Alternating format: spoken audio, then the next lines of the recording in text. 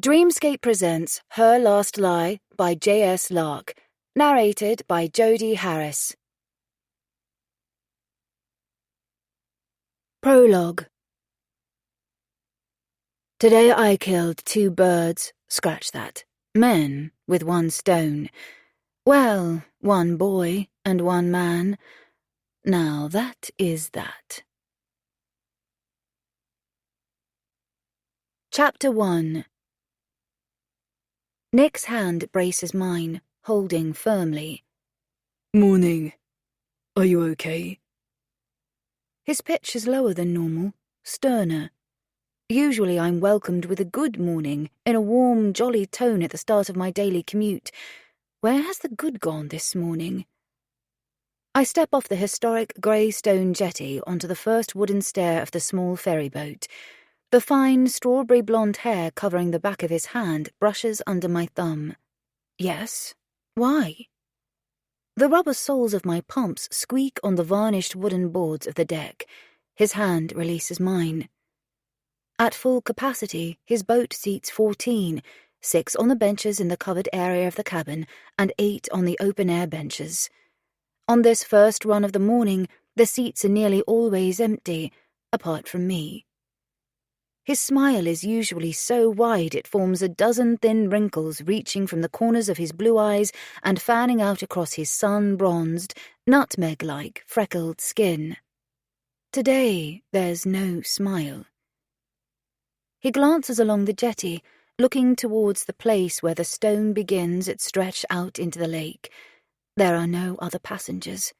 Maybe he's expecting someone. I sit on a bench as he looks the other way, across the expanse of water. The otherwise empty, calm, mirror-like lake reflects the woods and mountains surrounding the valley and the cloudless blue sky above them. Nick's gaze catches on mine just for a second before he reaches to untie the rope that's wrapped around an iron bollard rooted in the old jetty. If he expected someone else, he's not waiting. The half-hitch knot is released, and the rope slips free. He does this, tying and untying the rope 100 times a day. PJ, I call his dog, a charcoal black Patterdale Terrier. The dog sits at the bow most of the day, like an old-fashioned figurehead on a sailing boat, quietly watching passengers and wildlife.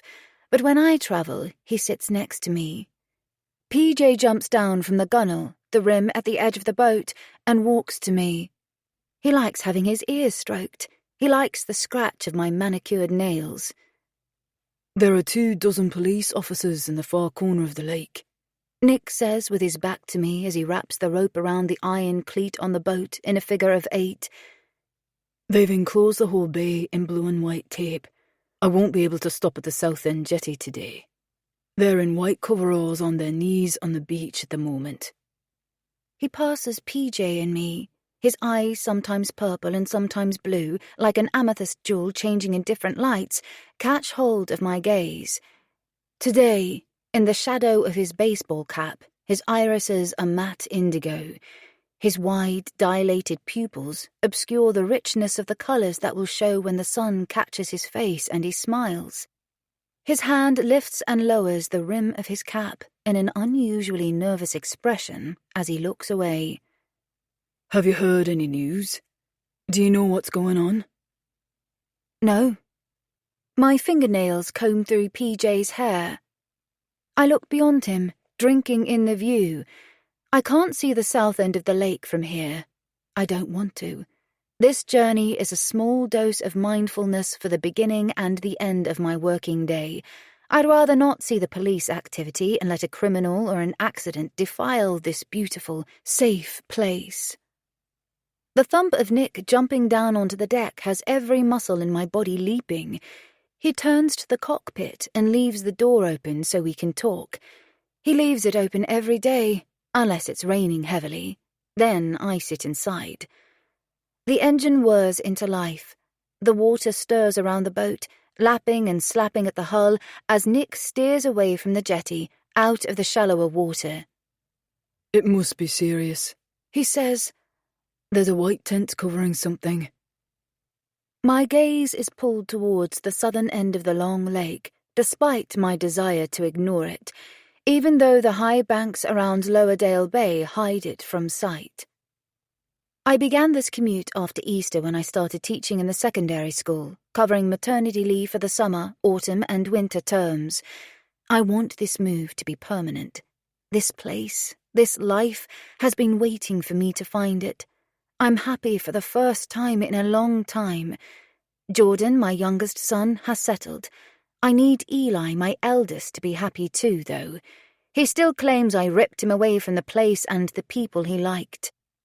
A couple of 100 meters away, the grey stone of Bowick Jetty is visible on the far bank. A ferry has crossed the long, narrow lake between Lowerdale Village and Bowick Town for centuries. The car journey into Bowick would take me 40 minutes. Using the ferry is 25 minutes.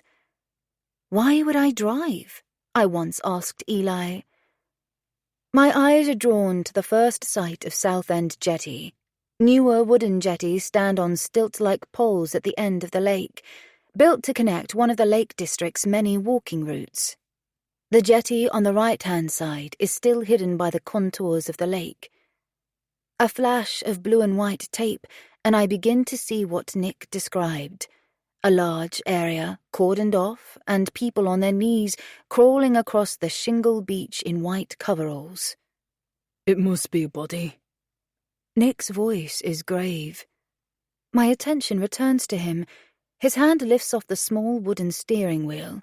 He wipes his palm on the stomach of his blush-red t-shirt. They must think it's a murder to be looking at things that intently. I've only seen those white tents on TV. Maybe there was an accident or a suicide. He coughs, clearing a dry throat, no longer looking south, his eyes on his destination. That's a lot of people searching around the space on their knees for a suicide. Maybe they aren't certain what happened. PJ watches the white dots of people crawling around. My fingernails continue combing. Everyone seems to know everyone in Lowerdale. If it's someone from the village, someone will know them, but the boys and I probably won't. We haven't met many people yet, and it might be a tourist. Still, murder. This is such a peaceful place. Eli will use it as a weapon, a reason to say we shouldn't stay here. Memories of last night whisper, glimpses of the hours lost to one too many gin and tonics, kisses, touches, the bed creaking as we moved, the ache of internal bruising murmuring about the hours of enjoyable sex. Eli would say any relationship I dare to commence is a reason to leave too. My phone chimes, a dulled sound rising from a pocket inside my large handbag that carries everything from keys to my lunchbox. I slide back the zip and dig out my phone. Jordan. His charming face smiles from the icon. A touch brings the message up. I'm okay. I've slept okay and I have everything. Don't worry, Mum. He's made friends the quickest, earning himself a place on the primary school's girls and boys mixed football team with a few good goals. He had a sleepover last night with a boy who lives on a farm high in the hills outside the village, in a Bronte-style Wuthering Heights setting. Jordan's absence let me be an adult, not only a mother for a night. I made the most of it. Good. I'll see you at 5:30. Kiss. A thumbs-up emoji is my answer. There is no point in progressing a conversation. When Jordan is with his friends, he has no desire to talk to me. In the life of a 10-year-old boy, a mother has to learn her place. Our mother and son bond is concealed in private moments. Teenage boys, however, navigating a testosterone-fueled 15-year-old who is as tall as his father is very different. I open Eli's message thread. There's nothing after I was messaged, I don't want any dinner, at 14:12 yesterday, although he tried to ring once later in the afternoon. Eli and I are sailboats that pass one another with enough distance to ensure we don't clash, tacking continually, requiring quick decisions. Of course, every decision I make is wrong. I irritate him constantly. I drop the phone into my bag and look at the reflections playing on the shallow waves the ferry sends running out across the lake. PJ is still watching the white figures. They'll disappear from view soon, when the ferry is near a bowick, obscured by the contours of the lake's edge. Do you mind if I put the radio on? I want to know what they say on the news. Nick reaches to the radio, not waiting for my answer. But it's his boat. It's his business. Rick Astley singing Together Forever stretches out from the cabin. A breeze catches the words, sweeps over the water, and stirs up more ripples. The reedy smell of the lake water and the heavy scent of pollens travel with it. Goosebumps rise on my forearm that rests on the gunwale. The air isn't warm, but it also isn't cold. It's a day that promises warmth. I haven't put my coat on, accepting the promise as true. Nick tilts his wrist as he holds the small wooden wheel, glancing at his watch. He is due to tie up on the far side at 8 a.m. 5 Lowry-style matchstick people stand on the sturdy Cumbrian grey stone of Bowick Jetty, waiting for the ferry's arrival. They're walkers, recognisable from their clothing and rucksacks. Rick Astley's rich tones fade away. Now it's time for Ickbear Shergill with the news. I look at Nick. He's looking ahead. The muscles beneath the tanned skin of his arm are taut as he holds the wheel tighter than normal, and the outlines of the tense muscles at the back of his cheek by his ear make me think he's gritting his teeth. Good morning. Your news for today. Cumbria Constabulary have advised that the body of a young man was found on the east shore of Lowerdale Lake in the early hours of this morning. It is an area popular for swimming. The police have not said whether his death is considered suspicious. The newsreader continues speaking, but the subject changes. Nick reaches out and switches the radio off. They're not going to tell us any more than that today, then. I take one last look at the South End jetty before it disappears out of sight. 6 figures in white coveralls walk in unison, carrying a long black bag away from the tent near the water's edge. A chill creeps through my innards, despite the burgeoning warmth in the sunshine. The body in that black bag is someone's son, and perhaps someone's brother, or a husband. A high-wooded promontory in the contour of the bank swallows the sombre image and quickly hides the whole bay. My gaze follows Nick's to the Bowick jetty. I watch the people grow in clarity, the engines hum an ambient sound. When the ferry nears the jetty, the bottom of the lake becomes visible. Old stone steps descend a metre under the water. There are white paint marks on the stone, marking years when the height of the water was particularly low, or years when rainwater flooded down from the mountaintops and gathered in the valley. As the ferry draws up alongside the jetty, ducks scrabble out of the water and race onto the gravel, hoping someone will throw them seeds to feast on. A mother duck swims past with a dozen fluffy, scraggy ducklings. Nick switches off the engine and climbs onto the gunwale to secure the ferry with the rope. I wait on the bench, keeping out of his way as he loops the length of rope around the iron bar and ties it off with a half-hitch. The walkers step closer, preparing to board. Wait until I'm ready, please. Nick tells them, not making eye contact, as he jumps down onto the deck. He probably says those words 100 times a day, too. It's a rhythmic job, every day the same. Despite the setting, I'd be bored with the repetition. Tie up, board, take payment, untie, drive, and do it all again. But today, I'm not sure what to think about the body. There's a strange atmosphere in the air, maybe because the passengers waiting to board are feeling concerned and are quieter. When the boat's secure, I stand up, my fingers sliding free from PJ's hair. I hope your day is okay, Jen. Nick offers his hand to help me balance on the narrow stairs. Yours too. Goodbye. I accept the strong, warm grip. See you later. I'm all paid up. I pay in advance into his bank account so I don't have to faff around each morning. I step across onto the solid jetty. The stone is smooth from the thousands of people who have made the step before me. "Goodbye, PJ." I wave to the dog as though he's human before I walk away. "Good morning. Where are you headed?" Nick's voice carries as he welcomes the first of the walkers. I glance back. PJ is returning to his position at the head of the bough. A smile lifts my lips as I reach the footpath and walk beneath the canopy of the tree's branches. The leaves of the beech and ash trees on the far side of a slate drystone wall sieve the sunlight, dappling the shadow on the wide tarmac path. There are picnic tables on the left-hand side that overlook the bay. Sometimes I eat my lunch here. In the last few paces, before I leave the waterside, something pulls through me.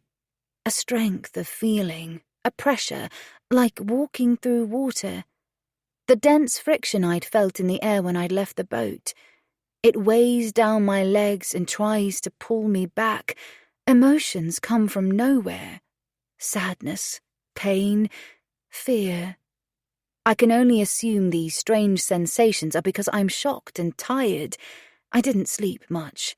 Yesterday's row with Eli had disturbed me, and the sex was not easily forgotten. I went to the pub yesterday to forget the argument Eli left me overthinking. Like Jordan, Eli has already developed friendships with people at school, but I have no connections here yet, and Eli never acknowledges it isn't only his friends we left behind in Oxford. Last night might be the beginning of something for me. Bowick Academy is a 10-minute uphill walk from the lakeside, tucked into the lower slopes of Kelnrig Mountain. In the sunshine, the domineering mountain behind the academy reaches for the blue sky with a glorious promise of spectacular beauty at its rocky peak. On a cloudy day, it looms, a threatening presence glowering over the town.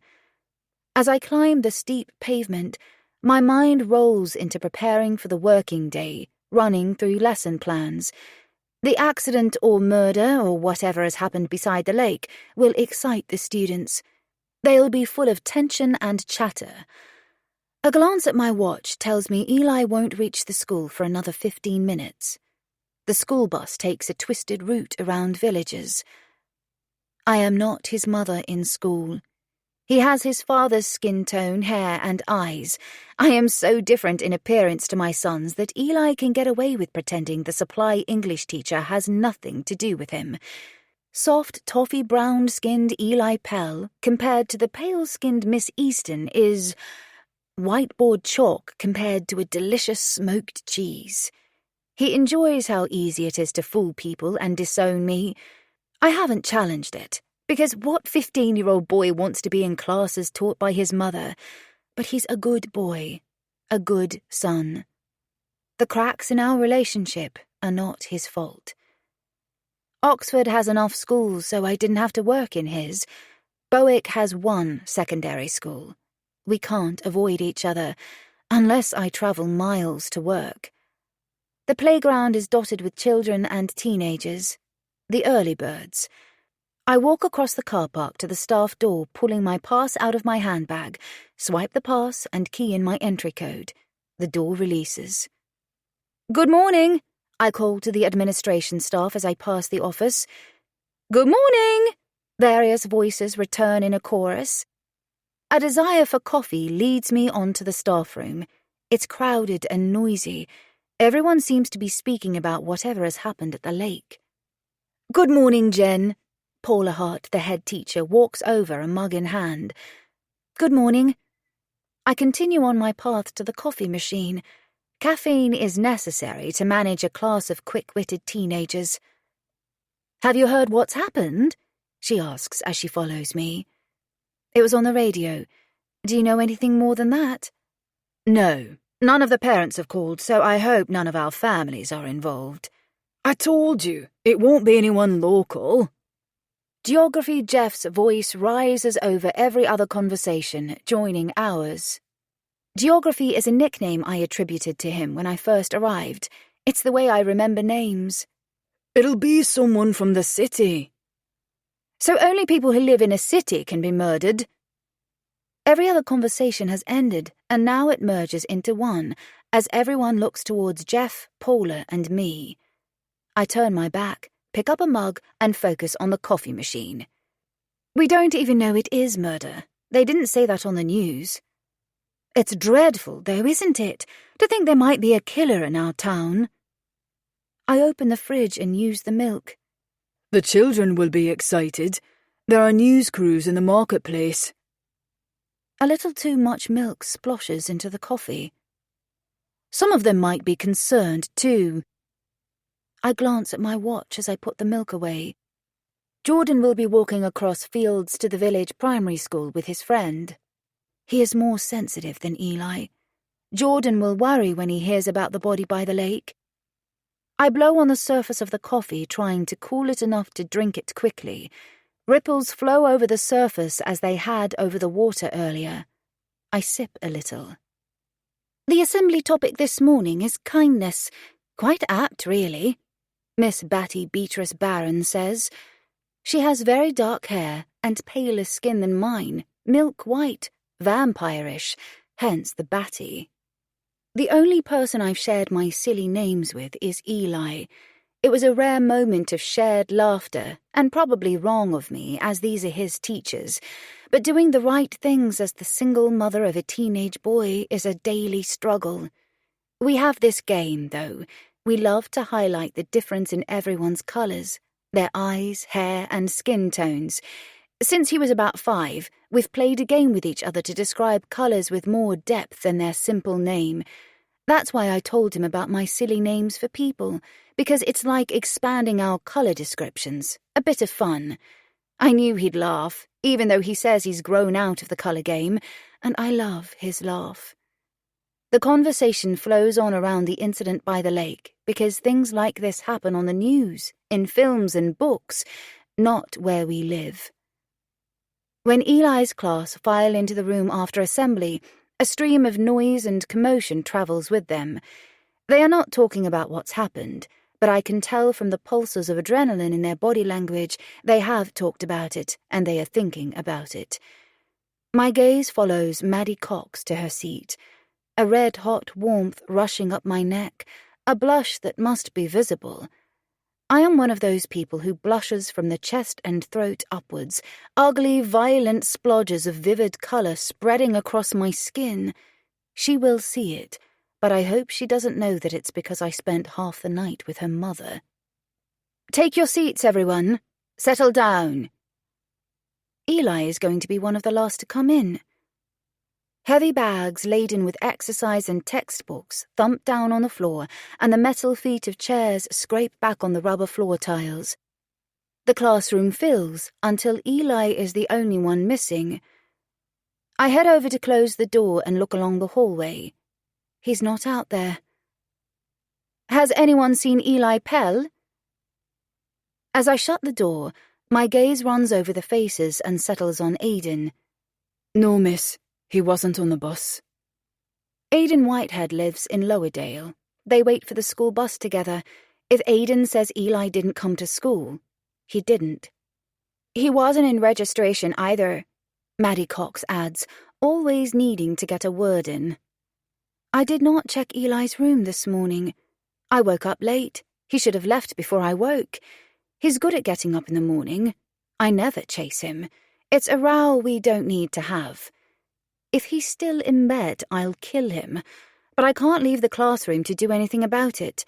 If I give this lot a single inch of leeway to misbehave, they'll snatch a mile of it. That is the lot of a supply teacher. I cough to clear a dry throat. Take your books out and let's begin. I sit down and open the laptop to quickly run through the register on the system. Eli is marked as absent. I will shout at him when I see him. His unexplained absence will damage my reputation here. It's obvious I didn't know because I didn't say anything to reception or to Paula. The laptop snaps like a crocodile as I shut it too forcefully. Has everyone done the homework? I have, miss. Can I read mine out first? Maddie lifts a hand, and before I even have chance to say yes, her hand lowers and she folds back the cover of her exercise book. My nod gives her the cue to carry on. Her willingness to participate is to my advantage because other children in the class follow her lead. She's a popular, strong-willed and self-assured girl, not unlike her mother. I'm sure I'm a blotchy red again. Fortunately, the class are looking at Maddie, and Maddie is looking at her book. While she reads her rewrite of Macbeth's witches scene, her hand rests against the base of her throat. It's a comfort habit she has, telling the secret that beneath that brash, bold character, there is some level of insecurity. My mind is divided as I teach. My fingers itch to dig the phone out of my pocket and call Eli. The children may not know he is my son, but the staff know. They'll know he is skiving.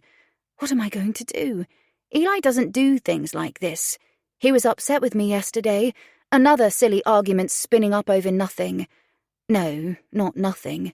Every argument is rooted in the reason we moved here. A gentle tap strikes on the glass in the classroom's door, interrupting us. Every child looks over. The stainless steel handle lowers and the door opens. Miss Easton? Paula walks into the room, accompanied by 50 Shades Bethany. Would you come with me? Her voice has a rigid quality. Miss Gray will stay with the children. Oh no, this has to be about Eli. I leave Macbeth lying open on the desk. We are discussing the opening witches scene, Miss Gray, and sharing the opinions they drew in their homework. They are comparing their perspectives with Shakespeare's intended meanings. Thank you, Miss Easton. Bethany is also a supply teacher. The school often use her to cover odd lessons in illness. We exchange smiles as we pass. Paula's expression is grave. There's no colour in her usually glowing olive oil-coloured skin, and her lips are a stiff line. Is everything all right? I ask when I close the classroom door behind me. I'm not sure. The police have asked to speak to you. The police? Oh, Lord. Eli, what have you been up to? I should have checked he was out of bed this morning. He had a problem with the police before. In Oxford, he dropped an empty crisp packet on a pavement, littering at the age of 13. He was tall by then and looked older than he was, but there was no justification to shove him against a wall and pat him down looking for drugs or knives. It was a crisp packet. Andre, my ex-husband, submitted a formal complaint. Why assume a ridiculously minor crime might be more? He'd yelled in the police station. Just because of the colour of his skin. It took a year to obtain an apology. Celebrating the colours of human skin began our fun, flamboyant descriptions of colour, because white and black are such bland expressions for the myriad of colours we are. I don't like labelling everyone at one end or the other of a spectrum. We don't look at people like that, I told Eli when he was about 6, and someone at a birthday party of all places labelled him the black kid. Look at my skin and tell me what you see. I'm as white as the buttercream icing on the cupcakes, and you look as black as those gingerbread people. He laughed and run off smiling. Of course, in later years we've had discussions about culture and history and the need to remember and celebrate how he came to be who he is. But who he is not the black kid. The problem is, too many times when he hits institutional systems, that is who he becomes. The soles of my pumps squeaking on the floor tiles is the soundtrack of our long walk through the school hallways. It isn't until we reach the offices, when I see 3 of the administration staff at their desks, I remember how unusual it is for Paula to fetch me herself. This is Miss Easton, Paula says, stepping back and encouraging me to enter her office ahead of her. 2 female police officers are waiting.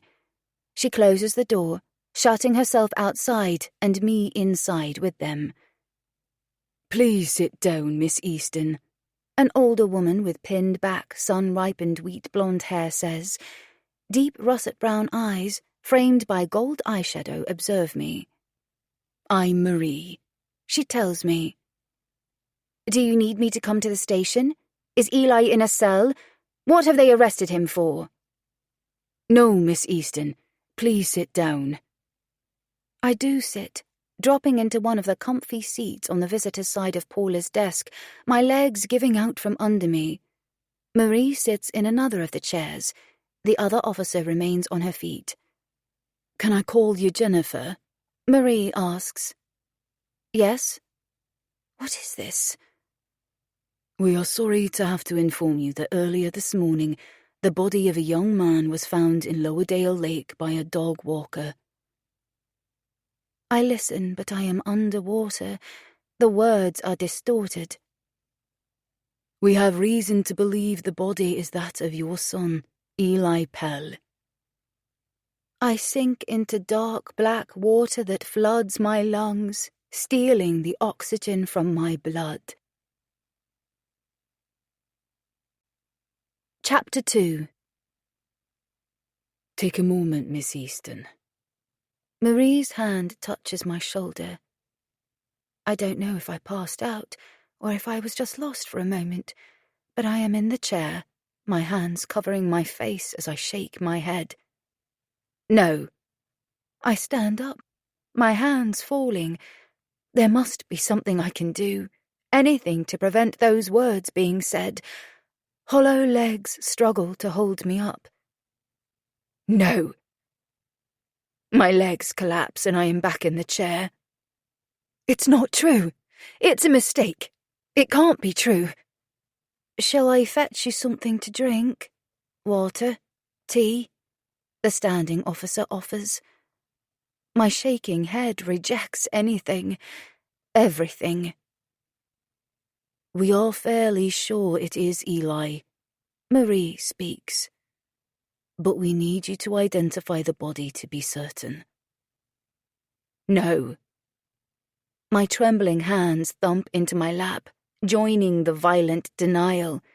Because no, it can't be my son. The radio said it was a young man. Marie said man. He's a boy. Just a child. They're mistaken. Nausea presses at the back of my throat, threatening to throw up my breakfast. Every drop of blood drains away from my head in a rush that feels as though someone has thrown a bucketful through my veins and now is running away, spinning in a whirlpool, like water draining out through a plug hole in my heel. Let me get you a cup of tea, Jennifer. The world is black once more. "Keep your head between your knees," Marie tells me. She's squatting beside me. I hadn't heard her move. They are saying Eli is dead. I want to hold him. This can't be true. I feel him in my arms, tall and slender, all bone and sinew. I breathe deeply and straighten up. The room comes back into view. They are wrong. He must be in bed at home. "He's been taken to the hospital," she answers. Hope flares. He's injured. "The body is in the morgue there." Body? I shake my head. I don't believe it. He must have overslept. He'll be at home. "Take your time, Jennifer. We'll drive you to the hospital when you're ready." It won't be him. When I get home, I'll kill him. Marie rises from her squat. A trembling hand reaches to my trouser pocket and pulls out my phone. It recognizes my face and flares into life. I touch recent calls to find Eli's number and touch the call icon, raising the phone to my ear. The ring echoes 8 times and then...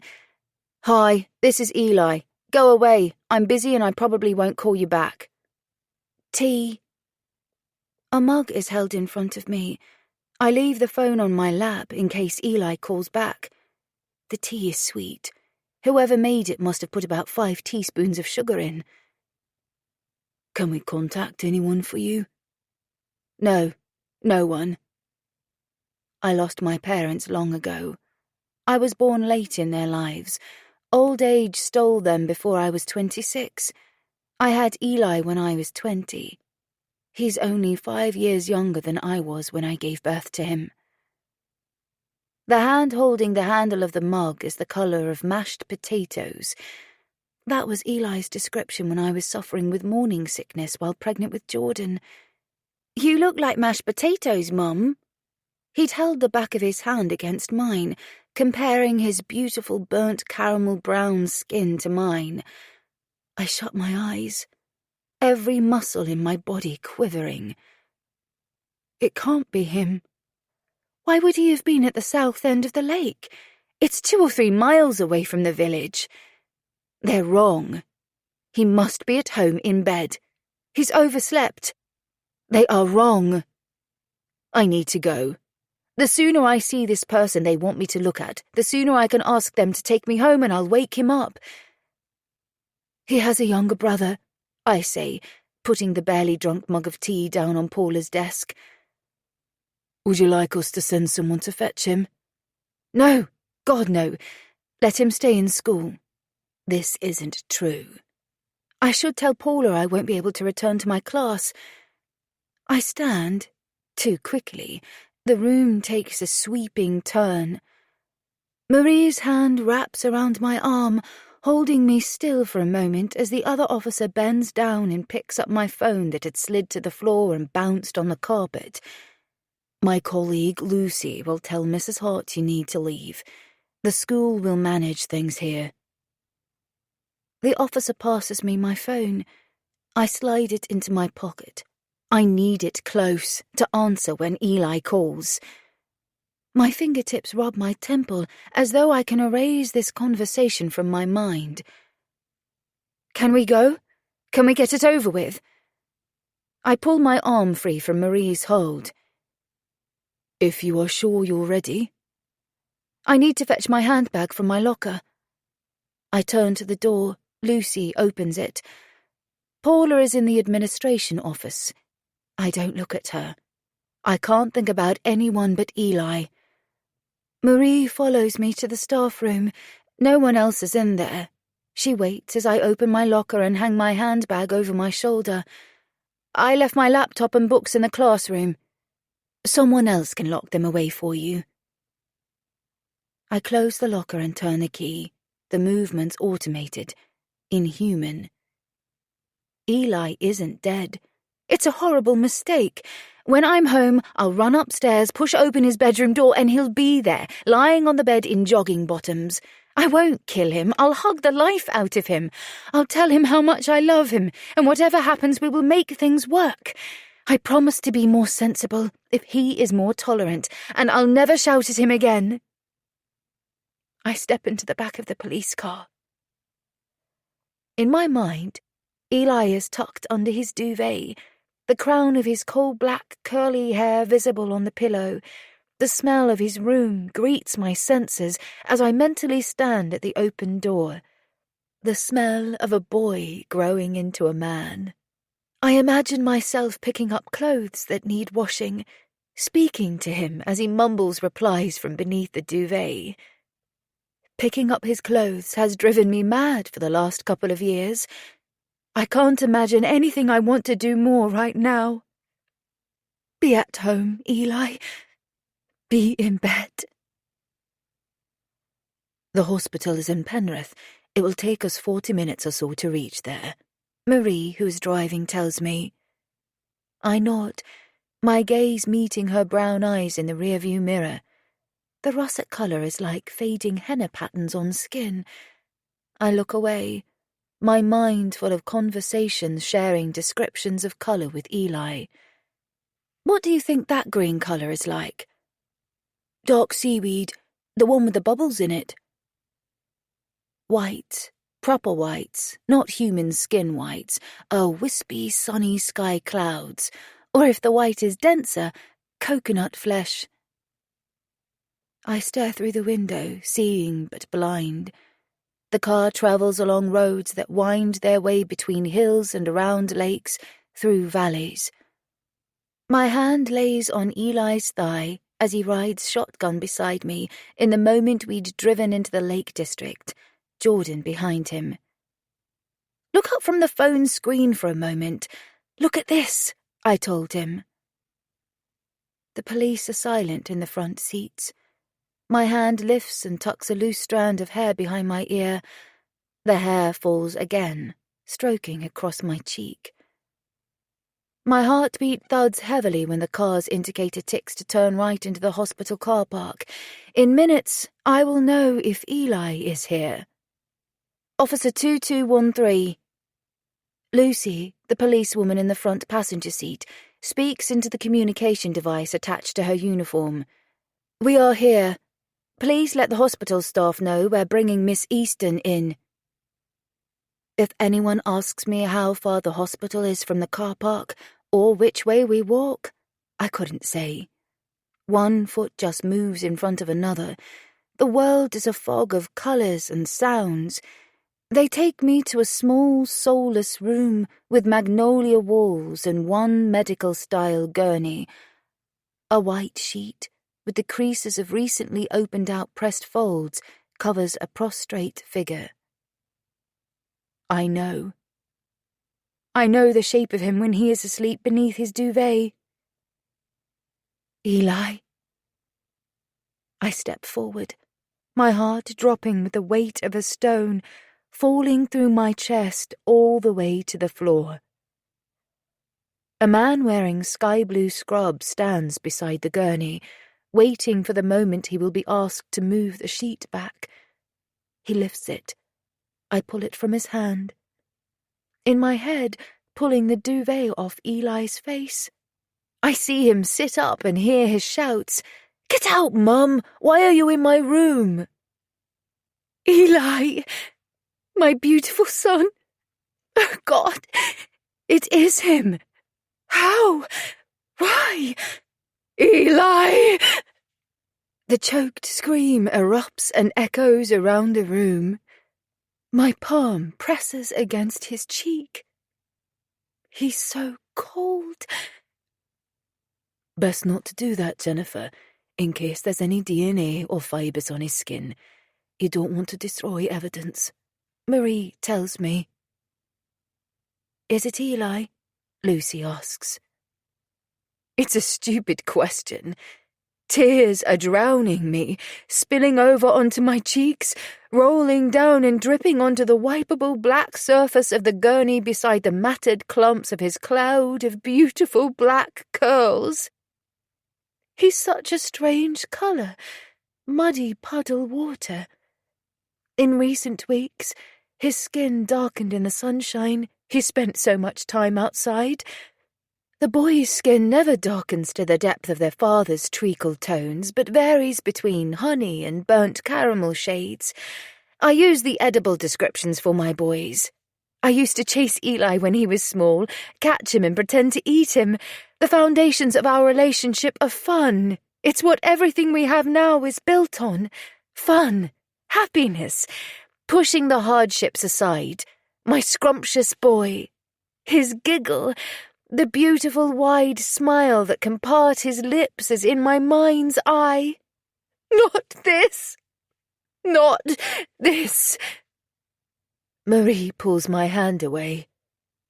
Is it Eli? Lucy repeats. We need you to say so if it is. I whirl around, tepid tears dripping from my chin and anger flaring in a rush. Yes, of course it's Eli. Why would I touch him if it wasn't?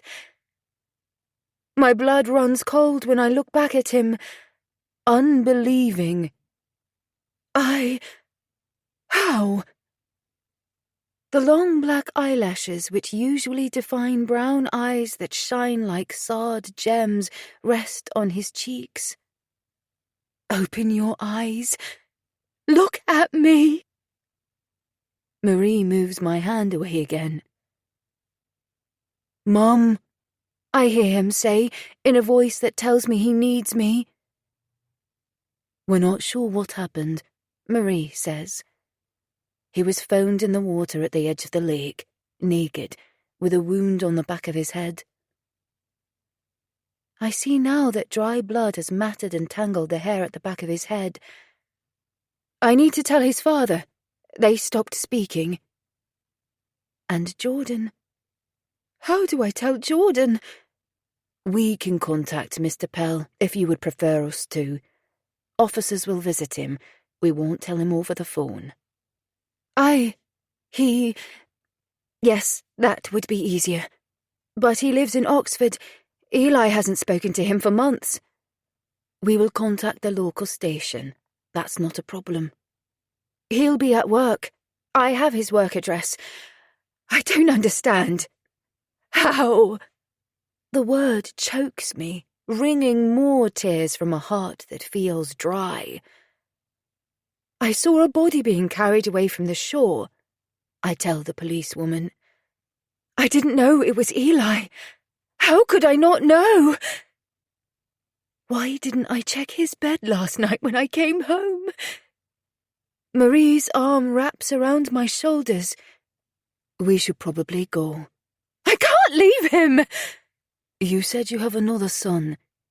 He needs to be told. A strong arm remains around my shoulders, steering me away from Eli, leading me out of the room and the hospital. I walk through the dark storm of a nightmare. In the back of their car, I stare through the window with eyes that grasp hold of nothing. All I see is Eli's cold, discoloured face. The car slows and reverses, parallel parking against the curb outside the small village primary school. Shall I come in with you, Jennifer? Lucy offers when she opens the car door for me. Would you talk to the head teacher? I don't think I can. Then you can leave me here. I'm sorry, we can't leave you. Our orders are to stay at the house with you until the family liaison officer arrives. But we will sit in the car while you speak to your son. As soon as you feel up to it, the detectives want to talk to you. They need to gather as much detail as they can. Can I walk Jordan home? I don't want to tell him here. I'll meet you at the cottage later. Wouldn't he like a ride in the police car? His brother is dead. I don't think he'll care about your police car. When I walk up to the school, my eyes are dry for the first time since I saw Eli. Lucy walks a couple of steps behind me, following in my shadow. I press the intercom button, but my mouth is too dry to speak. It's the police, Lucy calls over my shoulder. Please let us in. She holds her identity card up, showing it to the CCTV camera. The door's locking mechanism clicks open. I push the door inwards and walk on, leaving Lucy to deliver the news to the administration office. Children's rucksacks and PE bags hang from waist-height hooks on one wall. Jordan's is there, bulging with clothes from the weekend, too. I lift it off the hook and hang it over my shoulder, on top of my handbag. I tap a knuckle on the glass window in the classroom door.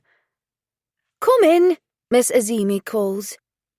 Happy noises reach out from the room, the energetic chatter of young, effervescent children. Open seed packets are scattered on Miss Azimi's desk.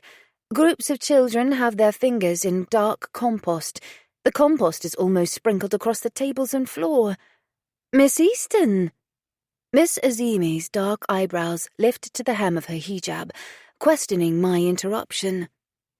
"I'm sorry, I need to take Jordan out of the class. It's urgent." "Oh, of course. Jordan," she calls, turning to the room.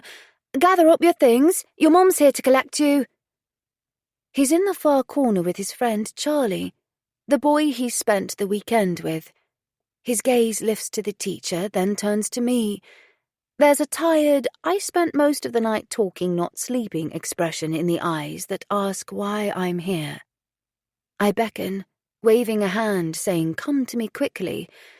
He rubs his hands together, showering the floor with compost as he comes. What's left is rubbed off on the side of his dark grey school trousers. "Mum?" "Hello, darling." I ignore the question in his voice. "Thank you, Miss Azimi." I lay a hand on his shoulder and lead him out. "Why are you here, Mum?" he asks as we stand by his peg while he ties the arms of the navy blue school sweatshirt around his waist. Nothing in my life has prepared me for telling my 10-year-old son that his brother is dead. Nothing prepared me to lose Eli. This is a carefree, happy boy who won't exist as soon as I speak. I'll tell you on the way home. Let his life be normal for a few minutes more. For a little longer, I want to see the wide smile he inherited from his father, the identical smile to Eli's. I carried the flat rectangular book bag, my hand returning to his shoulder. We'll leave via the back gate. Can I have an ice cream? Sharon's ice cream parlour is on our route, in the village square, and it's one of Jordan's favourite things about living here, gelato ice cream on the way home. Sharon is not a person I want to face now, but I will face her for Jordan. You can have an ice cream. The admin clerk in the office sees us in the hall. Lucy is not in the office. She must have returned to the car. I point towards the back door, saying I'll leave that way. I don't want the police to follow. I know eventually they'll realise I've gone, but I just want a few minutes more alone with Jordan. The clerk sends me a heartfelt, shallow smile, her eyes glistening. I look away. I can't cry now. Come on. My hand slides from his shoulder. I hold it out for him to take instead. His smaller hand wraps around mine. Eli's larger hand smothers mine. We'll buy ice cream, sit on the bench outside the church on top of the hill, and then I'll tell him. Why did you fetch me early, Mum? He asks again. I'll tell you after we've bought the ice creams. We walk through the village in silence, hands clasped tensely, as I fight the desire to cry by biting the skin inside my cheek. An A-frame board stands outside the shop. The amusing anecdotes and cartoons on it regularly change. Skinny people are easier to kidnap. Add clotted cream and a fudge stick for extra security. Usually, the silly statement would lift a smile. I think Maddie writes and draws on the board. The cartoons are similar to the doodles on her school books.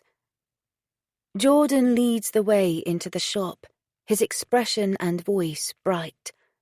Hi, Mum took me out of school. There's a swagger in the statement. Can I have a scoop of raspberry twist and one of caramel crunch in a waffle cone, please? Eli says Jordan has a way of threading himself through your heartstrings until you give him whatever he wants. It's true. His enthusiasm for life charms everyone. His spirit, the non-judging way he likes people. Sharon doesn't pick up the scoop. Her mouth opens slightly, as though she's about to speak but doesn't know what to say. Shadows ring the cyan blue eyes looking at me. Shadows that say she didn't sleep after I left last night. Eyes are my thing. It's always someone's eyes that attract me first. She smiles. I can't. A cherry blossom pink defines her cheekbones and creeps out across her skin, the blush quickly flowing to her ears and becoming cerise. She wasn't in bed when I woke up, hungover from our afternoon drinking. I'd left her bed and house without a goodbye. I had not even left a note because by the time I woke, Maddie must have come home.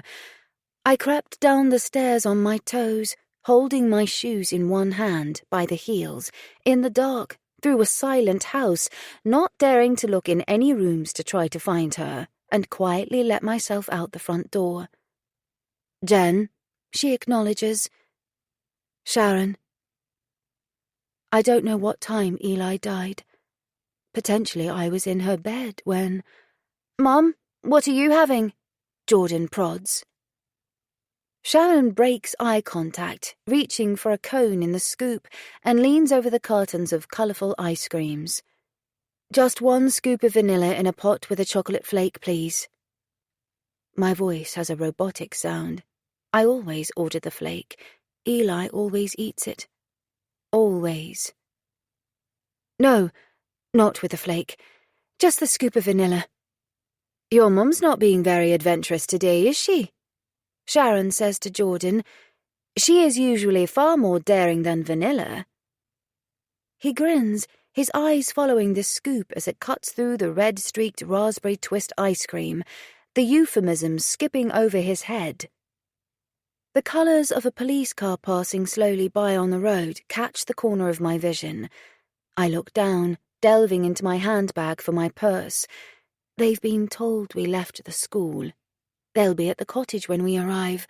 I only have a few more minutes for Jordan to be a carefree boy. The ice creams are both handed to Jordan as my hands are full with his book bag and my purse. Thanks. His voice is eager. He takes his first lick. I pay, not looking Sharon in the eyes. The day has warmed up so much the ice cream is already melting over Jordan's fingers as we walk out. I take my tub of ice cream with no desire to eat it. We cross the cobbles in the village square and turn the corner onto a path that climbs the steep slope of the short hill the medieval dark grey stone church perches on. Jordan lifts the iron latch and opens the lich gate, letting us into the churchyard that wraps around the church on the slopes of the hill. We sit on our favourite bench on the east side of the church, looking over the rooftops of the picturesque village to the impressive landscape beyond, from the valley to the mountains. The lichen-covered gravestones standing in front of us have a new meaning. This was the wrong place. Jordan? I put his book bag down on the seat of the bench and the tub of ice cream on the arm. His tongue reaches out and licks at the edges of the ice cream. In appearance, they are their father's boys through and through, but in personality, they are more like me. That's partly why Eli and I clash. We are stubborn, opinionated people. Oh, Eli, how will I live without you? Tears blur the view. I swallow several times, chasing them away. I have to tell Jordan. Jordan? I have to tell you. I shuffle a little closer on the seat, moving the book bag from between us to the other side of me. His eyes notice my untouched tub of melting ice cream on the arm of the bench. I rest my arm around his shoulders, take a breath, and just speak. There was an incident by the lake last night. I swallow back the pain filling up my throat. Eli was hurt. He's dead. He died, Jordan. His polished agate-brown eyes look at me as they flood with horror, yet call me insane. The ice cream cone slips through his fingers, falling, catching on his grey trousers and leaving a smudge. It lands top down, the ice cream splattering on the path. The expression in my eyes was probably the same at the school. It's true. The police took me to see him. He hit his head somehow. He was found in the water this morning. His head shakes. No, I saw him yesterday in the park. He said hi. Oh, darling, it must have been after that. How, Mom? Watery eyes accuse me of lying. I don't know. The police don't know. They are meeting us at the cottage. They want to talk to me. They might ask you some questions too. Can I see him? No, you don't want to see him. He isn't Eli anymore. The muscles in his throat work, swallowing, fighting emotion. He looks so small in this landscape of extremes, surrounded by towering purple-topped mountains. I don't understand. Nor do I, darling. I bend down, trying to scrape up the fallen ice cream with the cone and throw what I can in the waste bin beside the bench, tossing my tub in too. It was a stupid idea to buy ice creams, but I wanted to please Jordan. My hand braces his shoulder and pulls him close. His tears soak my blouse, and mine drip onto his hair as spasms of grief shake through us both. It's an earthquake that's hit our lives, shaking everything apart. I can't believe it. Chapter 3. Not one but two police cars stand outside the row of white-painted, slate-roofed, terraced cottages. The one I rent, the place we've called home for these last few weeks, is in the middle of the row. Jordan and I walk along the road, red-eyed and sniffing, our world, the ground and sky collapsing around us. Marie opens the driver's door of the police car as we approach the cottage. Lucy opens the passenger door. They slip their black and white caps on their heads. There's no pedestrian footpath on the cottage's side of the street. The police cars are parked against the front garden walls, either side of the waist-height wrought iron gate that opens outwards into the street. Our front garden is little more than 1.5 meters from the gate to the front door. A tall police officer climbs out from the second car. His skin is the colour of Marmite, a deep, glorious brown. Eli loves the word glorious. He repeats the word excessively sometimes, even now. It's glorious, Mum. Glorious. Glorious. You have a word fetish, I tease. Well, he is the son of an English teacher, Andre responds. What did you expect? Hello, Jennifer, Marie calls. And you must be Jordan. Hello, I'm Marie, and this is Lucy. We've been helping your mum. Has she told you? Jordan doesn't reply. The tension in the hand holding mine tightens. I nod, telling them he knows. Marie approaches, walking around the car to meet us. The family liaison officer is here. She glances over her shoulder at the man. Jack is an officer from the West Yorkshire Police. We stole him away from a shift on another job.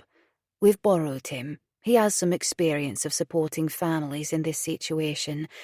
Fortunately, in the Cumbria Constabulary, we haven't faced many incidents like this. He will explain everything to you, and he'll be your main contact from now on. The sergeant has signed off for an officer to remain outside your home, he says, for the time being, to make sure you're not hassled by callers. Don't get me wrong, the press have a purpose, but sometimes press and even public interest can be excessive in the early days. An officer will remain outside to prevent any intimidation or intrusions and keep you safe. Thank you. But right now we just want to be inside. Excuse us. I walk between the female officers, drawing Jordan with me. I don't care what experience the male officer has or where he's from. Please, leave us alone. Jordan passes me, releasing my hand to lift the iron latch and open the garden gate. It creaks on its unoiled, rusty hinges. Miss Easton, I do need to speak to you as soon as possible, the male officer says to our backs. You may have important information about what happened. I lift the front door key from my handbag. I'll wait outside until you're ready, he continues. My hand trembles as I slip the key into the lock. I push the door wide for Jordan to walk in first. I follow and close the door behind us. We're surrounded by Eli in the small square living room. On the bookcase, the TV stand, the shelving, I have pictures of my sons everywhere. Jordan's eyes focus on a photograph of him and Eli on the beach 2 summers ago, kneeling either side of the super-sized sand castle they'd built. We were going to play football tonight. The age gap between them is never a problem. Eli is always kind to his brother. Anger rushes towards me, storming into me. He's a good boy. He doesn't argue with his friends or anyone other than me and Andre. Name a teenager who doesn't argue with his parents, but no one else. How has this happened? I need to talk to the police. I must face this. I need to know what happened. When I open the front door a few minutes later, it is not only the male liaison officer standing on the steep steps of my short front garden, but two plain-clothed female detectives hold up their badges. Marie's and Lucy's car has gone. I step back to let them all in. I am Detective Inspector Wendy Carter. One woman reaches out a hand to formally shake mine. Detective Constable Arla Say Stevens, the other woman says, offering her hand after I've shaken Wendy's. I think Inspector means Wendy is the more senior detective. The small cottage is not used to accommodating 4 adults. The living room is full. Jordan, would you make everyone a cup of tea? I want him to have something to do, something to control. This is so out of control. Little helper, Eli teases in my mind as Jordan rises from the sofa and heads into the kitchen. Do you want milk and sugar? Jordan asks in a flat tone. We all have milk, no sugar, the male officer answers. I'll help you. He follows Jordan through the wide arch into the kitchen that runs across the back of the cottage. Jack. I remember the male officer's name. His pitch is deep but warm-hearted.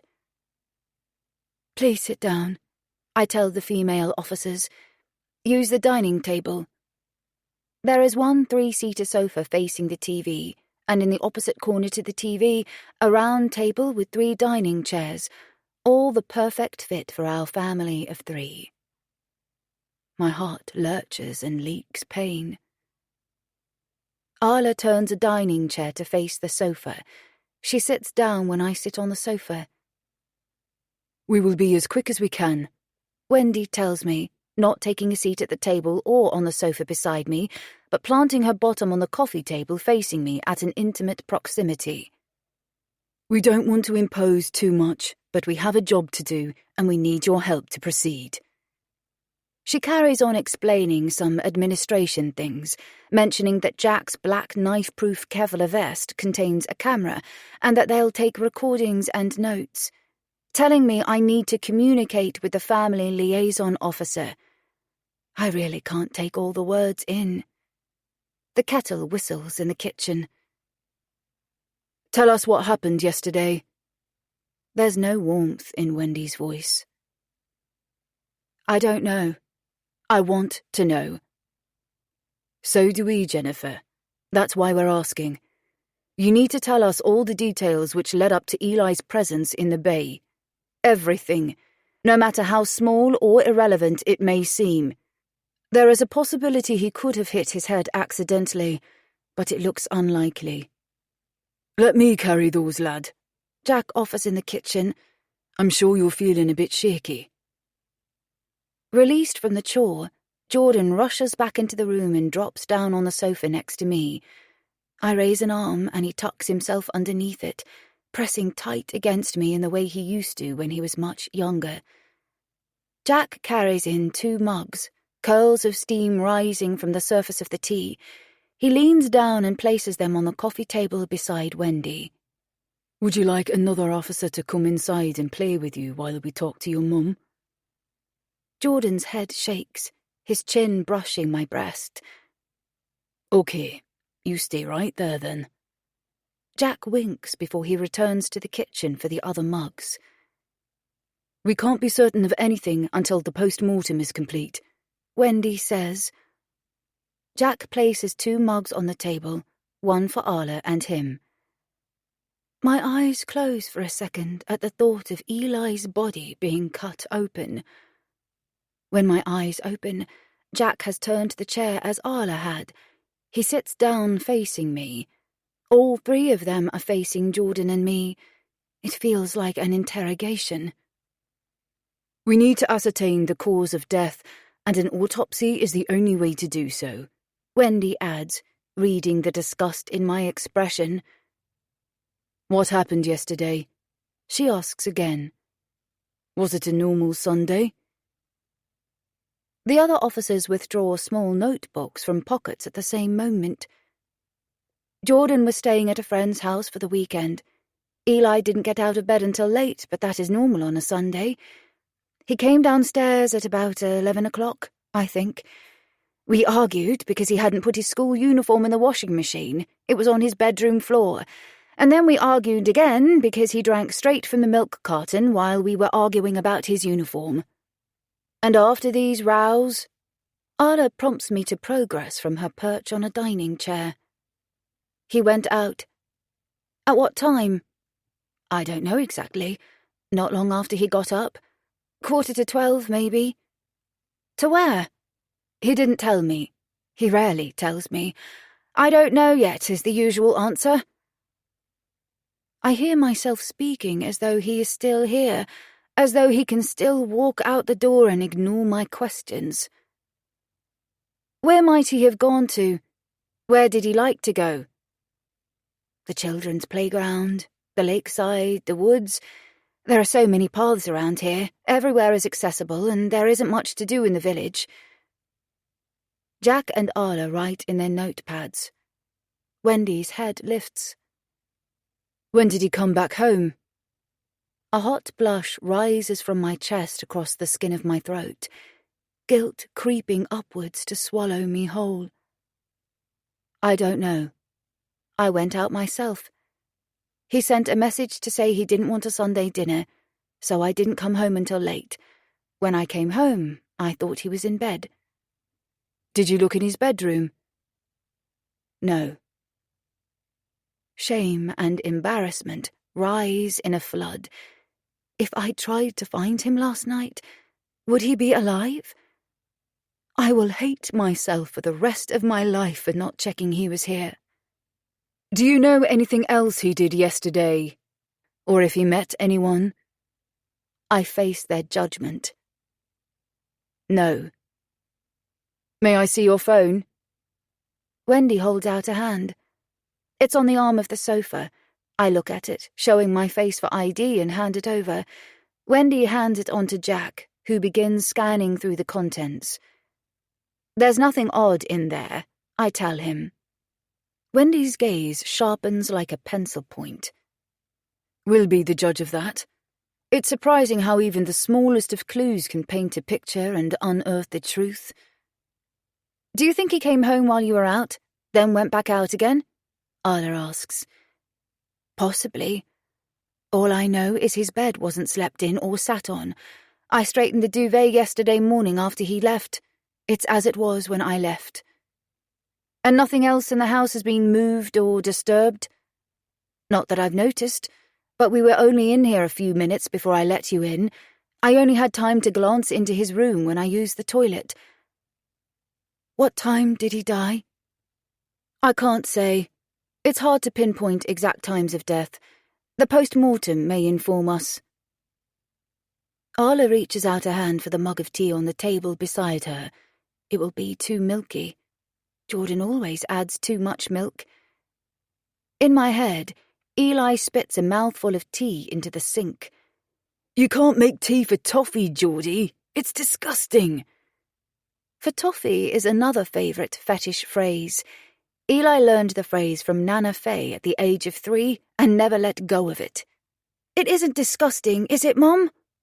No, Geordie, it's just fine. You're a good tea's maid. I squeeze him tighter against me for a moment. I saw him yesterday, Jordan says, as though my squeeze told him to speak. After lunch, in the play park by the tennis courts. He slips out from under my arm, straightening up. He was with his friends. He was laughing. Nothing looked wrong? Wendy asks in a gentler voice. He shakes his head vigorously. Who was he with? I only know one of the boys, Aidan. Aidan Whitehead, I say. They are in most of the same classes at school, and Eli spends most of his time with him, as far as I'm aware. Who are his other friends? I list the names of children I've seen him speaking to in school. But I don't know who he meets up with outside school, other than Aidan. What else should we know? Arla's gaze rises from her notepad, her thickly woven auburn plait sliding off her shoulder. Foxy orange. That's what Eli calls auburn hair. My shoulders lift and fall in a helpless gesture. I don't know. He was a normal teenager, with testosterone-fueled mood swings, blackheads and acne that made him paranoid about how he looked and what other people thought of him. There's a missed call from Eli here. Jack looks up from my phone. Yesterday afternoon, and not long before this he texted to say he doesn't want dinner. Yes, it was after I received that message I went out. I didn't hear his call. My phone was switched off. You moved here a few weeks ago. At Easter, Arla prompts. They have already researched us. Yes. Eli's previous school let us know they had some concerns. What concerns? A frown pulls my forehead. There were no concerns that I was made aware of. He was not always well behaved. Pardon? He's a typical 15-year-old, not a naughty child. There was one incident. It was a mistake. Might he have been involved with a gang? Are you kidding? Because there was one minor incident, or because he is brown-skinned? No. My head shakes as violently as I speak. Cover your ears, I say to Jordan. I wait until he does it. Where has that theory come from? Not every child of colour or mixed race is in a gang, just as not all paler-skinned children are. My son is not a stereotype. Do not start believing things based on your biases. Eli is a good, kind teenager, not a criminal. My responses are so loud and adamant, Jordan must hear me anyway, despite his palms covering his ears. This may be uncomfortable. Jack starts, using his skin colour to speak out against my torrent. Uncomfortable? I interrupt. I found out he died 3 hours ago. This is hell! But he was not in a gang. Did he take drugs? Wendy asks, calmly, as though I haven't spoken. No, he was 15. 15-year-olds take drugs. Jack unhelpfully punctuates, his eyes not leaving my phone as a thumb moves, scanning through things on the screen. And to be fair, Jennifer, you said you have no idea what he was doing while he was out. Are you here to avoid accusations of racism? His head lifts, his eyes narrow, and he looks directly into my eyes. I've offended him. No, Miss Easton. Wendy asked me to be your liaison officer to prevent the risk of unconscious biases on the part of other officers. I agreed, even though it is a bit of a drive over here for me, and it will take me away from my family for the same reason. He makes it sound as though I should feel grateful. I don't. That is not one of the emotions in the tornado currently swirling in my stomach. I swallow away the pain and anger from our previous experience with the police. Have you looked at his phone?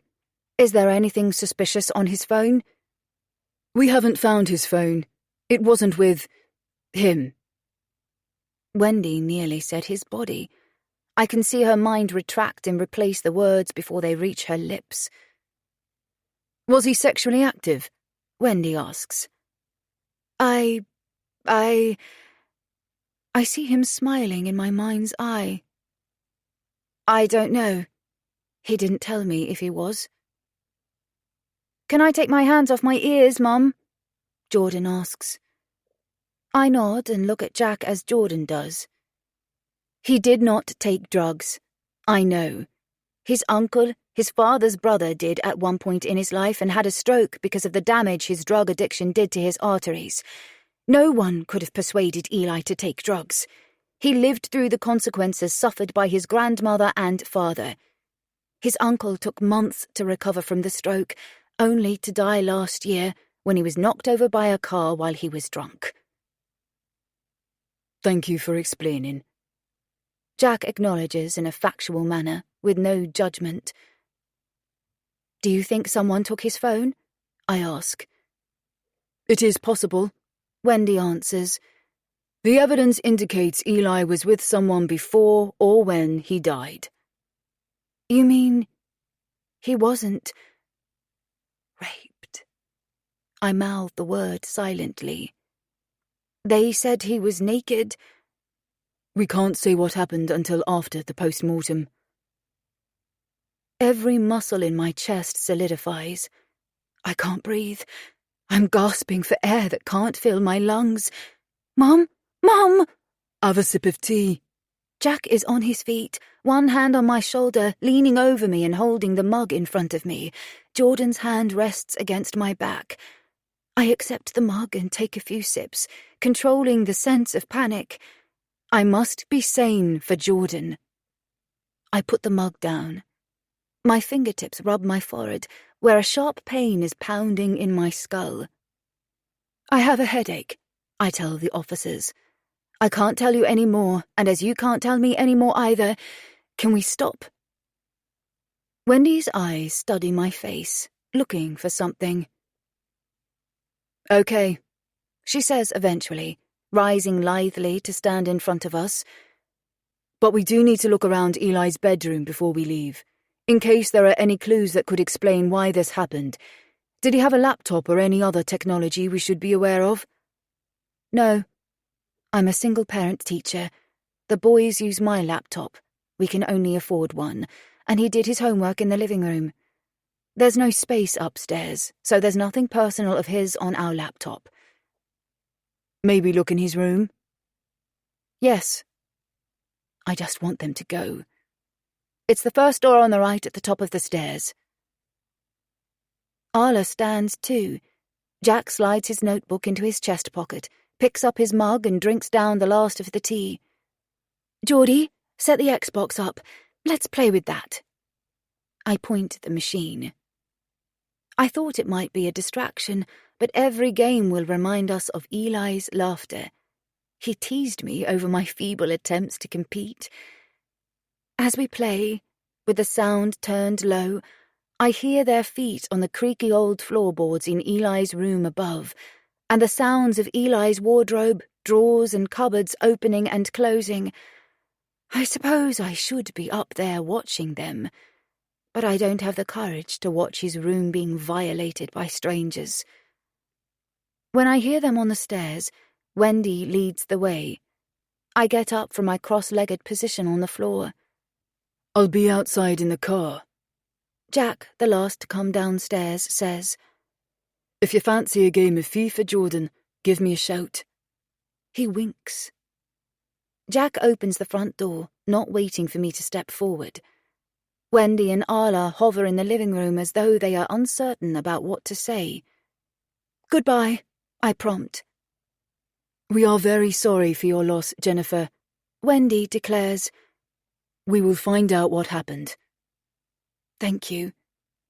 We'll keep in touch, Arla adds. Goodbye. Goodbye, Jordan. She waves a hand, stepping outside behind Wendy as Jordan looks up from the game. I close the door, and for a moment my palm lays on the wood as my other hand clings on to the lock, and I let a few tears run free before I swallow them back and return to Jordan. Chapter 4. Outside, a police car occupied by a single officer defends my garden gate. Further along the road, on the opposite side, are 3 cars that are not normally there. They could belong to tourists who are dining in the pubs in the village, or the press. I think they belong to members of the press. Before Jack went home to his wife for the night, he'd stood at the window and said the same. Here they are. The vultures come to circle. Who? The press and the nosy Parkers. Some of the reporters and photographers are shameless, but worse than them are the glory hunters social media has created. They love to solve a crime and share their theories with the world. It's a money spinner for likes and followers. They think they're Poirot. But don't worry, we'll do our best to keep them all away from you. I slide the bedroom curtains across the window with a swish, shutting out the world, turn my back on it, and look at Jordan. His head rests on Eli's Chelsea Football Club pillowcase. We're sharing Eli's narrow single bed tonight, lying among things which smell of him and remind us of him. Jordan is pressed up against the wall. I didn't think Jordan would sleep. I've kept him up until almost midnight, his eyes closed within minutes of lying down. But in the mix of street light and moonlight leaking through the thin material of the off-the-shelf supermarket curtains Eli had chosen the day we moved here, I see the tracks of tears on his cheeks. I lift the duvet, slide into the bed beside him, and wrap myself up in the scent of both my boys. Sleep is 1,000,000 miles away for me. The outlines of Eli's belongings piled haphazardly on shelves and strewn across the floor of the small oblong room remind me of the police searching up here. They were looking for evidence, they said, for the drugs I know he would never take, or the gang I know he wasn't in. My relationship with Eli is tough at times, but I know him. No, I don't. I don't know why he was at the far end of the lake that night, or who he was with. I slide the bedroom curtains back with a swish, letting the sunlight in. 2 police cars are outside.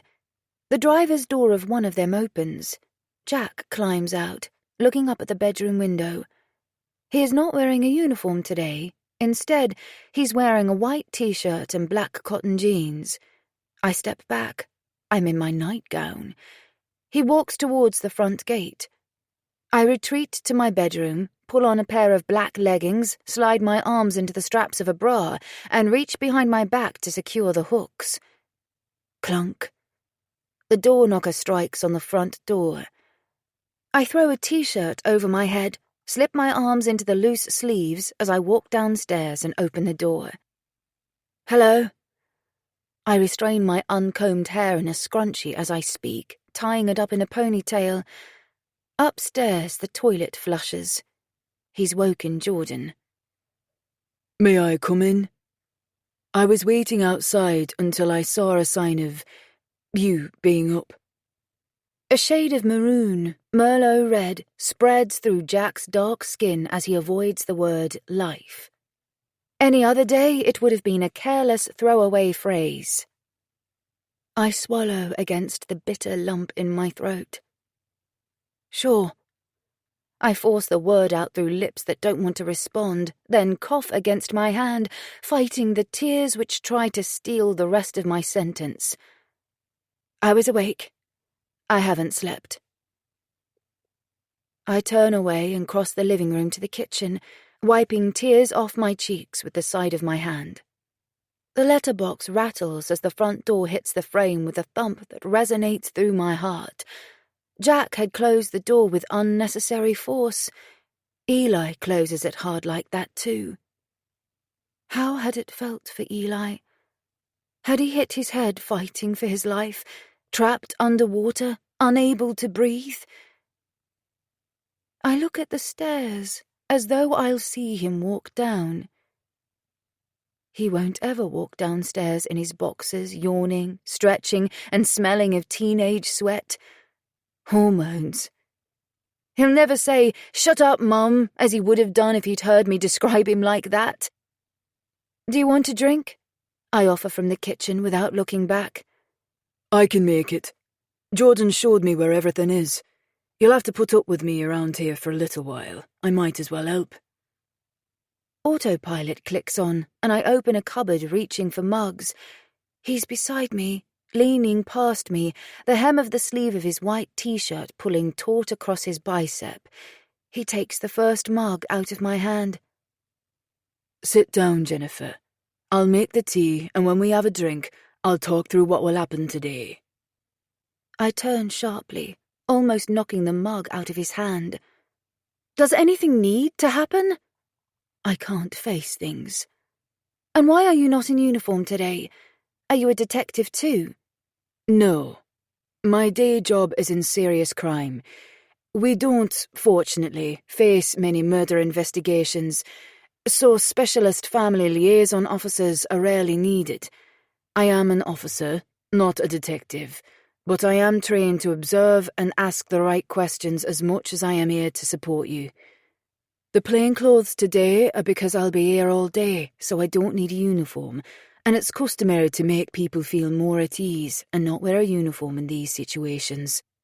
But what you need to know is time is important. Things need to progress today. We have to build a picture of that day, of his life.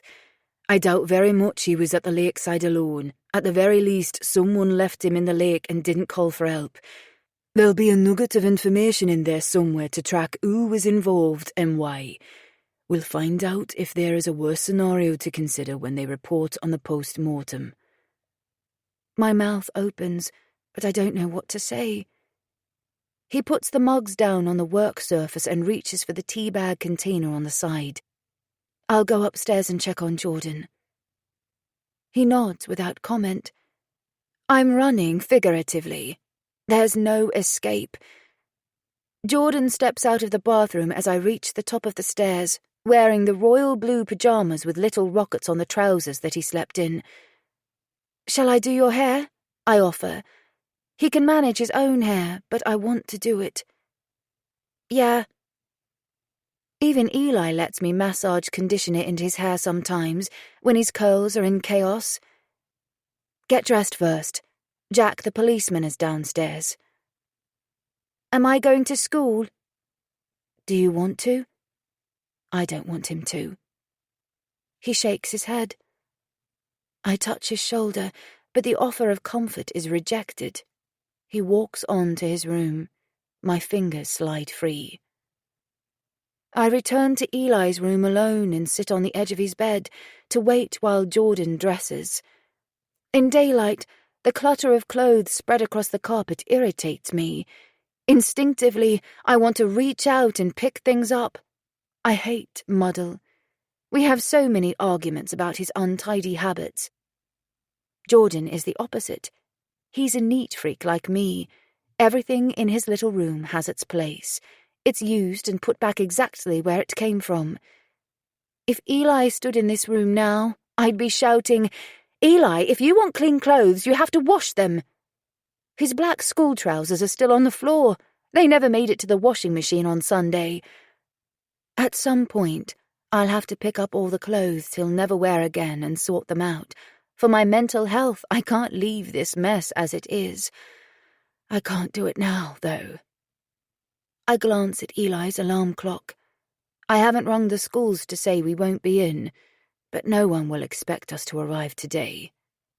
"Mom, I'm ready for you," Jordan shouts. We stand in front of the bathroom sink, watching our reflections in the mirror above it. I massage water and then the product through his hair. Andre cared for Eli's hair from when he was a year old. He taught me how to do it when Eli was 3. The memory has the strength of something that happened yesterday.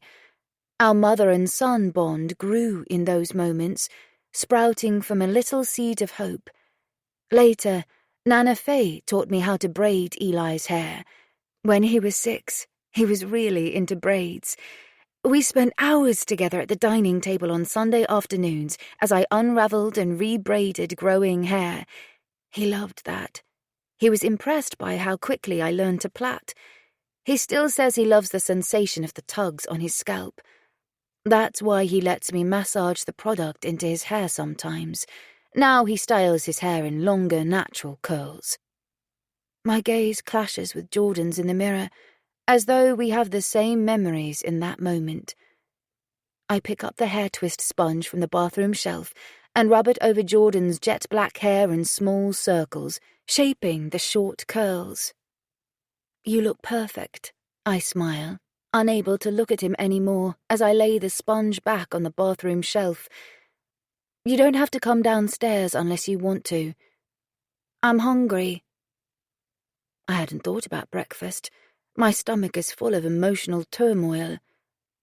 Jack is seated in a dining chair, his eyes focused on a smartphone.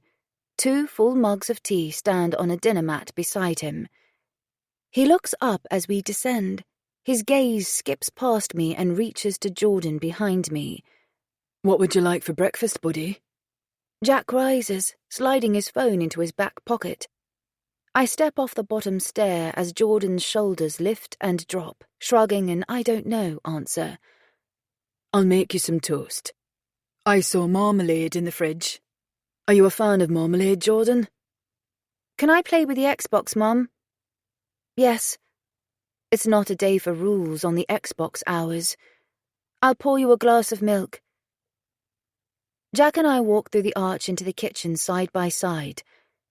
You'll need to make a statement to the press this morning, he whispers as I reach up to the cupboard for a glass. He's not going to give me any time to grieve for my son today. Clunk. The door knocker thumps on the iron plate of the cottage door. Every muscle in my body spasms in surprise, and I nearly drop the glass. Jordan, Jack, and I look at the door in the same moment, as if we'll see through the wood to whoever is standing on the other side. Sorry, the officer outside is meant to be managing visitors. Jack moves first. I'll answer it. I let him take over, putting down the glass and turning to the fridge. He opens the front door as I lift out the carton of milk, hiding myself behind the kitchen wall.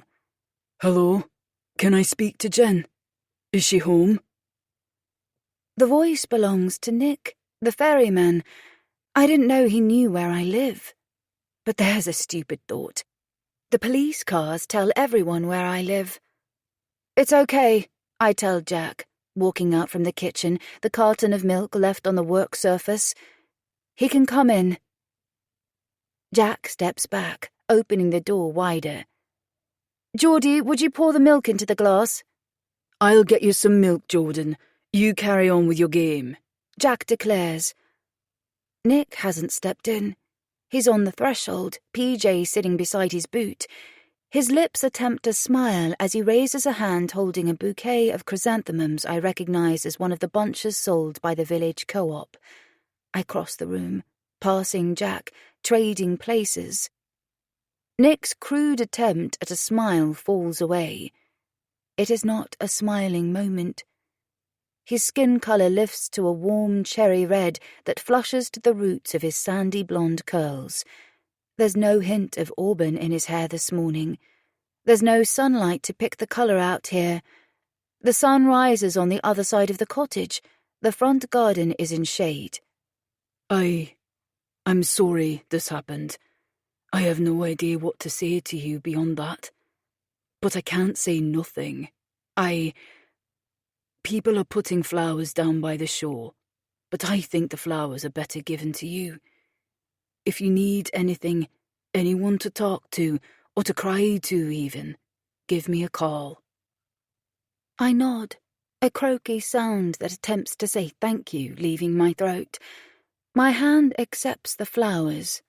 They're a blurry jumble of white, yellow and orange through the perspective of tears, like a Monet painting. It's okay. You don't have to answer.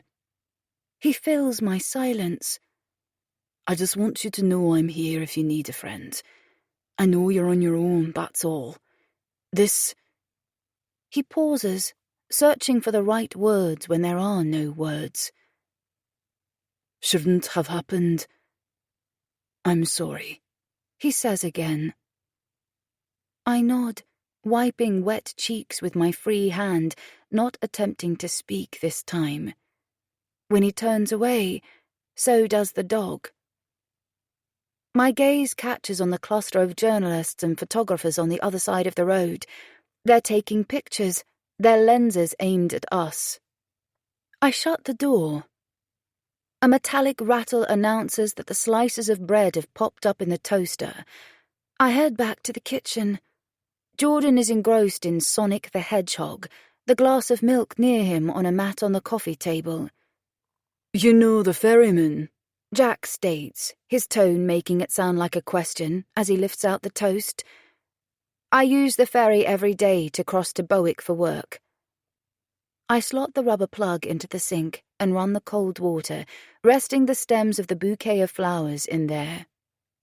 Jack butters the first round of toast and drops 2 more slices of bread into the toaster. Then he reaches into a front pocket of his jeans and withdraws his little black notebook. He slides a short pencil out from the side of it. "What are you writing?" "I'll record who calls and what's said." His voice is kept low, for Jordan's sake. "If Eli was killed, the killer is often someone the victim knows." Eli didn't know Nick. He only used the ferry once. "Even if the killer didn't know the victim beforehand, sometimes they show up and offer to help because, well, just because they can. I'll keep a record." The notebook is slotted back into his pocket, and he twists the lid off the jar of marmalade.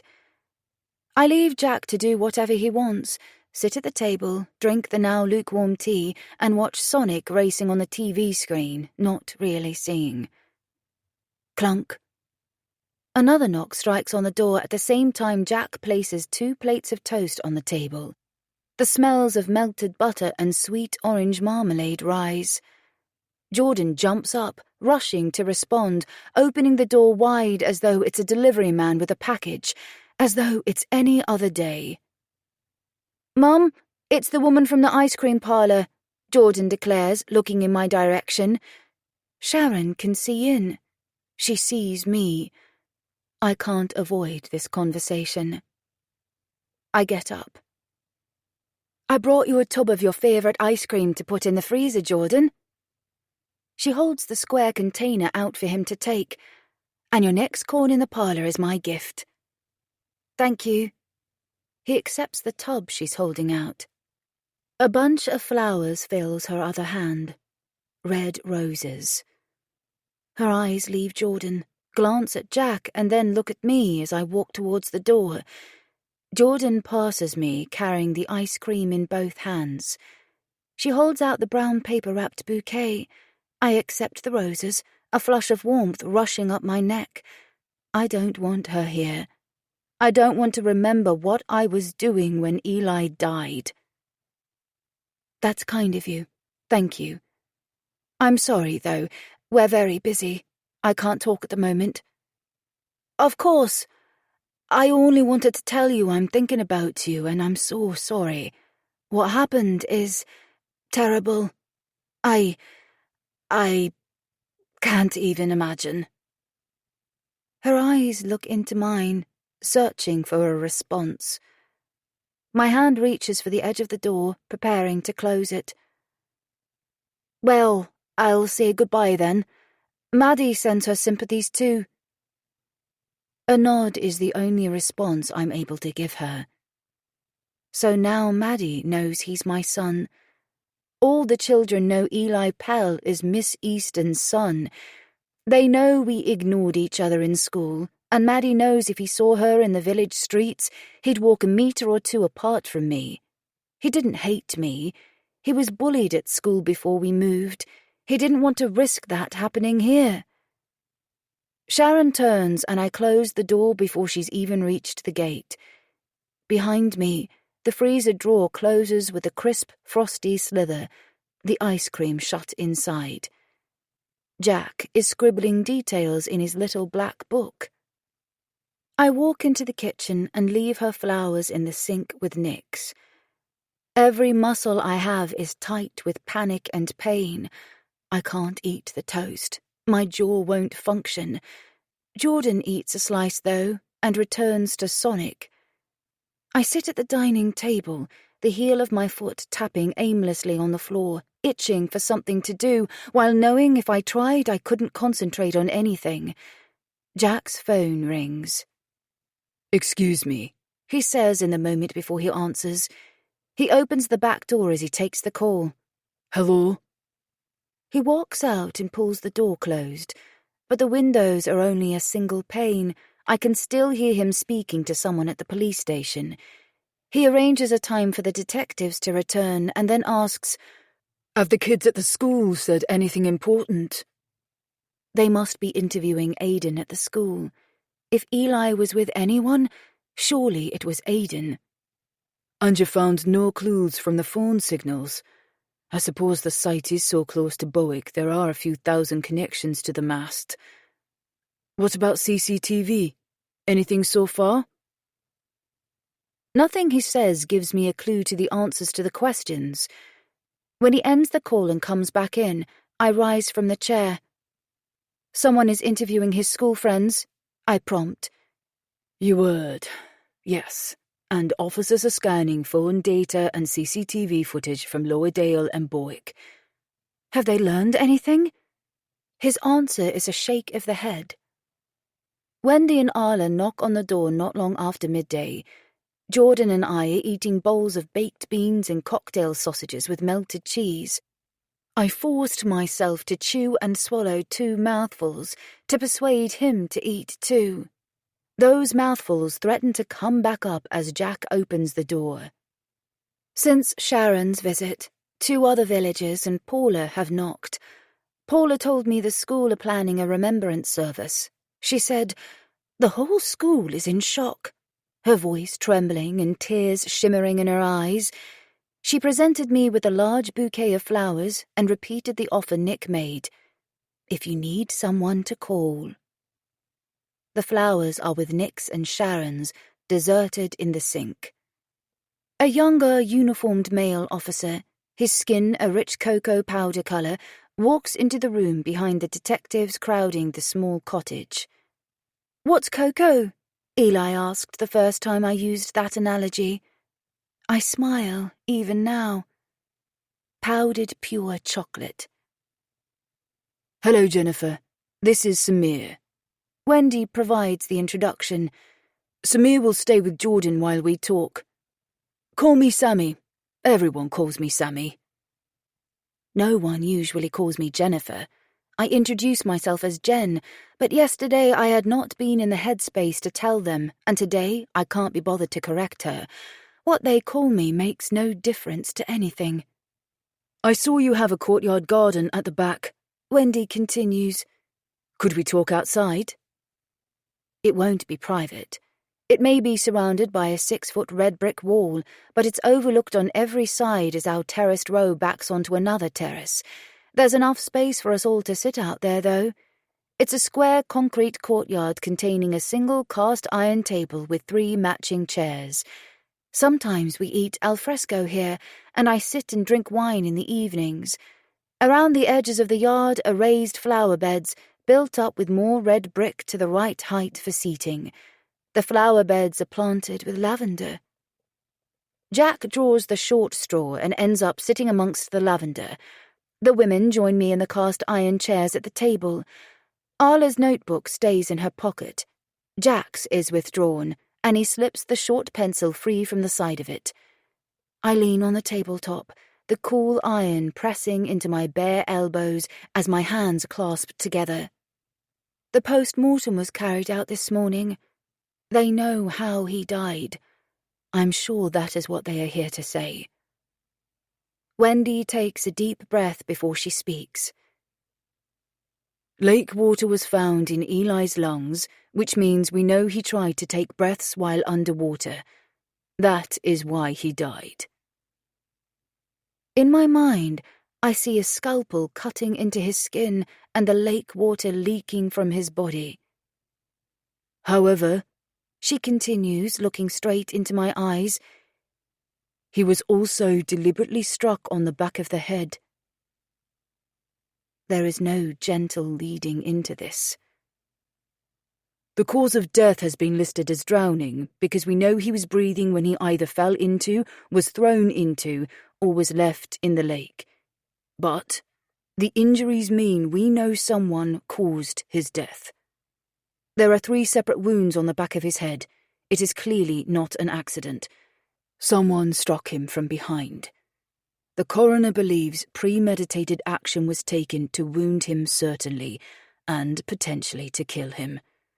It may be manslaughter or murder, depending on the intent of the perpetrator. So, someone hit him and left him to drown.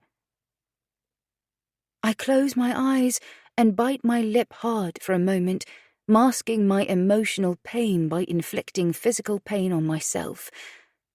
A cold breeze sweeps through the garden in a whirlwind, lifting goosebumps on my forearms despite the warm day. My shoulders shake with a sudden shiver as I open my eyes and look directly at Wendy, as though I'll find all the answers in her eyes. Why would anyone hurt him? That's what we need to find out, she answers. Was he touched in any way? I need to know what he went through. There doesn't appear to be a sexual motive.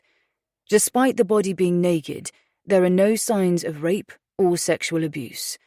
However, the water may have washed away evidence. The coroner has taken swabs and used tape in key areas for analysis. The scientists will look for DNA, fibers, and other situational evidence. These have not been examined yet. I close my eyes briefly, breathing through the pain in the tight muscles in my throat that want me to scream. Officers spoke with all the children he shared classes with in the school, not only those you named. Wendy continues, ignoring my reaction. None of the children were with Jordan at Southend Bay. His closest friends say they separated from him earlier in the evening at Bowick. What time did he die? Late evening to early morning. The coroner has given us a 2-hour window between 11 p.m. and 1 a.m. His friends left him around 9 o'clock. How did I not know something was wrong? I should have sensed it. My fingertips rub at the pain throbbing in my temple. What happens next? We'll reconstruct Eli's day, looking at his message history and social media, alongside the information his friends have told us and any images we find on CCTV, and explore any avenues the investigation presents. We want your statement to the press to jog the memories of strangers who may have seen something important. Jack adds. Why did his friends leave him? I challenge, anger roaring through me and resonating in my voice. Did they explain how they expected him to get home? I wish I'd insisted he told me where he was going. I rub my temple. Why hadn't I? Because he wasn't 10 anymore. None of them answer the emotional questions my chaotic mind throws out. Can you tell us anything more about the day, Jennifer? The tone of the question implies there's more I should be able to tell them. Wendy must think I've held something back. I have, but my afternoon and evening of sex is irrelevant. No. You haven't thought of anything else we should know? She gives me a second chance to come clean. The only person who might have told them would be Maddie, and surely Sharon hasn't told her daughter. My shoulders lift and drop. Does the movement look as forced as it feels? I hope not. No. Officers in Oxford have spoken with Eli's father. Arla changes the subject. Oh. I can't imagine Andre's reaction. He hasn't seen Eli for over a year. Eli refused to see or speak to Andre. He would not accept his father's apology. I should have rung him myself last night, but equally, if he knew, I'm surprised he didn't call Jordan last night.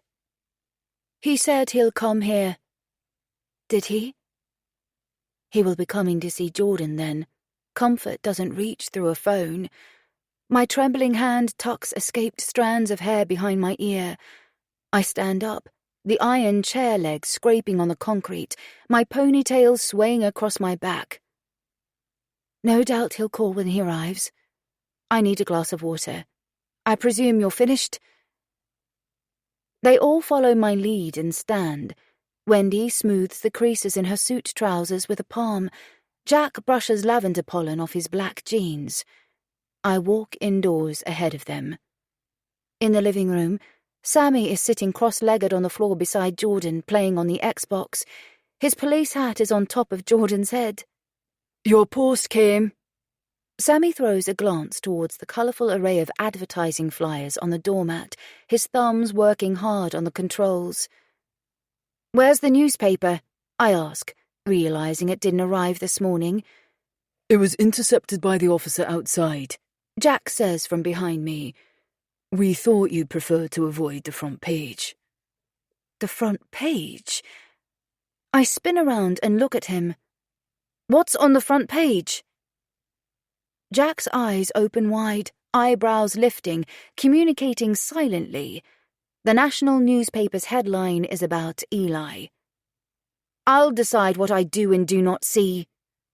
A tide of anger carries me on a current to the front door. Click, click, click. The photographers commence capturing my image the second the door is open wide enough.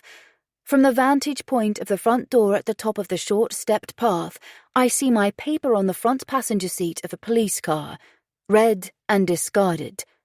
Click, click, click. Mother of deceased teenager. The headline I imagine in tomorrow's paper screams. That is all these photographers see. "Miss Easton, can you tell me?" I ignore the voices calling out from the pack, descending the steps as my eyes lock on the police officer climbing out of the car. Lucy. "Jennifer, can you tell me how does it feel to—" "Miss Easton, will you look this way a moment?" "No!" The answer screams in my head as, "Can I have my paper, please?" I hold out a hand across the garden gate. I won't let anyone dictate my life. I will decide what I do and don't do, what I see and don't see. Lucy turns back and leans into the car, reaching for it. Eli's face is printed on the front. A picture taken, stolen from his social media.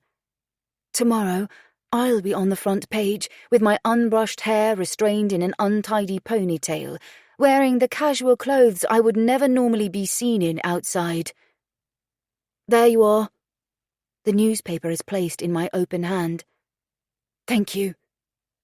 I turn my back on the cluster of clicking cameras. Sammy is standing at the door. He lets me pass and closes it. "Oh," I exclaim, unfolding the paper. Most of the front page is dedicated to our story. Words and phrases jump out. Troubled past, broken home, no father, a history of problems at school.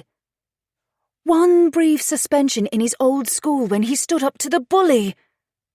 Further on, the article speculates about gangs and drugs, stereotyping my teenage son, judging him by his age and the colour of his skin. For every boy of any skin colour involved with gangs, there are millions of boys who are not. Those who are not should be the stereotypical assumption. I look at Wendy, raising the paper. "Did they get this shit from you?" "No one has spoken to the press. It's conjecture," she answers. "Mum," Jordan looks up. "You swore." "Sorry, darling."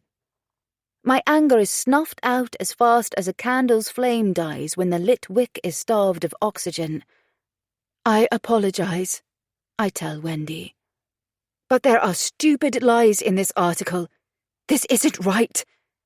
"That's why we want to publish a statement from you," Jack inserts. "Then they'll have the truth." "We use the press. They can serve a purpose," Arla interjects. "When they raise the profile of the case, it puts pressure on a guilty mind and jogs the memories of strangers who may have seen something unusual that could be crucial. Press coverage is not a bad thing if we work with them." Chapter 5. When I wake on the third morning after Eli's death, guilt lays itself like bricks, building a wall on top of me, crushing me. How could I sleep? How could I forget Eli for a single moment? The last time I looked at the clock, it was 3:23 a.m. Now it's 5:46. I push the duvet aside and climb out of Eli's bed carefully, leaving Jordan asleep. Today, I don't open the curtains, so no one outside will know I'm awake. I use the bathroom and dress in my room, pulling on stone-washed blue jeans and a cream t-shirt. The living room and kitchen are cooler than yesterday, but it's earlier in the day. I switch the kettle on. The empty washing basket stands in front of the washing machine, whispering about the muddle upstairs. I carry it up to Eli's room and, working quietly to not wake Jordan, pick up all the dirty clothes from the floor. As I push the clothes Eli will never wear again into the washing machine, in my head I see myself fulfilling the whole of the weekly routine, folding clean clothes and sliding them into his drawers. I can't cope with the thought that these clothes no longer need to be put away. Will I ever be able to throw anything of his away? I can't imagine that. His England football t-shirt is the last item in the basket. I lift it to my nose and smell the scent of him. I can't lose his smell completely. I'll keep this one thing. I put it on top of the washing machine, close the door with a foot, and start a sportswear cycle. There are no sounds upstairs, no signs that Jordan's awake. I drink a cup of tea in the garden, leaving the back door wide open so I can hear Jordan if he needs me. The heels of my bare feet lift onto the cool iron chair, and I clutch my knees to my chest, waiting for Jordan to wake. Mom? When his voice drifts outside, searching for me, I look at my phone. 6:49.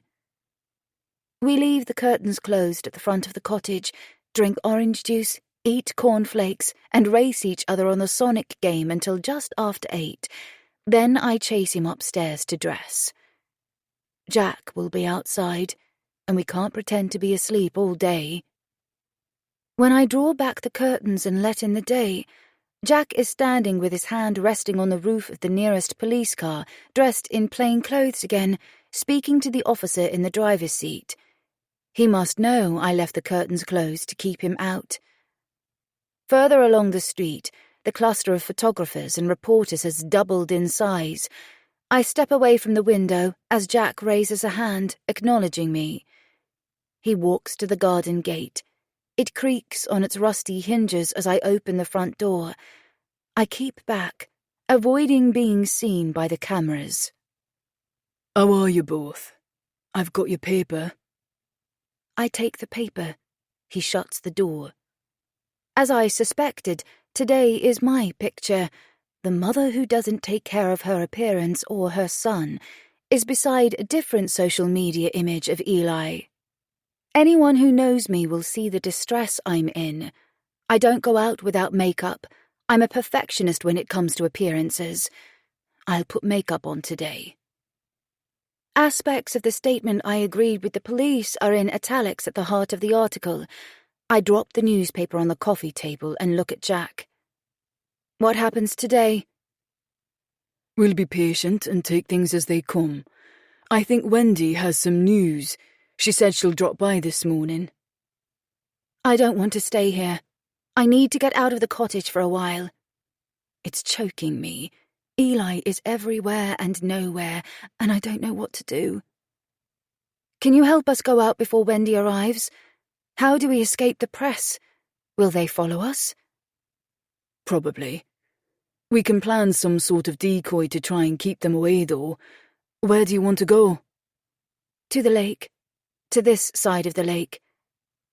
The officer outside and I will come up with a plan. He nods. And I'll come with you. Jordan is dressing. When he's ready, can we go? I'll run up and put some makeup on. Okay, I'll organise it now. Quarter of an hour later, Jack walks out of the cottage ahead of Jordan and me, trying to ruin any pictures by getting in the way. A flurry of clicks and shouts fills the air. I open my umbrella on a bright, clear sky day and hold it at an angle to protect Jordan, who walks between us. He's wearing jeans and a t-shirt. It's obvious we're not walking to the school.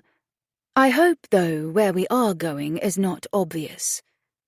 We cross the road, heading for the alley that leads to the tourist car park. We want the reporters and their photographers to believe we're heading to a car. Even if they do assume that, the hullabaloo follows us, a pride of press on the prowl. Click, click, click. Miss Easton! Jennifer! How do you feel? Do you have any news about Eli? The front police car engine roars into life as we enter the alley. Sammy is driving. He rolls the car forward and angles it so it blocks the narrow road, the movement saying, "Don't follow them." As soon as we reach the safety of the alley, the open umbrella falls from my hand and tumbles across the tarmac. Jack can collect it later. Come on. I catch hold of Jordan's hand and pull him into a run, passing Jack, then almost immediately stop. A bleached blonde-haired woman steps out holding a mobile phone in my face. Beyond her, a dark-haired, dark-skinned woman aims her camera lens at Jordan and me. Click. I squeeze the warm hand clasping mine. You need permission for that? Jack is right behind us. Instinctively, I let go of Jordan, reach out and snatch the camera from the dark-haired woman's hand. "You can't destroy my equipment!" she yells. "Tell the police." I flip the camera around, leaving her to face the irony of Jack watching everything. "I'll sue you!" "Carry on." "I am a police officer." Jack pulls his wallet from his back pocket, flips it open and flashes a metal badge. "Turn your phone off and pass it to me," Jack tells the blonde as the wallet slides back into his pocket. He walks around me, his hand outstretched, as I extract the memory card from the camera.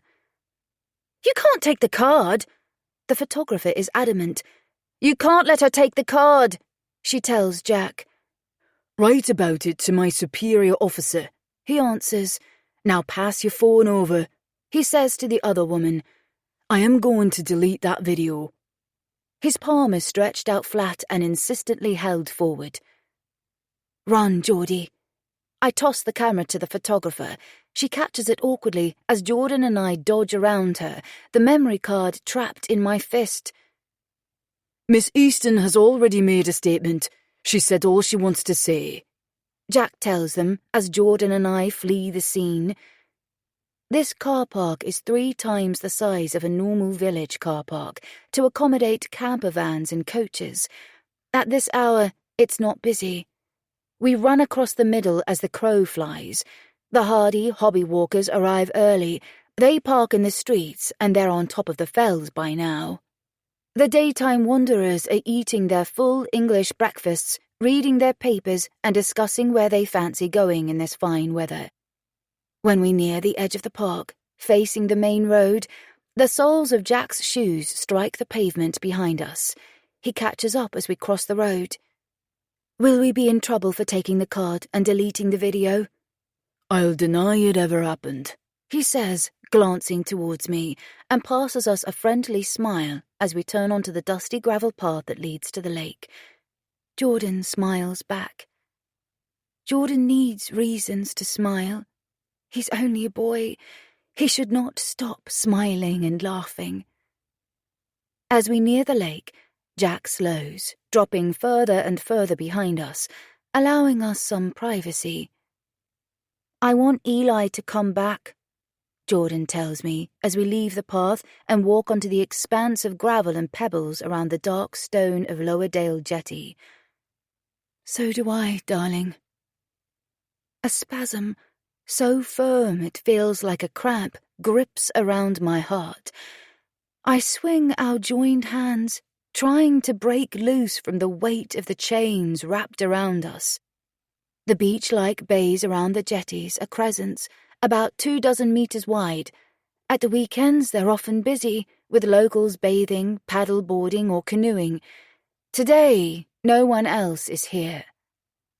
The lake laps at the shingle, rising slightly and rolling back, as though it's breathing, sighing.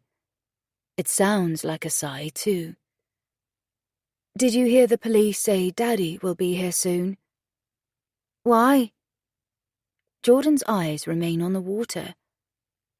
Why now? Why did he not come before? That is his question.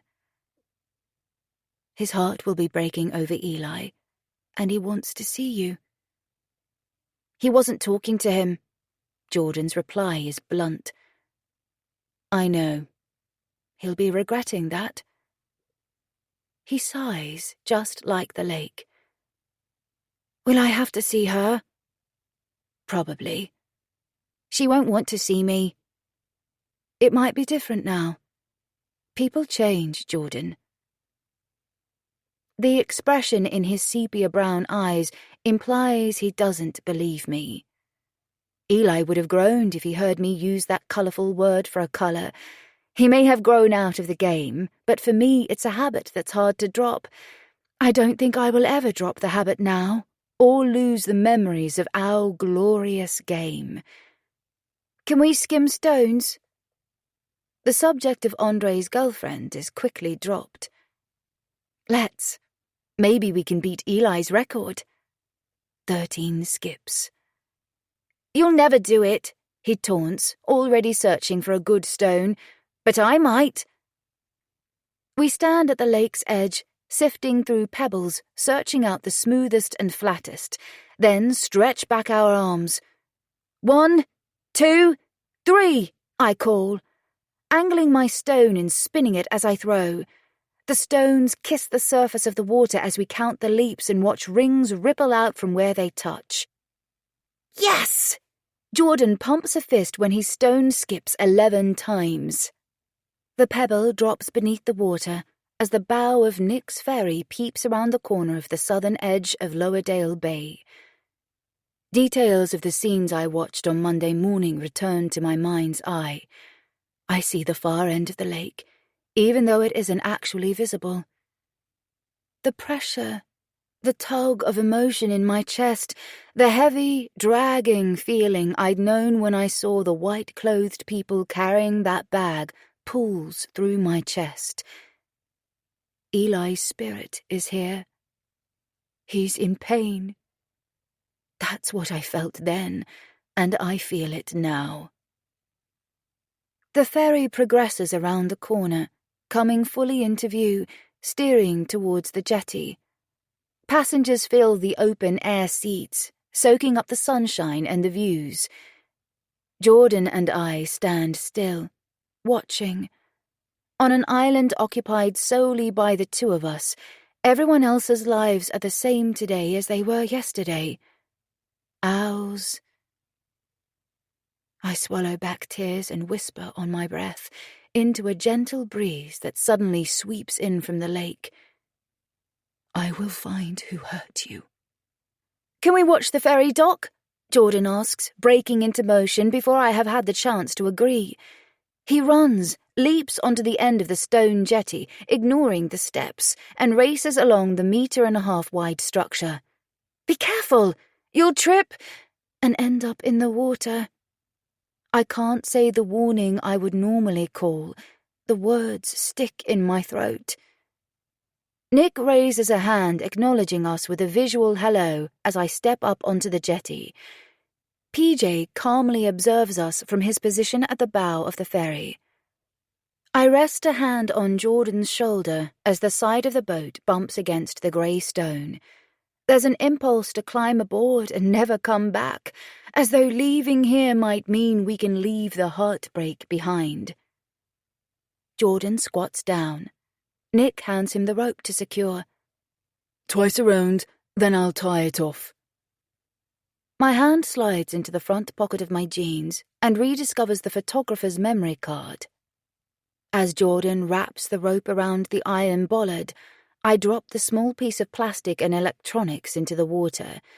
It dodges slowly from side to side with the motion of the water gradually sinking.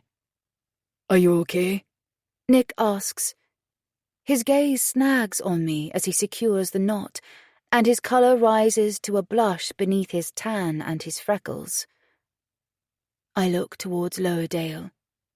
Jack is sitting near the entrance to the bay on a fallen tree trunk that was turned into a seat a long time ago with the use of a chainsaw. He's watching us, as though he thinks we might climb on board the boat. You have a bodyguard. Nick pulls my gaze back to him. Behind him, his passengers form a queue. Is he a relative? No, he's a police officer. Family liaison. I answer quietly. PJ? Jordan calls to the dog. He doesn't come. PJ, I call in a light tone as Nick helps people disembark. The dog comes for his daily ear scratch, leaping the gap between the ferry and the jetty. I squat on my haunches. Rub his neck, just like this, just behind his ear, I show Jordan. The dog lies with his back on the stone, his mouth open in an expression that resembles a smile. Jordan smiles back. How are you? Nick asks in a low voice. When I look, there are no passengers left aboard. Dreadful, I whisper as I stand. He breathes in and sighs out the breath as his hand rubs the back of his neck. Would you like me to pop round this evening? Do you want some company? No, I couldn't carry a conversation. I could just sit with you, if that's what you need. His hand drops to his side. No, but thank you for offering. It's kind of you to think about me. It's not really kind. It's nothing. Nothing will make what happened any better. His gaze travels beyond me to Jordan. I'm going to have to go. Come on, PJ. I'm sorry, Jordan. There are passengers waiting at the Bowick jetty. PJ rolls over quickly, rising, turning and jumping onto the boat. Jordan releases and unravels the rope. He passes it into Nick's waiting hand. Thanks, lad. My hand rests on Jordan's shoulder as Nick steers the ferry away. Do we have to go home? Jordan looks up at me, his eyes expressing the pain I feel too. At home, there is a gaping Eli-sized hole in our lives. At least outside, the lack of him is not faced in a photograph or a memory or seen in something he owned with every turn of our heads. At least here, I can pretend he is waiting for us at home. No. Let's buy an ice cream and hide in the churchyard. Maybe Jack would like an ice cream too. He's okay. I like him, Jordan punctuates. He is. If we must have a policeman in our house. We use a roundabout route to reach the centre of the village, through the bottom of the tourist car park, skirting the edge of the village, entering the square on the opposite side. Sharon honours her promise of free ice creams, her skin a hot pink with embarrassment as she fills the first scoop. She, like Nick, awkwardly searching for the right thing to say. I don't think she expected us to come in today. She looks redder still when she asks Jack what he would like. He pays for his cone of vanilla with strawberry sauce that matches the colour of Sharon's skin. Then we leave her to greet the next customer and let her blood pressure recover from the unexpected appearance of a one-afternoon stand who became the mother of a murdered teenager that same day. Jack hangs back again while Jordan and I sit on our normal bench in the churchyard. On the bench we think has the best view. On the bench where I told Jordan Eli was dead. It will always now be the bench where I said those words. We leave the churchyard on the path we used that day. It takes us through the close of modern bungalows, so we return to the cottage from the opposite end of the street to where the police have corralled the press. They are talking among themselves, not looking out for us. It takes a minute for them to notice us. In the same moment, I notice a man in the driver's seat of a parked car. The engine is off, but music gently sings out from open windows. Dad! Jordan's hand slips free from mine and he runs. Andre's head turns, looking into the rearview mirror. The music stops. The windows slide up and the car door opens as Jordan hurtles towards the car. Dad! Chapter 6. Geordie boy! Andre drops onto one knee, soiling his dark blue denim jeans on the dusty tarmac road. Fortunately, because he's behind his car, the photographers must miss the shot as Jordan runs full speed into his father's arms. The very personal moment of the pleasure and relief of their reunion is hidden by the car. Jordan's arms surround Andre's neck, and Andre's surround him as he rises, picking Jordan up as though he is still 5 years old. Click, click, click. The press capture their poignant shot. Sammy climbs out of the police car. No pictures, please. Give these people some privacy. I lead the way to the cottage, key in hand. Come in, quickly, I call back as I open the garden gate. My nervous heartbeat pulses all the way to my fingertips as I open the door. Jack's hand hovers behind Andre, ushering him in. Andre puts Jordan down, but Jordan reattaches himself, a limpet on Andre's side, his head pressing against Andre's chest. Jack closes the door. Do you want something to drink?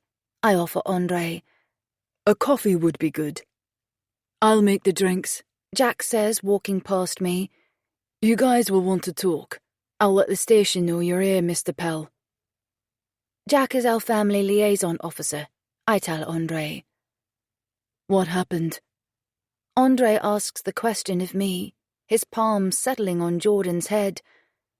I've not been told any details. The police don't know. Someone hit him repeatedly with something and he drowned. His Adam's apple shifts as he swallows, and his glistening, tempered chocolate brown eyes look at me expecting me to give him answers. There are no answers, no explanations, no reasons for this. I miss Eli, Jordan says, drawing Andre's attention wholly back to him. I'm sure you do, Geordie boy. So do I. Andre rubs his hand over Jordan's hair. Let's talk in the garden, I suggest. You're going to have to release me so I can walk, Geordie. In the garden, Jordan climbs onto Andre's lap, and Andre's arms surround Jordan's middle. On any other day, I would think my son disloyal. Today, I am only glad their bond is being repaired. How is Camille? Has she come with you? I open. She's upset, but she didn't come. She needs to be in Oxford for work. Jordan rests his head against Andre's shoulder at the news that Camille is nowhere nearby. The wicked stepmother. Although she is not officially his stepmother, they aren't married. I can't believe he's gone. Andre's voice loses its strength. Have you seen him? Yes, I identified him. I'm sorry you had to do that alone. I could be mean. I could choose to remain angry because he hurt Eli and he didn't try hard enough to make amends. But I'm sure he regrets everything. He must be dying with guilt. I won't add to the weight of that. I know how it feels. I blink several times, clearing tears from my eyes, and wipe them from my cheeks with the heel of my hand. Tears mark his dark cheeks and drip from the strong line of his jaw onto Jordan's hair. He sniffs and wipes the tears away with his wrist. I wish we hadn't fallen out. He'd never have said it aloud, but Eli missed you, I tell him.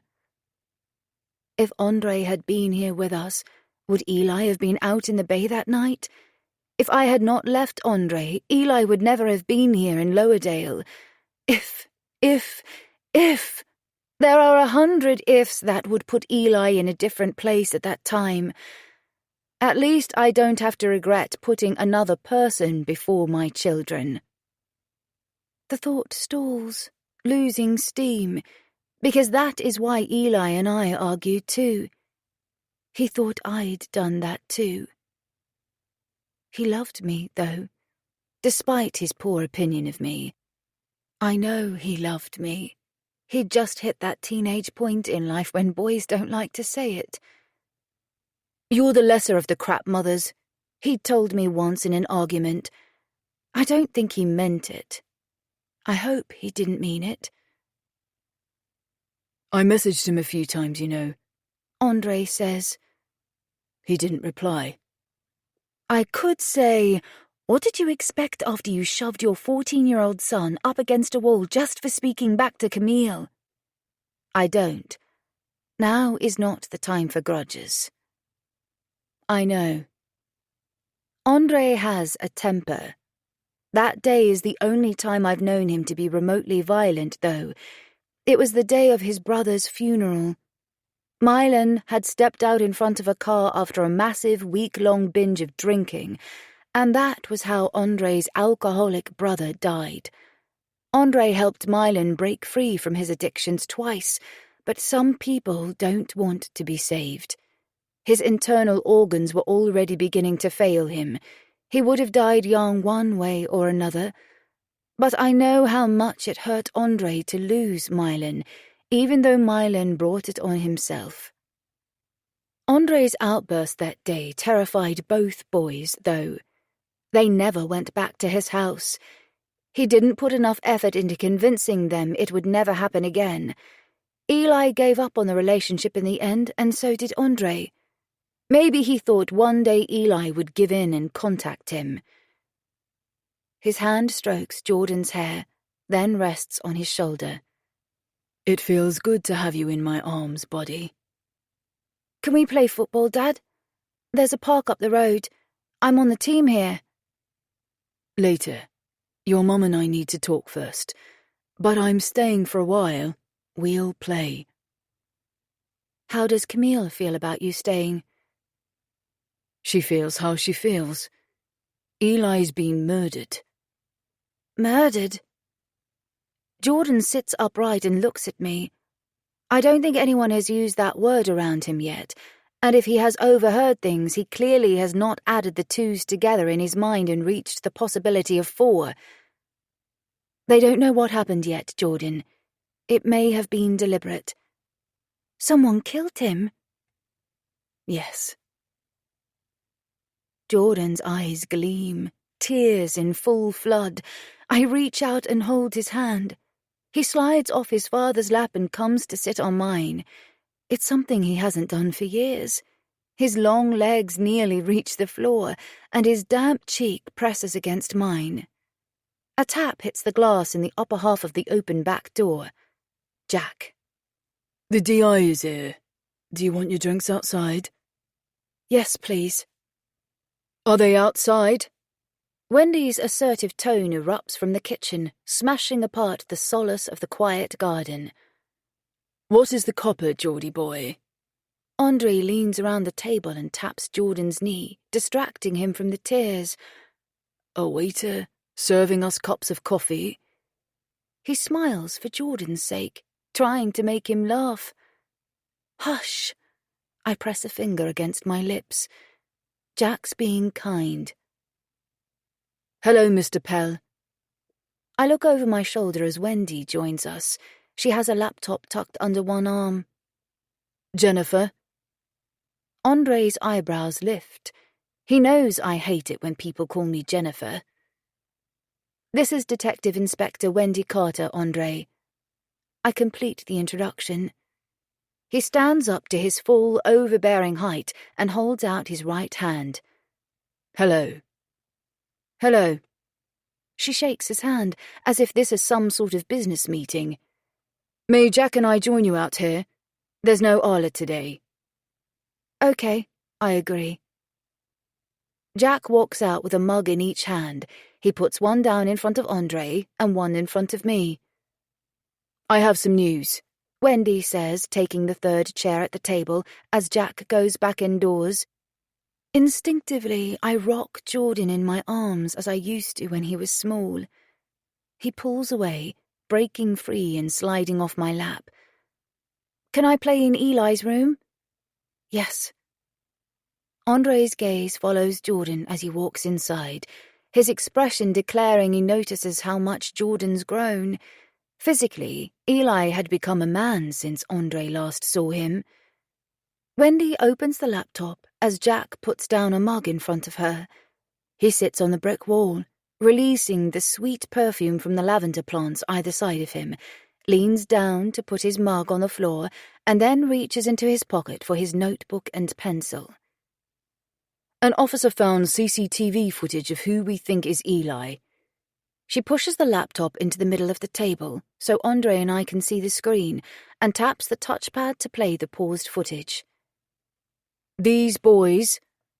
Wendy points at 4 figures who walk into view. They are various shades of grey in the black and white film. Walked into Bowick from the lakeshore at 1808. Is this Eli? She points at one of the boys. All I see is the back of his head and shoulders, but I know his head and shoulders. He walks further into view. I know the way he walks. I nod agreement. Do you know what he was wearing when he left home? No, I was in the kitchen when he left. I didn't look, but that is him. She touches the laptop, pausing the video, and leans back in the chair. Jennifer, and if I may call you Andre. He nods, agreeing. There is something I have not yet mentioned. We always hold some information back. It helps when we are interviewing a suspect if the suspect doesn't know everything we know. Otherwise, they have time to prepare false reasons for evidence. As I've said, there appears to be no sexual motive for the attack on Eli, but I swallow, fighting a rush of tears, terrified of the words that might be coming next. As you know, he was naked when he drowned. A pile of folded clothes was left on the shore in the bay not far from the body. From this visual, it looks like he is wearing the clothing we found. We need to verify that the clothing is his so we can be certain of the meaning of any forensic evidence on the garments. I have photographs. Do you think someone forced him to undress? We don't know yet why he was naked. Wait. Andre points at the screen. Would you play the video from the beginning again? Eli walks like him, but I doubt Andre can see that. He rubs his jaw. Eli hadn't only grown taller, his shoulders are broader. The glimmer is back in Andre's eyes. His Adam's apple shifts as he swallows, trying to control his emotions. Do you know the other boys? Wendy looks at me. They all have sweatshirts on. 2 are wearing baseball caps and all I can see are the backs of their heads, but Aiden has longer, wavy hair. This is Aiden Whitehead. The others, I'm not sure. Maybe Jason Parker and John Wood. We haven't lived here for long. Aiden took Eli into his friendship group at school. I didn't know he saw anyone other than Aiden outside school. Andre looks at me. Why didn't you know who he was with? That is parenting boys rule number 1. Where were you? He breathes out quickly, restraining a reaction. In the first place, it is my fault Andre wasn't here. I can see he wants to say that. I broke up our happy family before Camille arrived on the scene. That is why Eli and I had a broken relationship too, because ultimately his father may have done something wrong, but Eli knew it would not have happened if I hadn't ended my relationship with his father. We have a lot more footage for officers to explore. Wendy continues, disregarding our spat. Aiden said he saw Eli, but didn't accompany him to Southend Bay. He claims Eli did not say he intended going anywhere other than home. Aiden chose to walk back, and Eli chose to call a taxi. Can I see the clothes? I ask. She clicks on an icon at the bottom of the screen. The image opens. The grass-green hoodie, his favourite, is discarded in the way it would be on his bedroom floor, thrown on top of his bleached blue denim jeans with the fraying holes in the knees. They look like a tramp's jeans, I said when he bought them. I glimpsed the scarlet-red t-shirt at the bottom of the pile that was bought a month ago. A sock is peeping from the white trainer it's been stuffed inside, bright blue and sunflower yellow. Those silly, too-short socks he wouldn't stop wearing. My mind's eye sees them stuffed into the trainers left under the coat hooks by the front door at home, just as he's left them in the picture on the screen. They are Eli's clothes, I confirm. He undressed himself, I say. He shoves his socks into his trainers like that. They look as though he is coming back to collect them and slip them back onto his feet. As my eyes lift from the laptop screen, my gaze catches on Andre's and I see the guilt I feel reflected. We both played a part in why Eli was there on that day, but blaming each other won't bring him back. Then I notice Wendy watching us with an unnerving interest. I look at her. Where were you on the evening Eli went missing, Jennifer? No one calls her Jennifer, Andre declares. It's Jen. Oh, I'm sorry, you should have said. It's okay, I answer, and swallow, because I won't say where I was. It's too late to admit the omission now. They'll think I was hiding something and it makes no difference. I went to the pub, to the Greyhound. You went to the pub, while he was out there doing who knows what? Andre gives me a hard look. He's 15 and a foot taller than me. If you had... I lower the tempo of my voice, reminding myself there is no point in arguing and that he's only lashing out at me to ease his own feelings of guilt. Telling him what to do never worked. You should have rung me. I would have tried. Maybe he's right. Maybe if I tried to facilitate a reconciliation, things would be different. If. Is there anyone who can confirm you were at the Greyhound? Wendy asks. A few people. Gary, who owns the pub, Nick Mason, who runs the ferry, and Sharon, who I definitely don't want them to talk to. If they can hold back nuggets of important information from us, I can withhold irrelevant, embarrassing information from them. Why do you need to check? Just tying up loose ends. We've been told Eli argued quite a bit with his mother, although he didn't tell people you were his mother, did he? The children said he treated you like any other teacher in classes. I was his teacher in classes. And yes, we argued. He's 15. You know what kids are like. He pushes boundaries all the time, testing me and hating me for saying no. I wish I had said no more often. I wish I'd said don't go out that day. He didn't like moving here and leaving his friends. Contrary to what you were told, he liked his last school. He was bullied for a period of time, and that came to a climax in a fistfight, which is why he was suspended, briefly. He wasn't taking a chance on becoming known as the supply teacher's son here because he did not want to stand out. But we love each other. If I say it enough times, I will convince myself that is true. He loved me. He did love me. She nods, but her expression doesn't say she believes me. It's impassive. Am I a suspect? At the current time, everyone is a suspect. She answers cryptically and then moves the conversation on. Why would someone hit him? I'm not sure what to say. My innards have been scooped out like a Halloween pumpkin. We don't have any idea of a motive yet, Jack says from his position balanced on the wall of the flower bed. The lavender heads around him tremble, releasing their sweet perfume every time he writes something in his little book. Eli didn't fight with people, Andre announces. He could be impatient, but he had a cool temper. It took a lot to kick him off, and even then, he may have shouted, but he was never usually physical. Apart from that one time, I've never known him to hit out. Wendy is still looking at me, not Andre, as though she is studying me, looking for something specific. Please tell me you don't think I hit my son.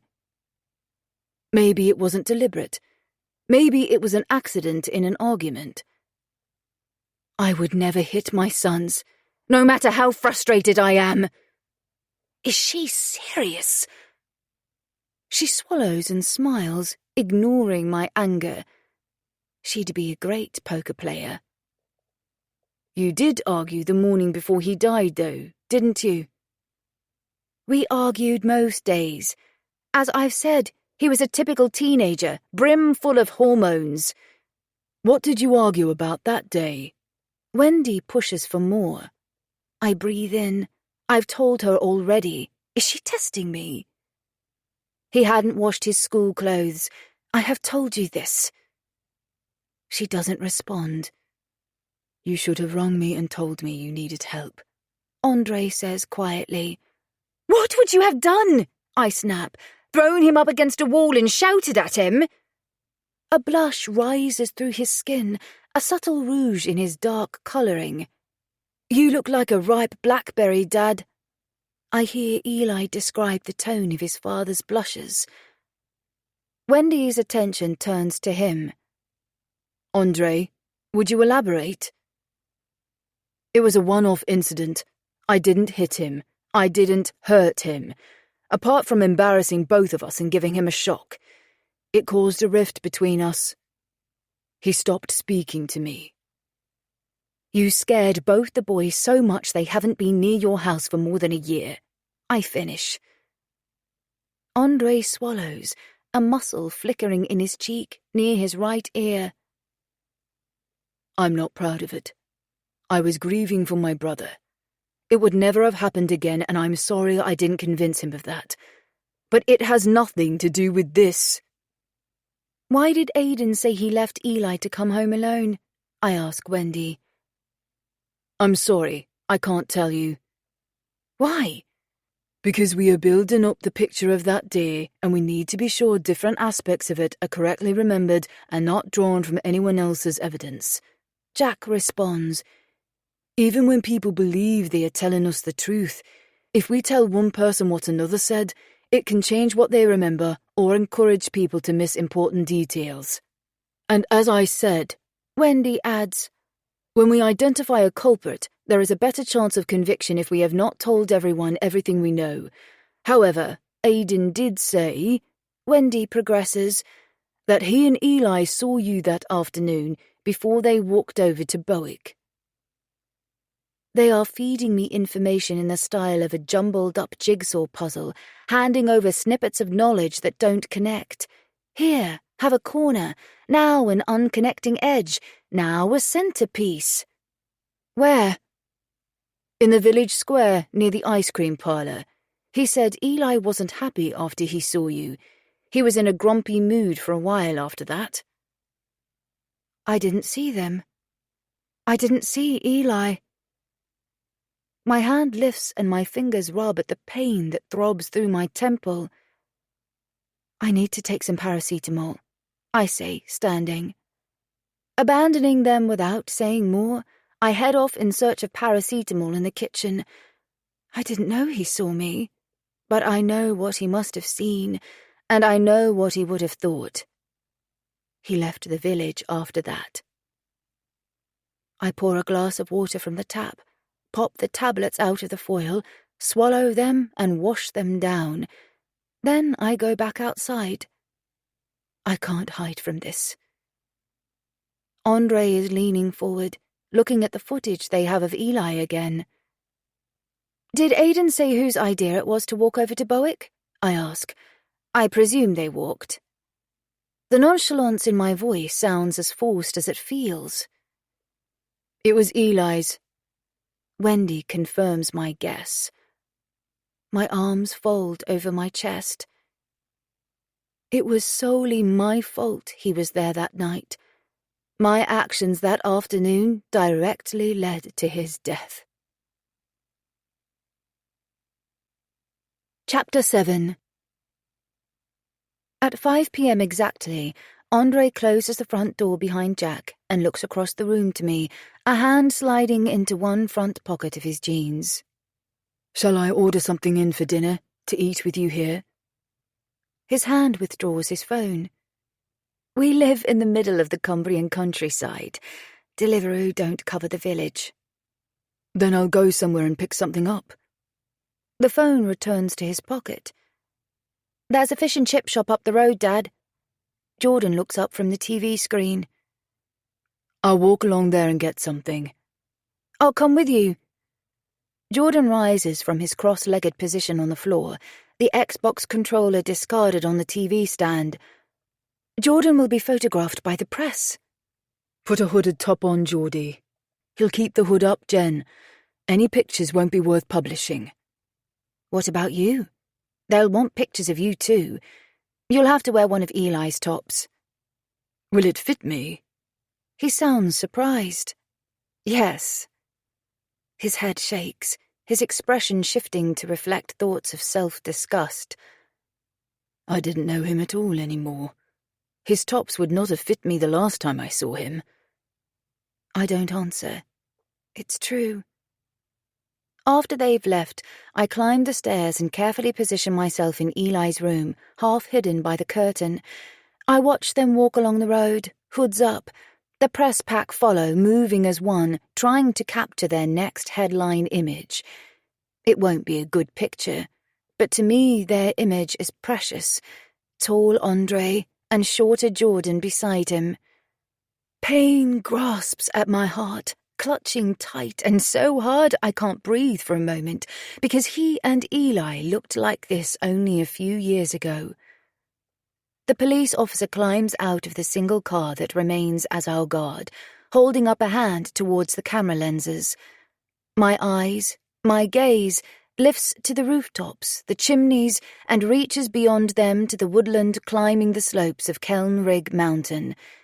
I can't see the lake, but I know from the pattern of the trees where it is. Eli told me he thought he'd seen an osprey from his bedroom window the morning after we moved in. He probably did. There is a nest in the woods on the far side of the lake. My head rests against the wall. I feel like bumping my head repeatedly to make myself suffer physically. Perhaps that pain could silence the agony inside. Why? Why him? If only If. What did he think when he saw me in the village, kissing Sharon? I'm an idiot. My phone chimes in my back pocket.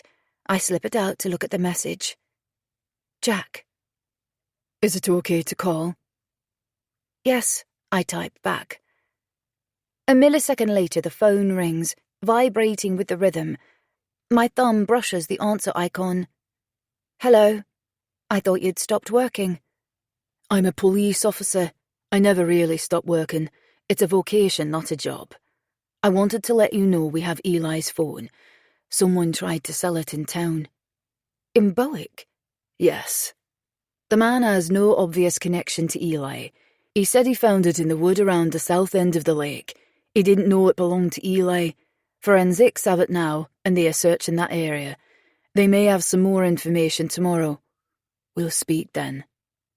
Okay. Thank you for letting me know. Finding evidence can take time, Jen, but the information is building. I nod as though he can see. Thanks. Are you okay with Mr. Pell? I mean, on your own together. There are no problems? We're okay. See you in the morning, then. Thanks, Jack. You're welcome. Good night. Bye. I can't answer good night. Nothing is good now. He ends the call. I have no idea what they'll find on his phone. I never checked to see if he watched porn. I didn't want to know. He was only 15. I didn't want to think of my son exploring sex at that age. But he was naked when he died, and his clothes had looked as though he'd chosen to undress. If he was swimming naked, I can't imagine him doing so alone. I sit on Eli's bed, my thoughts stunned into silence. I don't know what to think or do. There is nothing I can do to bring him back. When the front door knocker strikes, announcing Jordan's and Andre's return, I race downstairs. I was supposed to be watching, to be ready to open the door. We sit around the dining table to eat, the smell of salt and vinegar rising from the full plates of gloriously golden battered cod and chips. They are tasteless. Where are you staying tonight? I ask Andre, avoiding taking another mouthful. I have a room at the Greyhound Inn in the village square. I'll ring Mum after dinner. Geordie, would you like to speak to Nana? His empty fork is left to rest on the edge of the plate. He isn't eating either. Jordan nods, his mouth full. He swallows. I haven't seen Nana Faye for ages. I know, and she'd love to see you. You'll see her soon. After dinner, I scrape nearly all the food Andre bought into the bin while they speak to Faye on a video call in the garden. I load the dishwasher and set it running, playing the game of real life as I live in a parallel universe that doesn't contain Eli. Afterwards, Andre and Jordan play on the Xbox. I stare at a magazine, trying to read but not reading a word. There's a sudden sense of déjà vu, yet the boy I remember is Eli beside Andre. At 8, it's still light, but I tell Jordan, "You need to get ready for bed, sweetheart. You should have a bath." "Do I have to?" He looks over his shoulder, not moving from his position, his knee touching Andre's. "Yes." Don't worry, Geordie boy. I'll hang around and tuck you into bed. He doesn't want to be tucked into bed anymore. He's not 3. Thanks, Dad. Will you read to me? Jordan rises from the floor. I can't remember the last time Jordan wanted me to read to him. "Switch your game off and put things away," I say before he can run off. Don't worry, I'll do it, Andre responds. You go and run your bath. I drift into a daydream as Andre tidies up. I never thought he would be here. I hope Eli sees him. I hope he knows we are all together, that we are missing him together. Andre straightens up and turns, his gaze catching on mine. I should have pushed it more, made him listen to me, he says. I wish I'd visited. I should have come up here. I could have given him some sense of reassurance it wouldn't happen again. Meeting away from my house might have helped. It wasn't the house that was the problem, was it? It was you standing up for her over him and doing it so violently. But anyway, we can't change the things that happened. He sits at the other end of the sofa, his long legs stretching out and filling up the floor space like Eli's used to. Mum offered to look after Geordie for a couple of weeks. He shouldn't have to be here with the police and press outside. I like Faye. She's kept in contact with the boys. They've spoken at least once a month since Andre and I separated, but I can't let him go. You've got to do what's right for Geordie, and being stuck in here with the press out there, it's not right. He needs to get out. He saw a friend in the chip shop. He asked if he was going to play football after school tomorrow. He wants to. But how can life continue as normal? It isn't normal. It shouldn't be normal without Eli. If it becomes normal, it will be as though I don't care. I rise, turning my back on Andre and the conversation. I can't deal with it. Would you like a beer? I have some in the fridge, I offer. No, thanks. And don't avoid the conversation. That was always what was wrong with us. You avoiding telling me the truth. I told you the truth, I call back without a single pause in my step as I fetch a bottle from the fridge for me. Eventually, when you stopped pretending you were someone you weren't. I never pretended. It doesn't matter. It's all history now. I close the conversation and pop the cap off the bottle, using the bottle opener on the wall. Upstairs, the bathroom door hits the side of the bath as it often does when the boys open the door too quickly, and footsteps jolt the old floorboards, creaking through the ceiling. Jordan's left the water running into the bath while he fetches his pajamas. I walk back into the living room. Andre sits forward, his hands resting on his knees. I want to see Eli tomorrow. Say goodbye. The police said it's going to be weeks before they'll release the body. Will you come with me?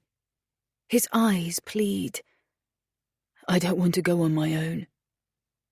What about Jordan? That's exactly why I think he should go to Mum. Or she could come here. There will be times we can't be with him. But tomorrow, we can take him to play football, then go to the morgue. I'm not sure. I wouldn't want to leave Jordan. And I don't want to see Eli's body again. We'll make sure Jordan's okay, and that he's with a parent he trusts. Eli isn't... I mean... He doesn't look like Eli anymore. Andre nods, understanding what I'm saying, but his expression doesn't change. Will you come with me? I have to go, Jen. Okay. I wouldn't want to see Eli's body on my own either. Later, I watch Andre seated on Eli's bed beside Jordan, reading a few chapters of Harry Potter as Jordan's head rests against his arm. I lean against the doorframe, with arms defensively folded, not defending myself from Andre, but from the battling emotions twisting through my insides. In my head, I feel Eli behind me looking over my shoulder. Then I feel the weight of his chin resting there, as though he's about to say something sarcastic. I turn as though I'll see him. Of course, he isn't here. Who killed you? Why? Why? Chapter 8. Immediately after I close the door on Andre, I head upstairs to bed, exhausted by grief. Jordan is fast asleep in Eli's bed, so I don't disturb him. I leave him there and sleep in my own bed. But my bed feels odd, because nothing is the same as it was the last time I'd lain here, and it's my fault. Tears creep from the corners of my closed eyes and roll onto the pillowcase, dampening the soft cotton. At 6:18 a.m., Jordan pushes open the bedroom door. When he sees I'm awake, he runs in and hurls himself on top of the bed beside me. I want to go to school today. Do you? His head rests on my shoulder. There's a football match after school. I wrap my arms around him. Can I go? If you want to go, you can. Will you come and watch me play football after school, with Dad? It's a proper match, against Westbrook Primary School. That explains the desire to be there. It's a team event. He wouldn't want to let the team down. Yes, I'm not going to work. I just want a normal day, Mum. Can Dad walk to school with us? I stroke his shoulder. Yes, darling. We are dressed and almost ready to go when the door knocker raps down with a hard strike just after 8 a.m. Wendy stands beside Jack. Her gaze immediately drops, taking in Jordan's grey trousers and navy t-shirt with the school logo on the chest. Jordan is going to school, I say before she comments. Wendy nods as she steps in. Have you had breakfast? Jack asks, closing the door behind them, stirring up a crushing feeling in my chest as the room fills up and feels too small suddenly. Jordan nods. He's busy putting what he needs into his book bag, and I'm about to start packing his lunch. I have questions to ask, but we'll talk when you come back, Wendy says. Would you like a ride to school in a police car, Jordan? No, I answer quickly. He wants a normal day. And I want you to go away. Would you wait outside, please? Wendy and Jack look doubtfully at me, but this is my home, my son's home. Okay. Wendy turns back to the door. We'll wait in the cars. I leave them to let themselves out and carry on. What do you want in your lunchbox, Jordan? Andre arrives 10 minutes later, with perfect timing, at the precise moment we're ready to go. I messaged him to say Jordan was going to school. It will free us up to visit the morgue. When Jordan opens the door, Andre says, You look smart. He isn't a bad father. It's my fault things changed, and he was under a lot of pressure the day he lost his temper. Small droplets of water glimmer on the shoulders of his waist-length black coat. I look at the window. There are drops on the pane. It's raining. Never mind. It's an excuse to hold an umbrella and pull up our coat hoods as we walk. We keep Jordan between us, ignoring the reporters and photographers who call out. Jack joins the uniformed police officer standing in front of the press, his posture saying, "Leave this family alone." We use the direct route. It's not far. The school entrance is just beyond the other side of the square. The ice cream parlor isn't open yet. The cafes are. People, mostly tourists, fill the inside tables and cluster under patio umbrellas outside. The smell of frying bacon drifts from open doors. My stomach rumbles, reminding me I'd forgotten to eat breakfast and barely ate any dinner. Today's newspapers are in a Perspex display outside the co-op. My newspaper didn't arrive this morning. I'll collect one on the way back. In the final meters to the school's gate, parents and children's eyes turn to look at us, but no one speaks. The heat of a blush crawls up my neck as we enter the playground. Safe inside the boundaries of the school, within seconds, Jordan's friends surround us, saying hello to the friend they must have been thinking a lot about.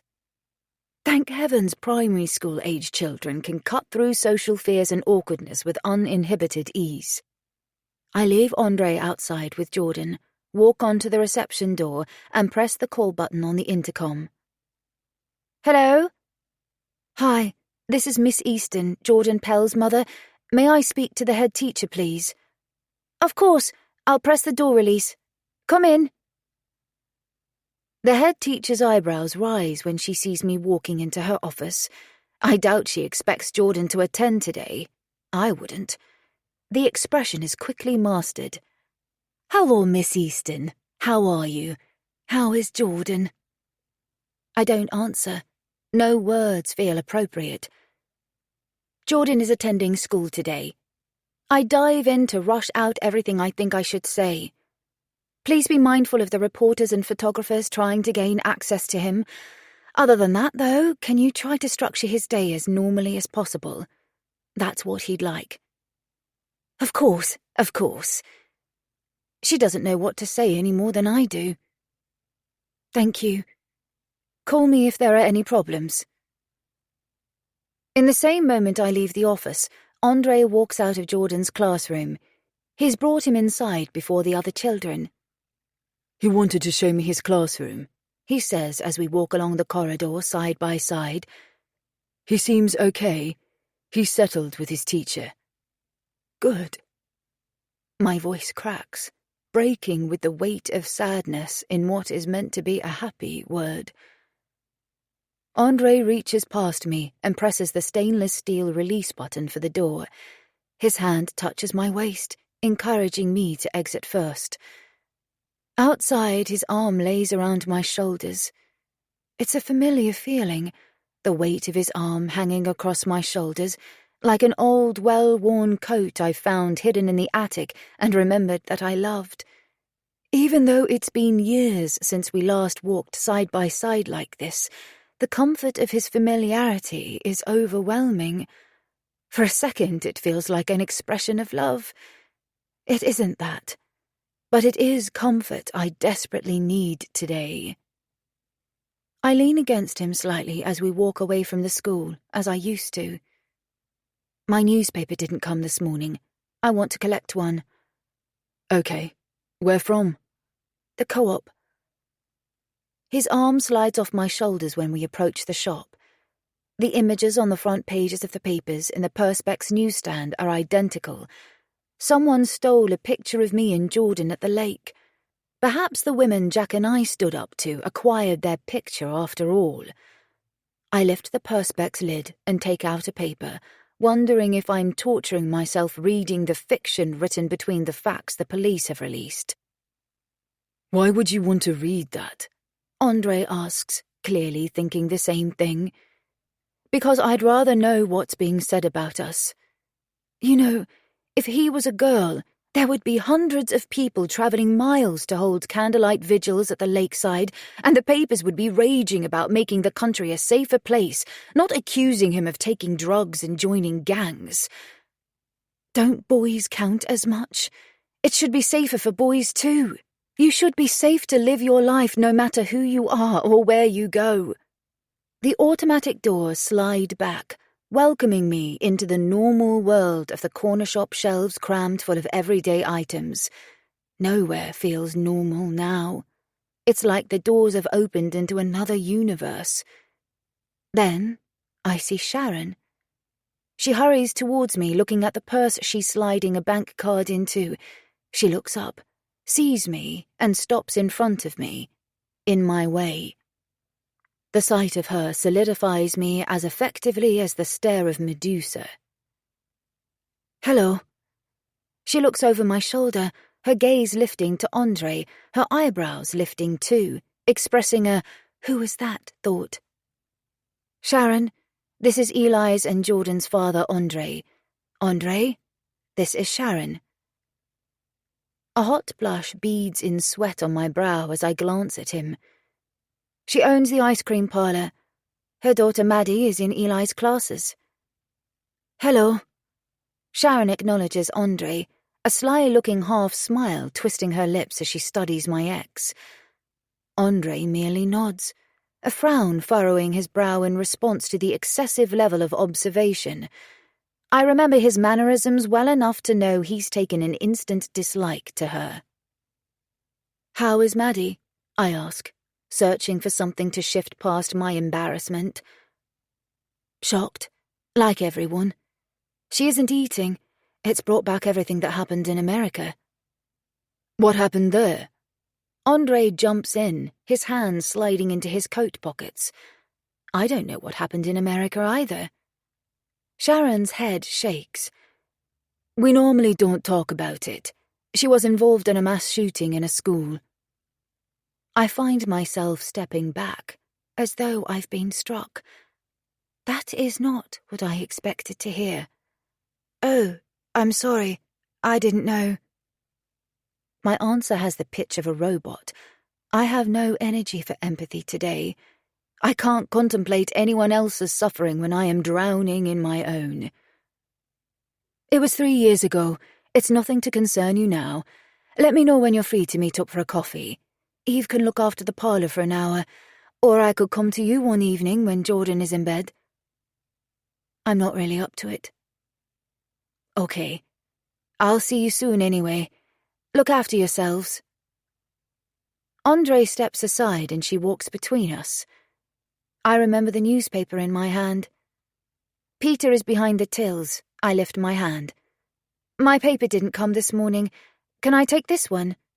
I didn't think you would want to read what the papers are saying today. His grey-flecked eyebrows rise, punctuating the remark. He thinks I'm torturing myself too. I'll make that decision, thank you. I leave the shop, angry with him and the people who produce the papers. Andre, did you see the headline? I turn the paper over to show him, walking on, my strides swift and long. Mother drinks in the local pub while son dies. I want to charge at the reporters like a raging bull. Andre's fingers close around my arm. Stop. As much as I remember how to read his unspoken thoughts, he can read mine too. Shouting at the press will not change this. We know that isn't how it went. New emotions sweep over my head, knocking me down from anger to grief. A 2-meter-high storm wave drowning me in an instant. Then I'm in Andre's arms, my chest pressed against his, my cheek held to his. The muscular embrace so different from the softer embrace of a woman. The body holding mine jolts repeatedly. He's crying too. His arms wrap right around me, holding me for his sake as well as mine. We're standing in full view of the greyhound's windows and the tourists eating breakfast at the outside tables of one of the cafes. I notice someone lifting their phone. I break free, stepping back and wiping my eyes with the cuff of my coat sleeve. Do you want to buy coffee before we go back and face the police? He coughs, clearing the tense grip of emotions from his throat as his hand rubs his cheek. That sounds like a plan. My hand reaches for his. I hoped Andre and I could return to being friends if he and Eli patched things up, but for it to happen like this, it is too late. Wendy, Arla, and Jack open the doors of an unmarked police car as we walk along the road towards the cottage, our hoods up, even though it's no longer raining. Click, click, click. The chorus follows us along the street. Miss Easton! Jennifer, a word, please? Mr. Pell, do you have anything to say? How do you feel? We are outside the house of... A woman talks, not to us, but towards a large camera, the fluffy head of a microphone reaching out near her. I break into a run for the last few paces, key in hand. Jack's hand opens the iron gate for me to rush past and unlock the front door. Andre ducks beneath the door's lintel behind me. Wendy, Arla, and Jack follow. Andre wants to see Eli. Can you arrange that? I ask as Jack closes the door. I'll do that for you. What time? As soon as you're finished with us. Can we sit at the table? Wendy asks. The laptop is tucked under her arm. Yes. I don't offer drinks. I don't feel hospitable. What did you find on Eli's phone? I ask as I sit, dropping the newspaper on the table. Wendy sits opposite me. The third chair, the chair Eli always used, is occupied by Andre. Arla withdraws her notepad and pen from her trouser pocket and sits on the coffee table. That call made to you, Jennifer, Jen, at 3:32. Jack is standing behind Wendy holding his notebook too. I look from one intent expression to another. Do they really think I did something? You said you didn't speak to him, she continues. Her intonation implies I lied. I didn't talk to him. I didn't answer the call. Why? I was busy at the time. Might he have been ringing to tell you he was walking to Bowick? You didn't attempt to call him back? Didn't you care to know the whereabouts of your son? The newspaper headline screams from the table, shouting accusations at me. Drunk mother, dreadful mother, guilty mother. I reach out and turn the paper over. Of course I care. But do you have your phone to hand every second of the day? The battery ran out of charge. I missed the call. When I came home, I assumed he was in bed, and I assumed if the call was about anything important, he would have messaged me or called again. He didn't like me ringing him when he was with friends. Is there anything you haven't told us? Jack prods, pulling my gaze to him. I deny the kick of guilt. I turned the phone off. I was having sex. Why? What else is on his phone? The last message he sent was to a girl called Maddie Cox. It was sent just after he rang you. I breathe in. What's coming? Wendy opens the laptop, clicks to bring up the screen, and navigates to something using the touchpad. Then the laptop is turned to face me. Andre leans across to look. The image is the screen of a phone. My fucking mother does my head in. I can't stand her. It's embarrassing. I look at Wendy, swallowing back a lump of emotions that gather in my throat, then breathe deeply, fighting the desire to cry. I told you we argued that morning. Since they said he saw me, I've wondered what he thought. Now I know. I bite the flesh inside my lower lip, swallowing hard again, continuing to battle the rush of emotions. You did. She nods, poker-faced, her expression waiting for me to say more. Tears overflow, tracking down my cheeks. I wipe them off. Andre's hand rests over mine. The action is unexpected, but I welcome it. What are you doing? His strong voice accuses Wendy. Jen didn't kill him. You should be out there looking for the bastard who did. My tear-dampened fingers close around Andre's hand.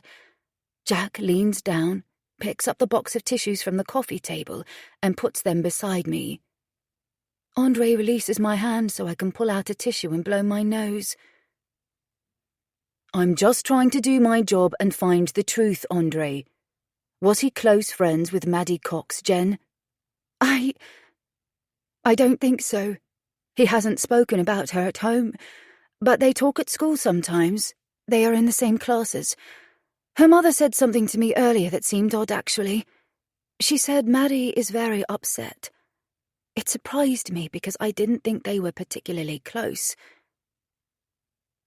I have a vision, a memory of Maddie, of her raising her hand to share her homework in the class on Monday.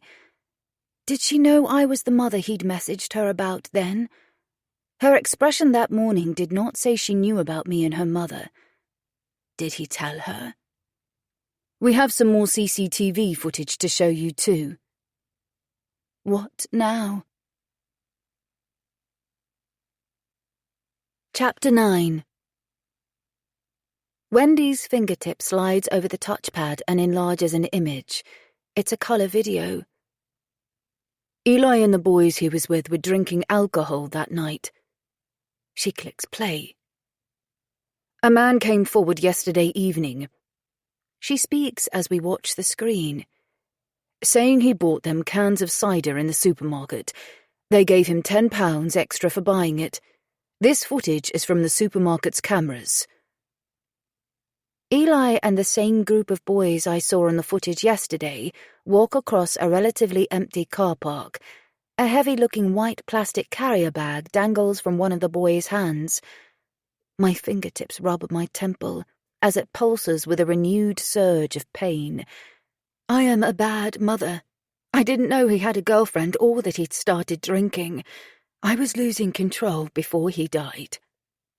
Did his friends tell you they were drinking alcohol? Andre asks, looking at Wendy for the answer. Was he drunk when they left him by the lake? How bad was he? Did they walk away from him when he was drunk and unable to look after himself? Did he drown because he was drunk? His questions become an emotional flood. Or maybe some pervert attacked him and he couldn't fight back. Wendy raises a hand, palm outward, silencing him. How can you be sure it was not a drunken accident? I throw in. Could he have hurt himself while he was in the water or fallen into the water after he hit his head? He'd undressed. He must have been swimming. Her hand lifts higher, like a referee calling for calm on a football pitch, silencing arguments over a foul. The autopsy identified alcohol in Eli's blood and stomach, but it was not an excessive amount. The boys did say it was the first time they'd bought alcohol and they drank 2 cans each. The coroner said Eli was probably a little lightheaded, but it did not cause his death. He would not have been unsteady on his feet. Did he drink alcohol often at home? Of course not. Then he may have felt drunker than you and I would after 2 cans, but even so, he would have been fully conscious and physically able. The brand was not high in alcohol. He would have been tipsy, not falling over. Also, the level of force which caused at least 2 of the injuries on his head and the angle of those injuries means it is determinable as deliberate. We still have not found the item that hit him, though. And if he was swimming with someone and an accident happened, why didn't they ring an ambulance, Jen? Andre looks at me. I don't think these kids are telling the truth. It wasn't an accident. His focus returns to Wendy. Can I see him now? She snaps the laptop shut. Yes. Jack will organise it. I have one more question to ask you both. The school have a memorial assembly tomorrow. Will you attend with us? At Bowick Academy? I look at Andre. I teach there. We want to watch the children's reaction, Arla says. They're only together for a few more days before the end of the term. We hope your presence will unearth some new truths. I'd forgotten. Next week is the end of the summer term. Yes, I suppose so. Do I need to ring the school to tell them?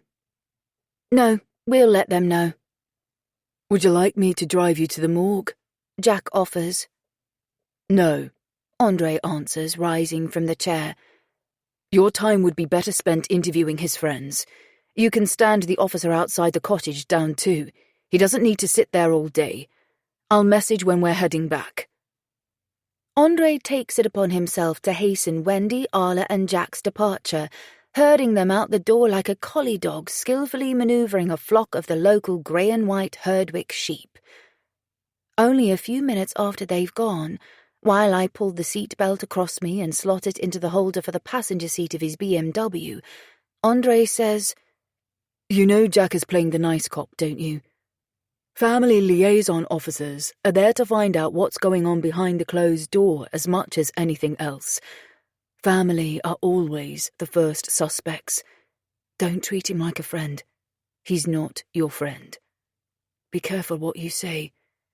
I reckon they are still holding some things back, which means they don't trust you yet. They aren't convinced you weren't involved.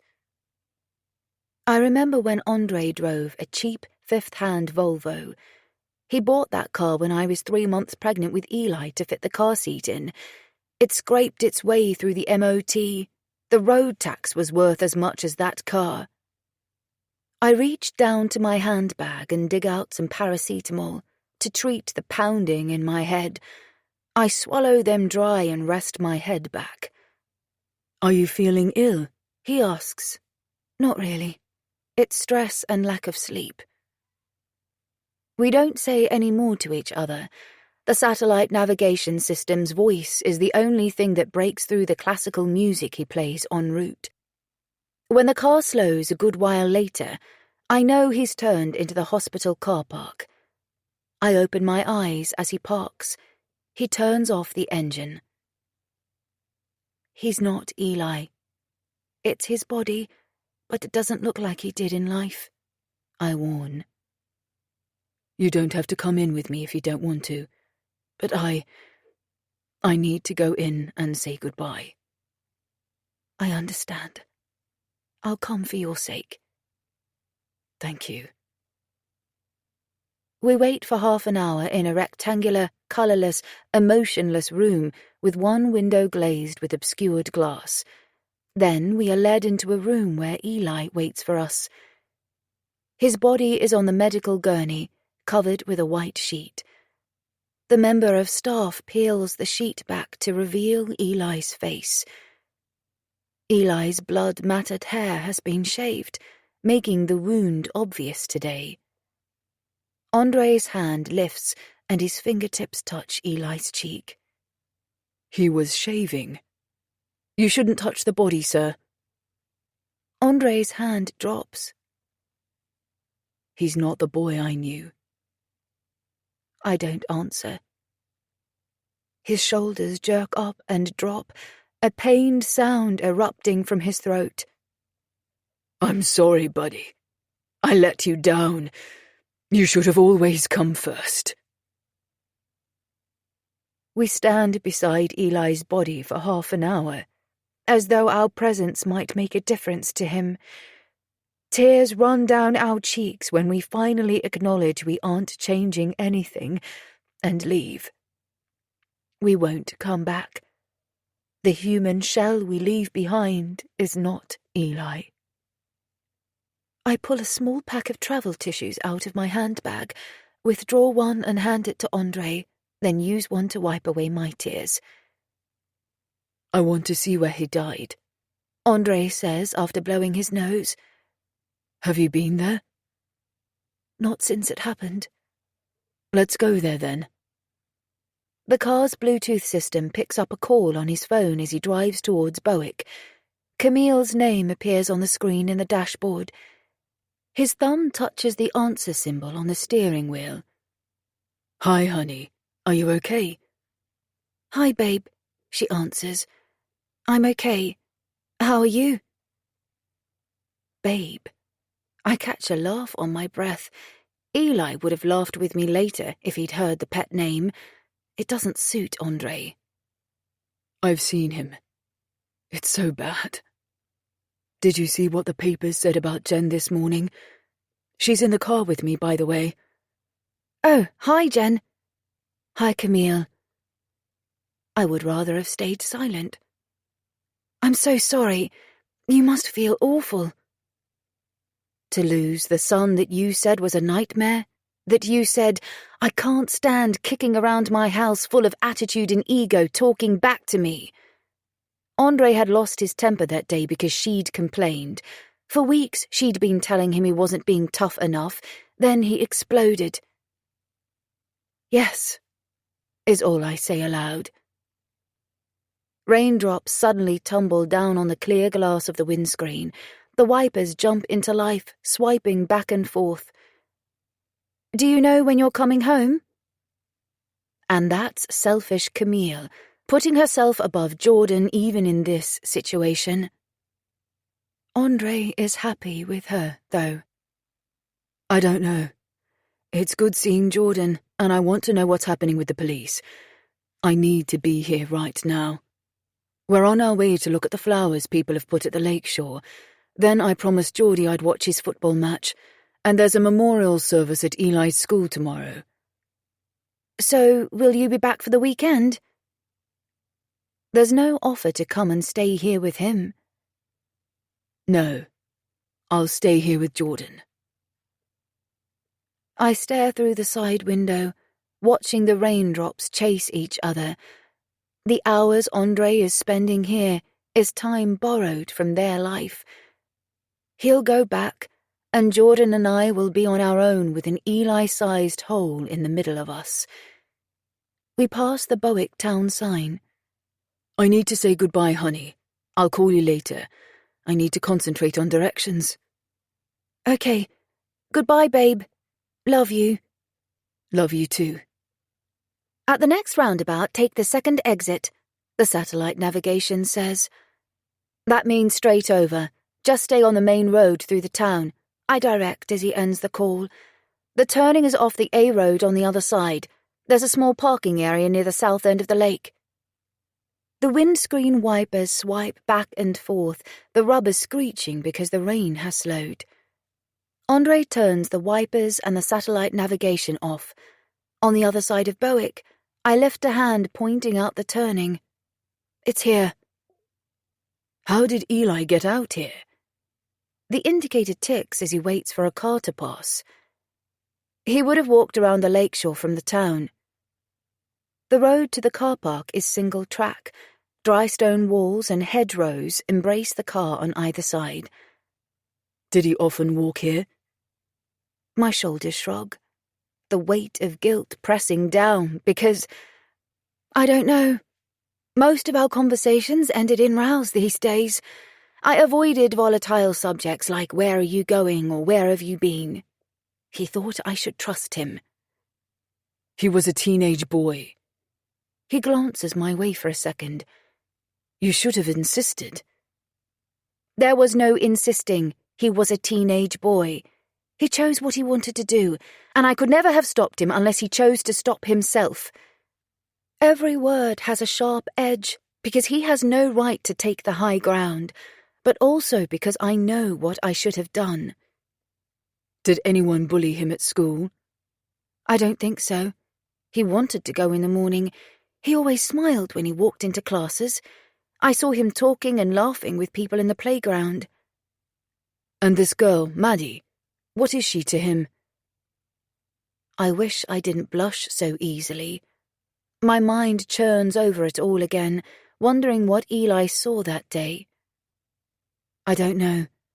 How many 15-year-old boys talk to their mums about girls? I wish we'd been talking. I wish I'd answered the phone that day. Maybe he would have come home. A sigh rolls out from my throat. 100 wishes gather on my tongue. I wish I hadn't moved here. He'd never have been near the lake. I wish I hadn't left you. He'd still have been talking to us both if I hadn't. Hindsight is always 20/20 vision, he says as he turns into the car park. I say car park. It's a lay-by. It's about 100 meters long, and it only fits a few cars parked in a row. It's not tarmacked either. It's a park-up spot for people who have come here to spend a day walking on Kelnrig Mountain, not a place for tourists to arrive in droves to experience the view of the lake. The rain has stopped entirely. There are clouds, but they're pale, and the air is warm. I look at my phone. No rain is due for a while. We leave our coats in the car. His hands press into the pockets of his jeans as we walk.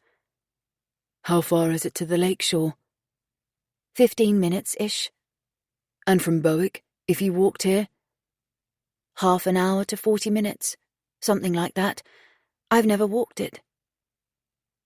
The path to the lake hugs the contours of the foot of Kelnrig Mountain. Emerald green leaves clothe the branches above our heads, masking the sky, and on either side of the path, green carpets of ferns cover the ground beneath the trees. Our shoes grind on the damp gravel, the rhythmic sound of our quick steps competing with the birds' songs. It is beautiful here. It's an impressive place, Andre comments. That is the only thing Eli really liked about living here. Is Jordan happy here? Yes. They both miss their Oxford friends, but Jordan settled in quickly. You know I had to leave after the incident at the school. A brief mention of those troubled months is enough to silence any conversation. We walk a few paces without talking. He would have become used to you making the move here, he says in the end. No, I think the press are right. I'm a rubbish mother and now everyone knows it. His arm wraps around my shoulders and pulls me close, just for a moment, then lets go. Not everyone thinks that. Not me and not Jordan, and his perspective is the only one that matters. The path curves away from the rock face into an area where the woodland often floods. Tall trees lie flat in areas, their roots ripped out of the ground in a storm, leaving craters in the earth, making it a mythical setting. This area is used for film sets sometimes. I change the subject deliberately. You didn't kill him, Jen, if that's what you're thinking. You didn't. Whatever happened here, neither of us did that, and they will find the person who is responsible. Another surge of emotions tightens in my throat, preventing any reply. As we walk on, the number of trees thin out, revealing glimpses of the sunlight shimmering on the lake. What's that? Andre points through the tree trunks. Do boats moor here? He can see a part of the wooden jetty. The jetty is for a ferry. It stops in 4 places on the lake, near Lowerdale, Bowick, here, and slightly further up on the other side. Does the ferry run in the evenings? No, the last run is at 6, 4 on a Sunday. The path opens out as we reach the Shingle Bay. Like Lowerdale, the bay here is a small crescent beach. But here, people have rolled pieces of fallen tree trunks into the middle, creating a circle of seating, and within that is a ring of stones full of ash where people have lit fires. Today, there is no sign of the search that took place here. No tape. No white-clothed people. Do you think Eli and his friends set up that fire pit? Andre looks towards the ash-stained stones. He used to love building dens. Do you remember? I thought he'd become an engineer. I remember. But that fire pit is old. Lots of people use it. Do you remember when we went to Exmoor? He was building a bridge for hedgehogs, and he slipped in the river and landed on his bum. He was soaked. You hung his shorts out of the car window to dry them on the way home. The memory lifts my lips in a shallow smile. Eli must have been 4. He cried initially, But you and I could not stop laughing, and in the end, he laughed too. After the first tragic couple of years of Eli's life, moments of laughter were intensely precious. I remember when you decided you were going sea fishing on holiday. He climbed off the boat with an expression like a thunderstorm because the slimy fish you caught slapped his face when you pulled it out of the water. We couldn't make him laugh that day. A choked sound of amusement breaks from Andre's throat before he sucks in a deep breath. It sighed out as we walked the last few meters to the lakeshore, our eyes focusing on the pile of flowers lying around the edge of the lapping water. There are single roses, small and large bouquets, and some plush toys. When I stand in front of the flowers, the warmth of Eli's spirit joins me, a slight breeze catching at strands of my hair and dancing around me. All these flowers would make anyone think he'd lived in Lowerdale from birth. Andre squats on his haunches to read the cards among the flowers. Eli didn't know this many people. The words in the cards must be impersonal statements of regret and sadness, but at least some strangers do not believe the papers and see Eli as an innocent boy whose life was cruelly stolen and care enough to show it. I walk towards the jetty. The water plays with the pebbles at the edge, rolling forward and back, breathing. Eli, I whisper, because I'm not sure Andre will understand why I am speaking to Eli. I love you. My gaze sweeps across the water looking for him. I don't know where he drowned. What happened? The breeze trembles through the leaves on the branches that reach over the edge of the bay. The same breeze raises goosebumps on my forearms. My arms fold over my chest, my hands hugging myself. The reflections on the surface of the water blur in the breeze. On the far side of the lake, almost directly opposite, is a ricketeer-looking wooden jetty. The tall, silvered posts sink into the water at odd angles, and the line of the boards isn't quite even. It's a private jetty. Beyond it stands Nick's cabin, a wooden chalet-style house tucked into the edge of the wood. If I can see his cabin easily, he must have the perfect view of this bay. What time did he leave the pub on Sunday? It was a clear night with a supersized moon. When I walked back from Sharon's, everything looked as clear as it did in daylight. It had been a beautiful night. Did Nick see Eli here? If the boys are lying and they did come here with Eli, if they lit a fire that night, Nick must have seen it. And even if they didn't, they must have been visible. People have said some nice things, Andre says. I turn, my arms releasing and falling to my sides. His fingers move a small card. People liked him. I doubt most of them knew him. Then they're sympathetic. People are thinking of their own sons and daughters and how they'd feel if it was them. Sounds, voices, laughing. Every muscle in my body tightens as I spin around.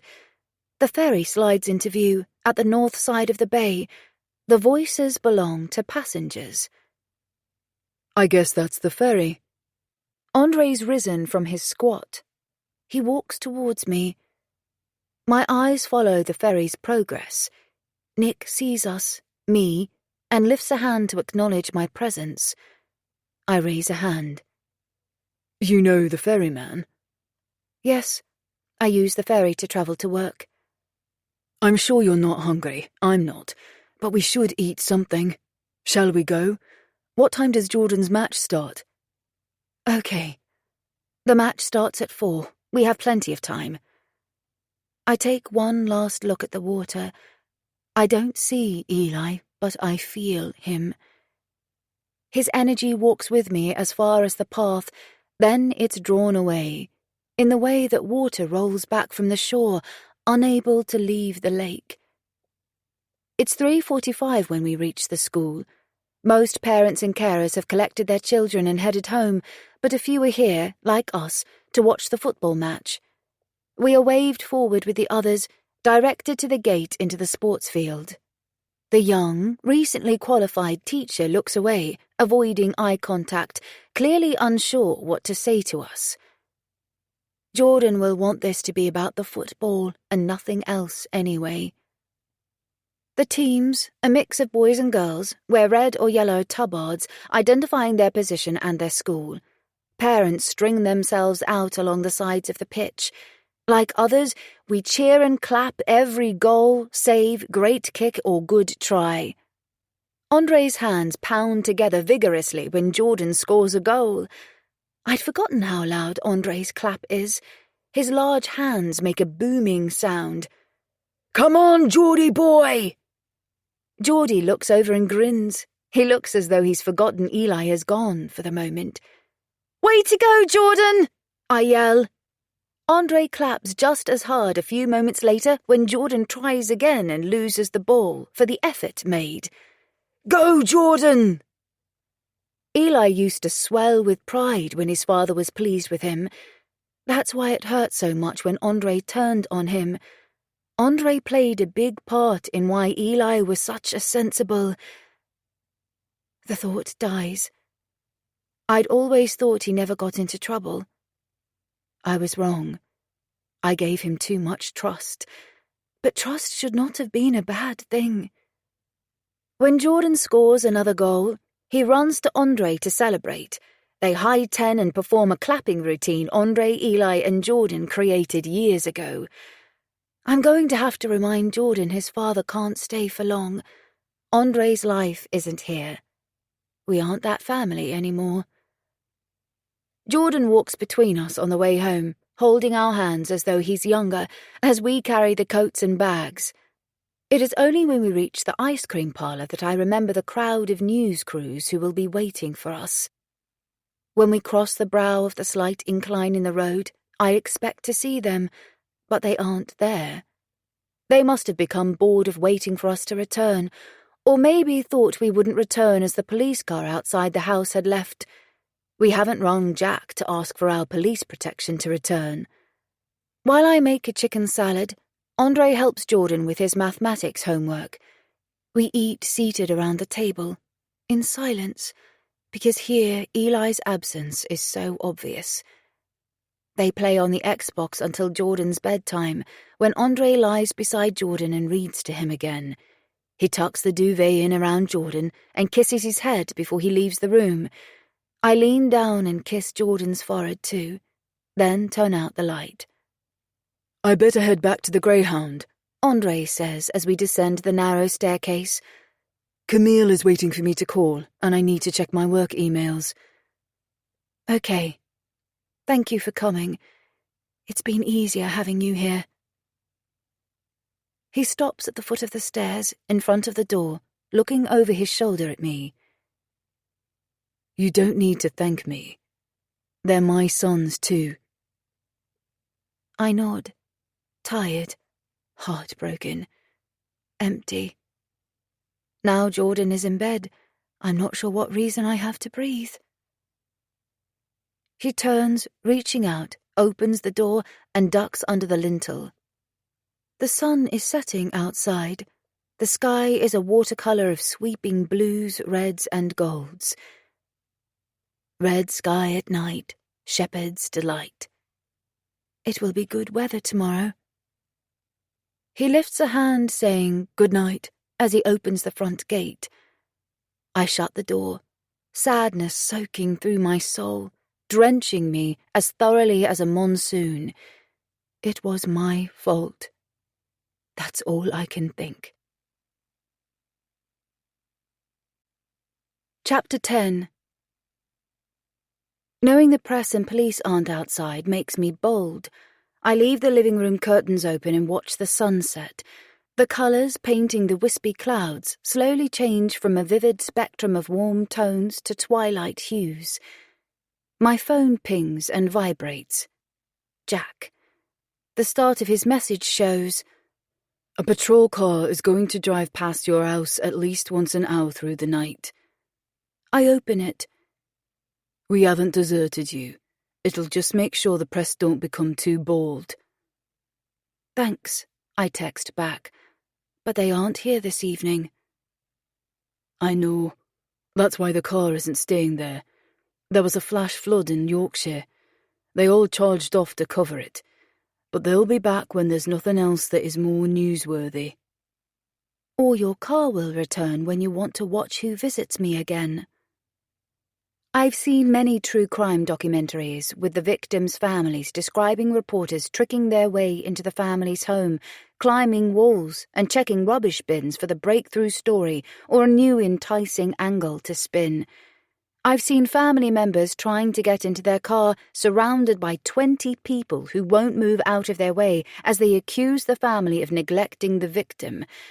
I've heard people saying they fled their homes because the press wouldn't stop hounding their children. I've also seen the detectives describe how they checked bins and examined suspects' social media to build a case of evidence.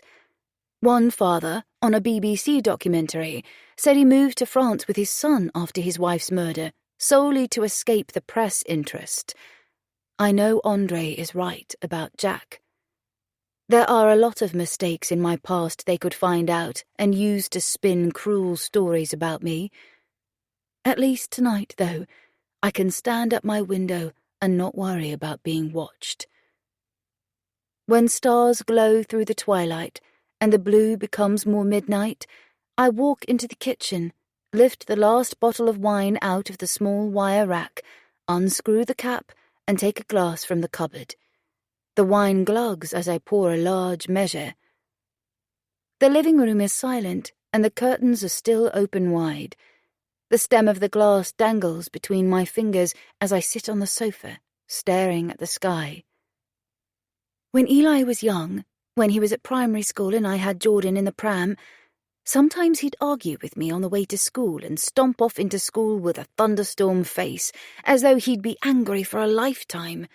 I'd leave, feel anxious and sick all day. At the end of the school day, Eli would rush out smiling, his eyes shining with the energy of a happy day, and his father's smile on his lips, his ill temper forgotten. I long to see that smile. The need for it aches through the core of me. Instead, I have his text. My fucking mother does my head in. I can't stand her. It's embarrassing. He didn't mean it. I know he didn't, but... Clunk. A hard, determined strike of the heavy iron doorknocker has every muscle in my body jumping. Clunk, clunk. My head was in memories. I hadn't seen who approached. To see now, I'd have to lean on the windowsill, and they will see me. A reporter? I rise, leaving the glass of wine on the coffee table. There's no chain on the door to address unwanted callers. No one knocks unexpectedly. I lean against the door and open it a couple of centimeters. If it's pushed open, they'll have to climb over me. Belle? What are you doing here? Jen! Belinda. The golden autumn blonde bombshell. That's what I've called her from the day we were introduced. Her hand lifts in a familiar self-conscious gesture, brushing her long hair over her shoulder. Her hair colour is natural, and it changes in the sunshine. It ripens like the heads of wheat through the summers. In the dark, her colours become exotically silver. I reach out and turn on the light, blinking for a second, unsure about everything suddenly. How are you? Her arms lift to embrace me. I step back, denying it. A step that allows her to step into my home. I would have left her on the outside. I saw the news about Eli. I'm so sorry. It's awful. I am mute. Of all the people I thought might be at my door, it was never her. Where is your toilet? I've driven all the way up here without stopping and I'm bursting. At the top of the stairs, I tell her, stepping back again, and then she is wholly in my house and closing the door behind her. Be quiet. Jordan is asleep. She kicks off her heeled shoes, shrinking to a couple of inches shorter than me, her feet a size 4, tiny and perfectly formed. When we were together, she used to tease me that I had a foot fetish, but I only had a fetish for her feet. She climbs the steep stairs soundlessly on those small feet. I was attracted to Belle from the moment I saw her. It was not only her looks, it was the energy and infectiousness in her high-pitched laughter and the light of life in her enchanting hazel eyes. I've stared into those eyes across pillows many times, trying to work out each individual colour and why together they form the purest gold. No words were spoken to acknowledge what was happening for weeks, but I knew she felt the same from the beginning. We surreptitiously watched each other in the staff room and laughed flirtatiously while we paced the playground on monitoring duty. In the end, neither of us spoke first. One of the male teachers was getting married and invited all the teaching staff to his stag night.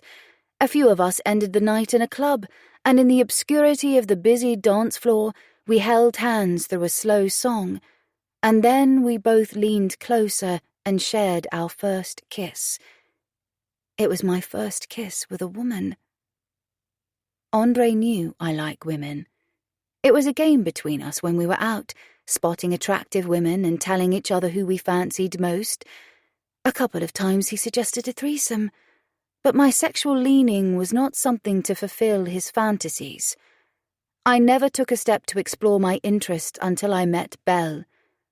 It was a journey of blissful discovery, learning about another woman's body and another woman's way of loving.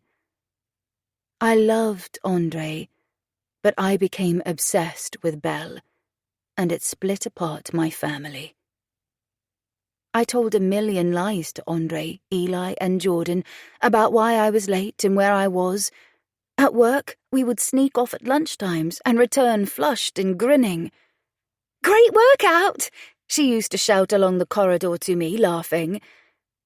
After a year of disloyalty and lies, we planned to set up a life together, to stop pretending to the men we were with. For her, it was only pillow talk. I thought it was real. I rang estate agents and found a rental property. She walked around empty rooms with me while I listed the furniture we'd need. It was weeks later I realized it was only me talking. "If you like it, go for it," she had said when she approved my choice of house near the school where we worked. Then I told Andre. I broke his heart. It kicked him more than it would if I'd left him for a man, because I not only turned my back on him, I'd turned my back on his sexuality. He was hurt and disappointed. So was Eli. But Andre did try to understand and be kind. I talked with Eli and Jordan about people having two mums and it being a normal thing. "I know, but I don't want another mum. I want my dad."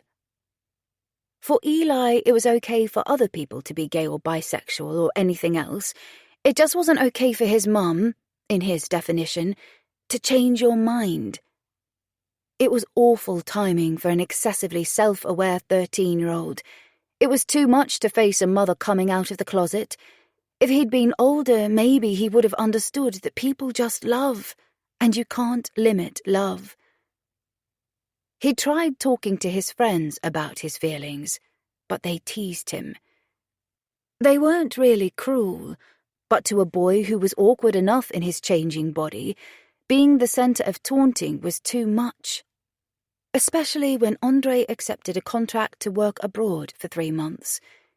Eli and Jordan's only option was to live in the house I planned to share with Belle. That never happened. On moving day, Eli, Jordan and I moved in, and Belle arrived with no boxes, clothes, or furniture. She hadn't told her husband she was leaving. She never intended to leave him. We argued, or rather I shouted and cried while she stood there and the boys watched. Then she left, and whatever we had was over. I took sick leave. I couldn't face teaching, and late one night I did something stupid while drunk. I took the boys in the back of a taxi with me, Eli sulking in one corner, and went to her marital home to have it out with her. She didn't open the door. I shouted from the street, "You're a liar!" Her husband came out. "She doesn't want anything to do with you. Go away or I'll call the police." Gary is not like Andre. He doesn't accept Belle's sexuality. I don't know what she really said or thought, but from that day on, he made sure I knew what he thought. It was fueled by jealousy, I knew that, and his jealousy had a violent streak. He knew she had affairs with women, but he didn't like it if those women meant something to her, in case the women ended up meaning more than him. He returned my nighttime visit on many occasions, knocking and kicking my front door at all hours, shouting abuse. He even came into school once, a surprise visit to his wife, but while he was there, his glare threw threats at me across her shoulder. Then he made a complaint to the police. He said I'd assaulted a girl in the showers at school. Of course there was no girl, but the rumour spread among the children, and even though Eli was in a different school, thanks to social media, the rumours spread to his friends.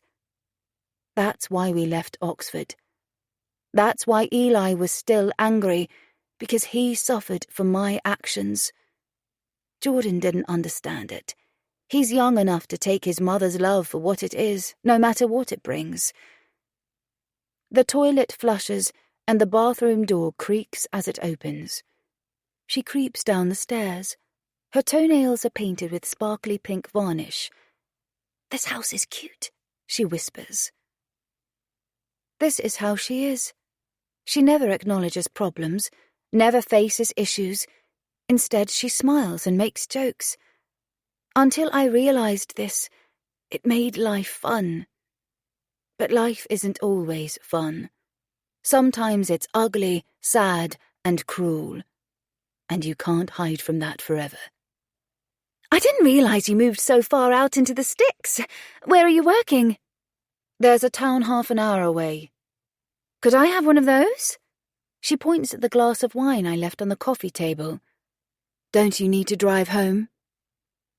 Her lips, the blossom pink lipstick only faintly showing after a day of wear, straighten into a confused line as thin furrows cut across the freckled skin of her forehead.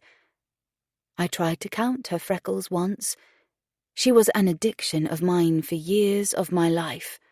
I've been clean for months now. "Why are you here?" "I thought you would want to see me. I know you must be hurting. It's dreadful. Poor you, poor Jordan." She can't say that to me. She did this to me, made us enemies, not lovers. She is why Eli was here. Oh, it feels good to know there is someone I can pass the blame on to, until the music stops and the parcel ends up in my hands again. For now, though, she's here. The music plays, and I will throw the guilt in her lap. Andre is here. We're supporting each other. I reach for my wine and nurse the glass, using the glass as armor to prevent her stepping closer. "I read the paper this morning. As soon as the school closed, I got in the car and just drove. I couldn't bear it." "This isn't about you." My voice is a hostile whisper, conscious of Jordan upstairs. "You've already played your part." "So you won't offer me a drink?" Her fingers tuck a strand of loose hair behind her ear. Memories of my fingers stroking through her silky hair flood my mind. I was so happy at that point in my life. "I don't know why you came. How can you think I'd be grateful you're here?" "Maybe I didn't think." "Nothing you can do or say is going to help me. Eli died still angry with me because of us." "He wasn't angry with you. He was angry because of what happened. That's a different thing. He loved you." It's what I know. It's what I keep telling myself. I shake my head, trying to shake away guilt. It won't leave me. You should have messaged beforehand. I'd have told you not to come.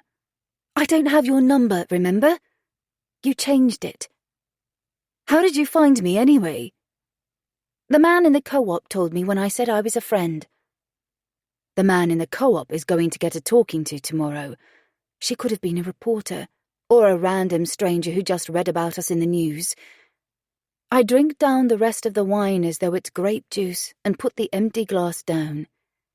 On her third introduction to the children, before we made the move to the rental house, I remember Eli running upstairs, feet deliberately stamping hard and slamming his bedroom door. Why can't you like her? I love her, and I need you to get on with her. He'd been motionless under the duvet, but after I spoke, he spun round, throwing the duvet off. Because she's sly. She's taking you away from Dad, and she rubs it in his face coming around here. He'd seen through her long before I had. Beautiful blonde bombshell, bitch Belle. He was right. All she wanted was for me to leave Andre so I would put her first. She never intended to put me first. For her, the rental house was going to be a love nest. You need to go. I don't want your sympathy. Go home. If she won't go easily, I'll push her out. I thought you'd let me stay here. And what would Gary say to that? Just go. I don't want Gary following you up here. Her gold eyes shine bright with their magical quality in the electric light, and she doesn't move. She doesn't believe I'm serious. She still thinks she can manipulate me. I mean it, Belle. There's no place for you in my life.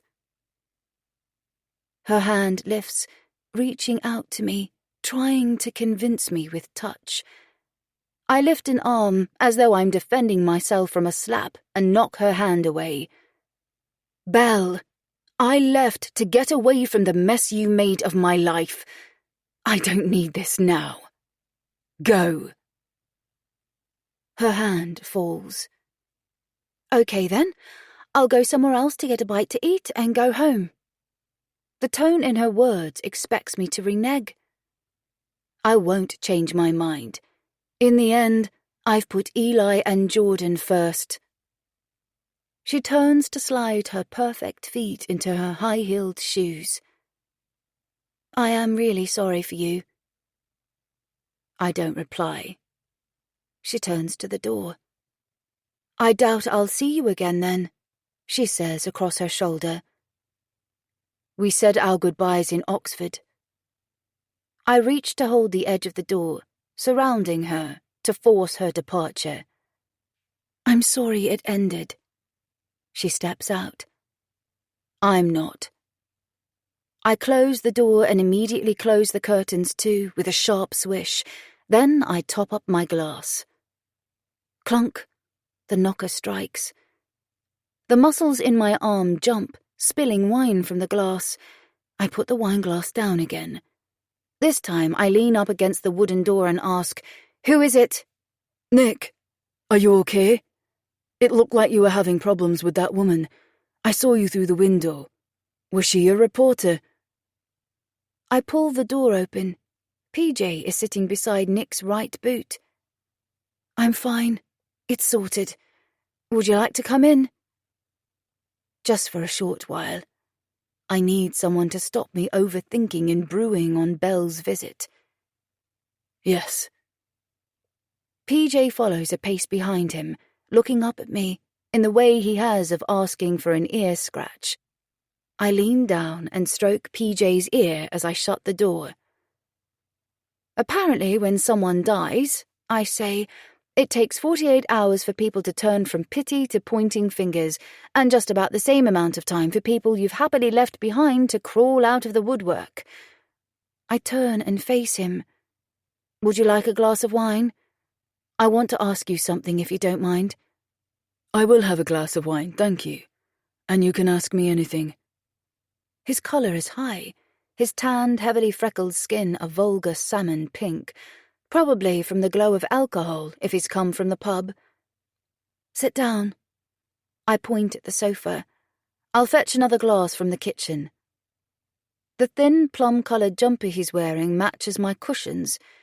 PJ lies down on the carpet, resting his head on the toes of Nick's scuffed black boots. Who was she? He asks as the wine glugs into the glass. A piece of my past that has no right to show up here and express any misery over Eli's death, I say as I hand him the glass. Thanks. How are you?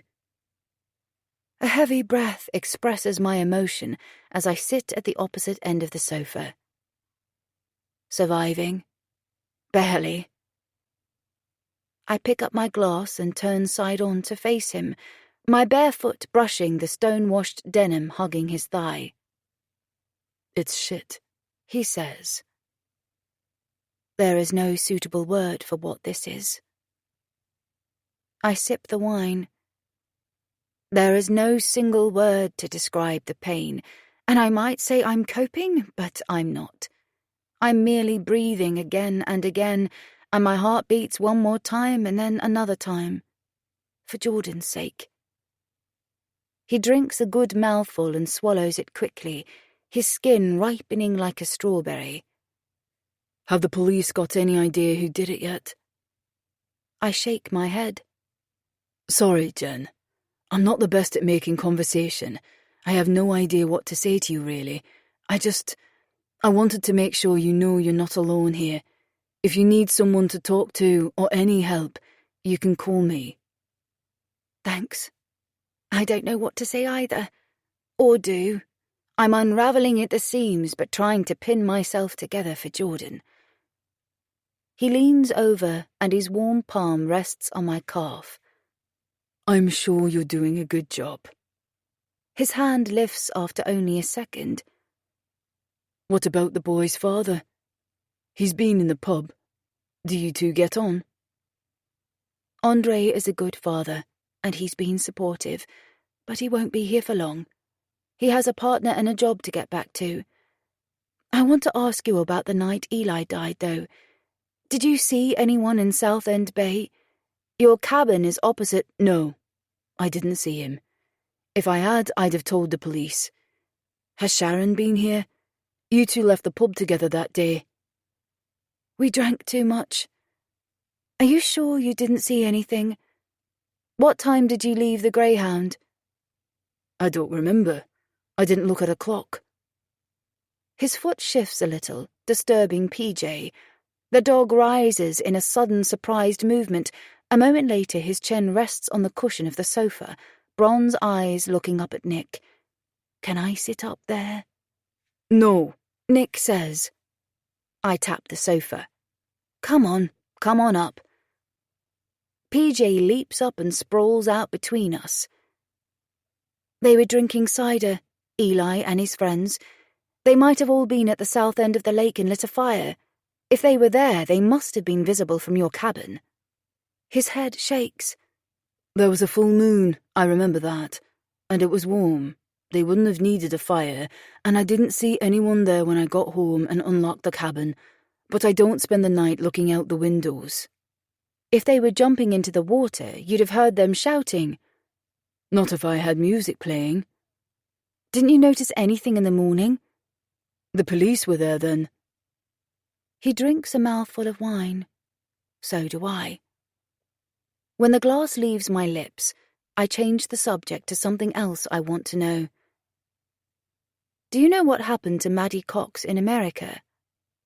If she was Eli's girlfriend, would whatever have happened there impact them here?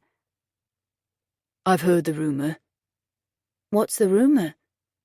I tuck both legs up on the sofa, bracing them with a hand as I sip more wine. She was in a school when there was a mass shooting. A teenager stole his daddy's gun and killed some of her classmates. She hid under a desk. My mouth hangs open. Sharon returned to the village with the girls afterwards. Sharon grew up here. The shooting must have been awful. I think so. I don't speak to Sharon. She's not a fan of me. She's been kind to me, even if it's made me feel uncomfortable. You know, the next stage of this is that after about a week, people start saying time helps you get over things. His pale eyebrows lift. Of course, you never get over losing someone. But time means you learn to cope a bit better. The low pitch of his voice tells me he's lost someone. Who did you lose? My best friend. He died when we were 18. Was it an accident? Yes. Were you there? His head lifts and lowers in a slow nod, his mouth shifting into a grim line. I was too drunk to save him. I didn't even realize he was dying. It was my fault. I'm sorry. You don't need to be sorry for me. I can't believe Eli's gone. It still feels like... A monologue flows out and continues until he leans over and pours the last drop of red wine from the bottle into my glass. I've told him everything. About Belle and how it made Eli feel. About the arguments between Eli and me. The only thing I haven't mentioned is what happened between Andre and Eli. That is for Andre to tell. But everything else about my past is poured out as liberally as the Merlot. You're a good listener, I say, nursing my wineglass in two hands and looking over at the clock. It's 5 to 11. My life has taught me patience. There's a self-mocking tone in his voice. I should go to bed.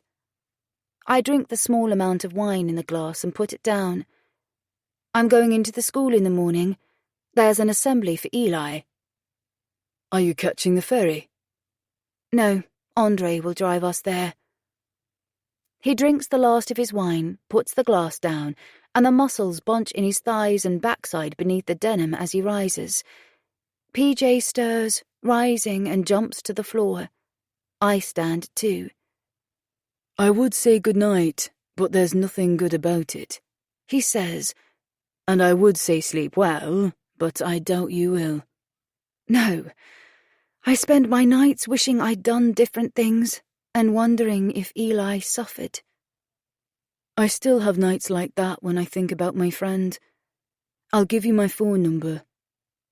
He leans down, picks my phone up off the coffee table, turns it to face me so it opens without my consent, keys his number into the contacts, and then opens the messaging app. His phone chimes in his pocket. He sent a message to himself, so he has my number too. There. The phone is held out for me to take. Of course, it will be my choice to ring him or not. Thank you. Mom? A sleepy voice creeps down the stairs. Jordan's feet appear on the steps, the elasticated lime green cuffs of his pajama bottoms at his ankles. I had a bad dream. A man was chasing Eli. Sweetheart. In a second, we're together at the bottom of the stairs, my arms surrounding him. He rubs sleep from his eye as he peers around me, looking at Nick. Hi, Jordan. Nick says, I'm just leaving. I dropped by to check you're both okay. Jordan's gaze falls to PJ and he pulls free from my hug, wide awake now. PJ rolls to his back and bares his tummy for a rub. The atmosphere becomes awkward. Should I step forward and open the door? We have to go. PJ. Nick speaks. I need to go to bed. It's late. He opens the door. PJ scrabbles onto his paws. Bye. Nick's gaze passes from Jordan to me. Bye. I close the door behind them, switch off the downstairs light, and follow Jordan upstairs. We lie together in Eli's bed, Jordan sleeping while I stare at the ceiling. Chapter 11. A ghost of myself walks through the gates of Bowick Academy. It doesn't feel real at all.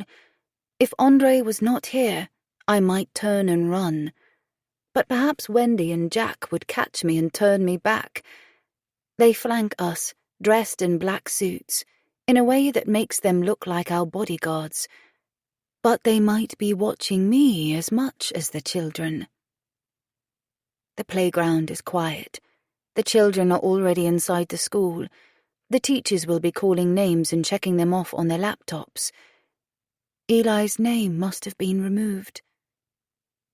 Andre's hand wraps around mine as we approach the staff door. I'm used to being Miss Easton here, with a son who disowns her in the classroom. I have no idea who the person walking through the door is today. Today's picture on the front page of the paper is not the floods in Yorkshire, but one of Andre squatting down, looking at the bouquets of flowers at the lakeshore, and me looking out at the water. I hadn't seen anyone near us. Like the day before, the picture was taken secretly from a distance. It's made me think we're being watched all the time. I've looked over my shoulder 1,000 times this morning. Sympathetic greeting cards arrived in the post this morning. One was from Andre's mother, Faye. She enclosed a letter I haven't had the courage to read yet. I told Andre. He nodded in a way that implied he knew the contents of the letter. I told him about Nick's and Belle's visits. When I told him I sent Belle away, a firm good was his response. Paula waits for us in the reception area, at the front of a receiving line. The head teachers for each year have lined up as though this is a royal visit. This is Eli's father, Andre, I introduce. Andre, Paula is the headmistress. Hello. She shakes his hand. I am glad you could make it. And this is Detective Inspector We have met. Wendy interrupts. Of course, the police interviewed pupils in the school. Geography Jeff steps forward. I'm so sorry. He begins a pattern. I'm sorry. I'm sorry. I'm sorry. Everyone says the same words as they shake our hands. Come through to the hall. Paula's hand encourages me to lead the way. I would normally be leading a crocodile of children. The teachers' chairs are spread out along the sides of the hall as normal, facing the stage at an angle to monitor the rows of children sitting on the floor and see those presenting. Usually, I spot Eli amongst his class. Often, during assemblies, my gaze strays to him, my thoughts sifting through ways to break down the wall he built between us. Please sit at the back here. Paula points at 4 chairs standing against the back wall. Then you won't feel on show, but those who are speaking on stage will know they are speaking to Eli's parents. Thank you, Andre acknowledges. We sit side by side, flanked again by Jack and Wendy. Paula walks to the front of the hall as the children file in. The youngest sit nearest the stage, the oldest, the taller, at the back. Eli would have moved up to his final year in September and taken a position in the back row. A man, who I recognize as the chair of the governing board, enters and walks over to us. Miss Easton. His hand rises, reaching towards me. I'm so sorry, he says as I accept his handshake. I am growing sick of the sorries, but I imagine there are a lot more to come. The children whisper to each other as they sit down cross-legged, glancing over shoulders at us and raising hands to hide mouths. Eli's class walk into the hall, Maddie leading, Aidan behind her. Jason Parker and John Wood are behind him, the 3 boys who left Eli to die, I think. What was Maddie to him? They fold tall bodies into seated positions on the parquet floor. That's his best friend, Aidan, I whisper, pointing him out to Andre. Maddie is next to him, and the 2 other boys this side of Aidan, I think, were in the video footage too. His gaze remains on them as Paula takes center stage. "Children!" The hall's acoustics carry her voice easily. "Good morning." "Good morning, Mrs. Hart," the children respond. Today we are celebrating the life of a student, Eli Pell. He did not attend our school for long, but those who knew him as a kind, studious boy and a good friend. Maddie looks over her shoulder at me and raises a hand to say hello. I lift my hand instinctively. It's better than sorry. Miss Easton and Mr. Pell, Eli's parents, have joined us to share in our remembrance. Those of you who knew him far better than I did have things you want to say and read, so I will stop talking and let Maddie Cox come forward. Maddie? I must have missed something between them. They must have been dating. Her strides are confident as she walks to the front. She climbs the steps to the stage, with her head held high, and yet her hand is pressed to her chest at the base of her neck. She's an anomaly. There's that show of confidence, but I know there's a painful experience hidden beneath. That is probably what the protective gesture manages. My hand seeks Andre's. When she stands behind the podium, she reminds me of her mother as her back straightens and her shoulders relax. Her hand lowers from her throat. She moves a piece of paper on the plinth and starts to read. By the Victorian poet Christina Rossetti. Was this poem chosen for her English teacher, me, or Eli? Maybe both of us. Her clear voice becomes compelling. The poem calls for the people grieving to let the spirit of the lost go. I don't want to let Eli go. Not ever. Thank you, Maddie, Paula says as Maddie leaves the stage. That is a lovely sentiment. Aidan Whitehead will speak next. Maddie's eyes settle on me as she walks back towards her vacant space on the floor. She smiles a little, but there's sadness in her eyes.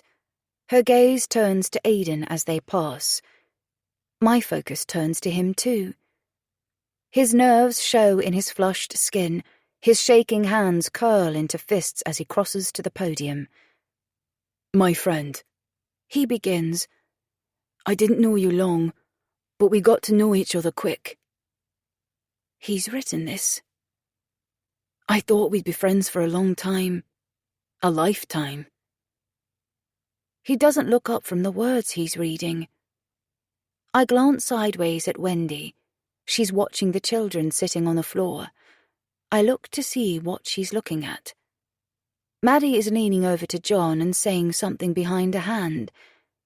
If she really cared about Eli, wouldn't she be listening?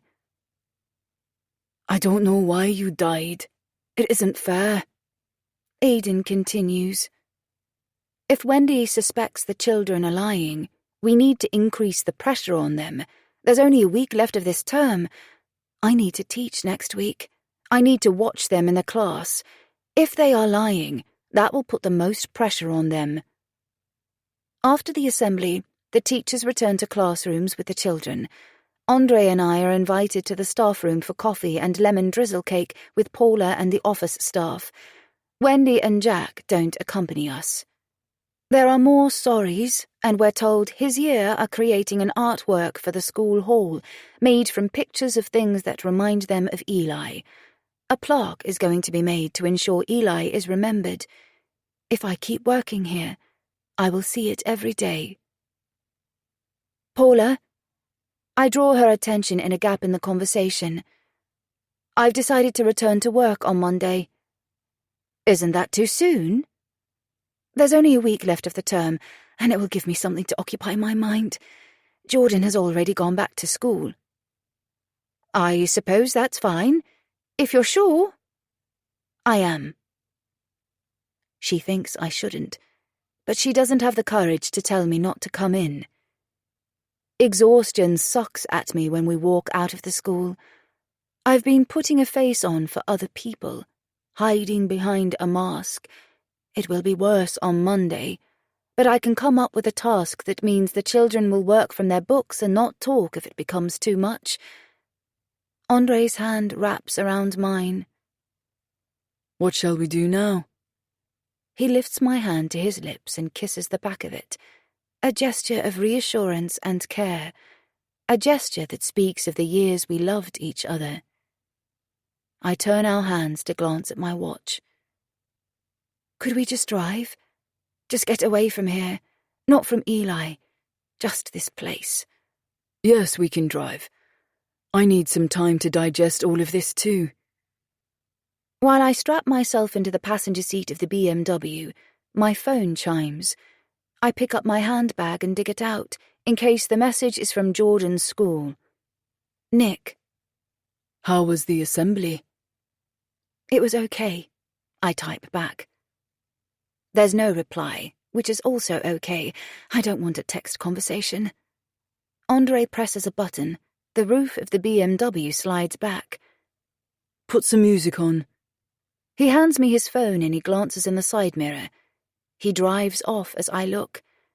The last message from Camille is amongst the notifications on the screen. I miss you. Don't be away for too long. It was received at 9:06. He hasn't replied or even opened the message, otherwise it would no longer be on the front screen. I open his music and touch shuffle. Billy Ocean's When the Going Gets Tough rolls out from the car's speakers. We drive without a destination, weaving our way around narrow scenic routes, and take a chance on a remote pub to eat lunch. It's okay. The tables are full, so we sit at the bar and order sandwiches. What did you make of his friends? I ask. The blonde-haired blushing boy couldn't look at us. He drinks from a glass of cola. Aiden. I know. He looked upset, but whether that was because he was involved or in shock, I couldn't tell. I don't know either. Brie and cranberry sauce on brown bread and tuna salad on white. Andre lifts a hand, telling the waitress where we are. We move our glasses. The waitress puts the plates down in front of us. Thank you, I say, although I'm not at all hungry. Thank you. That's why I'm returning to work, I say as she walks away. I want to talk to them myself. His eyebrows lift and fall. You want to interrogate the kids? I want to judge if they are telling the truth myself. It's Maddie I want to talk to most. It's her mum we met in the co-op. She said Maddie was particularly upset. I don't know why she would be. She was probably using it as an excuse to take time off school. I don't know. I don't think so. I want to know how much Eli confided in her. Maybe she knows something. Our gazes catch. There are so many questions we don't have answers for. I bite into the sandwich. It tastes like cardboard. My stomach drops inside me. I can't eat. I push the plate an inch or two away from me. Everything feels too strange, I say. I can't accept it. At least you didn't waste the time you had. I haven't seen him for so long. He still loved you. He never forgave me for leaving you. He loved you too, no matter what he said in that message to the girl. Do you want any more? He asks, looking at the plates. No. He slides his plate away, his sandwich half eaten. Let's go. He drives to Keswick, and we walk down to where the boats launch on Derwent Water. It's a holidaymaker's destination. We buy coffee and takeaway cups and walk along the path above the wall beside where the boats dock, watching the launchers leave. If you're going to work, he says, I might as well go home on Sunday evening. I can keep in touch by phone, but I want Jordan to stay with me the following week, when the summer holiday starts. My heart sinks to the soles of my feet. I can't let him go. You should do what's best for him. He needs to be away from the press and the police. Will Camille want him there? He'll worry. He can stay with Mum if he wants to, and you can come too then. Faye won't. Mum would be as happy as a pig in clover. He uses her phrase. I'll see Jordan every day, and Camille will get to know him better. Before he becomes a troublesome teenager who talks back to her. But he is right.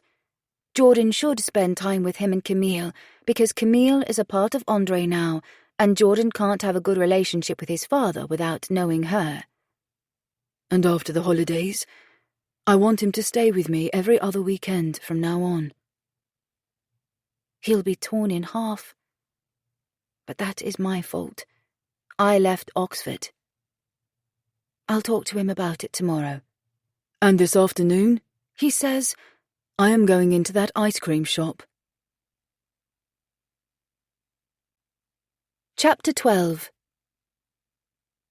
Jordan charges out from the school door, running across the playground straight into Andre's arms, his book bag and backpack swinging. Andre lifts him off his feet, spins him around once and sets him down. Yes, Jordan needs his father in his future. Yet even though I acknowledge it, secretly it kicks me in the stomach that he hugged Andre first. Do you fancy an ice cream? Andre offers, taking charge of the book bag and offering a hand to Jordan. Yes, please. Maddie is sitting outside the parlour at one of the picnic tables, looking at her phone. When we approach, I glance at Andre and nod. You go in. I'll talk to her. He nods back. Message received. Hello, Maddie. Her attention lifts from her phone. Hello, miss. Thank you for reading that poem. It was lovely. A smile. Geordie, you and Dad go into the shop and choose your ice cream. I'll sit out here with Maddie for a moment. What do you want, Mum? 1 scoop of mint will do me. They walk on. I climb over the bench and sit beside her. Your mum said you're upset. I didn't realize you and Eli were close. I liked him. Her answer says nothing. She could like him from a distance. Did you meet outside school? Her head moves slightly, her long hair brushing over her shoulders. It's neither a nod nor a shake, and if she blushes I can't tell beneath her thick layer of makeup. Miss, why didn't he tell people you were his mother? Is that an attacking move? To fend off my questions? What teenager would want their friends to know the teacher was their mother? Did he tell you who I was?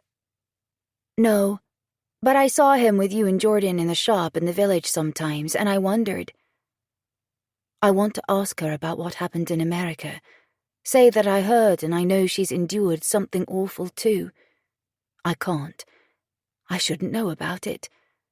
But what would an experience like that do to a child? How did that affect her? Could one encounter with violence lead to violence? Had post-traumatic stress left her prone to irrational anger, to hitting out violently, so blind with anger she'd pick up an implement and strike someone from behind more than once? I understand how sane and sensible minds can suddenly and irrationally break. What happened is awful. I'm sorry, she says. What did happen? Do you know? I close my lips and swallow the questions. I am sorrier than anyone, I say. I'll be in school on Monday. I'll see you then, if not before. I smile over gritted teeth, extracting myself, rising and stepping back over the bench. Her attention returns to her phone. Something isn't right, but I can't work out what. When I join them in the parlour, Jordan and Andre have only just reached the front of the queue. Jordan's gaze is running over the rows of tubs containing colourful ice cream tubs. Bubblegum and sugar plum sundae and the watermelon and strawberry sorbet, Jordan decides. Sharon looks at me, smiling, as she reaches into the chiller, scoop in hand. Can I help? Her assistant, A cobalt blue-haired young woman offers to serve the next customer.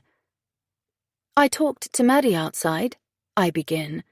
As Andre hasn't had a chance to grill Sharon yet, I will. She seems fine. Sharon's smile and her gaze drop away. Not everyone wears their emotions on their sleeve. The metal scoop sinks into the blood-red sorbet. She's talking to the school counselor. Maybe you should speak with someone too. Her gaze meets mine again as she presses the sorbet into the waffle cone. Maddie read a poem today, Andre says as she cleans the scoop. It looked as though she knew Eli better than Jen thought. Did she tell you they were dating? The scoop hovers over the tub of blue and pink bubblegum and sugar plum sundae for a second before cutting into it. Sharon hands Jordan the cone, not answering. Are you having any ice cream? She asks Andre, making it clear she won't answer. I'll have a scoop of the rhubarb and custard, please. I'm trying to get to know Eli's life here. If Maddie is very upset, I guess they were something. No answer. Did Maddie see him that night? Her gaze shoots to me as she passes Andre the full cone. No, she didn't see him that night, and there was nothing between them. Have the police spoken to Sharon? If he saw us together, she might have seen him that day. Do you want an ice cream, Jen? Her tone is as cold as the ice cream chiller. No, thank you. Not today. I change my mind. I won't eat it if I have one. Jordan looks at me asking why. Across his shoulder, the blue-haired assistant looks at me too, and she dips an ice cream in chocolate sprinkles. We are something to be stared at, the family whose son died suspiciously. Maddie isn't outside when we leave the parlour. We sit at the picnic table where she had sat. Do you think the girl knows something? Andre asks quietly, as Jordan's tongue scoops up the drips of red sorbet running down his cone and over his hand. Yes. I think Maddie saw him that night, and I think she knows more than she said. I carry clean pyjamas, fresh from the airing cupboard, into Jordan. We need to change the bedding tomorrow if you are going to carry on sleeping in Eli's bed.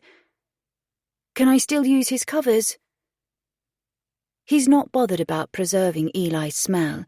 I have his t-shirt under my pillow. Yes. He's tired. We went to the playground and spun the roundabout as hard as we could with none of us on it, just to make it spin as fast as possible. Then all squeezed into small child swings and swung as high as we could. We ended the evening with a burger dinner in Bowick. When he's changed into his nightclothes, I lift the duvet for him to slide underneath. Dad, he shouts, I'm ready! The creaky wooden boards beneath the carpet announce Andre's arrival. While Andre reads, I sit at the end of the bed, thinking, not listening. It must feel as though Andre is a part of our family again for Jordan. I need to manage his expectations tomorrow and tell him about Andre's desire for him to move between us in the future. Andre closes the book and kisses Jordan's forehead. I lean forward and Jordan rises so I can kiss his cheek. Sleep tight, darling. Andre turns out the light and closes the door behind us. Do you want a drink before you leave? I offer Andre as we walk downstairs. Depends on what the drink is. Tea or coffee? Nick and I polished off my small stock of wine. I could buy some wine or beer from the co-op if you want to share a proper drink. I'll pay. He's been paying for everything since he's been here. He doesn't need to. The direct debit for the children's maintenance never fails to appear in my account on the 2nd of every month. No, I'm okay with it. We can sit in your garden.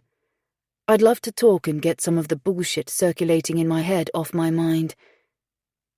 He smiles, but the expression is heartless. He slips his feet into trainers and opens the door. I'll see you in a bit. The door knocker raps gently when he returns, a quarter of an hour later. He walks across the room to the kitchen and puts a full white plastic carrier bag on the work surface. I think I was caught on camera. At least tomorrow's headline will take the pressure off you. Grieving father turns to drink. A bark of laughter erupts from my throat as I reach for glasses. I bought 3 bottles. They were on a 3 for 2 offer. We take a bottle of wine outside and leave the back door open so Jordan will know where to look for us if he wakes. I sit closest to the door, Andre opposite me. How are you and Camille? Is everything good between you? Why? I'm just asking. I'm not hitting on you. One leg lifts, rests over the other, and my foot begins to swing nervously. I'd hardly think you were, Jen. You left me for a woman. I didn't think you'd care, that's all. Eli made it clear you guys don't like her. We have a reason not to. But you're still together, so obviously you two have something. We're getting married. We're engaged, and we're planning to have a child. Oh, that's something I wasn't ready for. I don't care from my perspective, but the boys... I close my eyes for a second, collecting my thoughts. Boy. Eli isn't here to care. Jordan will find that strange. I hope he'll get to know the baby from day one, and they'll be close. I nod. Then my expression screws up. Is this why you're pouring alcohol into me? Because you thought I'd be upset by your announcement? No. I wasn't going to tell you now, but you asked. I lift my glass and toast him. Congratulations. I'm glad you're happy. I was happy until Eli died. I wouldn't call myself happy now. And you? Where is your life at? Not in the same place as yours. But Eli didn't like me forming relationships. He felt threatened every time I met someone. I should probably say every time I slept with someone, which would be more accurate. Nothing progressed as far as a relationship. In his point of view, other people broke up our family. Belle, and then Camille. Who might have killed him? Don't you have any idea? He wasn't a bad lad. He worked hard to get along with people. Even Camille admits that in hindsight. My head shakes as I hear him. He's admitting Eli was not remotely at fault for his falling out with Camille, let alone Andre's overzealous reaction. I don't know, I shrug. I'm sure the kids know something, and Maddie's behaviour makes me think she's holding something back. I agree, that girl is hiding something, he says.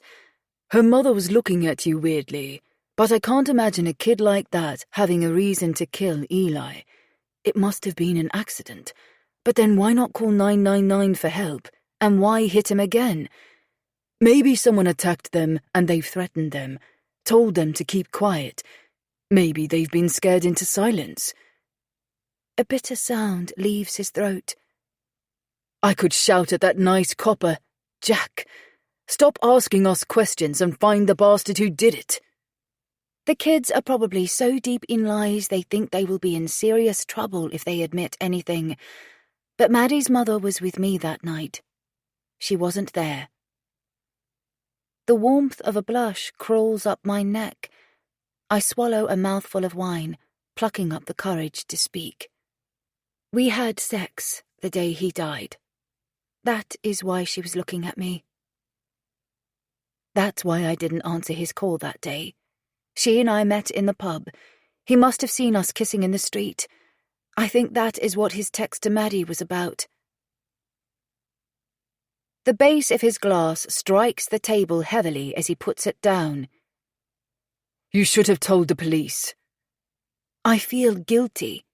Jordan was at a friend's house. Eli was out. I went to the pub. It was only the 3rd time I've been out on my own since I moved. We were talking and she was flirting. One thing led to another. Eli said he wasn't coming home, so I did something for myself. Maddie doesn't seem to know, though.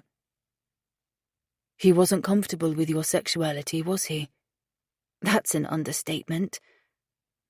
If you're beating yourself up about meeting someone, it's life. Relationships must start somewhere. But he was upset because he cared. He loved you. If he hadn't cared, it wouldn't have bothered him. I bet he was just upset because he felt awkward. He would have been just as upset if he saw you kissing a friend's father. When I was his age, I admit I would have felt awkward if my mother picked up someone in the pub and was kissing them in the street. But are parents meant to never have relationships? A sigh breaks my lips apart. If I hadn't been with Sharon, I would have known he didn't come home. I look into Andre's eyes. I'd have taken that call. And if he chose to buy the cider, he chose to go to the lake, you didn't make him do any of that. I'm sure he wouldn't blame you. He would want to come home to you. My role was to protect him. I embarrassed him. By being your honest self? No. He would have grown up to respect you more for it. I was hoping he'd come to my wedding. I thought it would be the moment to push the past aside. Love resides on a deeper plane than any other emotions, like anger, jealousy, or dislike. I want to know him as an adult, I say, to see what he'd become. I never will know now. We reach out for each other's hand in the same moment, tears catching in our eyelashes. His hand lets go of mine and rubs the tears off his cheek.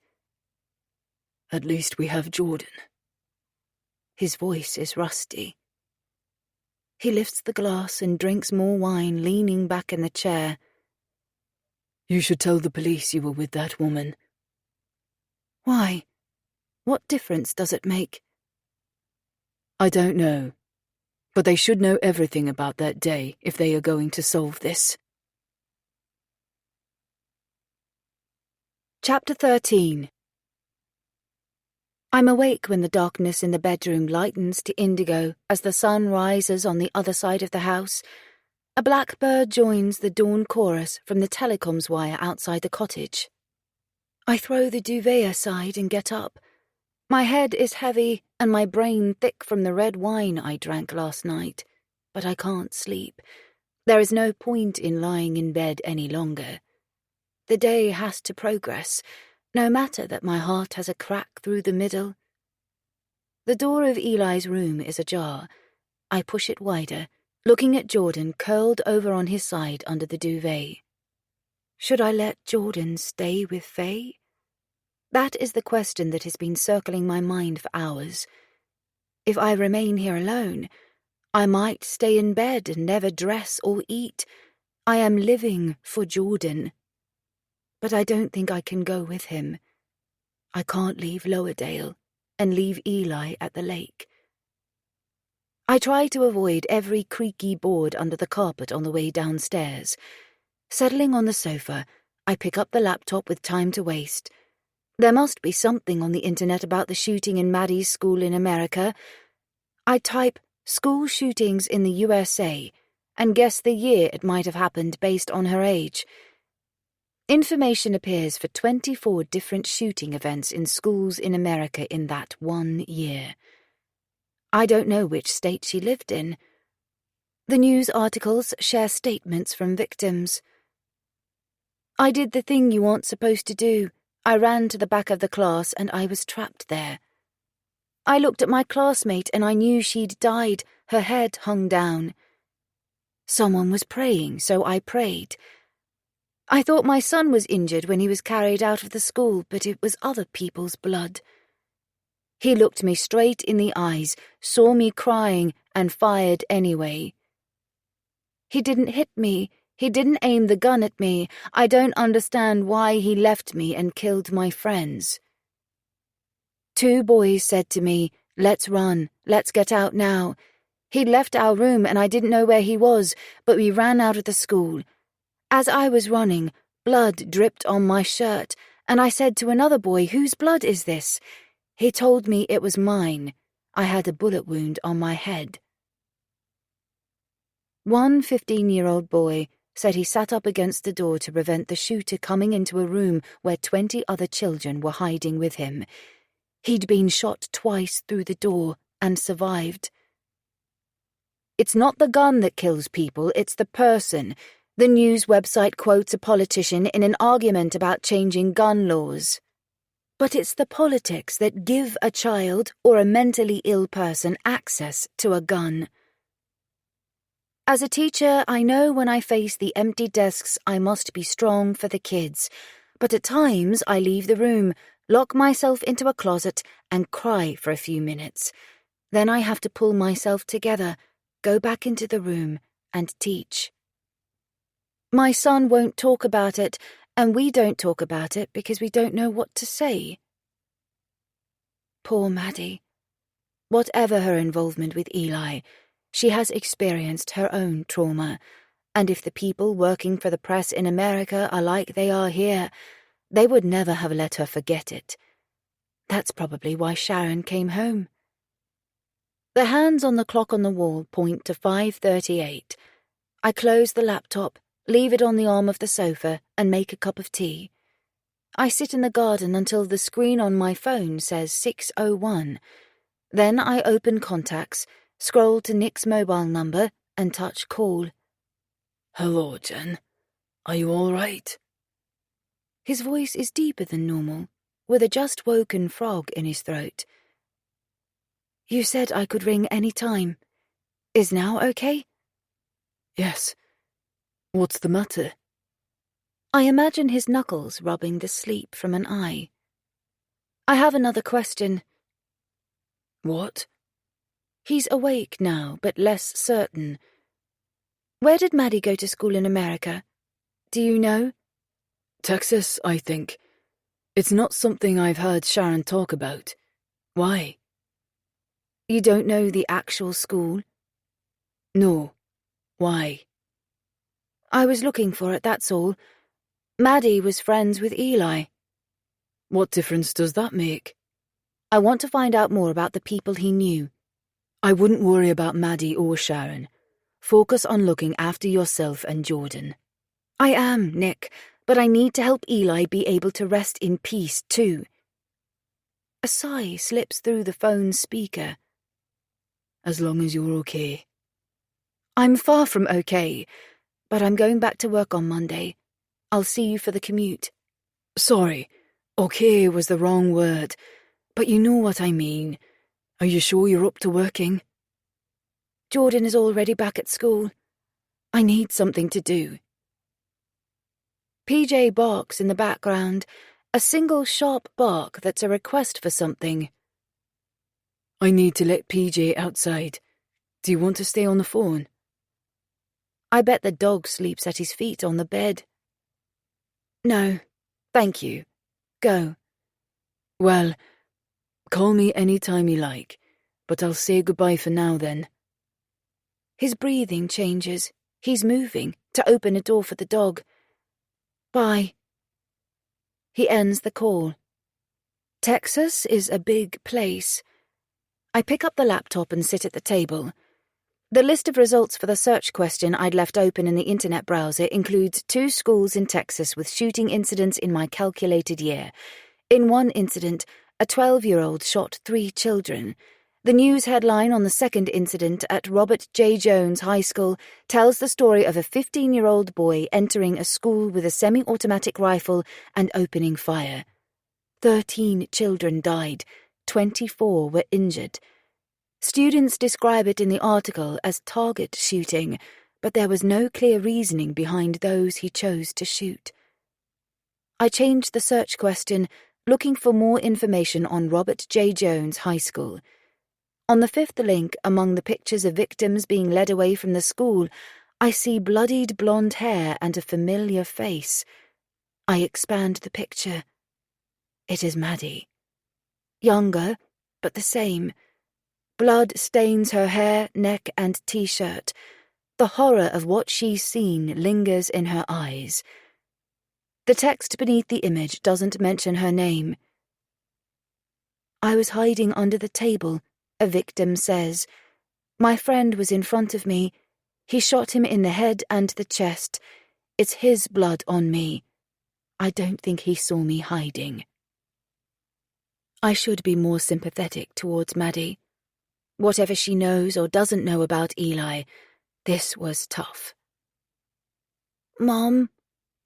Jordan walks downstairs. I shut the laptop and stand up. Morning, darling. We eat toast. He smears chocolate sauce over his. Then the two of us watch TV until Andre knocks on the door. I glance at the clock. It's just after 9. We're still dressed in pajamas. I open the door. The press photographers are back this morning, a smaller group than before. Beyond Andre, their lenses point at the doorway. Click, click, click. His hand pushes me backwards. Bastards, he says as he steps in and shuts the door. Clearly the aftermath of the flood was less salesworthy. Dad! Jordan jumps to his feet, the TV left on a still frame. I meant to tell him this morning that Andre must go home, that in the future it will be me and him, or him, his dad, and Camille. His arms wrap around Andre's torso. Hi, Geordie boy. Andre's hand rubs over Jordan's hair. What do you fancy doing today? It's glorious weather. I want to see Eli's flowers by the lake. I saw them in the paper, and a girl at school said she put some there yesterday. Can we swim in the lake there too? Sure, if that's what you want to do. I don't have any swim shorts to go in with you, though. You could buy some in the village, I say. There's a clothes shop to accommodate the tourists, or use a pair of Eli's. They would fit you. I'll buy some while you two dress. The sun's warmth beats down on my bare shoulders from a cerulean blue sky. Canoeists and paddleboarders are out on the lake, but no one else is in the bay. I feel Eli's presence as I walk closer to the water. The sensation of his long arms wrapping around me stops me walking. I embrace the feeling, embracing him mentally. Andre's hand rests on the top of the baseball cap on Jordan's head. Jordan's head tilts back and they smile at each other. I glance around, looking for the sunlight to catch on a long lens somewhere along the bank of the lake. No one appears to be watching us, but they might be well hidden. I can't let that influence what we do, though. Today is for Jordan's benefit. It has nothing to do with the voyeurs watching our lives. I'll take a picture of you together, I say to Jordan and Andre. Stand there so the lake is behind you. Jordan will need something to help him hold on to his father's love when Andre leaves. I step back a few paces, lifting my phone, and look at their images on the screen, waiting until the picture will be perfect. Jordan grins with pride as I tap the screen and take the shot. Will you send the picture to me, please? Andre asks. I open the image to share it. My finger hovers. There's a bright orb of light shining behind Jordan, at the height of Andre's shoulder. Eli. It must be his spirit. What I see is Eli showing us he's forgiven Andre. I forward the image to him. Jordan's gaze turns to the flowers. He thought they'd look beautiful. They look a bit gloomy now they're wilting, neglected and rotting in the heat. The council will have to take the flowers away soon. Shall we collect the cards? Andre suggests. We can keep them then. Yeah, okay. Jordan agrees half-heartedly.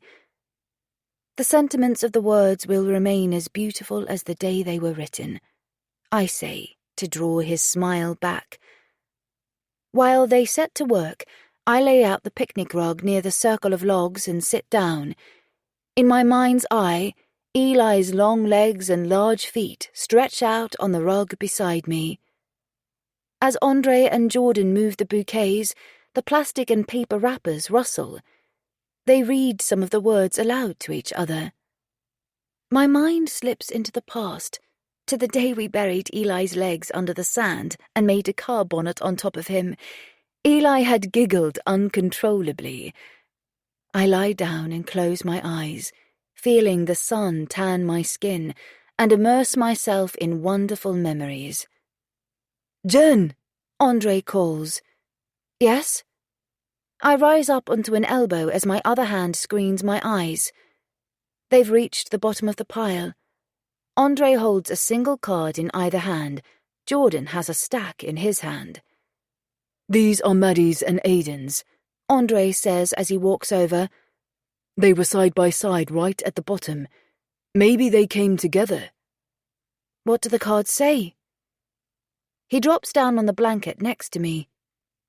I sense Eli leaning in between us as Andre reads. I am going to miss you. You were good fun. I wish I knew you longer. I won't forget you. Is that Aiden's? Yes. Read Maddie's. You were special. I'm sorry. I will always remember you. Kiss, kiss, Maddie. Do you think they were dating? I ask him as if he could know. His shoulders lift and fall in a shrug. It would have given him a really good reason to be upset with me if he saw me with her mother and they were together. Mum! Jordan joins us, holding out the stack of large and small cards. I take them and put them safely in a pocket of the beach bag. Are you coming into the water, Dad? Yes. I'll join you, I say. Andre and I strip off our clothes, revealing swimming clothes underneath. Jordan is already wearing his swim shorts. The shorts he'll wear home are wrapped in the towel in the beach bag. They strip off their t-shirts, father and son in unison. We walk into the lake, exclaiming and laughing about the cold temperature of the water as we wade just to our knees. Eli whispers emotions through my soul as I wade deeper, while the boys begin a splashing war. The water is entirely clear. I see my bare feet balancing on the stony bed of the lake. Mom! Jordan has retrieved the frisbee from the beach bag. He spins it towards me. We play in the water for nearly an hour, eat our picnic on the blanket, and then I smother Jordan with sun cream again as Andre puts down stones to mark out a goal. They play with a small ball I'd brought as I lie down and watch the leaves on the branches hanging over the bay shivering in a slight breeze. Mom, look at me! I sit up with a start. Jordan is standing halfway along the jetty, preparing to jump in. No, don't! It's too shallow! I'm on my feet, running. But he's heard me. He sits on the edge of the boards, a sulky expression twisting his lips. If you hit the bottom, you'll hurt yourself, I explain as I walk the last few paces to join him.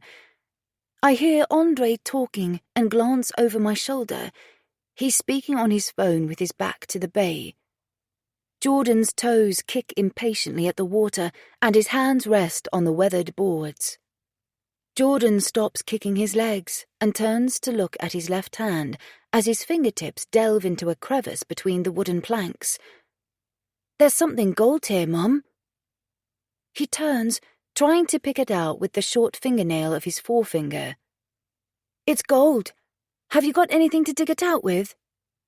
I have tweezers in my bag. I'll fetch them. I return with a pair of stainless steel eyebrow tweezers and kneel beside him to look at whatever it is he's found. He's right. There's something small and gold trapped between the boards. It's stuck in there quite firmly, probably trodden into place and buried deep by the ferry's waiting passengers. After a few moments of picking at it with the tips of the tweezers, the golden object comes loose and flicks onto the walkway. Jordan picks it up between his thumb and forefinger, his mouth opening as though he's in awe of what he's found. It looks like yours, Mum. Mine? I hold out my palm, and he drops it in the center. It's a small gold heart pendant with a tiny blood-red ruby set in the top right-hand side. It is not like mine. It is mine. This is a one-off handmade piece. It hung around my neck for all the years I was married to Andre. He bought it for me from a jeweler who only made one-off pieces.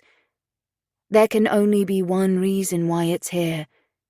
Eli brought it here. Chapter 14. "Dad!" Jordan shouts. "We found Mum's heart!" How did those people crawling along the floor in their white coveralls miss this? They'd scoured the bay with their fingertips. Surely they checked the jetty. But perhaps they wouldn't have recognized the connection. Thousands of people have stood on this jetty. Maybe Eli hid it from them and showed it to us because we would tell the police it is important. "Andre!" I shout. His phone is still held to his ear. He looks over. I beckon him with an urgent hand signal. While he extricates himself from his conversation, I look into the water. What else might they have missed? Where is the gold chain that belonged with the pendant? "Look in the water, Jordan. Can you see the chain?"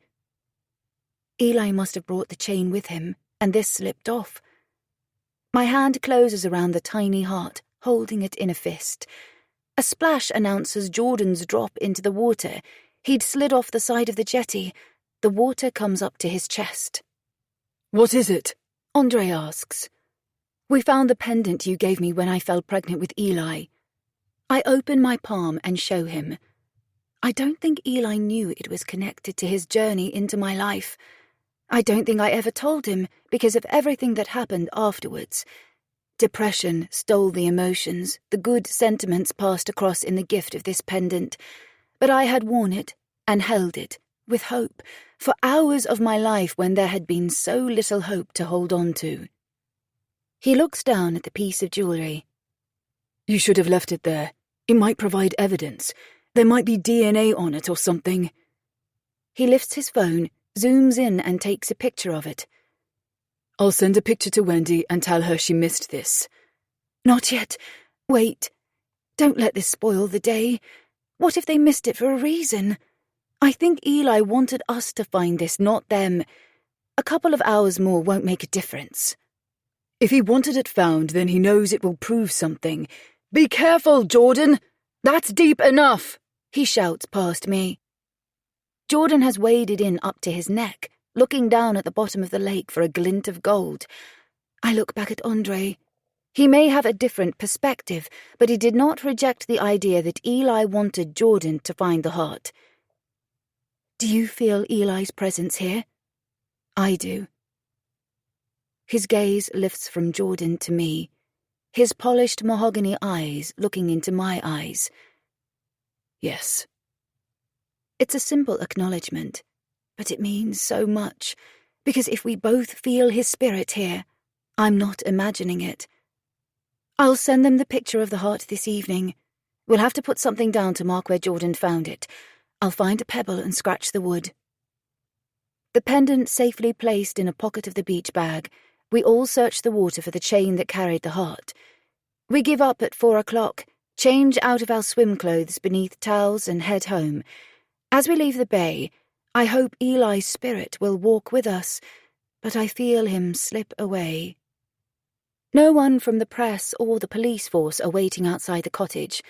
The press probably already have their picture for the Sunday papers. They are most likely chasing another story now. As the cottage door shuts, the warmth of the sunshine is shut outside. "Do you want a glass of water?" Andre asks Jordan, walking towards the kitchen. I kick off my sandals and run upstairs to look in my jewellery box. My necklace with the heart pendant was in the first small drawer. It isn't there. There's no thin rope of gold and no small gold heart with a tiny scarlet ruby. "It is my heart!" I shout as I run back down the stairs. Not that I'd really had any doubt. Andre puts an empty glass in the kitchen sink. "I'll send the picture to the police." "No, wait. They can't do anything about it this evening. Send it in the morning." "Okay. I'll wait until the morning." We agree on a barbecue dinner, and so Andre is sent to the co-op to buy sweet corn cobs, sausages, buns, and onions. As we sit outside, in the last of the day's warmth, cold cans of cola in our hands and our stomachs full of hot dogs, Andre drops the bombshell. I'm leaving tomorrow, after dinner. Jordan sits upright, the cola can abandoned on the table. What? Why? Andre reaches out and touches Jordan's shoulder. You'll be at school, Geordie boy. I need to work. It'll be the holidays the week after. You can come and stay with me or Nan. I said to your mum, from now on, I want us to see each other every other weekend at least. It's not going to be like it was before. He nods, his throat too full of emotion to reply. We can speak every day on the phone. His head bobs again. Half an hour later, when I close the door behind Andre, I look at Jordan. He's been quiet ever since Andre mentioned leaving. You know Dad can't stay, don't you? He has to go home to Camille, and he needs to work. Jordan's expression sours. I don't want him to go. She always has him. He turns away from me and stomps upstairs, his footfalls deliberately heavy. Andre hadn't stayed to tuck him in. He said he needed to look through work emails before Monday. It was not a good day to leave earlier. I stand at the foot of the stairs, my hand on the newel post. Nothing I can say will make this easier. The angry footsteps progress to Eli's room. There's a crash. Something has hit a wall up there. I'm running before I even think about moving. There are thuds and thumps. He's doing what I felt like doing at times, throwing and breaking things. I rush into the room as he pulls out a drawer and tips it upside down on the floor.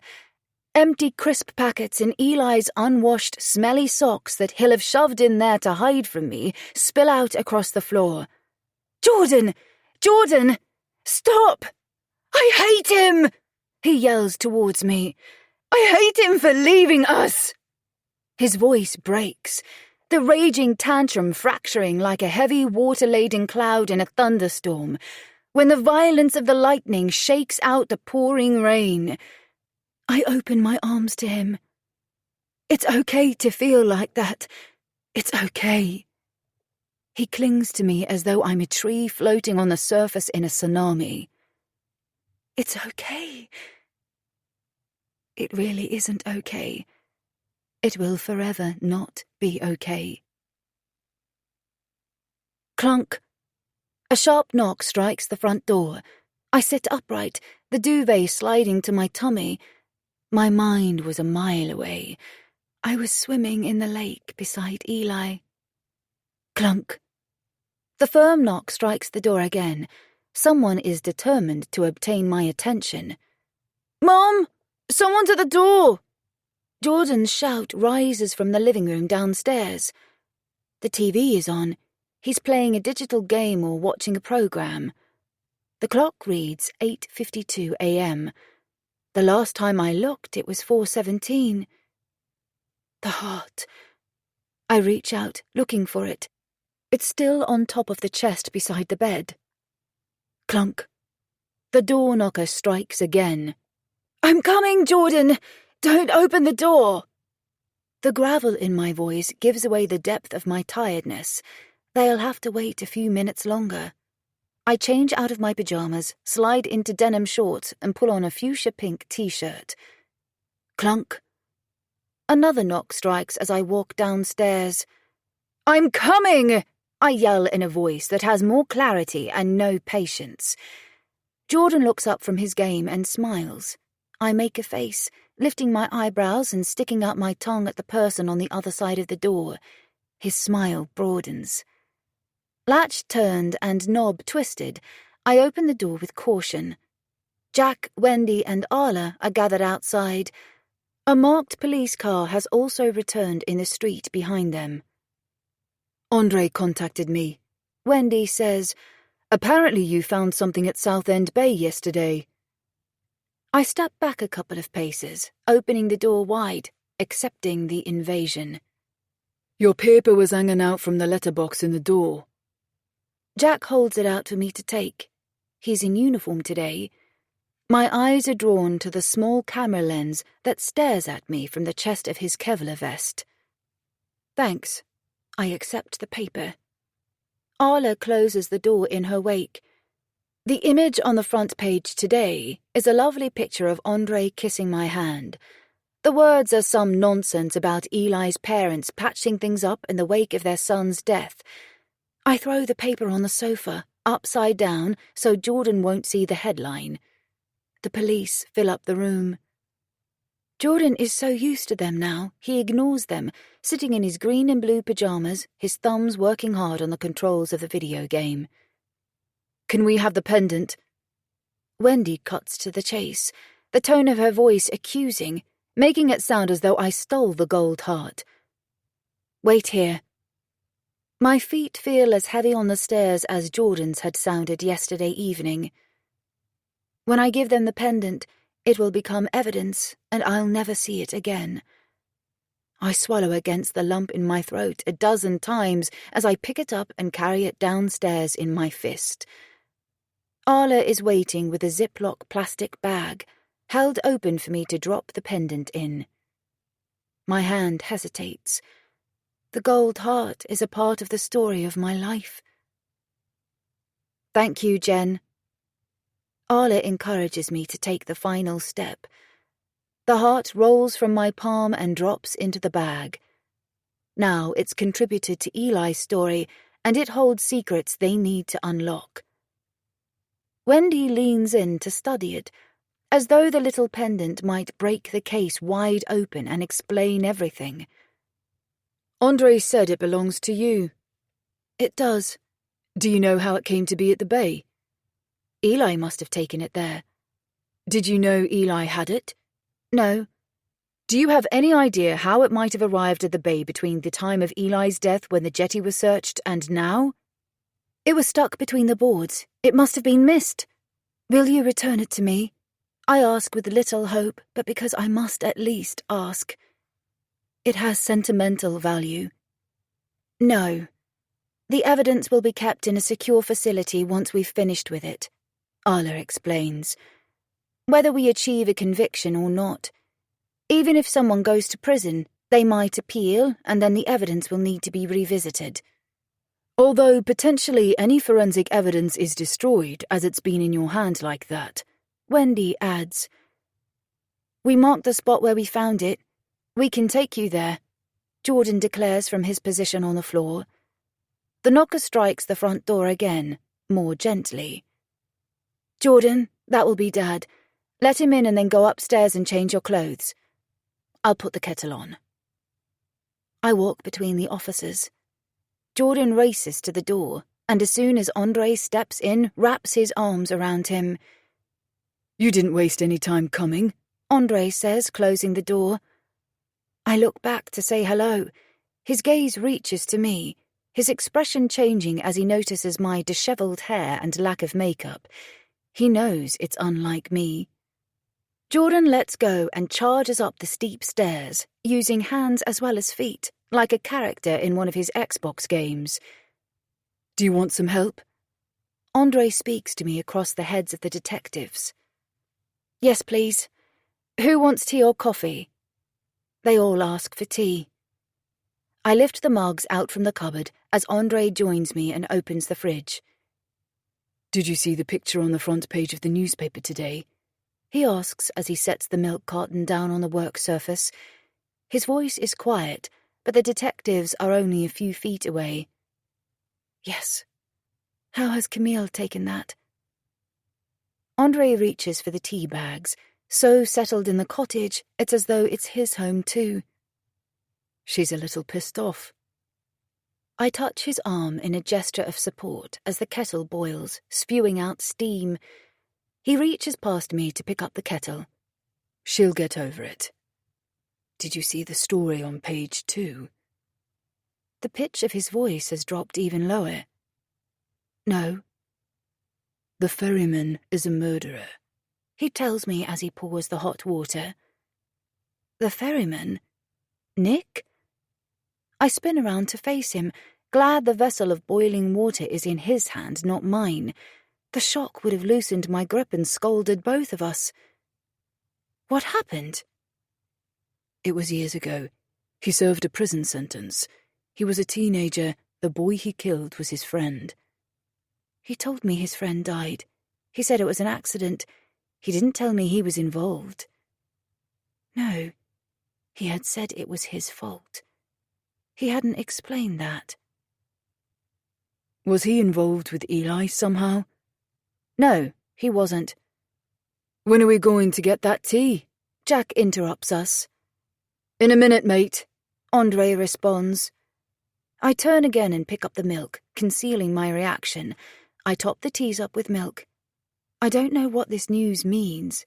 My son was murdered within a stone's throw of Nick's cabin, and Nick is already known to be a murderer.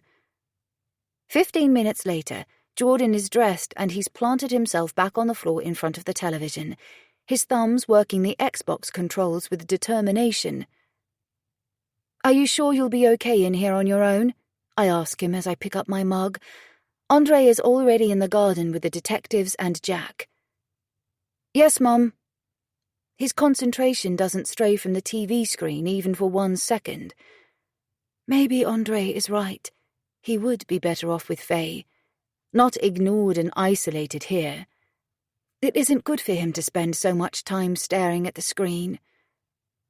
Andre and Wendy occupy the chairs around the garden table. Jack and Arla are on the wall of the raised flower bed, sitting amongst the lavender, risking the attention of the numerous bees that are gathering the nectar from the small purple flowers. I take the third seat at the table and embrace the warm mug of tea in both hands.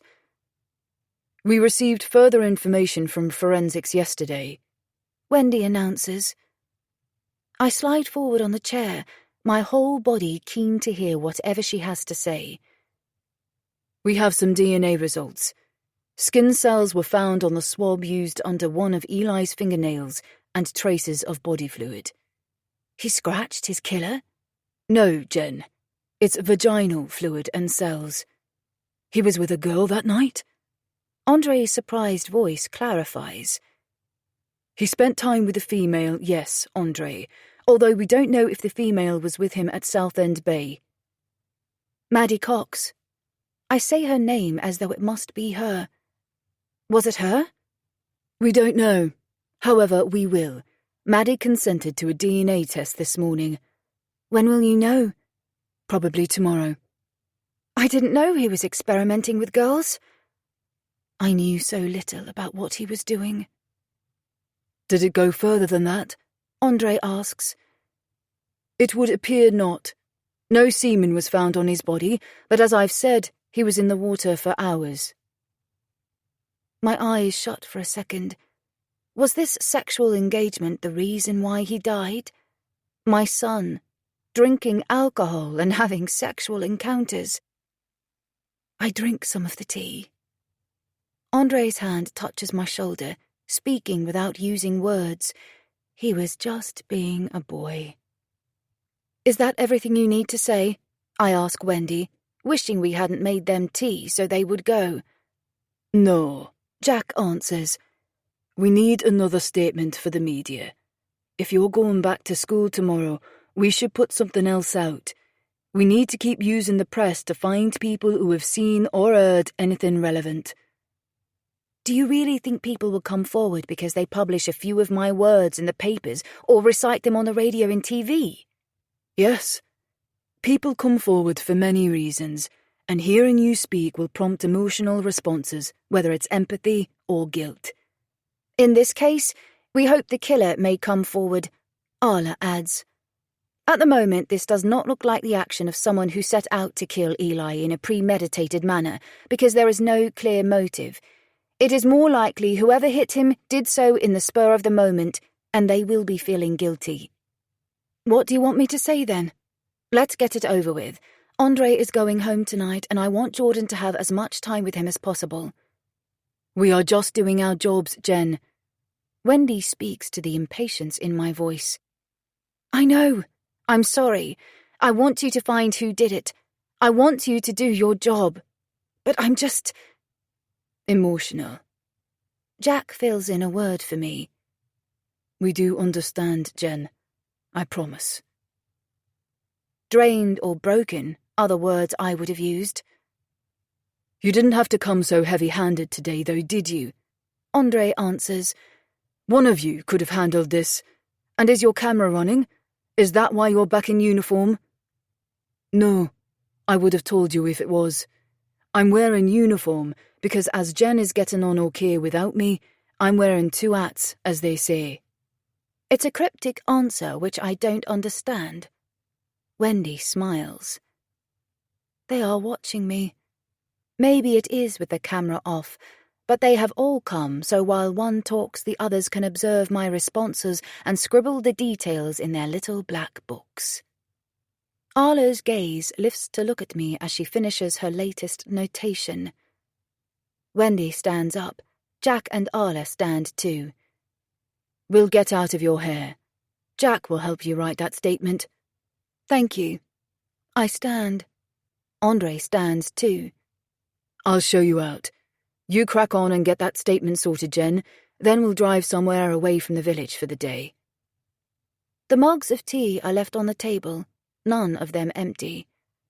Jack helps Andre and me put together some words about us knowing Eli would want us to carry on. I say it doesn't mean we aren't heartbroken. We miss him every hour of every day. If anyone knows anything, if they saw him at any time the day he died, they should come forward. We want to know who he was with.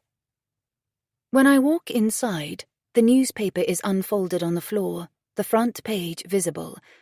The picture of Andre and me. It looks falsely intimate. Jordan switches off his game and gets up off the floor. That says you and Dad are getting back together. I'll let myself out, Jack says. Don't believe everything you read in a paper.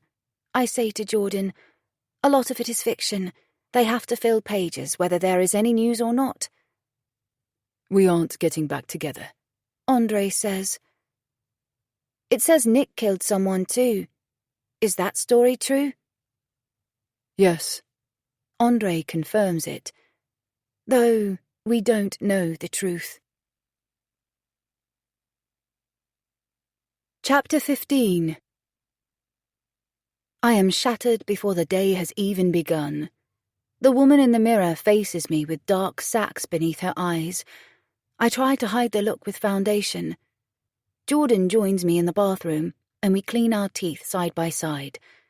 Neither of us mention Eli, but I know we both think about his face in the mirror beside ours.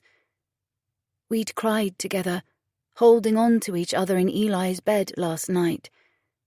We'd spent the day playing a game of being normal people on a visit to Carlisle Castle. Then Andre left, and the cottage seemed so empty. A gaping Eli-sized hole echoing in the middle of us. When I open the curtains, the pack of reporters and photographers has grown again. They are clustered near the post box a few meters away from the house. Jack sent out my statement at 11 o'clock yesterday, telling them I am returning to work. It means they know roughly when we will leave the house this morning. We have no choice but to run the gauntlet. Sammy accompanies Jordan and I on our walk along the side of the road where there is no path because the press are on the path on the other side. I pull the peak of Jordan's baseball cap lower, making it hard for them to get a good shot of his face, and I defend him with my body, walking on his outside. Sammy walks on the outside of me. I would have defended Eli's life with my life if I had the chance. "Miss Easton, how are you feeling?" A woman rushes forward with a microphone held out. There's a large camera on the shoulder of a woman behind her. Others follow her, surging forward. I raise Jordan's book bag, hiding behind it, and hurry on, holding Jordan's hand tighter and pulling him with me. Miss Easton made a statement yesterday. She has nothing more to say, Sammy tells them. They follow us persistently along the road. Surely we will become old news soon. But then we will lose the influence Jack said the media may have on witnesses or the murderer. Fortunately, a teacher is standing at the school gate. He lets me through with Jordan, and takes us into the school so I can say my goodbye indoors. I kiss Jordan's cheek, hang his baseball cap on the peg, and wait until he walks into the classroom. A deep breath steadies my mind, and then I leave via the back door, running the gauntlet again. Perhaps I should have used the car today. I half walk, half jog the longer route around the back of the church, through the churchyard, and come down into the close on the far side of my house, where I make a dash across the road. No one notices me. My pace slows as I walk to the lake. I don't think the press will guess I am travelling on the ferry. As soon as I see the water, the pulling sensation returns. Eli reaching for me, reaching through me. My spirit reaches out to him too. I visualize him walking towards me as I approach the jetty. He falls into step beside me as I climb the steps, and stands with me as I wait for Nick. The ferry peaks its bow around the edge of the bay, on perfect time as always. As it progresses into full view, Nick lifts his hand, acknowledging me. I raise a hand acknowledging him. Ferryman's teenage manslaughter conviction. The paper's headline flashes up in my mind's eye. An anxious tremble tumbles through my stomach. Nick's eyes seem to avoid me as he steers the boat alongside the jetty. Water slaps against the stones. A faded sky-blue cotton t-shirt hugs his chest and midriff, clinging to the contours of his body as he leans to release the rope from the cleat, and the denim pulls tight over his buttocks and thighs as he ties it around the bollard in the stone. When his amethyst eyes do look at me, his skin flushes to a ripening raspberry red that burns brightly beneath his tan as he stands tall and offers me a hand. He has kind eyes. They do not look like the eyes of a killer. How are you? He smiles. I can't smile back. The muscles in his hand tremble almost as much as mine as I navigate the steps. My hand is released. I sit on a bench. You don't need to put on a face for me, he says. I thought we were friends. Did you see the article in the paper about me? Are you afraid of me now? No, but you didn't tell me you killed the friend you were speaking about. He sits on the bench opposite me.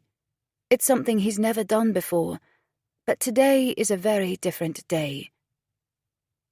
I didn't lie. I said it was my fault. And how do I open a subject like that? You just say it. It would have been better to hear it from you than a newspaper. If you are calling yourself my friend, friends tell each other important things. I did kill him. David. My best friend. His eyes focus on mine, and his voice holds a determined clarity. We became friends when we were 8. We were friends for 10 years. 1 punch. That's all it took.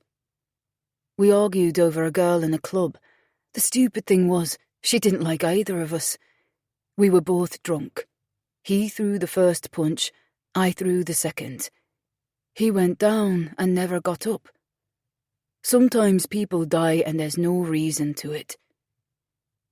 His hands lift palm upwards, expressing a lack of ability to control things. I've watched the CCTV film of us several hundred times. It's never made him get back up. I breathe in. I've not spoken to anyone who has killed someone before, and now I know what it feels like to be on the other side. You served a prison sentence. 8 years for manslaughter. I pleaded guilty. I did hit him. He did die. I didn't want him to die, but he did. I don't know what to say. I don't know if this makes Nick any different today than he was 2 days ago.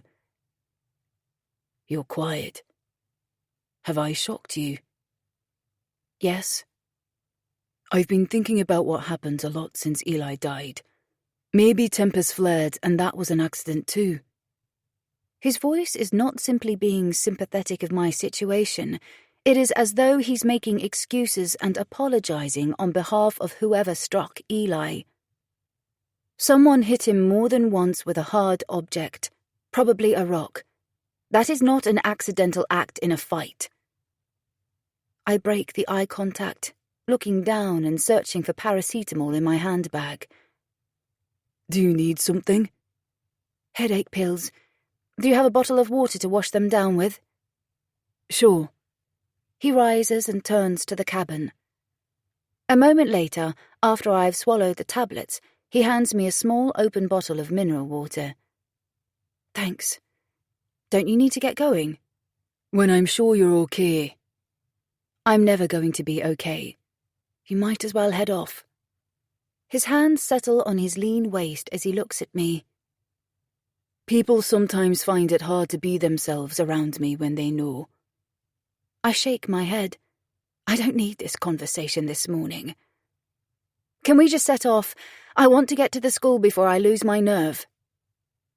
A smile briefly pulls at his lips. When you're with me, Jen, please, promise me, you'll just be who you are. Don't speak if you're not up to it, or shout or cry or whatever. Don't change how you treat me. Agreed? Agreed. When he turns to release the rope, PJ comes to join me. I think you're brave, by the way, he says as he climbs across the boat. It's really early to be heading back to work. I'm going back because I want to see what his friends do. I hope they will feel guilty and admit what really happened. I'm sure one of them knows something they haven't said. That's why I asked about Maddie. What's she done? Eli sent her a text. I didn't know they were connected outside school, and I think she may have seen him that day, but she hasn't told anyone. Life and soul of the party, that girl is. Loud, like her mother, not like her sister. He winds the rope around the cleat on the boat. I don't think I've met Maddie's sister. I didn't know she had a sister. Eve. She works in the parlour with Sharon. You must have seen her. Blue hair. Oh, yes, I have. They're half-sisters, I think. Or Maddie may be adopted. They look quite different. Eve is 18. He walks into the cabin, his back to me. You said Sharon doesn't like you, but you know the family pretty well. No more than most. The engine whirs into life. Sunlight glints on the waves the ferry creates as we cross the lake. My fingernails comb through PJ's hair for a while, but then I lean out towards the water, trying to touch it. The very tips of my fingers reach the surface. There's a sense of touching Eli. I used to draw patterns on Eli's back with a fingertip. Even recently, when he was lying in just his pajama bottoms on the sofa, I'd mess around and draw a picture and ask him to guess what I'd drawn. When I look up, my hand lifts out of the water, drips falling from my fingertips. I catch Nick looking at me. Be careful, he says. The sense of unfairness is a violent emotion. I've always taught the boys to be careful around water. Why do you think Maddie hasn't spoken if she saw him that day? Nick asks. I don't know. She behaves strangely sometimes. I think everyone feels strange at the moment. We're all sad for you. Sad. What a weak word to describe this emotion. The ferry nears the Bowick jetty. There are 9 people waiting. PJ stays with me as Nick secures the rope. My heartbeat thumps through every cell in my body. Ready? Nick asks in a quiet voice, holding out his hand to help me up. I swallow against a dry throat. His hand is steadier now. Mine still trembles. You'll be fine. Call me if you want someone to talk to. I will stop taking passengers on and call you back. Thank you. I climb the steps. See you later, he says as I step ashore. Yes. My feet are heavy, and my insides hollow as I walk from the lakeshore to the school. I'm a robot following a route. My heart and head are left at the lake with Eli.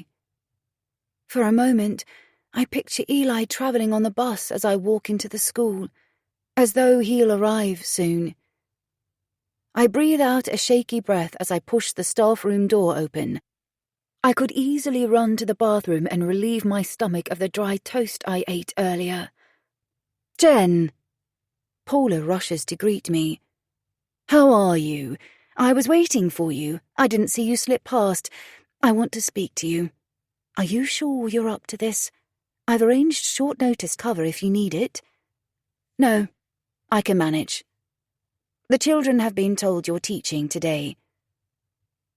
She walks into the staff room beside me. Every conversation stops, and every eye turns to look at me. Jen is here. Paula states the obvious. Hello, everyone. I force a bright voice, meeting a few gazes. Just to clarify, speak to me as you normally would. I am grieving, but it doesn't make me inhuman. Just be yourselves. Thank you. People smile kindly, and then conversations recommence, but in quieter voices. I look at Paula. Thank you. I appreciate your kindness. I need to focus on preparing for the lessons now, though. Okay. Her hand touches my upper arm. If you need me, you know where to find me. That seems to be the next step after sorry. People expressing that they're available if I want to tell them how awful I feel. I turn to my locker, turning my back to the room and the people in it. The first lesson is with Eli's class, but the first tasks of my day are taking the register with my form group and leading them into the assembly. 5 minutes to the bell and roll call, Geography Jeff shouts across the room. Let the fun and games begin. Conversations end and staff file out of the room. I hold back to be the last, bracing books and my laptop in front of my chest, shielding myself from conversation. In the classroom, my autopilot engages. I smile at the Year 7 children as they enter, chirpy and charged up for the school holidays that are just around the corner. Good morning, all. Good morning, Miss Easton, they deliver in return, with the commitment of the younger years. And so the day begins, as it does on every other school day, the rhythm of the school playing its melody. It makes it easier than I expected to live each minute through. In the large hall, as I sit and watch the assembly, I don't hear what's said. My mind skims through memories, drifting miles away, until suddenly my thoughts are drawn back into the room. Something, a sixth sense, urges me to look around. When I do, my gaze immediately clashes with Maddie's. She was watching me. On some level my mind had felt it. She looks away. When my eyes return to the stage, I sense her watching again. I don't look back. She will be in the classroom with me immediately after the assembly. I'll have my chance to study her then. As Eli's class walk through the door for the first lesson, I observe the expression on every face, my heart pulsing so hard I feel lightheaded, faint. They don't look at me. They look ahead or at each other, clearly unsure what to do. The silence is chilling as they take their seats. Aidan comes through the door, the handles of a sports bag held in a hand that rests on his shoulder. His gaze connects with me. There's a second where his lips rise, then the smile that was going to form falls away. He flushes to a watermelon flesh scarlet. It's a sudden change of colour. "Hi, miss," he says as he passes me. It is not a guilty or dismissive tone. It is not a guilty look in his eyes either. His eyes glimmer as he takes his seat. Obviously crying, he wipes a tear from his cheek and focuses his attention on unloading what he needs from his bag. Maddie is the last to walk into the classroom, back straight and head high. She looks me in the eyes. "Miss." The single word seems to say everything at once. I'm glad you're here. I'm sorry. I want to help. Are any of those sentiments real, or has she learned how to master emotions after her experience in America? Can you close the door, please, Maddie? I can't look at the desk Eli always sat in. My gaze skims over it as I engage with the children. Good morning, everyone. As they reply, in a disorganized clutter of greetings, Maddie walks in front of my desk, past her usual seat, and drops her bag down on the desk beside Aidan. On Eli's desk. A breath is trapped in my lungs as she sits down.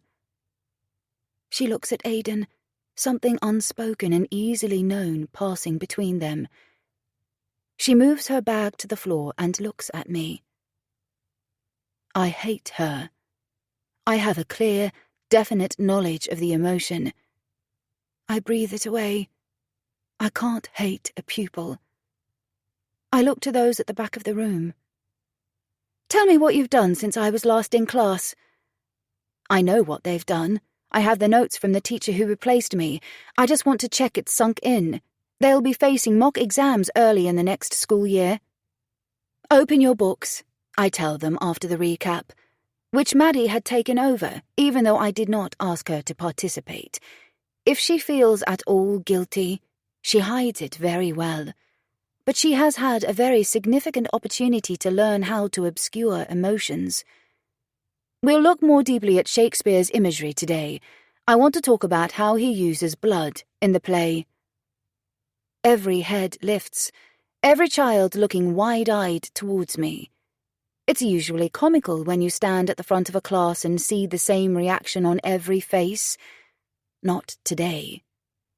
Their reaction is horror.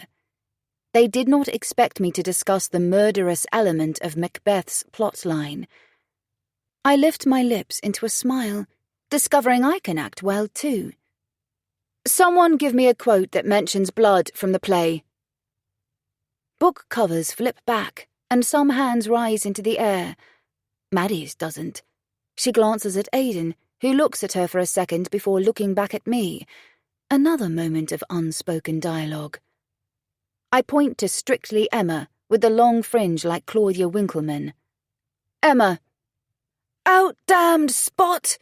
She says it with passion, acting Lady Macbeth's mad, sleep-deprived state.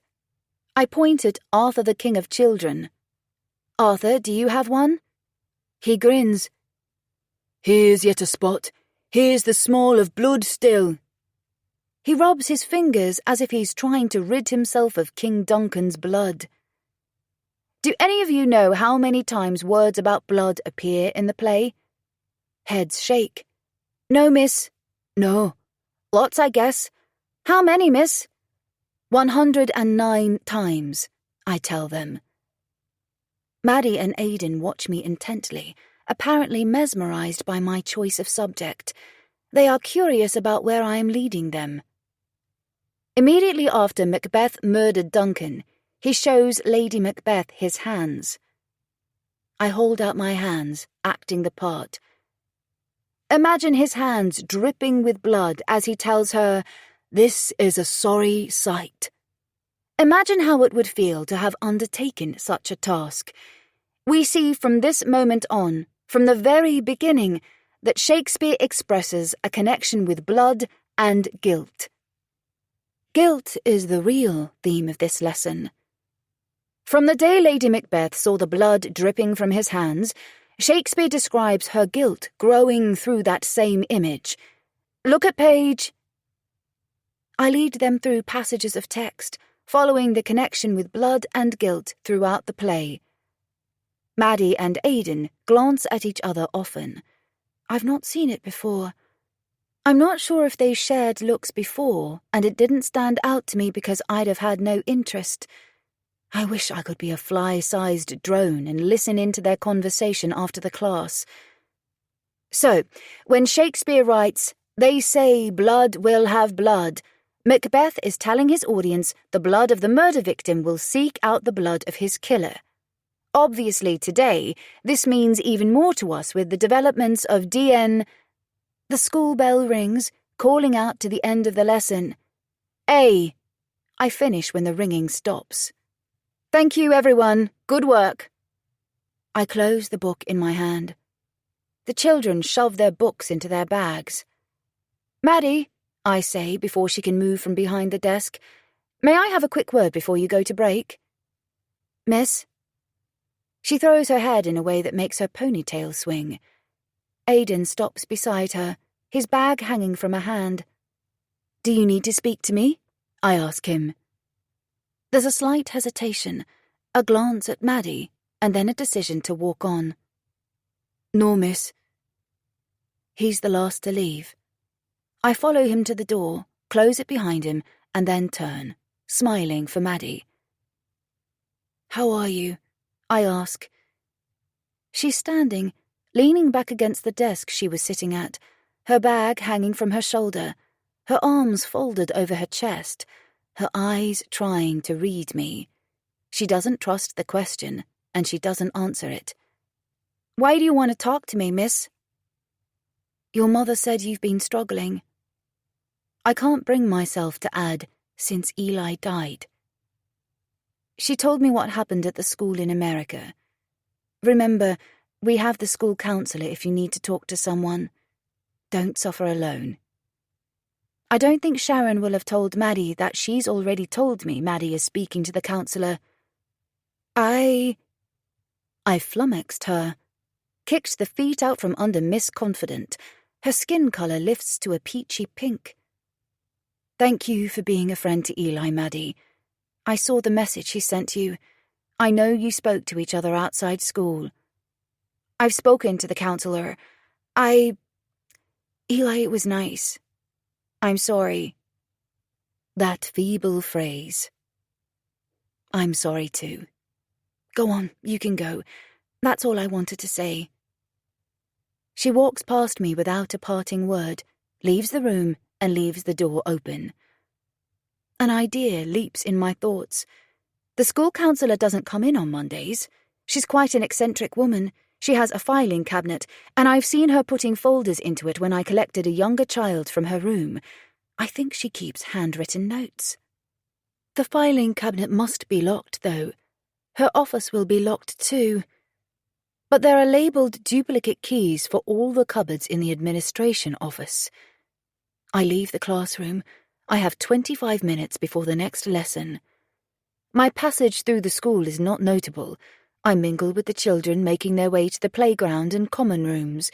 When I walk into the administration office, there is that moment again, when everyone looks at me with the same expression. I see their minds searching for the right things to say. Their awkwardness is my advantage. I need something from my handbag in my locker, and I've stupidly lost the key. I have a brain like a sieve at the moment. Can I fetch the duplicate? Oh, yes, go on.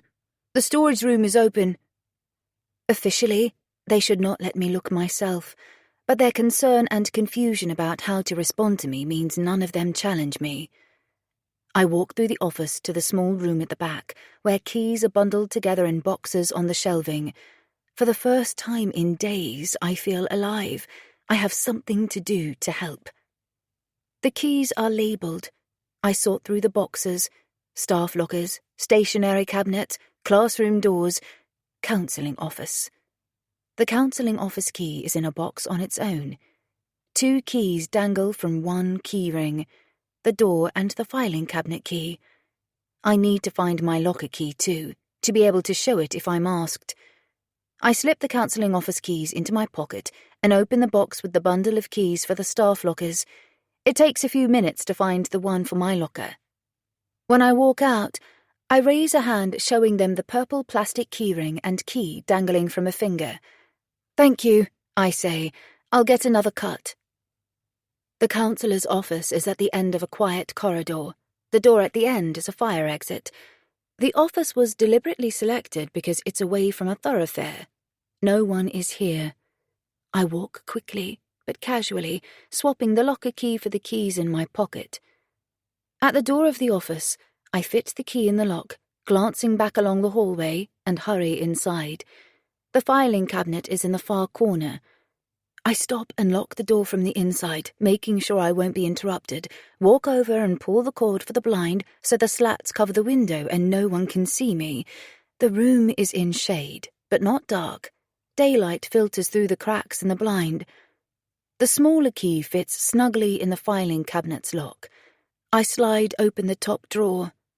Old-style manila cardboard files are stored in alphabetical slots. The names of the pupils are written in pencil on the top edge of the files. My fingers skim through the slots, sliding them forward as I read the surnames. Cox, Madeline. I lift out a thin file. Thank you for being one of those people who hates modern ways, Patricia.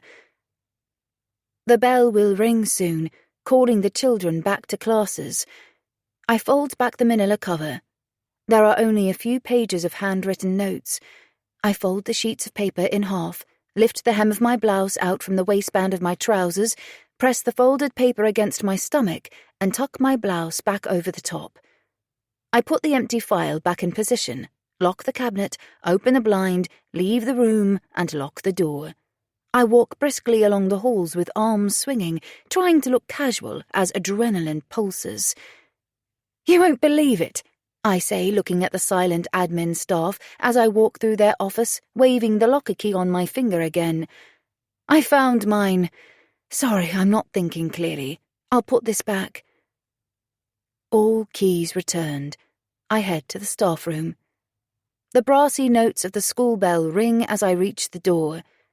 Everyone has already left. I lift my blouse even as the door shuts behind me, taking out the sheets of paper with shaking hands. I stuff them inside my handbag in the locker and hurry off, late for the class. Chapter 16. The ringing bell calls time on the second lesson of the day. Pack up then, off you go. I used an online quiz to fill time in the lesson. I can get away with it this last week of the school year. We are allowed to have purely fun lessons in the last week. I consumed my mental energy navigating the first lesson. I only came here to teach Eli's class. But now I am here, I have 2 more lessons to cope with before the day is over. Bye, miss. See you soon, miss. Thanks, miss.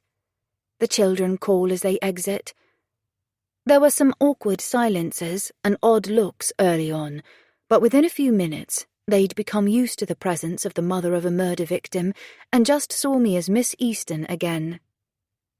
I walk over to the window, unsure what to do with myself for the lunch hour, arms folding over my chest and hands clutching my bare upper arms beneath the short sleeves of my blouse.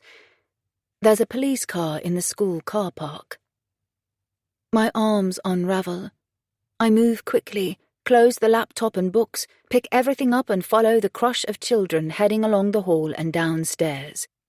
The administration staff don't seem to be aware that the bell has called lunchtime. They are all speaking into phones or keying numbers in to make phone calls. I walk through the room again and tap on the door of Paula's office with a single knuckle. Come in. Wendy and Arla are standing in front of Paula's desk. Hello, Jen, Arla acknowledges. Why are you here? The police want to take some children out of classes to interview them, Paula says, which means the staff are busy ringing their parents. Do you need me to do anything? I offer instinctively. No, Wendy answers, although perhaps go home. I am not sure you should be teaching.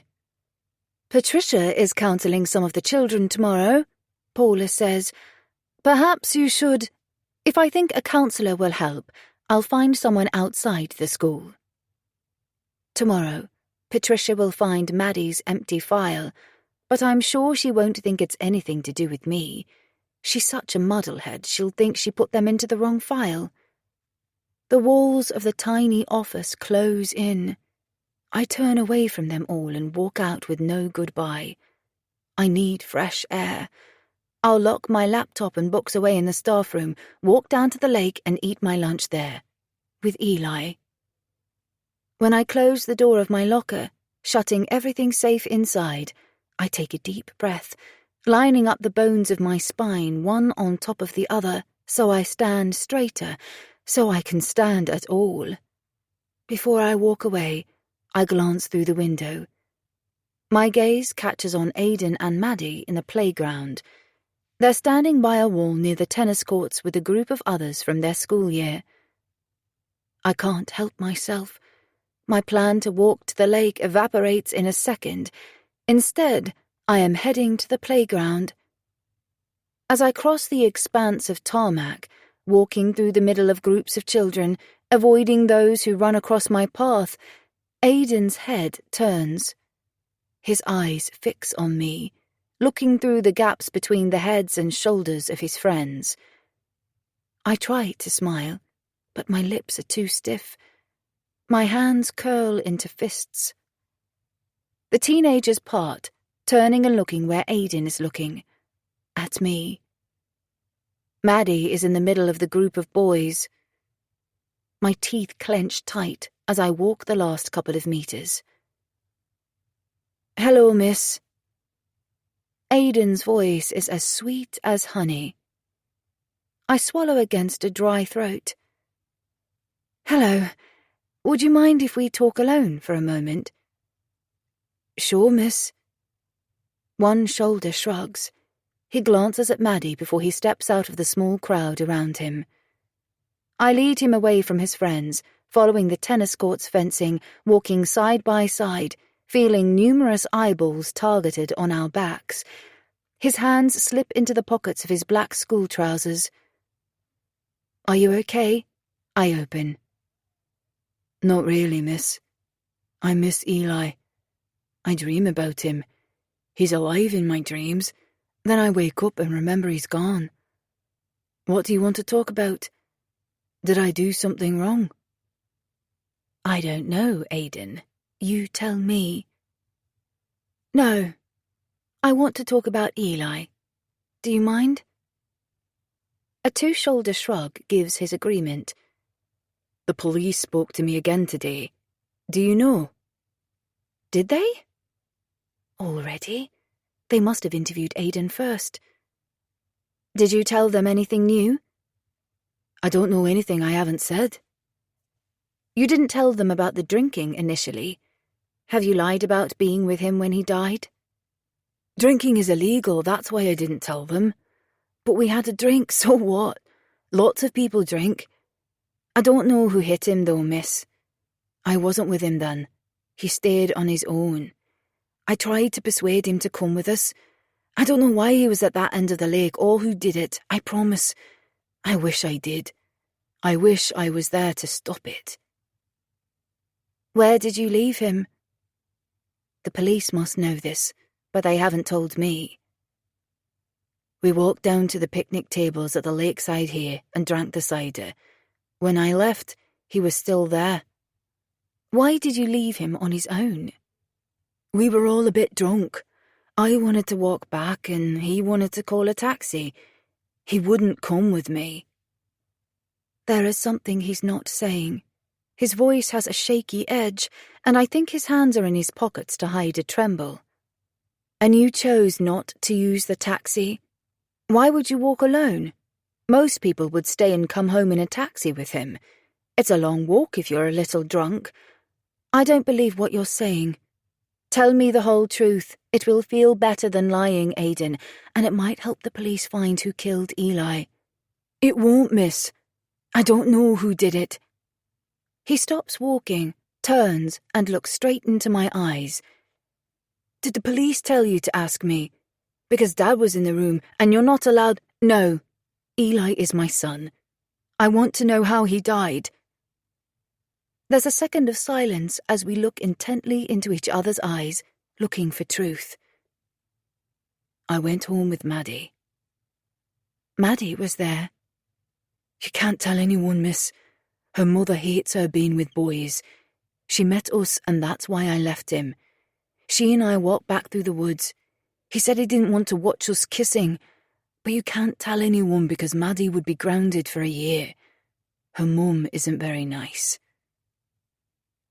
This is the truth. It's written in the eyes that look directly back at me, hiding nothing. Maddie and Aidan. It makes sense. The looks they share. Why Eli didn't speak about her but spoke to her. She's a friend of his friend. Thank you. Was Eli alone when you left? You didn't see anyone else around there? No. I told the police what I know. The police told me Eli was with a girl at some point, but not before you left him? No. No one else was there. The others had already left. He never said he had a girl or even that he liked anyone. That's why they tested Maddie, isn't it? Because he texted her, so they thought she must be the girl. They were only friends. She's my girlfriend. I breathe in, about to turn away, unable to think of what else to ask.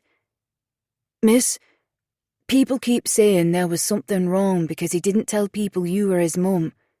He told me, and I asked him why he didn't tell others. I asked him if you were a shit mother or something.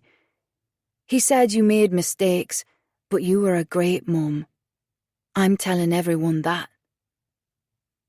Eli's words, in his friend's voice, stirs warmth through my frozen heart. I touch his arm for a second. Ask Maddie if any of the girls confided in her. He didn't accidentally meet a girl. He planned to meet her. He took a necklace with him. It was a girl he's met more than once. His arm moves away, and he turns and walks back to his friends.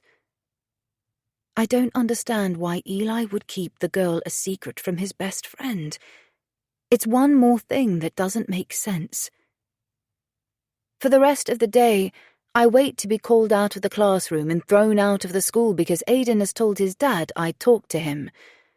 When the final bell of the day rings, every muscle in my body relaxes with relief.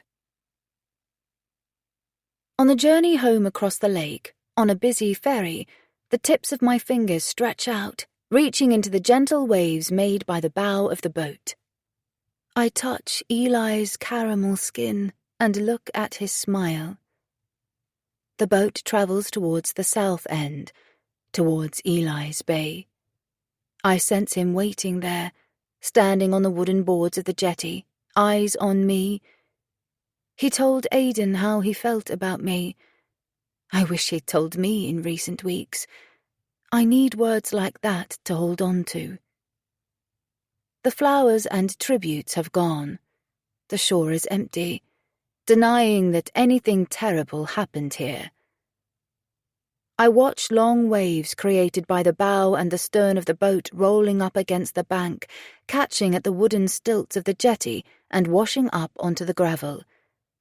One walker waits at the end of the jetty. Nick fulfills the rhythm of his job. He ties the rope, welcomes the passenger, accepts payment and unties the rope. Nothing is out of the ordinary, except that Eli is no longer in the world. The boat turns towards the west side of the lake. Nick's cabin faces me. The two windows that face the lake stare blindly in the ferry's direction. I didn't see anything. No one is standing at the next jetty, but 4 of the tourists disembark there. My gaze bumps into Nick's as he unties the rope. He looks away. As the ferry travels on towards the Lowerdale jetty, sadness sweeps through me, a high bow wave I am immersed beneath as life and time push forwards when I want them to stay still. I don't want to leave the water, to leave Eli, but Jordan is waiting. My fingers only lift from the water as the ferry nears the jetty. Are you okay? Nick asks quietly as he climbs past me to tie up. He hadn't had a chance to ask when I boarded, and I hadn't called PJ over to me. The sound in my throat is non-committal. No. He offers his hand to help me climb the steps before the others. I'd rather stay until last. Would you like to speak on the phone later? No. The only thing I want to do this evening is read what is written about Maddie on the pieces of her paper hidden in my handbag. Thank you. I'm barely polite as I let go of his hand. The only person I want to see this evening is Jordan. Bye, I remember to call when I am halfway along the jetty. When I step off the end, I look back across the lake, reaching for Eli's spirit, urging him to stay with me. He doesn't. He slips away. I don't walk my normal route. I take the detour via the tourist car park and walk through to the primary school from the other end of the village. The after-school club uses the primary school's premises. Most of the children are outside on the sports field today, in the middle of a game of rounders. I don't see Jordan amongst them. I take out my phone and call the club's number. Hello, fun and games for you. Hello, this is Jordan Pell's mother. I'm outside at the gate. Okay, Jordan will be with you in a minute. The call cuts off. My fingers slip through the gate and curl around the links of metal as I wait for him. One of the young men who works in the club, Niall, walks out of the school door beside Jordan, carrying Jordan's backpack and his book bag. My fingers leave the links and I wave vigorously, realizing how much I missed him today. He waves back, smiling, and breaks into a run to reach me quicker. He must feel the same. Niall needs to unlock the gate before Jordan can come through. He calls something to Jordan that I don't hear. Jordan slows to a walk. As he walks closer, a large, dark purple bruise is visible on his forehead. A large lump, too. Hi, Mum. Our gazes meet through the wire. The wound on his head looks angry. Hello, darling. How did you hurt your head? Were you playing football? Niall is a few paces behind Jordan. Hi, Miss Easton. He reaches to unlock the gate. He's had a little accident. Mom! Jordan rushes through and his arms wrap around me.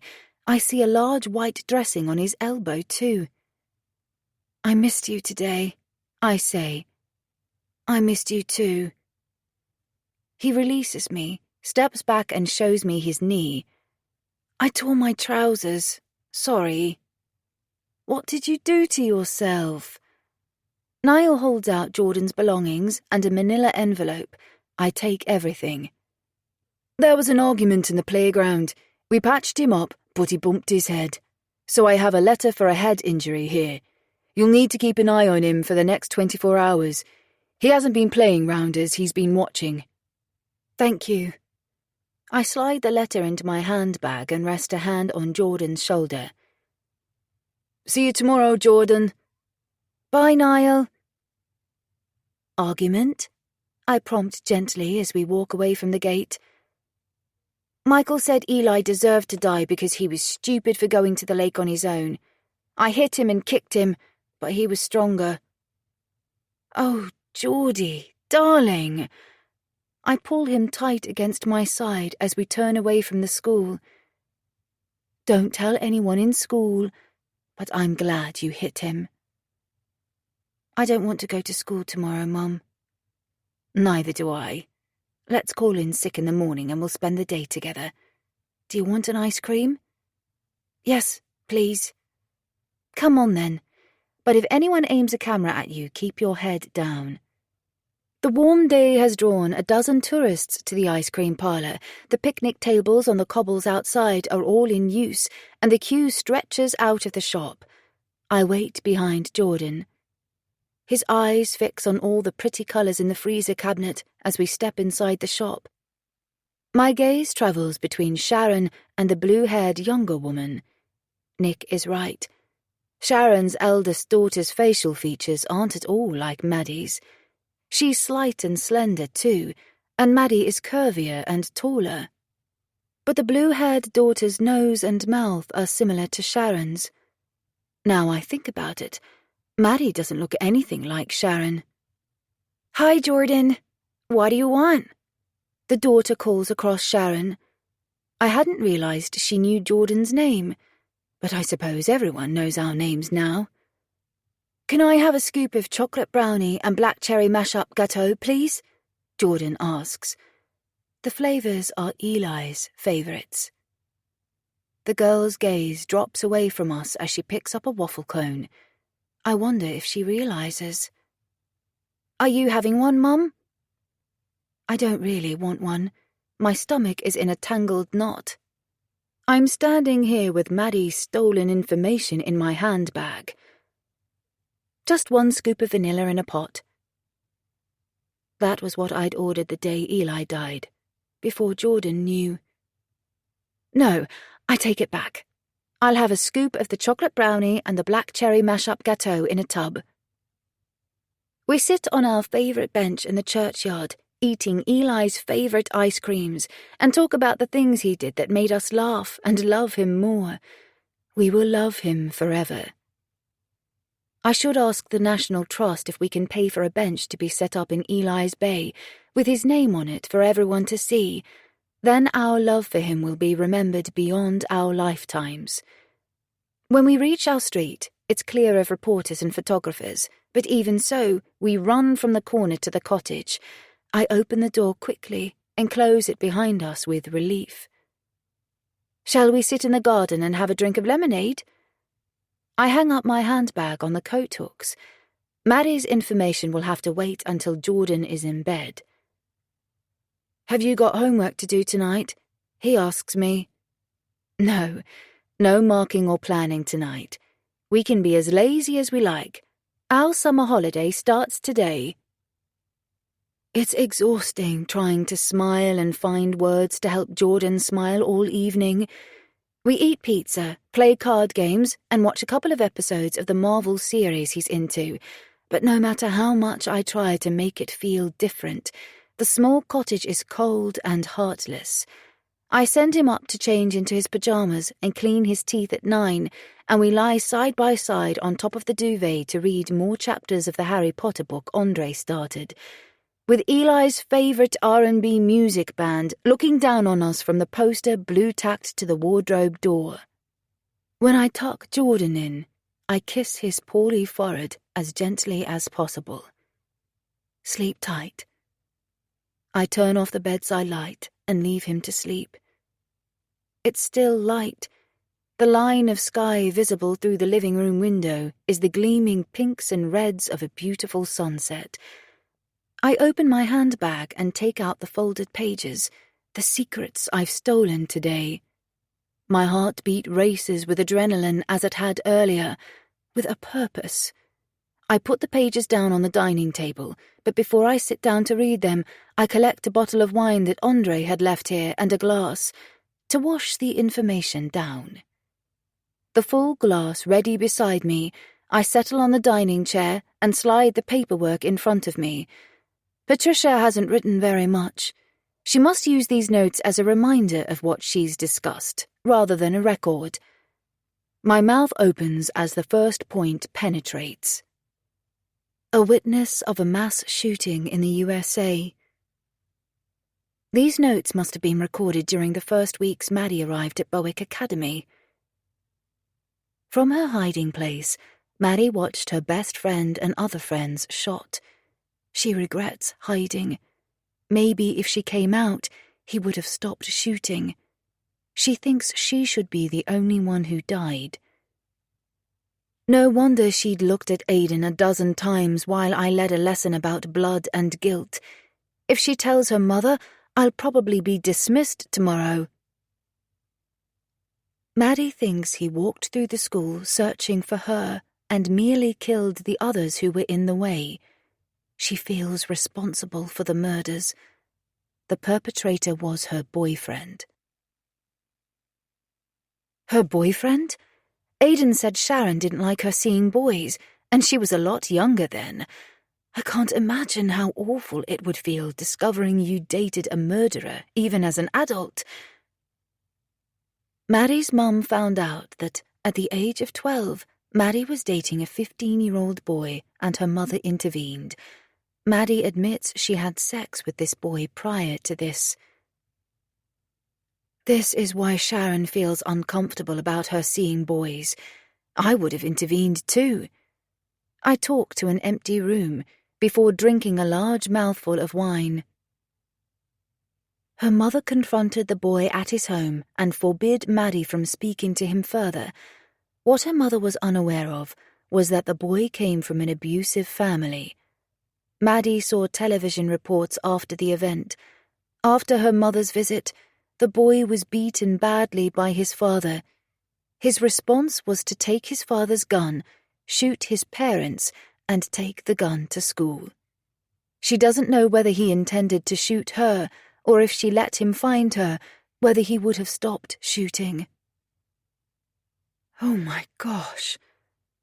Another sip of wine and I turn the page.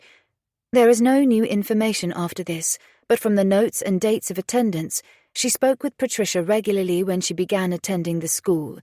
The dates stop after 5 months. Then the 6th page, the last page, is dated the Thursday after Eli's death. The death of Eli Pell has brought back feelings and memories from the past. Maddie is struggling to sleep. She has spoken to her GP about medication for anxiety. She has had nightmares and feelings of guilt. Guilt?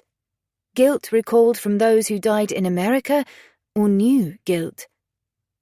I lean back in the chair, sliding the pieces of paper away, and drink more wine. The notes don't tell me any more than I know. I haven't spoken to my GP, but she needed to. Medication will never bring Eli back, though, and maybe I am self-medicating. I lift the glass in a toast to the misery, anger, and frustration biting at my heels. I'm desperate to do something, but there is nothing I can do.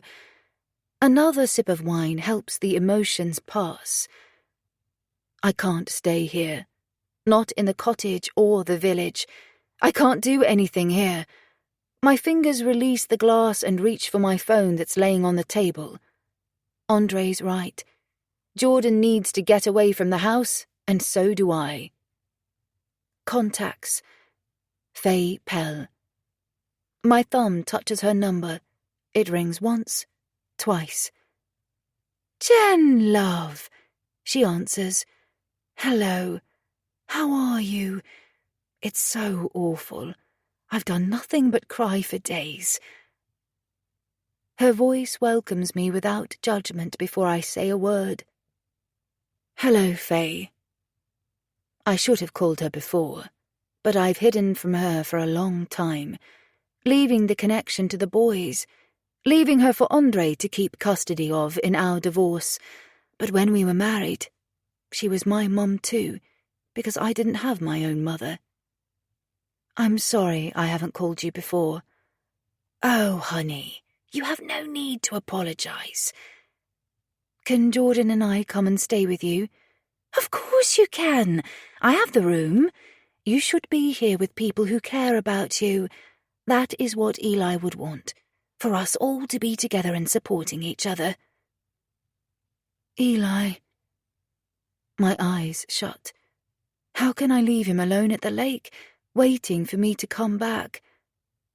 I can't run away. I'm not working tomorrow. We'll drive down. I'll stay until the weekend, but then I should come back. I don't want Jordan to think I don't want him with me, though. He won't think that, love. I think he should stay with you all summer. It's not the wrong decision, is it? He won't hold this against me. He won't think I'm deserting him. He knows you love him. We'll buy him his own phone so he can call you any time. You won't be a million miles away. We aren't going to let him feel alone. Tears capture my voice. Eli never... I try again. If you are feeling at all to blame, you should stop that right now. Neither you nor Andre killed him. Her voice rings with anger. I sniff back the tears dripping through my nose and reach for a tissue from the box on the table. The boys love you. Nothing you do will ever stop that. They think far too much of you to blame you for anything. You'd be surprised. Eli said some terrible things at times. He wasn't sure at the point he died if he did love me. Don't be silly. That boy loved the bones of you. Why do you think he left his friends and moved up there with you? He could have stayed with me, but he wouldn't let you go without him because he said you were useless at looking after yourself. He thought you needed him. Don't set me off again. I dab at my eyes. She said what I needed to hear most, that he loved me underneath every argument and every other emotion. We sniff in unison. Amusement cracks from my throat. I look forward to seeing you tomorrow as much as I will to seeing Jordan, and I'll give you a great big Nana Faye hug. Thank you. You're welcome, dear. Tomorrow. Yes, tomorrow. She ends the call. I'm left staring at the phone in the quiet. Chapter 17. The sound of the wild birds' choir singing their dawn chorus fills the room, pulling me from a dream. Glorious, one of Eli's favourite words, describes the sound perfectly. I am with Eli in a park. He's running to catch a frisbee. Jordan and Andre are here too, urging him to catch it. Memory hits me. He's gone. When I get up, he won't be in his bed, or the house, or the world. I don't want to leave the dream. I keep my eyes closed, savouring the images and sounds. The bird's medley makes it difficult to capture a note from a single bird. It also prevents my mind from finding the dream again.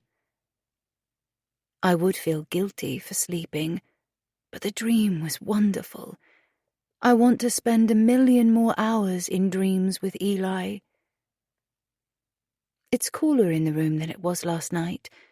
I reach out, pull the duvet over me and curl up on my side, focusing my mind on the last of the images from the dream. Sleep doesn't return.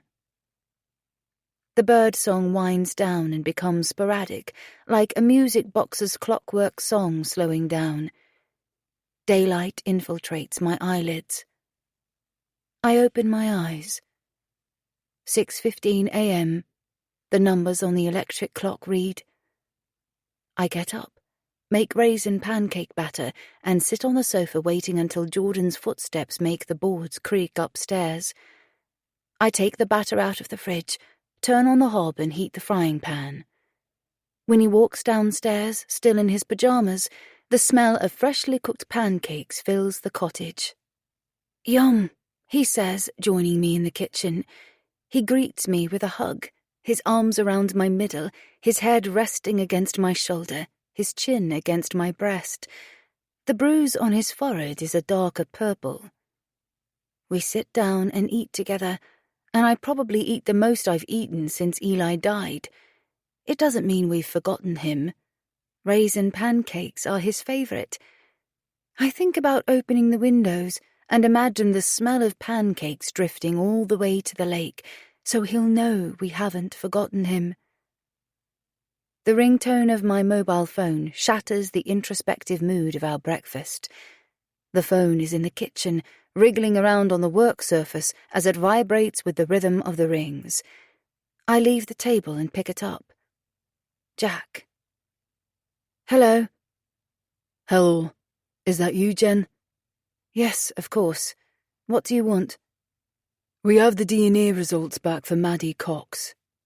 I don't breathe. I can't. Time stops. It's not a match. It's not? Oh. It's only confirmed what Aiden told me. But if not Maddie, then who? What will happen now? We spoke to his friends again yesterday, but nothing new was said. We are still searching through CCTV. There are different routes Eli could have taken from Bowick to the Southend Bay. We will find some evidence of how he got there and who he was with. But if he walked along the lakeshore, there are no cameras there. Whoever he met up with may not have walked that way. Or if they did, they must have joined him at Bowick. My lips part. I can't answer. After all these days, they're no further forward. I sniff away tears. Jen, are you okay? No. Are you going into work today? No. Yesterday was too much for Jordan and me. Well, in my opinion, you shouldn't have tried for even one day. I don't answer.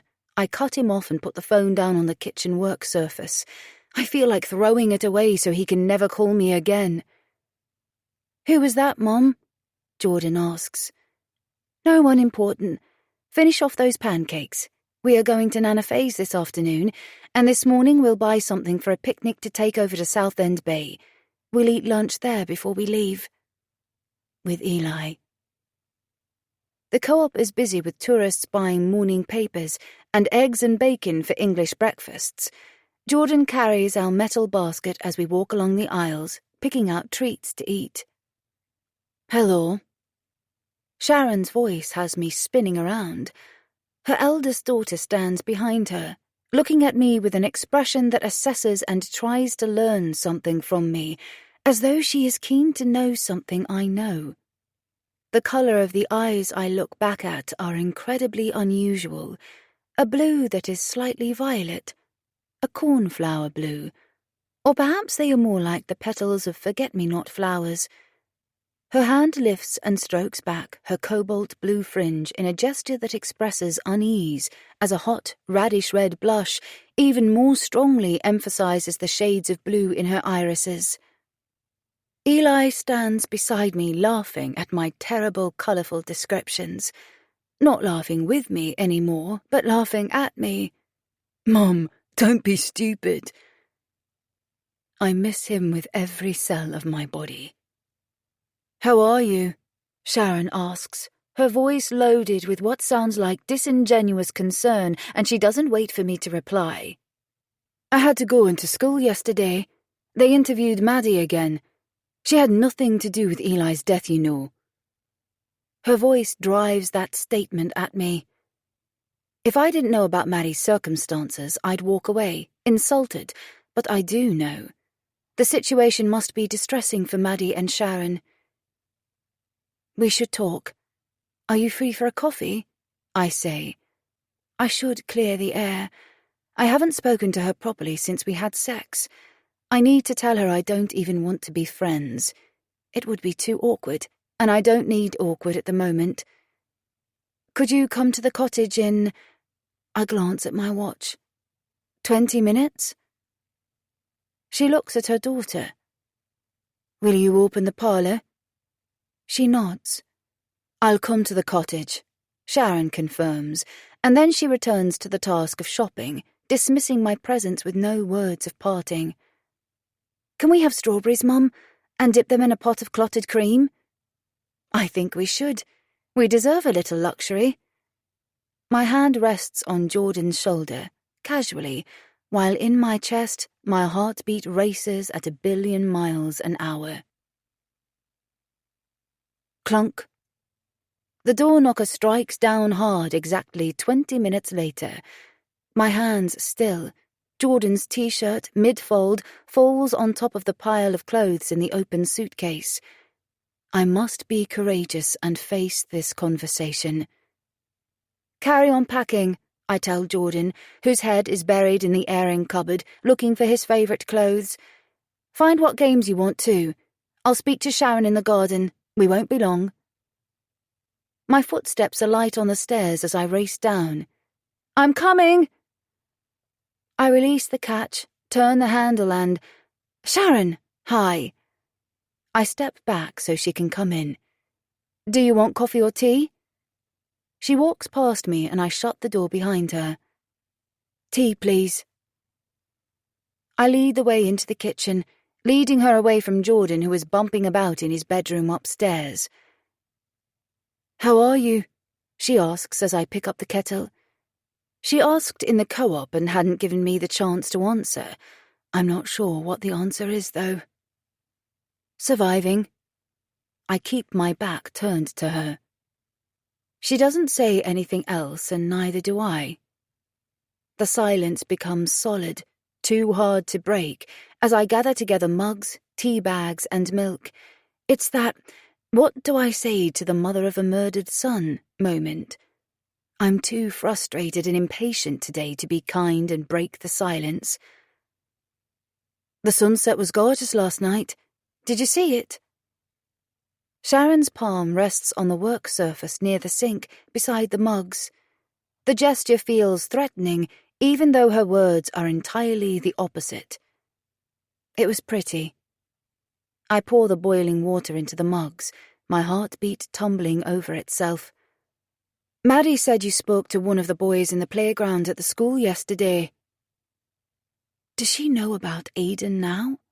Should she know? I don't want to be the one that gives them away. I feel a hot flush form blotches on my chest. I face her as I sense the blush creeping up my neck. I leave the tea to stew for a minute. She's standing inches away, uncomfortably close, but it's a narrow kitchen. The boy is Eli's best friend. Her hand slides from the work surface, hovering near my arm for a moment, as though she's thinking about touching me. She has a small kitchen too. The night Eli died, we'd kissed in there, my back pressing into the work surface. My head shakes the thought away quickly, and I turn back to the mugs. "Do you take milk and sugar?" I've never been a good liar. Eli and Jordan always mercilessly broke me down whenever I tried to keep secrets. During my affair with Belle, I'd felt constantly sick with anxiety. Every day I'd struggled to look Andre in the eyes. "Yes to milk, no to sugar. Thank you." The conversation dries up again as I finish off the tea. "We'll sit in the garden." The back door is open. I turn and offer her a mug. She leads the way out. My mouth is dry as I follow, practicing the difficult words I have to say in my mind. I sip the scalding tea and burn my tongue. I have to say this carefully. I don't want to feel uncomfortable in her shop. Jordan loves the ice creams. "I've been thinking about you a lot," she says as she walks to the far side of the table. The feet of the chair's legs scrape on the concrete as she sits down. I sit in the chair on this side of the table, taking a deep breath to say what I have to say before she can utter another word. "What happened between us was a moment in time. I need to tell you it was only sex for me. If you thought it might be more, I'm sorry. Nothing else will happen." Her eyes widen, her eyebrows lifting. It is not what she expected me to say. Surely she can't have expected me to say I feel anything. "We've hardly spoken since, and Nick," she interjects. My mouth opens and closes like a fish's. Her expression waits for me to answer a question I don't understand. "What about Nick?" "The way you talked that day," she says. "You said the best relationship you had was with a woman. I didn't expect you to develop something with a man. I thought you were a lesbian." I don't like the labels people give to sexuality. I like who I like, and if I chose to do anything with Nick, it would be my business and not hers. I don't remember what I said that day. I was quite drunk, and a lot has happened since. Her eyebrows lift again and fall quickly, displaying a silent expletive through the expression. "Thanks for the orgasms and goodbye. Is that it?" "Shh." I press my finger to my lips. Jordan is upstairs and the window is open. "Huh!" The sharp sound of amusement calls me ridiculous. "You weren't silent that day. You're very noisy in bed." Why had I wanted to have sex with her? Sharon can be nasty. Her own daughter is afraid to tell her things. I want her to leave now. There are full mugs of hot tea on the table. "You should be careful. Men are liars." The accusation is firm. How had she behaved with the boy in America? I have no idea how to respond. I drink tea, thinking of ways to get her out of the cottage as quickly as possible. This woman is poison. He punched his friend in the side of the head. The statement is thrown at me like a slap. Who? Nick. She sips her tea, her posture proud and confident, believing she's now thrown a punch that is going to hurt. Oh, the drunken fight. Those headlines are fish and chip wrappings already. I don't care what happened in Nick Mason's past. I have enough to deal with in my present. The eyes I'd let myself get lost in the pub that day look at me with a cutting stare as sharp as the head of a diamond. She wants me to feel afraid, betrayed, or hurt. Anyone who wants me to feel like that is someone I do not want as a friend. I set my mug down. I have handled far worse than the spite of this jealous, bitter woman. Are you going to spit on my ice cream cones from now on? Her expression changes in a millisecond. She leans back and raises her hands.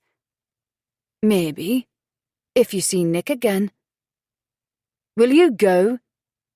I rise from the chair. She doesn't stand. Jordan and I are packing. We're going away for a few days. I want to carry on packing. Enough with subtleties. Just go.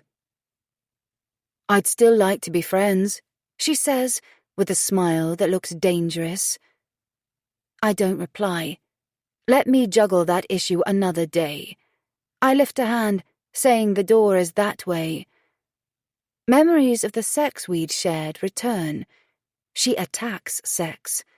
Looking back, it was aggressive. At times she had hurt me, bitten me. She stands up, leaving the half-full mug on the table.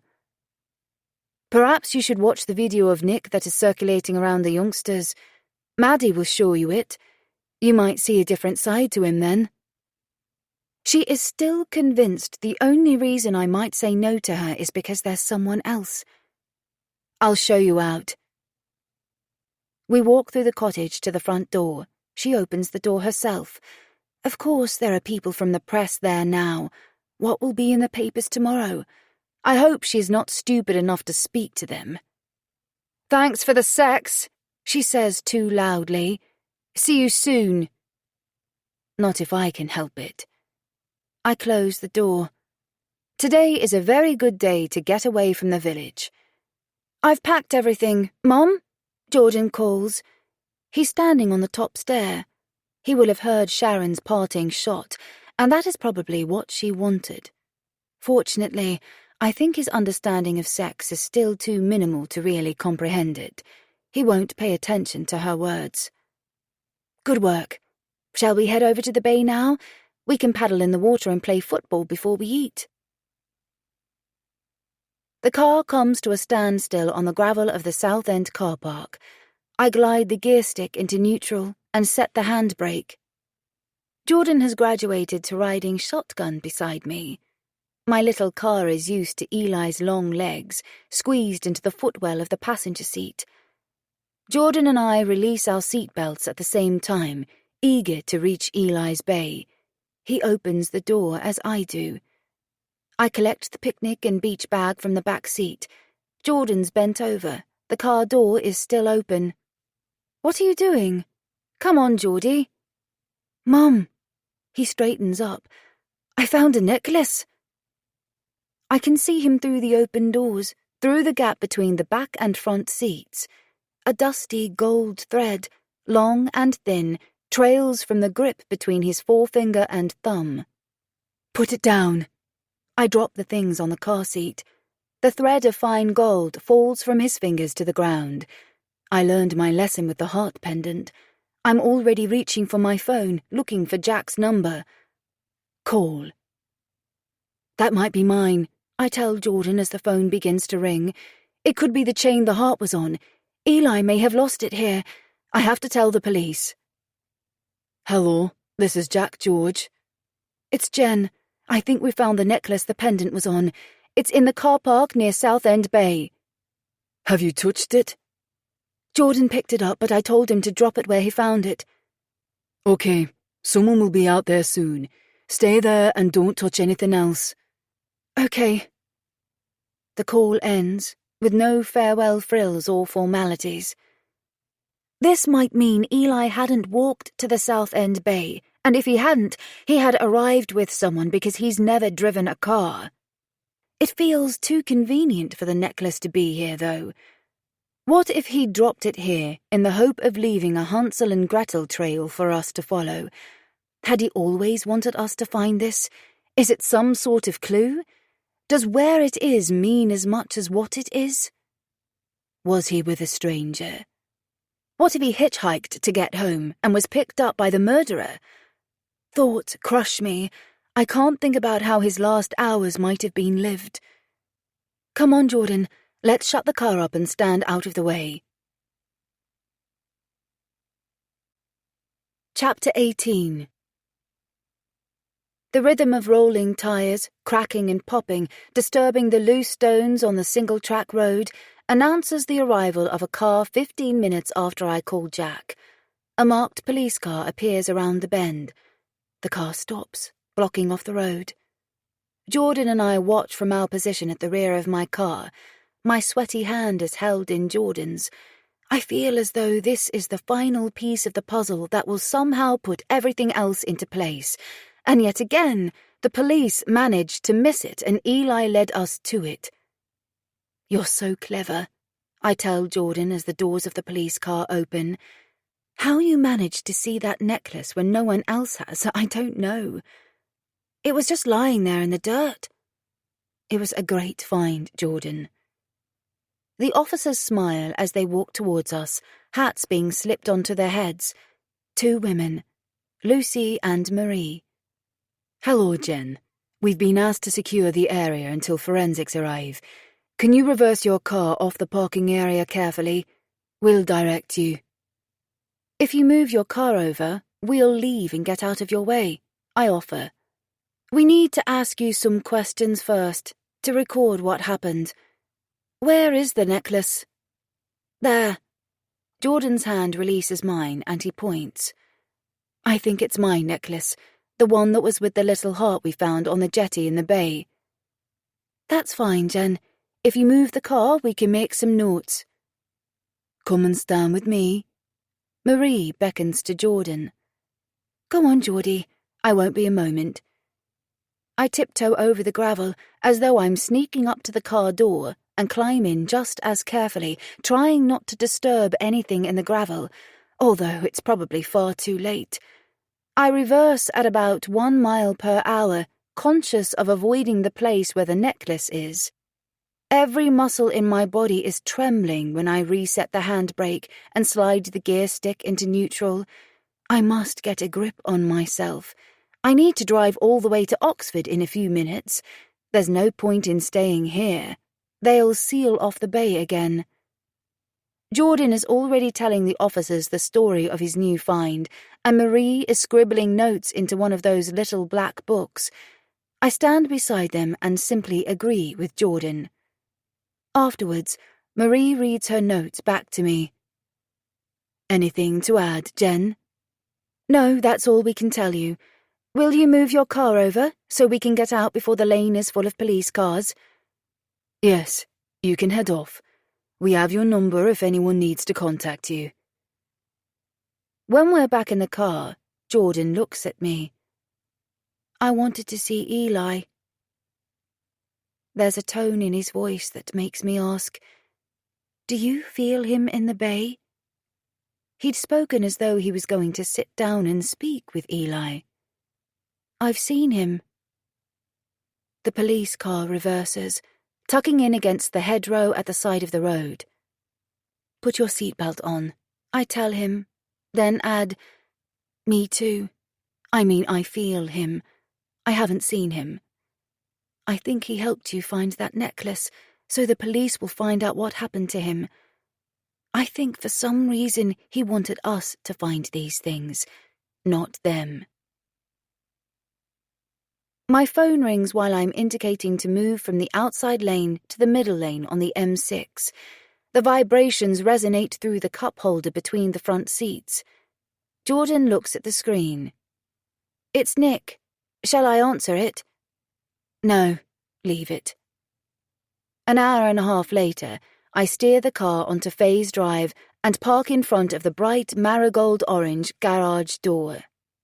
It's a strange moment. It's a long time since I visited, yet it might have been yesterday. Everything is the same, except Eli isn't in the car, isn't on the earth. The front door opens before I've released my seatbelt. Faye and Andre step out.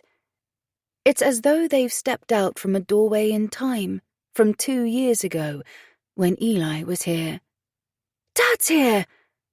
I let Jordan climb out alone, letting him enjoy this, keeping my misery in the car and searching for tissues in the glove box. "Geordie boy." Andre hugs him first, then Nana Faye has a hug too. I get out of the car with a tissue in hand. "Jen, love." Faye's arms open for me, as if I was one of the boys. My heart crumbles when I walk into those arms. I sob on her shoulder. Her hand strokes my back. "I know, dear. I know." Andre takes Jordan into the house. "Nana made you one of her chocolate cakes." I break away from Faye. I shouldn't cry like this in front of Jordan. The heel of my hand swipes the tears off my cheeks. "Is Camille here?" "No." Faye leads the way inside. Andre eats dinner with us and tucks Jordan into bed. It's agreed that tomorrow he'll take Jordan to a theme park with Camille. As he reaches to open the door to leave, while we stand alone in the hall, he looks at me. "Are you coming tomorrow?" "Am I invited?" "Of course." "I didn't think Camille would want me there." "She understands, Jen. We lost Eli. We lost our son. She knows how devastating this is for you." "It's fine, though. You three go. She should get to know Jordan without me there." "I don't want you to be alone here either." "I'll have Faye for company." His hand drops away from the lock, not opening the door, leaving it closed as he faces me. The intensity in his eyes admits he's thought a lot about what he's going to say next. He'd decided not to say it, but now he's changed his mind. "I saw that video." "What video?" I have no idea what he's talking about. "The one of the ferryman, you know. It's doing the rounds on social media. It's had more than 1 million views. Have you seen it? It's the CCTV footage of the moment he killed that kid." "I know he hit him." "It's violent, Jen. He's violent. Jordan said the guy visited your house. Don't make any more mistakes." "Any more?" "Who else are you calling a mistake? Belle?" "I didn't mean it like that." He steps forward, as though he'll reach out to touch or hold me, but his arms don't lift. "I still care about you. I want you to be okay, that's all." "As you said, this is devastating. I'll never be okay." "I'd better go home." He turns and opens the door. He's devastated too. I know he is. I'd made it sound as though it was just me who felt like that. "Good night, Mum," he shouts without looking back. "Good night, honey," she calls back just before he closes the door. I've seen how much he's hurting through his mother's eyes today too. I watched him cling on to her in the kitchen when she made the dinner, the muscle working in his jaw as he'd fought his tears. I'd turned Jordan away and taken him into the garden to give them some privacy. The chimes of my ringtone rise from the pocket of my skirt as the door closes behind him. The screen says, Nick. Talk about timing. If I didn't need something to occupy my hands and mind, I wouldn't answer, but I do. I carry the phone through the lounge, raising a hand to Faye, who is busying her mind and hands with knitting. I point at the open patio doors, telling her I'll take the call outside. I touch answer as I step onto the garden's wooden deck. Hi, Nick. The sky is still a clear azure blue. There's not a single cloud, but the lowering sun throws long shadows across the small square garden. Hi, I hope you don't mind me ringing, but you didn't use the ferry today, and I just want to check things are all right. The police are over at the bay again. Has something happened? We're okay, thank you. We've come away for a few days. The hot planks of the deck hurt the soles of my bare feet. I need a break from Lowerdale, that's all. I walk further away from the house and step down onto the soft, cooler grass. Where are you? With family. That's good. You don't sound okay, though. You sound a bit off. Off? Really? My son was murdered. I breathe in, fighting emotions. The breath releases as a strange sound as I fold, falling into a cross-legged pile on the grass, folding in on myself, the blooming roses, penstemons and salvias and Faye's pretty flower border become a curdled blur of colours. Breathe slowly. His voice is deep and insistent. Count in slowly for 3 and out for 3. You can trust me, you know. Breathe in. 1, 2, 3. Now breathe out. 1, 2, 3. Another couple of counts and my breathing is under control. Has it been a bad day? Every day is. I'm not putting pressure on you, Jen. I genuinely called to check on you. I'm trying to be your friend. I know these emotions. It's like being in the sea. Sometimes you crawl out onto the beach, but then the tide rises. The waves hit you and suck all the sand from around you, then pull you back. I know. You've been nothing but kind. The perfumes from the flowers are heady in the heavier, cooling evening air. Do you know people are sharing a video of you on social media? Of what? I avoid social media. PJ barks in the background. What's he barking at? The ducks have probably come close. He's fine with them. I only have to worry when it's the swan. Those things look beautiful, but they hurt like hell when they attack. Go on. Tell me what's in the video. It's the footage of you hitting your friend. He's silent. Are you okay? Have you seen it? He asks. No. That video shows the moment he died. I deserve to never escape it. But his family. Don't people think about them? My fingertips rub my temple. I'm tired, and the pressure headache is thumping in my skull again. I told you the truth, he says as though he thinks I've thought something I have not. Sharon said you're a liar, I say. Sharon? I told you she doesn't like me, or any man for that matter. The pitch of his voice has risen. Don't get angry. I don't want an argument. I'm not arguing with you about her, but allow me to be annoyed when someone calls me a liar over something so serious. Anyway, it doesn't matter now. That won't help you. I don't answer. Sorry, it's not your problem. We're adults. I can have it out with Sharon if I want to. You're focusing on yourself and Jordan.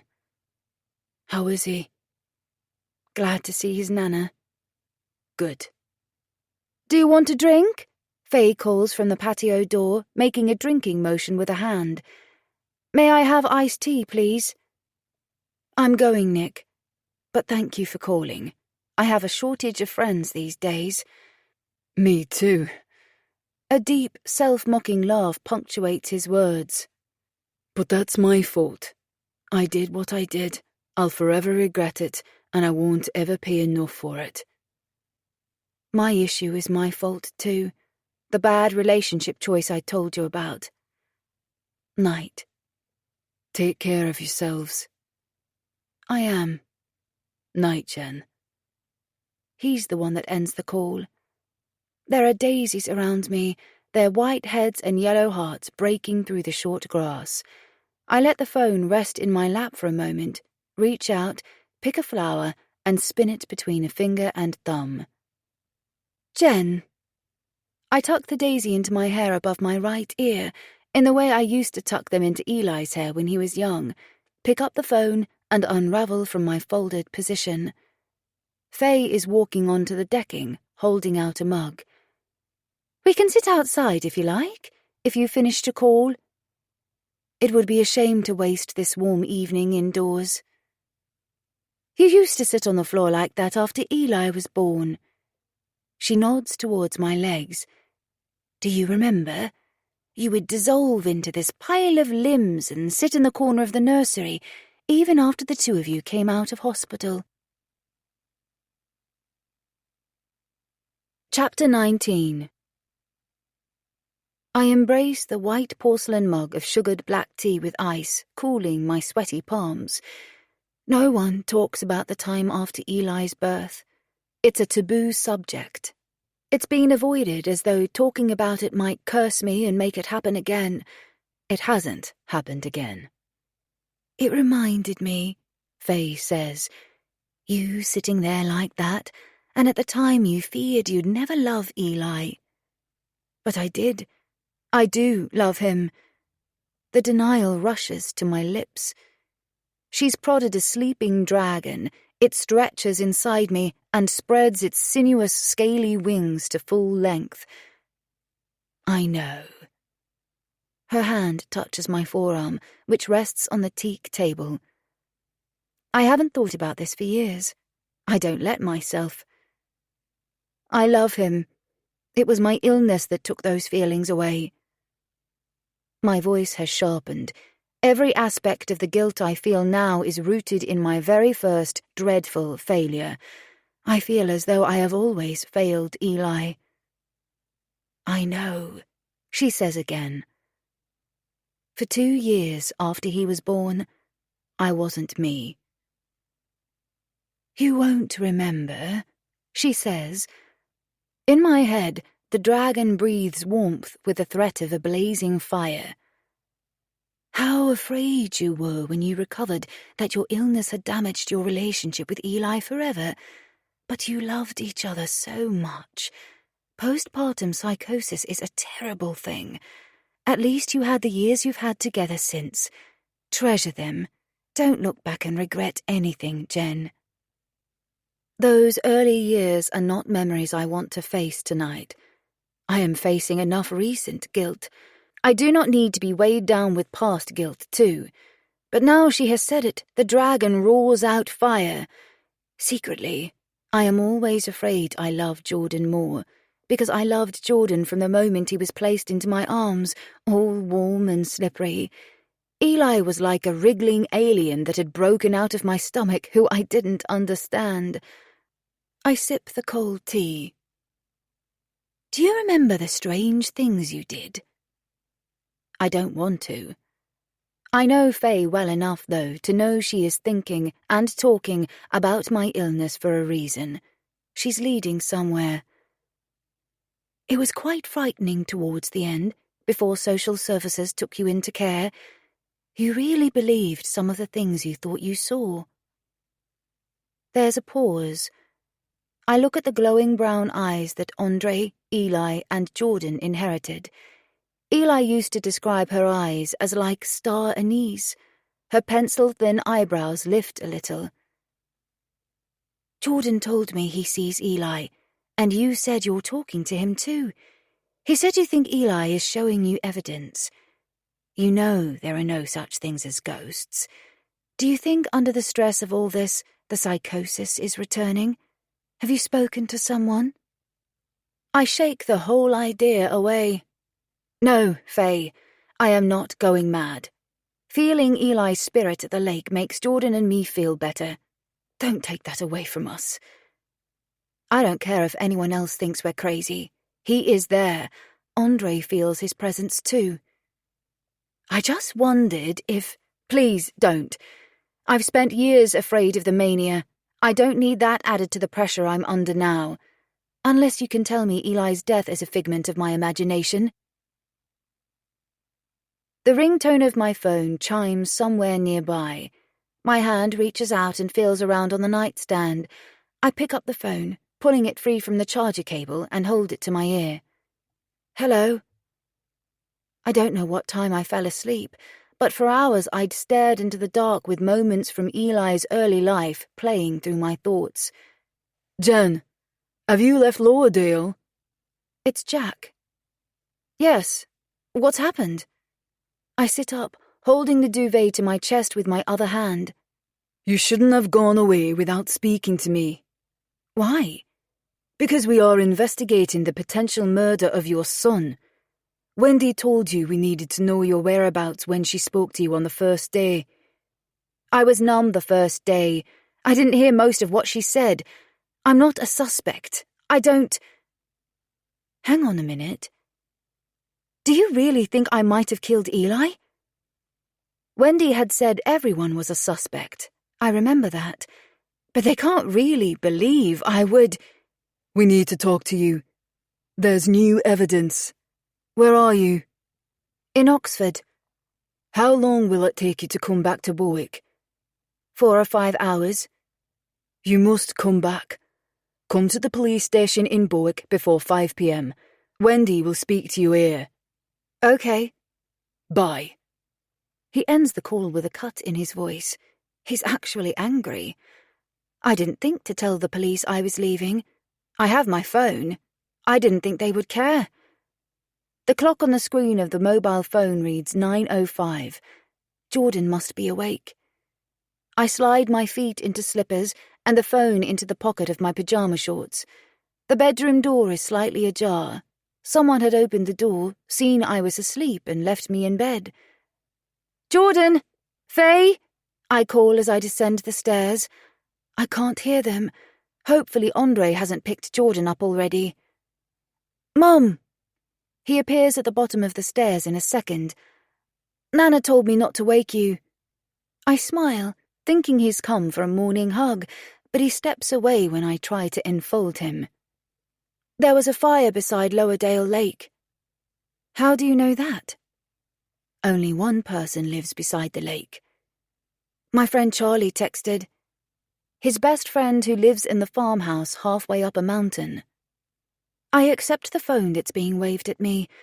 Andre had given him this old phone yesterday so he could keep in contact with his friends. It's locked so he can't access the internet, but he can share texts. The message showing on the screen reads, "There was a fire last night, by the lake. We could see it all the way up here. There were fire engines and police sirens. Dad says it's the house the man who runs the ferry lives in. I could smell the smoke in my bedroom." Here. I hand his phone back, reaching for my own. There's an email notification on the screen. Due to an unforeseen incident, the Lowerdale Lake ferry will not be... My thumb quickly navigates menus to reach the full email. Running today. Please keep an eye on the website for updates. Is this why Jack wants me in Bowick? Is it something to do with Eli's death? Or maybe it's something to do with the video that's circulating. An internet troll turned arsonist. "Mom's awake!" Jordan shouts through to Faye, walking into the lounge. I don't follow. I call the most recent number on my call list. It rings to the point I think it will go to answer phone. Come on, Nick. Hello? He's all right. I heard there was a fire. What happened? Are you okay? Morning. There's a touch of ironic humour in his voice. I had not begun the call with hello. Are you okay? Is PJ okay? I'm a bit shocked and PJ's a bit scorched, but we're alive and kicking. He spent the night in the vet's. Were you hurt? Only my wallet.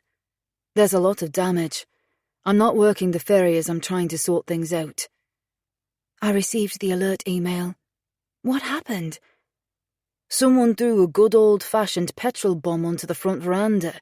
The cabin's all wood and it caught. I was trying to put it out with buckets of sand until the fire brigade arrived. The place is a wreck. I'm sorry. The stupid phrase that's been annoying me slips out. Do you know who did it? No, but the newspaper headlines probably spurred it. They were incendiary. Excuse the pun. I have to laugh, though, or else... You'll cry. What were the headlines yesterday? I didn't look. David, the boy I killed, his mum spoke to the press. I won't tell you what she said, but I've heard it all before. I've regretted that punch every day of my life since. I think about him before I go to sleep, and he's the first thing I remember when I wake. It doesn't change what happened. I can't change it. His voice breaks in a crack of sound that tries to hide his emotion. I've been hiding from my past here. It found me in the end. He may have served his legal sentence, but he's still serving a life sentence. I hope whoever killed Eli feels like this. I can't commiserate with Nick. I want their life to be ruined. The police called me. I tell him, I'm coming back today. You can sleep at my house for a few nights if you need to. Jordan is staying here. Thanks, Jen. But the insurance company have already reserved me a room in the Greyhound. Anyway, you might change your mind when you read yesterday's article. Everyone here is looking at me a bit strangely. I'm silent for a moment, unsure what to say next. Is there anything else to say? I'm more focused on what's happening now. I'm so tired. Jordan needs me here, but the police insisted I return. I'll come over this evening and at least keep you company for an hour or two. Thank you. Mom, Nana wants to know if you want bacon, Jordan shouts from the open kitchen door. I lean round and stick a thumb up in Jordan's direction. I'll speak to you later then. I'm glad you're okay. Thanks for calling. See you later. I end the call. One of Nana Faye's special iced teas waits for me on the breakfast bar in the kitchen diner. A newspaper lays beside it, folded in half and turned upside down. Good morning, dear. She leaves Jordan to watch the bacon and walks over.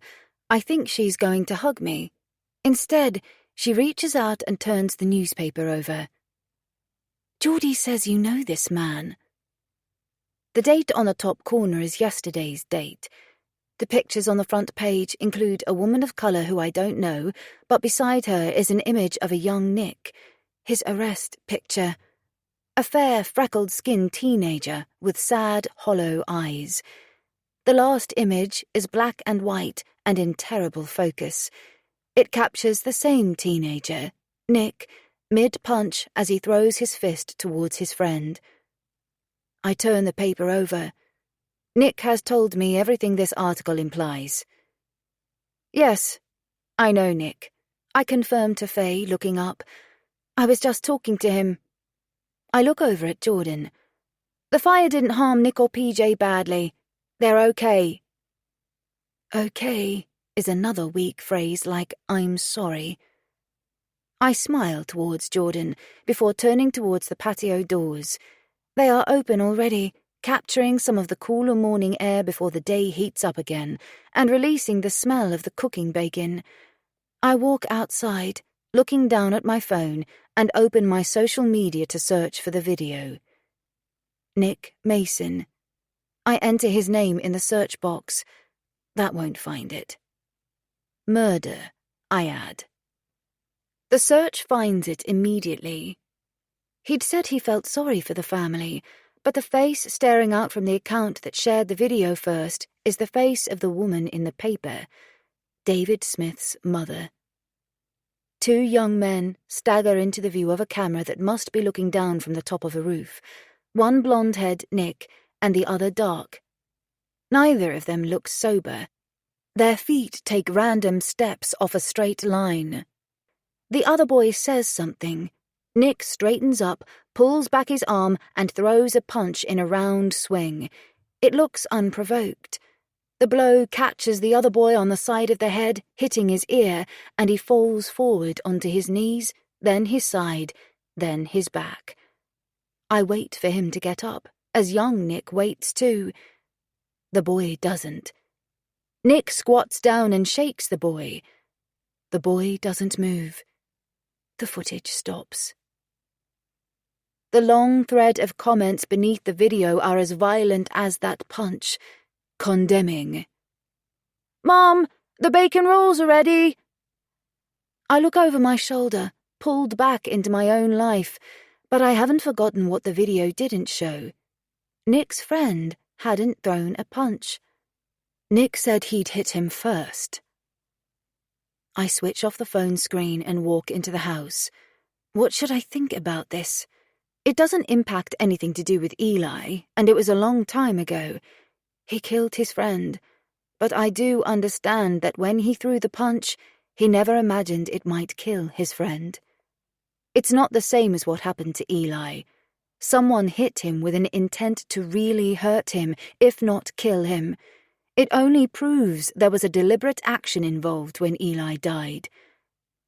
When Andre lets himself in and walks through to the kitchen, we are sitting at the breakfast bar in our nightclothes, with glasses of iced orange juice, sharing our favourite Eli stories with Faye, making her laugh at some of the strange and funny things we remember. I haven't yet told Jordan or Faye I have to leave. "Hello." Andre acknowledges us all in the same greeting, with a shallow smile, his eyebrows lifting a little, expressing surprise over our apparent happiness. I feel comfortable here, at home, safe. "Jordan, clean your teeth and dress. Camille is waiting at home for us to pick her up on the way." Andre glances at yesterday's paper at the far end of the breakfast bar as Jordan slides off the stool. I follow Jordan to the kitchen door, close it behind him, and face Andre and Faye. Their expressions turn from smiles to mute concern as they wonder why I sought privacy. "The police called me this morning," I say quietly. "I have to go back." "Why?" Andre asks first. "Apparently I shouldn't have left during the investigation, and there is new evidence." "The investigation might last years," Faye responds. "Jack told me to go back. He didn't ask. He wants to see me at the police station by 5. "I'll come with you," Andre declares. "No, Jordan needs you here. You stay with him." "He'll want you." "As you said, he's better off here and he has you and Faye." Andre's hand rubs over his face and strokes across his hair. "I don't know." I see what he feels, that sensation of drowning. I don't know what the right or the wrong thing to do is, but I need to go back. I better get dressed. I'll tell Jordan upstairs. Chapter 20. Memories haunt me as I drive, of the first day I travelled this journey with Eli and Jordan. Our lives, everything we owned, were in cases and black bags piled up in the boot and on top of the car. Overlaying those mental images is Eli's motionless, off-colour body, empty of life. The number plate of the car ahead of me, in the M6's outer lane, reads BOB 38. I try to stave off the memories by thinking of famous Bobs the car might belong to. Bob Mortimer, the person who created Bob the Builder, the actor who voices Bob the Builder, the writer. Jordan screams at me. "Don't go!" He was angry when I told him I was leaving, so unlike my younger son. If only we hadn't moved. If only we hadn't moved. The statement chants through my thoughts. I want to turn the car and go back. Then again, I don't. I'm returning to Eli, and the police have something new to say.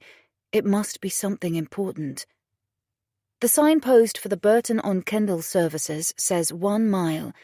I push the indicator on. It ticks through the seconds it takes to reach the slip road. I've stopped for coffee 3 times already, fueling my mind with caffeine and feeding the panic dragon in my chest. When I open the car door, coffee in hand, the tremble in my muscles means I nearly hurl the coffee over the passenger seat. I save it from falling and drop it into the central cup holder. It's not far to Bowick now. I'll be there in half an hour. Tall hills which become mountains rise up on the horizon, welcoming me into the rugged beauty of the Lake District. The motorway is busier at the weekends, when the tourists arrive and leave. Today, the gaps between vehicles expands, the traffic thinning out, but the narrow roads inside the national park will be flooded with tourists. The Scottish school holidays have already begun.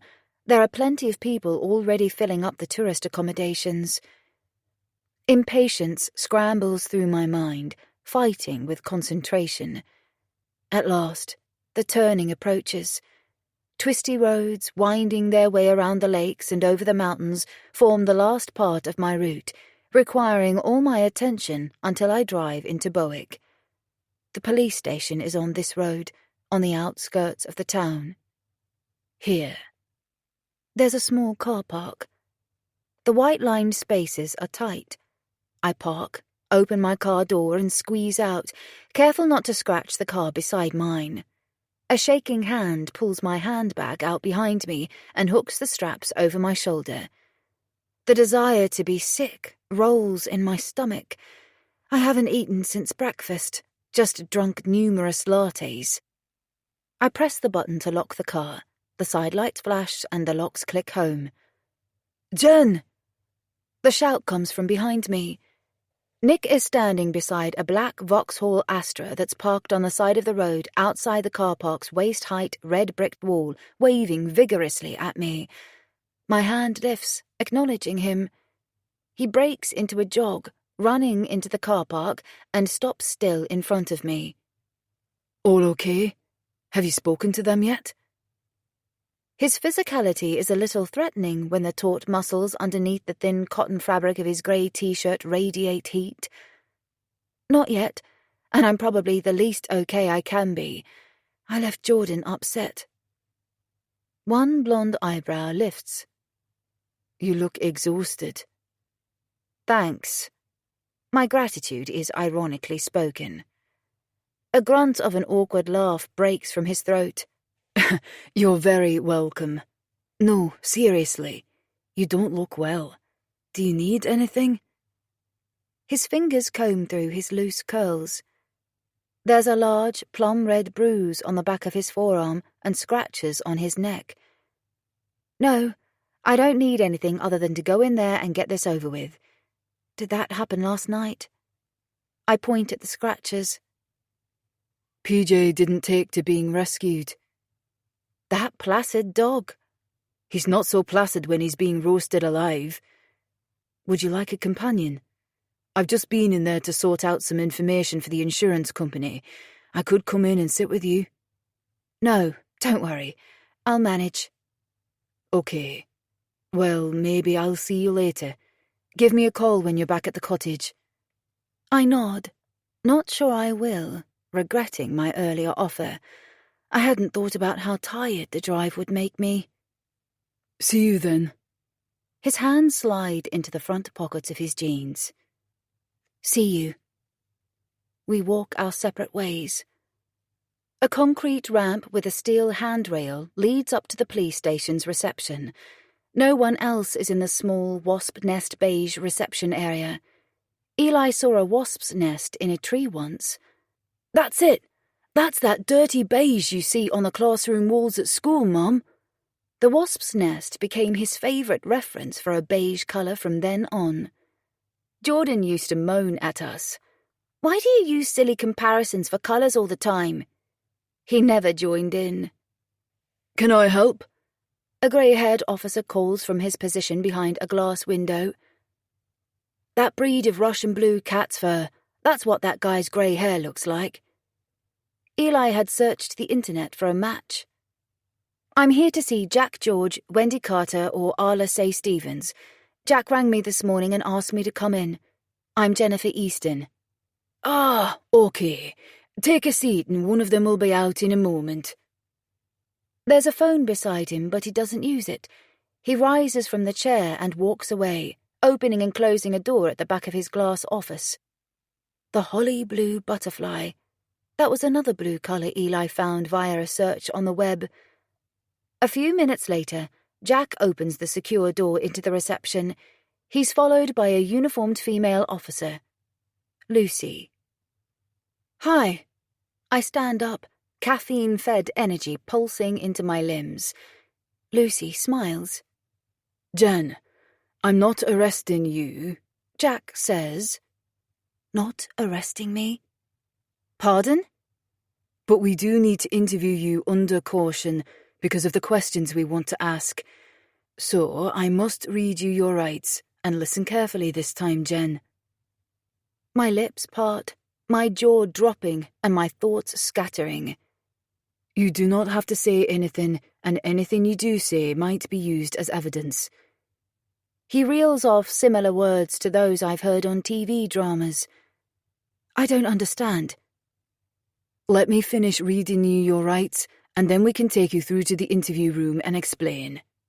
Interview room? I want a solicitor. That's one of my rights, isn't it? I'm tired. I haven't slept properly for nights. I'm in no state for an interview. Why am I here? Because we have evidence that we want to speak to you about. But we will have that conversation in the interview room.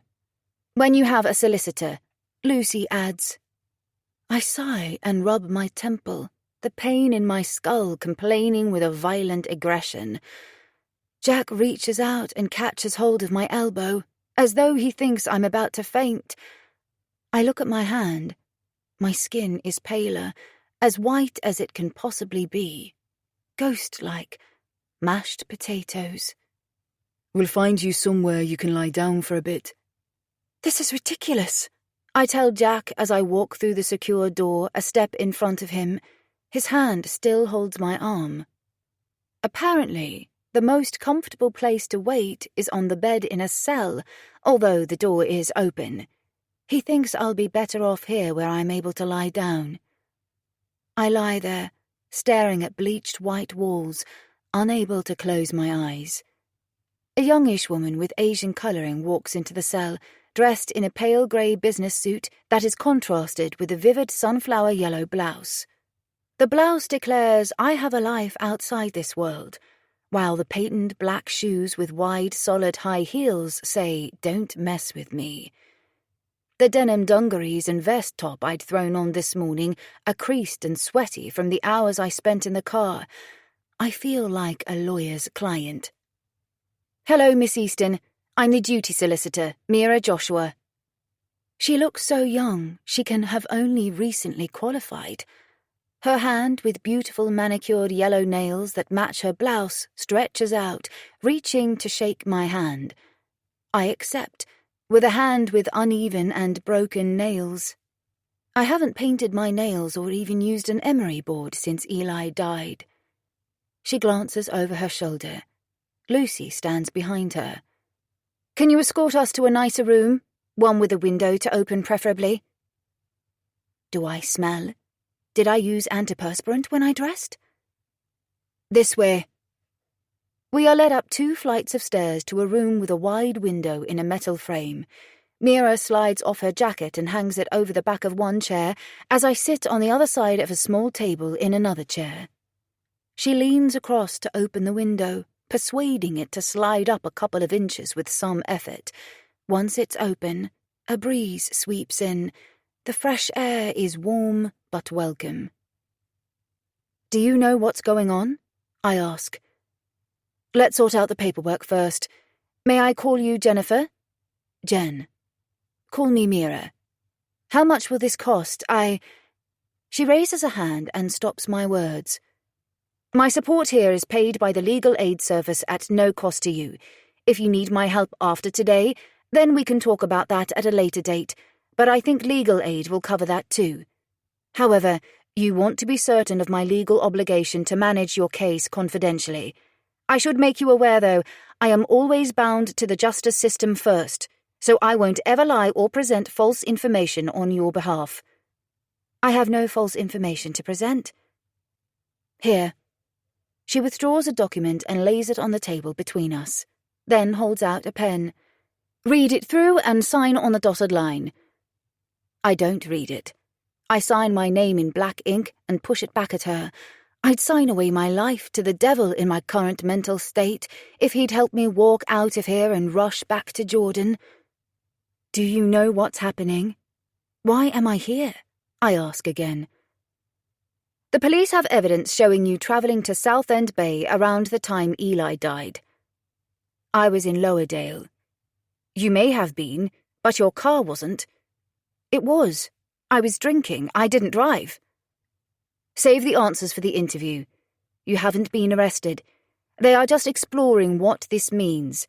So, what do you want from me, Jen? Why did you ask for a solicitor? Are you afraid of something? It is much better to be honest with me from the start. Then I can give you the best advice." "No, I'm not afraid. Jack, the family liaison officer, told me I can't leave the area. He said I had to come back. I was staying with family in Oxford. My son is there. I wanted to escape the scrutiny of the press. And here, for all I know, Eli's killer might be watching me or even speaking to me. I'm struggling to cope on my own. I just want to be allowed to return to Oxford, and they've told me I can't leave." "The police have no right to tell you where to go if you haven't been arrested. They certainly don't have a court order to be able to present any restrictions. I'll tell them that." Her surprisingly cool hand touches my wrist. "Don't worry. You have someone on your side now." "Okay. Shall we press on then? The sooner the interview is over, the sooner we can send you on your way to your son." She makes it sound as though all of this interview, will be over in minutes. Lucy returns to lead us along the hall to another room. This room has no window. Wendy and Arla are waiting for us, sitting on one side of a table, the sleeves of their blouses rolled up to their elbows and their top buttons loose. A fan that stands in the corner near the door stirs the air in sweeping movements.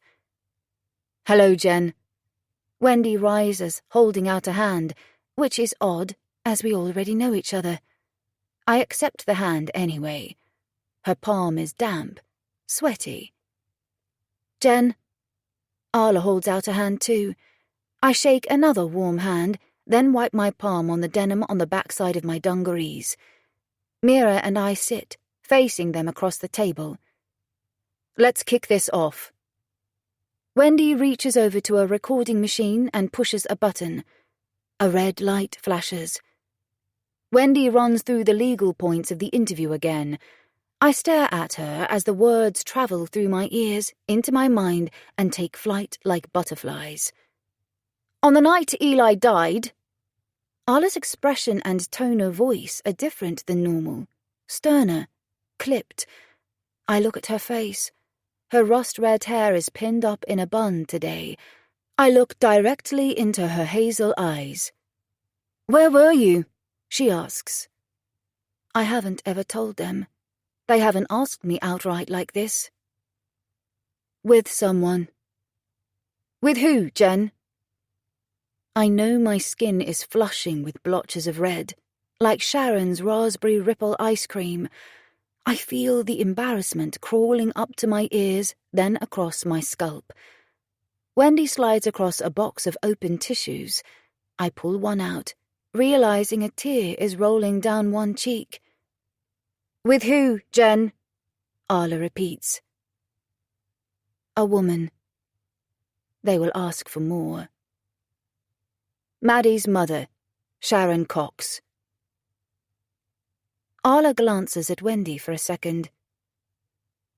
"We had sex," I continue. "We met in the pub in the afternoon and went to her house. Jordan was staying with a friend overnight and Eli was out. Eli messaged and said he wasn't coming home for dinner, so I went to the Greyhound. I talked to Sharon. We had a few drinks and she invited me to her house. We had sex and I slept for a while. I walked home around midnight." "Did you drive that evening?" "No. I walked home from her house to my cottage. I'd had quite a bit to drink." "Take a look at this." Wendy opens a laptop that is on the table between us. She touches keys, then scrolls using the touchpad and turns it around. On the screen is a still color image from CCTV footage. Is the car on your screen your car? The number plate is very clear. She can see it is my car. Yes. Look at the date and time in the corner of the picture. The coroner's report identifies this as being around the time of Eli's death. Eli's murder, I correct. Yes, it is my car, but the date and time must be wrong. I wasn't driving at that time that day. I was at Sharon's house. The date and time aren't wrong, and tyre tracks in the car park where the necklace was found match the make and model of tyres on your car. I was parked there when we found the necklace, when I phoned Jack. Are they going mad? Or am I? These tyre marks were beneath the necklace. This is stupid. Jordan picked up the necklace and dropped it again. We told the officers. It was not in the exact same place. They wrote it down. This is wasting time. Isn't that rather convenient? The two of you finding evidence in previously searched locations and very obvious places, with good excuses for the presence of your DNA. Wendy looks expectantly at me, as though her words will solicit an admission. I don't answer. I have no idea what to say. Did you and Eli have a fight? I hold my silence. We have a statement from a witness who told us you did drive your car that night. Arla pauses, as though waiting again for me to admit it was me. I'm stunned. They might as well have fired a taser at me. I reel back in the chair, my mouth open and bile rising in my throat as my hands lift palms outwards, fending off this nonsense. Why would I hurt my son? Perhaps it was an accident, a burst of anger. Wendy prods. No. A moment of insanity that you couldn't control. No. We have checked your records. When Eli was a baby, you threw him into a cot and left him with a bruise on his forehead, and that was not the only time you lost your temper with him. You checked? It was over 13 years ago. I was seriously ill. I didn't know what I was doing. I had psychosis. Mira's cool hand touches mine, implying I should calm down. I didn't throw him anyway. I put him down, but I was agitated and he accidentally hit his head. The full details must be on record. Social services were involved and my mother-in-law at the time was in the room. She told me it was accidental. I don't remember, but Faye said she'd walked into the room and I dropped Eli into the cot because I hadn't recognized her. I thought she was an intruder. I thought she'd come into the house to kidnap him. I was hearing voices and seeing people at the time. It was then Andre told Faye I'd been behaving strangely for weeks. Apparently, I left Eli in the car at a country park. I'd forgotten he was there a couple of days before that, too. Social services arranged for me to be sectioned. I was taken into care for my own good. I remember very little. Months and months were wiped out by illness and medication. Could the same thing be said again, that you accidentally hurt him? The text message he sent to Maddie implied you had a volatile relationship. Isn't arguing with a teenager normal? When he was a baby, I had psychosis because of the birth. It was postpartum hormones, a chemical imbalance. Now we have... I close my eyes for a second, recognizing I need to correct the tense from present to past. We had a normal relationship after that. He was testing boundaries and embarrassed by his mother's sexual relationships. I think he sent that text to Maddie because he saw me kissing Sharon. You haven't mentioned that before. It was private. In a potential murder case, Jen, nothing is private. A breath sucks into my lungs. It annoys me that they say potential murder, implying that someone could get away with claiming it was not planned or intended and say it was manslaughter. I don't understand why my car would be there. That is all that matters. How was my car there? Ms. Cox says you drove it. She says she saw you get into your car that evening. She thought you were going to collect Eli. Sharon? Had Sharon already told them we were together? Did they know without asking me? Why would she lie about the car? To spite me for not wanting to progress our relationship? The officers don't say any more. They wait for me to reply. It's a lie. Don't you think it's a bit strange Sharon has mentioned this over a week after it happened, and also on the same day I told her I wouldn't sleep with her again? It stinks of a malicious act. And I am used to them. Perhaps she's been keeping this secret for you until you broke the relationship off. A muscle ticks beneath my eye. There was no relationship. It was one-off sex. There was a complaint made against you at your last school, wasn't there? An accusation of sexual abuse. And it was proven to be entirely unfounded. I'm sure my expression displays the horror I feel at the mention of Belle's husband. I'm no poker player. The man who made the accusation was the husband of a teacher I had an affair with. He was jealous and he wanted me out of the way. He succeeded because, despite being cleared of any suspicion, mud sticks. I came here to escape the impacts of that rumour. It's that rumour and our move here which upset my relationship with Eli. Is it normal for you to have a string of jilted exes who are out for revenge? Wendy asks. Pardon? How much laundry are they dragging out of my basket to be aired in this room? Miss Easton's previous relationships have no connection to this case, Mira says, and if Miss Easton were a man, you wouldn't have made that comment. Broken relationships would not have been pointed out. Be careful what you're saying, Detective. I glance at Mira, and I know in that moment she fancies women too. She experiences institutional cultural sexism, heterosexism too. I now notice she has a small rainbow flag pin secured to the collar point of her blouse. Because she's undone the top couple of buttons, the collar point is hanging in a way the little pride badge isn't obvious.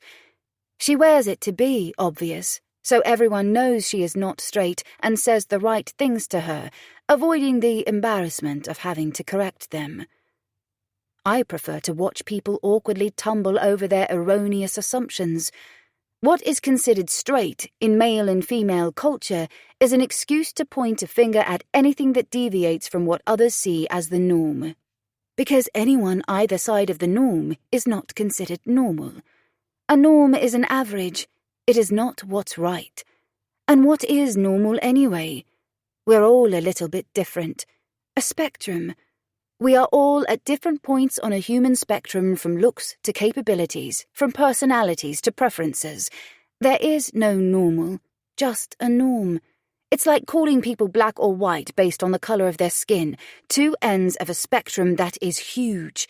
We are all our own shade. When Eli was at primary school, when he heard the word white used to describe skin, he said, "You're a light brown, not white." When I was tanned once, after we'd begun our colour game, he'd seen a pale piece of amber in a gemstone shop and held it near my skin. "This is the colour of your skin." Were Jen a man, I'd say exactly the same, Wendy responds. Nevertheless, it's irrelevant, Mira throws back. The two items of additional evidence you and your son found in areas that were previously searched, did you put them there? I have no words. I stare across the table. Did you plant them there after the event to make it appear that Eli was with someone else? No. We think, Wendy says, you drove out to find Eli. You found him with a girl, naked, perhaps even about to have sex underage. You were both a little drunk. There was an argument. You lost your temper. You experienced a moment of uncontrollable anger and struck him. I doubt you intended to kill him, but you lost control and did not even realize what you were doing. You are under no obligation to respond to that, Mira says to me.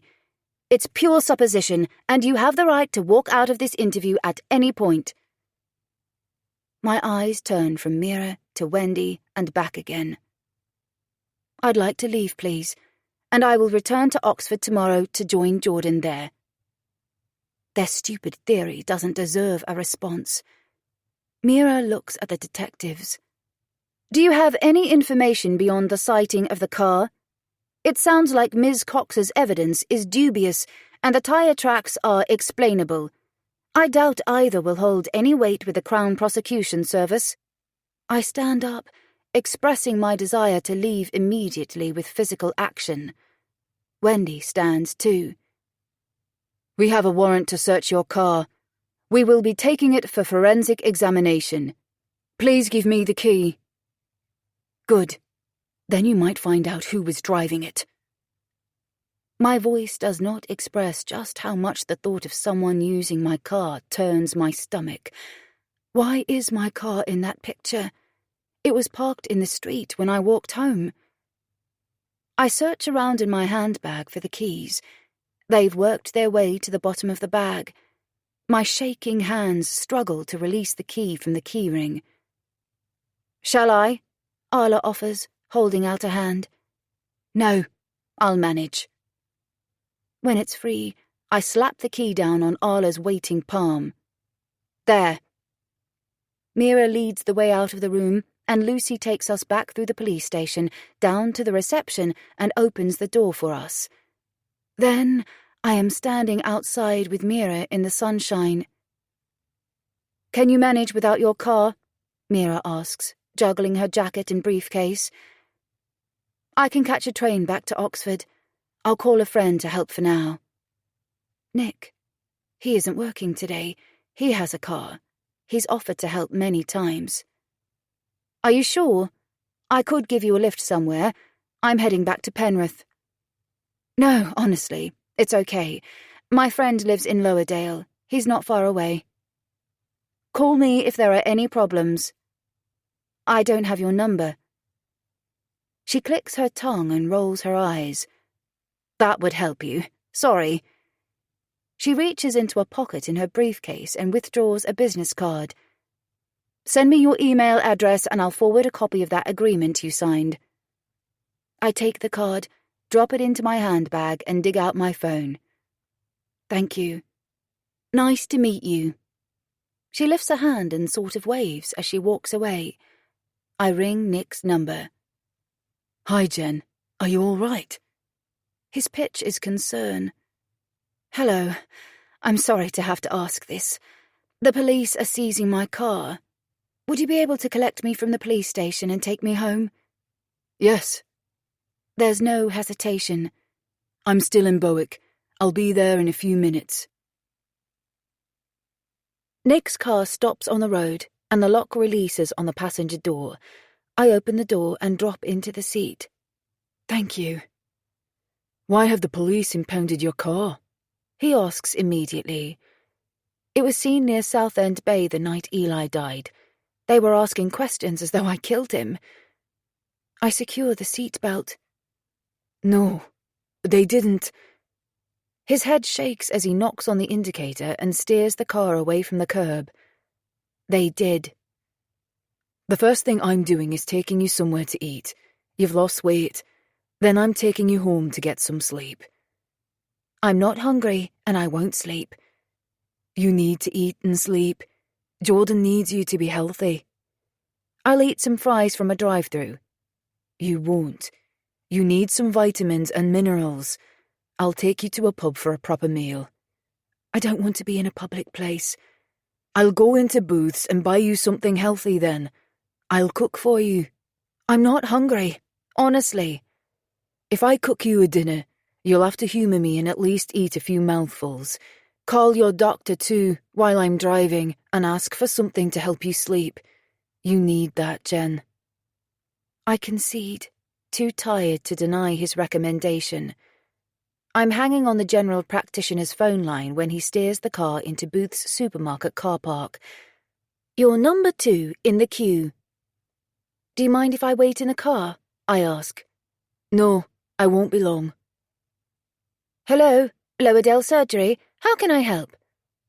The call is answered as he walks away from the car. I'm Jennifer Easton. My son was murdered last week. I've not been sleeping. It's making me feel ill. I need something to help me sleep. For tonight. There's a sudden memory of the weight of drugs, of the strength of the medicine they gave me when I was sectioned. I've avoided antidepressants ever since. I'll ask a doctor to call you straight back. Shock and awe carry in her response. The answer would normally be, there are no appointments, you'll have to wait. But the impact of murder must bump the mother up in the queue. Is this the best number to reach you on? Yes, thank you. She ends the call. Nick returns with a full carrier bag. I feel sick, not hungry. I don't understand how my car was on the road that night. It was where I parked it. Nick opens the boot of the hatchback. I twist round in the car seat so he'll hear me. Will you take me to Southend Bay? He doesn't answer me. He slams the boot closed. No, he answers when he opens the driver's door. The police still have it closed off. They're back on their knees out there, checking nothing is missed. Checking nothing else was missed. As he starts the car, I shut my eyes, looking into the darkness behind my eyelids, searching for memories of that night which I might have forgotten in some sort of drunken or psychotic haze. But I had not been confused. I was almost sober by the time I walked home. Nick parallel parks into the place on the road where I usually leave my car. When he set the handbrake, I open the door, digging the door key out of my handbag.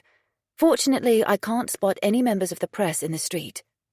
Nick collects the shopping from the boot. Bottles. Wine bottles. Chink in the bag. My phone rings as he opens the garden gate.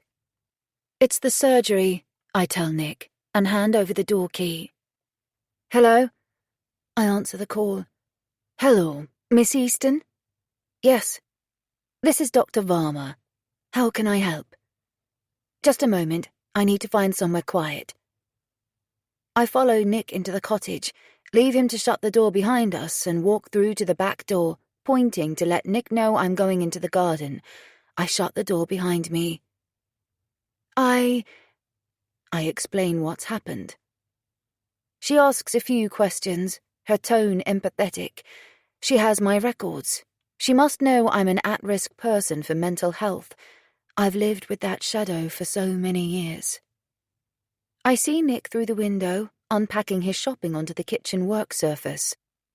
She prescribes lorazepam and tells me the prescription will be sent electronically so I can pick it up before the chemist closes, then makes an appointment to check on me the following week. There's a prescription I need to collect from the chemist, I tell Nick as I walk into the kitchen. He's studying the dials on the cooker. He turns the oven on to 180 degrees Celsius before looking at me. I'll come with you while the oven heats. Okay. I don't fancy walking up the road alone in case any photographers or reporters appear. He walks out of the house first, and on the outside of me along the road, looking all around us, my self-appointed bodyguard. Manic laughter echoes through my thoughts, although it doesn't reach my throat. I'm too tired, too emotional, too lost. We reach the ice cream parlor. I touch Nick's arm and steer him to the opposite side of the square. For the first time, I'm glad Jordan isn't here. He'd want to go in there and I couldn't today. Despite myself, I look through the shop window. The glazing is mirror-like with the sun on it. I don't see Sharon, but through the open door I glimpse her daughter with the cobalt blue hair. I look at Nick. Sharon told the police she saw me get into my car and drive that night. She didn't. Nick's hand reaches out and holds mine. It's comforting, familiar, because we've held hands so many times when I've boarded and departed the ferry. We had sex, I tell him. Sharon and I. That day. He holds my hand a little tighter, his fingers wrapping a little further around mine. Yes. I remember the look he'd given me when I talked about Belle, the moment you come out to people. Some people say, "What was it like when you came out?"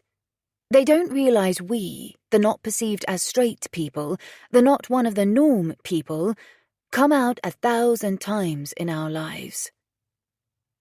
I fell asleep in her bed. When I woke, she wasn't in the house. I left then. I didn't go to my car. I told her the sex was a one-off yesterday. She didn't take it well. I think that's why she lied. She even accused me of having sex with you. Our gazes collide, perhaps with the same thought. The fire, Nick. Would she do that? His pale eyebrows lift. Maybe I'll tell the police tomorrow. We stand in a chemist for 10 minutes, waiting for the prescription to be dispensed, checked, and signed off. On the way back, Nick looks towards the ice cream parlor at the same moment I do. Sharon still isn't visible. That place of treats sends a sense of terror through me, my skin tingling as the hairs on the back of my neck stand up. Today, the A-frame publicity board reads, "Many people would kill for our strawberry and watermelon sorbet. They don't confess. They don't want anyone else to empty the tub." We approach the cottage, safe and sound, with no unwelcome encounters of the photographer kind. I unlock the front door. You should take one of those tablets. I'll pour you some water, he says, crossing the living room as I shut the door. Thank you. The glasses are in the cupboard above the kettle. I collapse on the sofa in a pile of exhaustion, take the box out of the paper bag, and withdraw a pack of foil-wrapped tablets. I free one. It rests innocently on my palm as he walks in with a full glass tumbler. You lie down while I cook the dinner. Thank you. I need someone to take over today. Someone who can do all the thinking and decision-making. I can't think about anything anymore.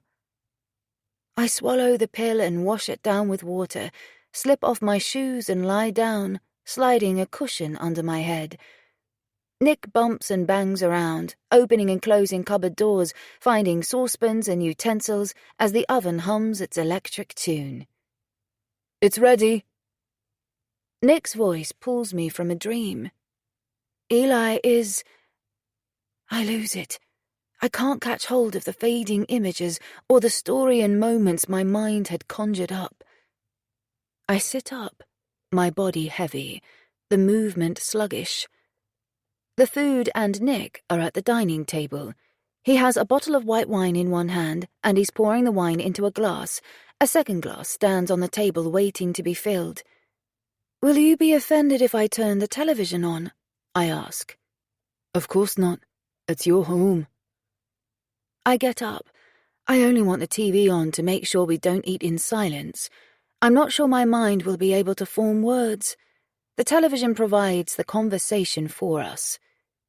He eats, while I chew on a single mouthful, so tired I can hardly persuade my jaw to work.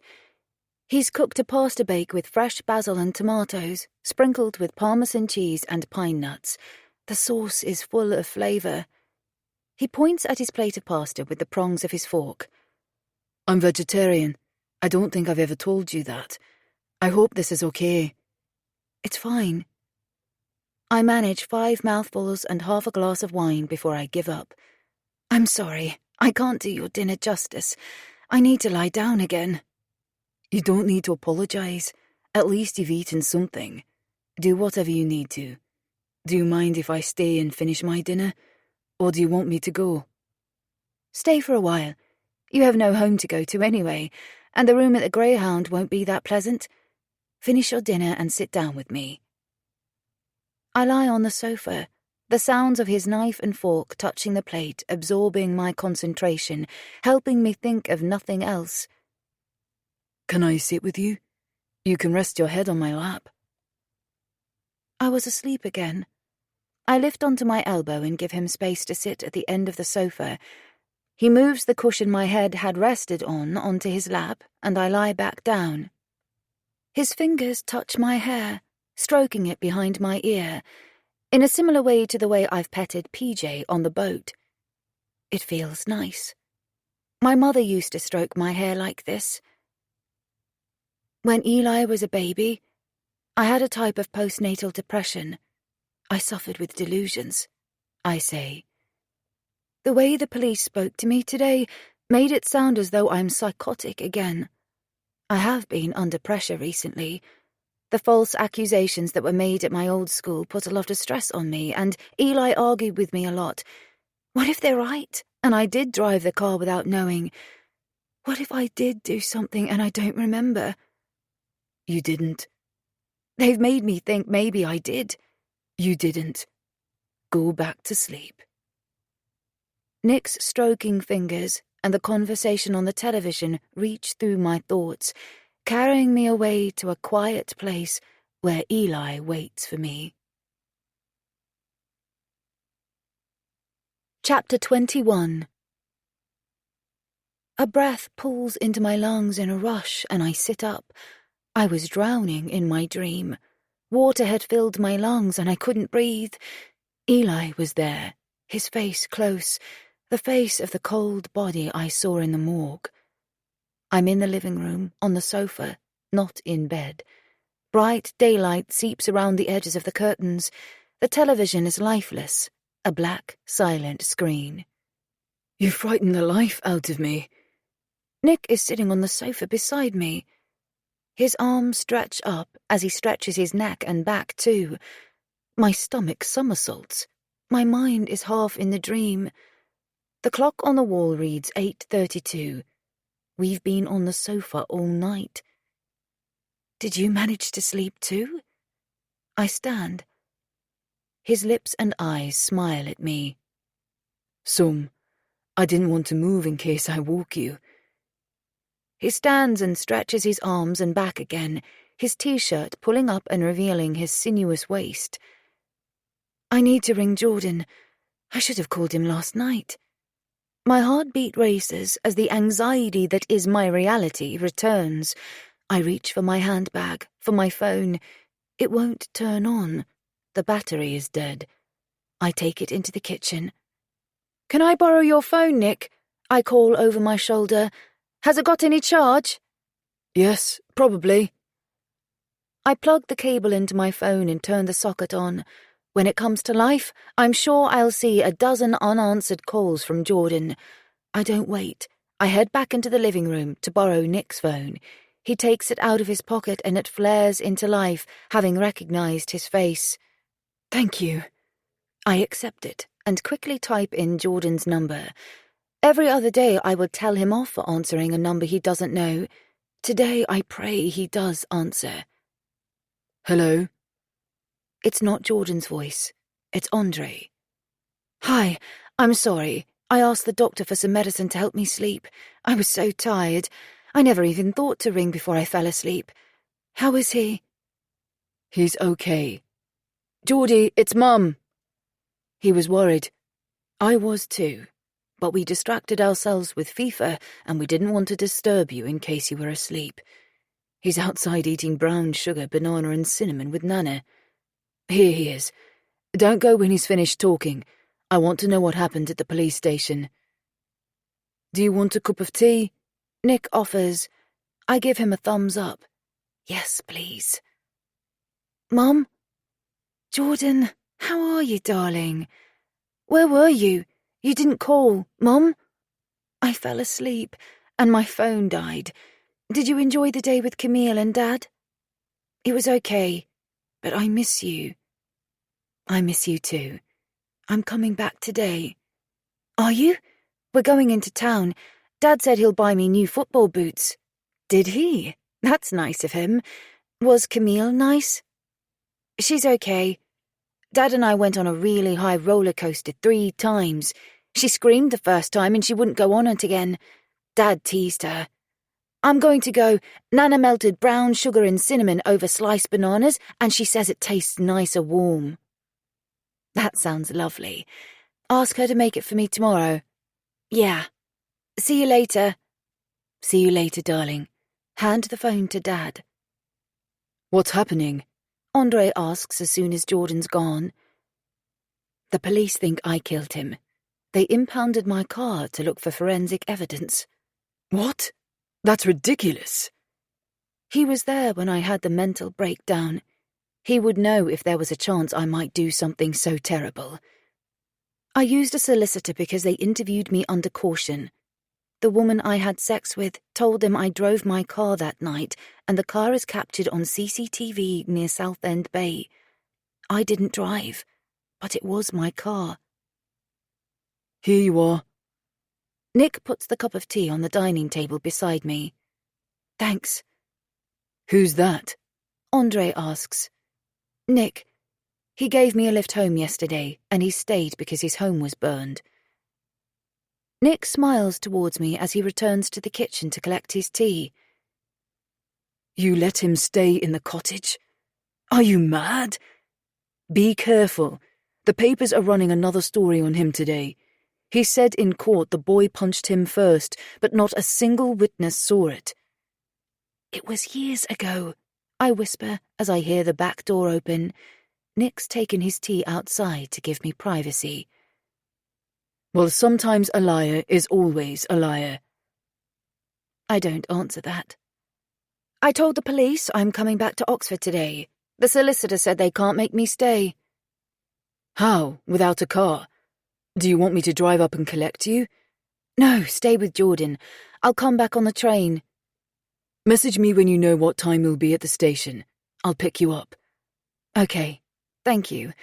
I'm not on my phone, it's got no charge left, so I better go. Okay, but keep in touch. I worried about you yesterday. I will do. I end the call, carry the phone into the garden and hand it to Nick. Are you running the ferry today? The first trip should have already left. No, I need to pick PJ up from the vet's. Can I use the bathroom to freshen up quickly? Of course, it's at the top of the stairs in front of you. I know. I found it while you were asleep yesterday. I slide open one, then the other of the living room curtains as Nick climbs the stairs, the handle of the mug of tea in my other hand.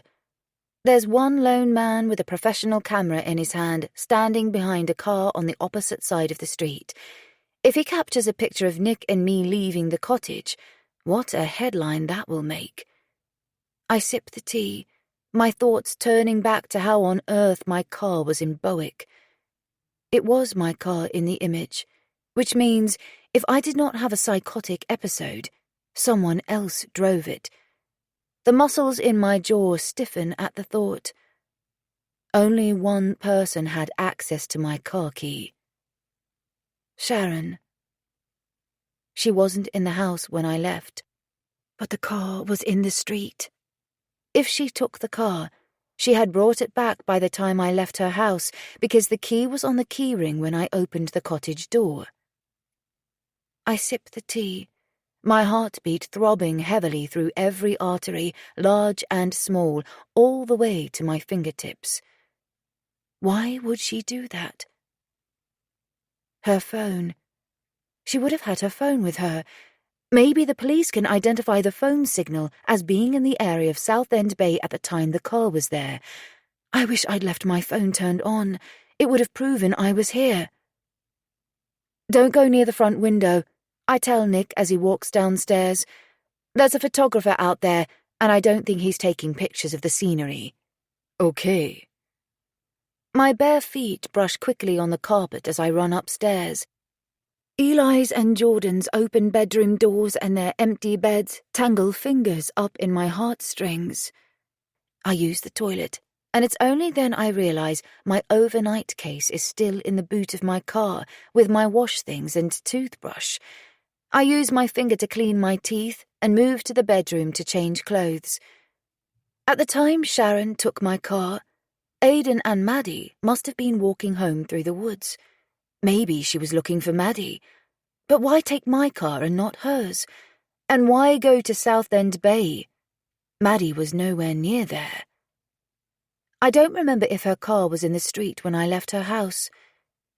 Did she start the fire at Nick's cabin? What reason does she have to attack Nick and Eli? They only have one connection. Me. Could it just be because she wants me? Why? None of it makes sense. I walk back downstairs in a short denim skirt and a pale mauve t-shirt, cooler and refreshed. I need to ring the police, I tell Nick. I think Sharon was driving my car. It can't be anyone else. They need to look at the information on her phone. Maybe Maddie messaged her. His gaze meets mine, a muscle ticking at the back of his jaw. No. The answer is firm. Ring your solicitor. Let her manage your relationship with the police now. You never know when they'll twist things. They took your car. This is serious, Jen. He's right. I have her business card in my handbag. What time will you leave for Oxford? He asks as I pick up my bag to dig out the card. I don't know. I haven't looked at train times yet. I could drive you. After we've collected PJ, I can drive there and back in a day. It's okay. I'll be fine on the train. His skin tone warms to a rosy red. He turns away to look through the front window, standing a distance away from the glass. I want to go to the Greyhound and change. I have some clean clothes there. How long do you think it will take for the photographer to get bored? Never. I'll make another cup of tea, put it in a takeaway cup, and go for a walk to lead him away. It will be an incredibly boring, unsellable shot of me alone in a street, and meanwhile you can sneak out. That sounds like a plan.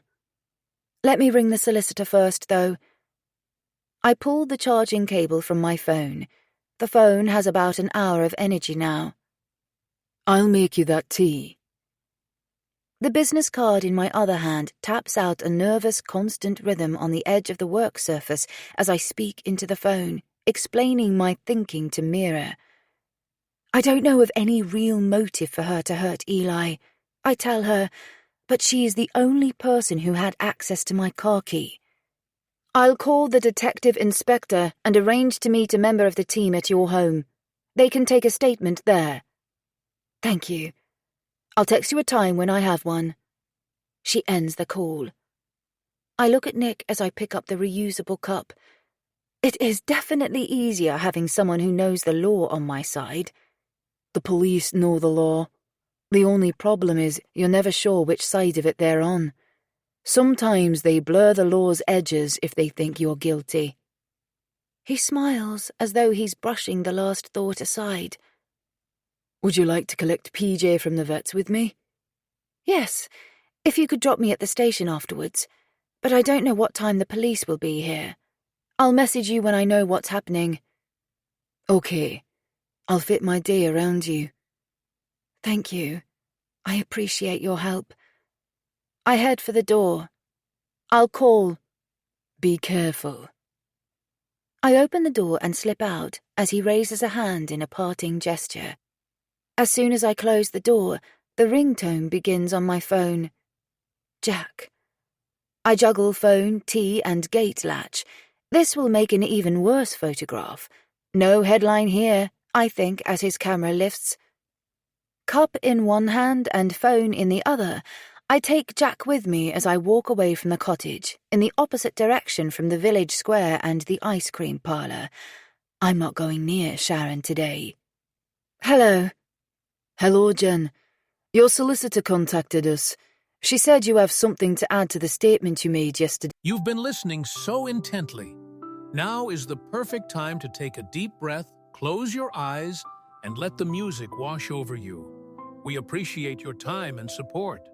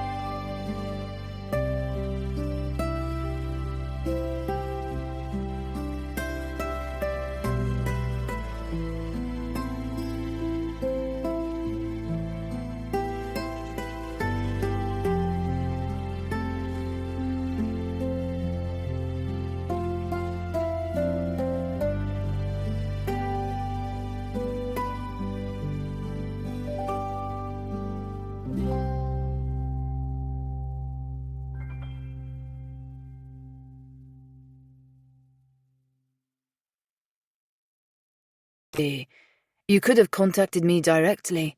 I'm your liaison. You tricked me yesterday, dragging me back here to accuse me of killing my son. Why would I call you directly? I don't trust him now. He'd sold himself to me as someone to turn to for help and broken that promise. He has no answer. Arla and I will meet you at the cottage in about 30 minutes. Have you told my solicitor that? Is Mira coming too? I won't let you in until she's here. Paranoia drips from my voice. It will fuel their belief that I'm mad. More calmly, I complete, I will not speak until she's with me. Jen, you've lost the right to call me by my first name. Use Miss Easton when we speak, and I will only let you in my home when Mira arrives. I end the call, instinctively wanting to look over my shoulder and see where the photographer is, but if I look, he has the opportunity of a better picture. I leave the phone by my ear and walk on, hopefully drawing him away from the cottage. When the police car parks in the street later, I'm standing at the living room window watching. Nick wasn't here when I came back.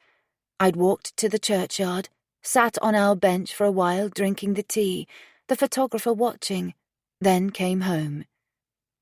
The car's doors don't open. They are not getting out. Maybe they know Mira's not here yet. Maybe they know her car if she works at the police station frequently. 10 minutes later, a silver Mercedes-Benz cabriolet pulls up, the roof lowered. Mira. She's wearing a pale green blouse today.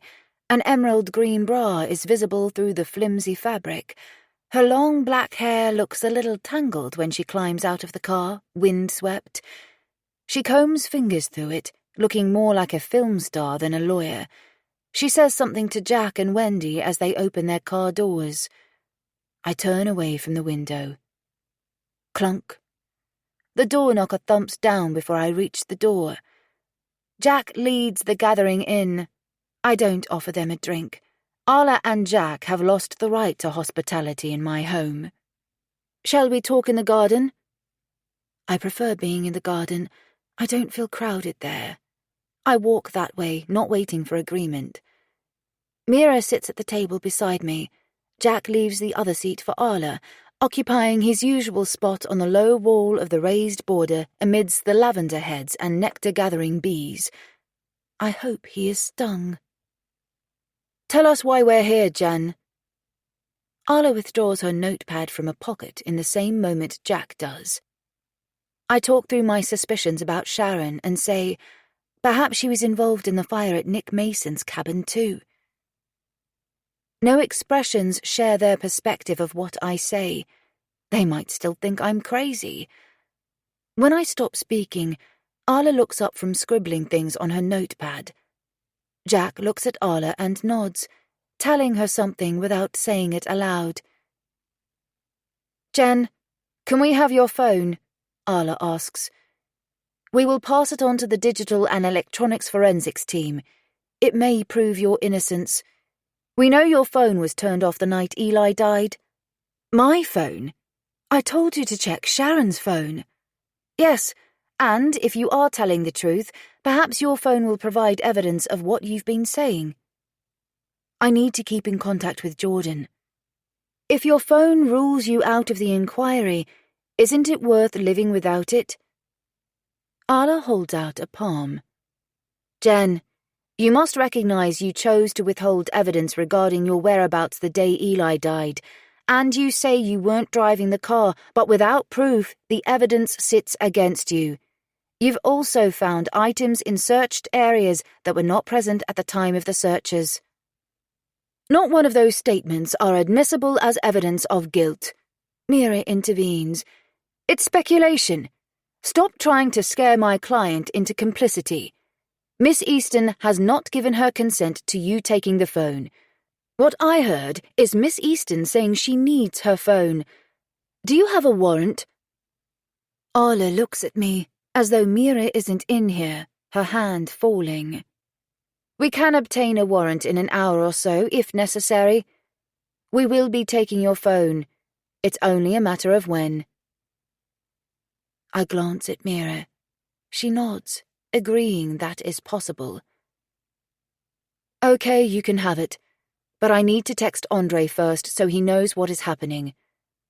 Can you think of a reason Sharon might have become angry with Eli? Jack asks. No, but I'm not a police officer who is meant to be finding out why someone killed him.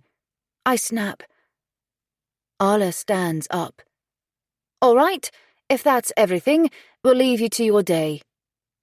I stand too. I'm going back to Oxford, I remind them. Then please give Jack the address. Mira and Jack stand. I type a message to Andre. The police are taking my phone. I'll buy a cheap one before I leave and send you the new number. Please explain to Jordan. Send. Then I message Nick. The police are taking my phone. I'll meet you in the tourist car park in half an hour. Send. Nick replies immediately. Why are they taking your phone? I don't answer. It's not a conversation to have on the phone they are going to examine. Jack takes a plastic bag out of his pocket and indicates I should drop the phone in there. What's the address in Oxford? I tell him. Is there a telephone number? Use Andre's. My arms lift, instinctively crossing. With folded arms I cling on to myself, my hands holding my upper arms, offering myself comfort. I have no phone or car, and no Eli. My heartbeat thumps hard. I want to give in. I'm ready to collapse. But I have one thing. Jordan. Faye said I used to sit cross-legged on the floor. I want to sit like that again, in a little broken pile of me. Jordan is the difference between then and now. I can't give up. A fragile, hollow shell of myself follows Mira, Arla, and Jack to the front door. Goodbye. Take care of yourself. We'll be in contact, Jen. I don't reply to any of them. I close the door, pick up my handbag, and leave the cottage a minute or so after them, ignoring their cars still in the street. I want to be at the lake with Eli. I walk along the street, taking the most direct, the fastest route. I don't see the photographer, but I don't care anyway. I'm not hiding anymore. As I turn the corner of the village high street onto the main tourist road, I run. Running to Eli, the soles of my pumps racing across the tarmac and onto the gravel path. I only slow when I see the water. It's as though his arms are open wide, waiting for me to run into his hold, welcoming me back. I stop at the water's edge, close my eyes, and just feel him. He said you made mistakes, but you were a great mum. Aidan's words reel through my head. That boy loved the bones of you, I hear Faye. I love the bones of you too. I open my eyes. He walks across the surface of the lake, over the reflections of the hills and the woodland, barefoot, in the ripped denim jeans he wore that day, and his favourite t-shirt. Perhaps I am manic after days of poor sleep. Perhaps I am just imagining this. I don't care. I'd rather be manic and see him. My hand reaches out as though he will be able to come and hold my hand. I miss you, I say quietly. There's a sound, a human sound, behind me, a cough, the fake clearing of a throat to draw attention. A reporter? I spin around, ready to shout. It isn't anyone from the press. Sharon's eldest daughter is here, sitting on the fallen tree trunk at the edge of the woodland, where Jack has waited in the past. Hello. She pushes away from the tree and straightens up. I don't want to talk. I want to be alone with Eli. Long, tanned, golden topaz legs walk slowly towards me. She's wearing a buttercup yellow miniskirt and a buttercream loose cotton vest top that reveals the clavicle bones pushing beneath the skin at the base of her neck. Her blue hair is tied up away from her face in a ponytail today. She is stunningly beautiful, but she looks as though, like me, she's lost some weight when she really didn't need to. "Hello," I answer. She must have come here to be on her own too, and she was here first. She carries her shoulders a little forward when she walks. She isn't as confident as her mother or Maddie. Perhaps, despite her hair colour, she's shy, and perhaps her hair colour is despite her shyness. Large blue eyes, with the veined blue of forget-me-not petals, the colours she has drawn out with the dye in her hair, study me. "A holly blue butterfly's wings," Eli whispers in my ear. Moisture glistens in her eyes. She blinks, and a single tear escapes. A hand wipes it off her cheek. Why is she crying? "Were you speaking to Eli?" she asks. "Yes, I feel him here. I'm sorry, I don't remember your name." She smiles. "It's Eve." "Were you at home the night Eli died?" I can't help asking. She might know what Sharon did. "Did you see your mum go out that night?" I force a conversational tone into my voice. "I thought I saw her in a car. She might have seen something important." "No." Her tanned skin reddens to a ripe peach. No. She would have said something if she has information. I better go. She'll be expecting help in the shop. All this good weather brings in a lot of customers." She turns away, but then turns back. "I'm sorry." Most people say that before anything else. And there's something else in her tone. She hasn't said, "I'm sorry," as an "I don't know what else to say" comment. She is genuinely sorry for something.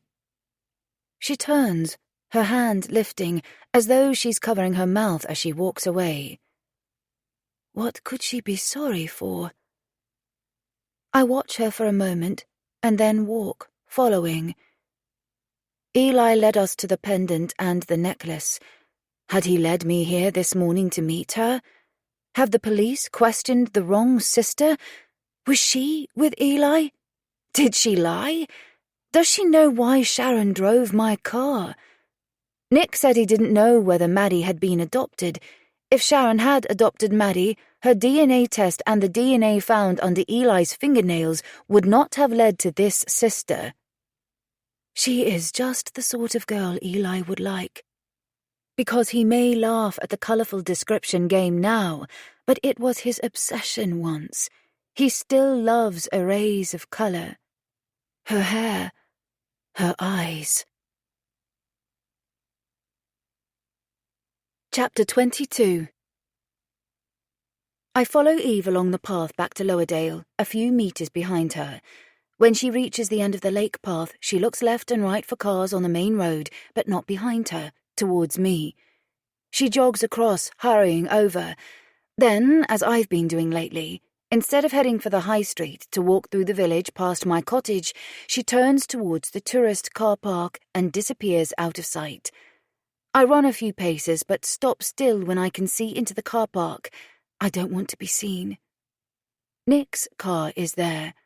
The driver's door is open and I see his boots on the tarmac below it. He's sitting side-on in the driver's seat. I see his face through the side window. He's watching Eve approach. He doesn't look beyond her. He doesn't see me still on the pavement behind the hedge. She walks towards him. He stands up. "Eve! Hello, love," he calls, raising a hand as his voice carries to her and me. The distance between them closes. When they meet, he holds her shoulders, leans forward, and presses a kiss on her cheek. They speak, sharing words quickly for a couple of minutes before she walks on. Nick's attention follows her, watching her walk away as intently as he'd watched her approach. I walk on, no longer trying to avoid being noticed. "Nick!" I draw his attention when I enter the car park. He's not Nick the ferryman. He's wearing beige chinos and a pristine navy shirt with the sleeves rolled up to his elbows. He smiles as I reach him. If he's concerned I may have seen him talking to Eve, it doesn't show in his expression. When I near him, the scent of an expensive cologne rises from his skin. His hair is still a little damp from a shower, and his beard is recently clipped, groomed. "Can I borrow your phone?" I ask without even a hello. He takes it out of a pocket and holds it out. Who do you need to call? Jordan. I type in the number with Nick watching. When I lift his phone to my ear, I turn my back on him and walk a few paces away. Hello? Andre answers. I hoped he would. Jordan's number is the only one I remember. I'd learned it by heart last night because I wanted to be able to speak to him all the time when I left him behind. Can you ring the police? Can you tell them they need to speak to Eve Cox? Maddie's sister knows something, and she might talk. Okay, I'll call them. When will your train arrive? I don't know yet. I haven't looked at times.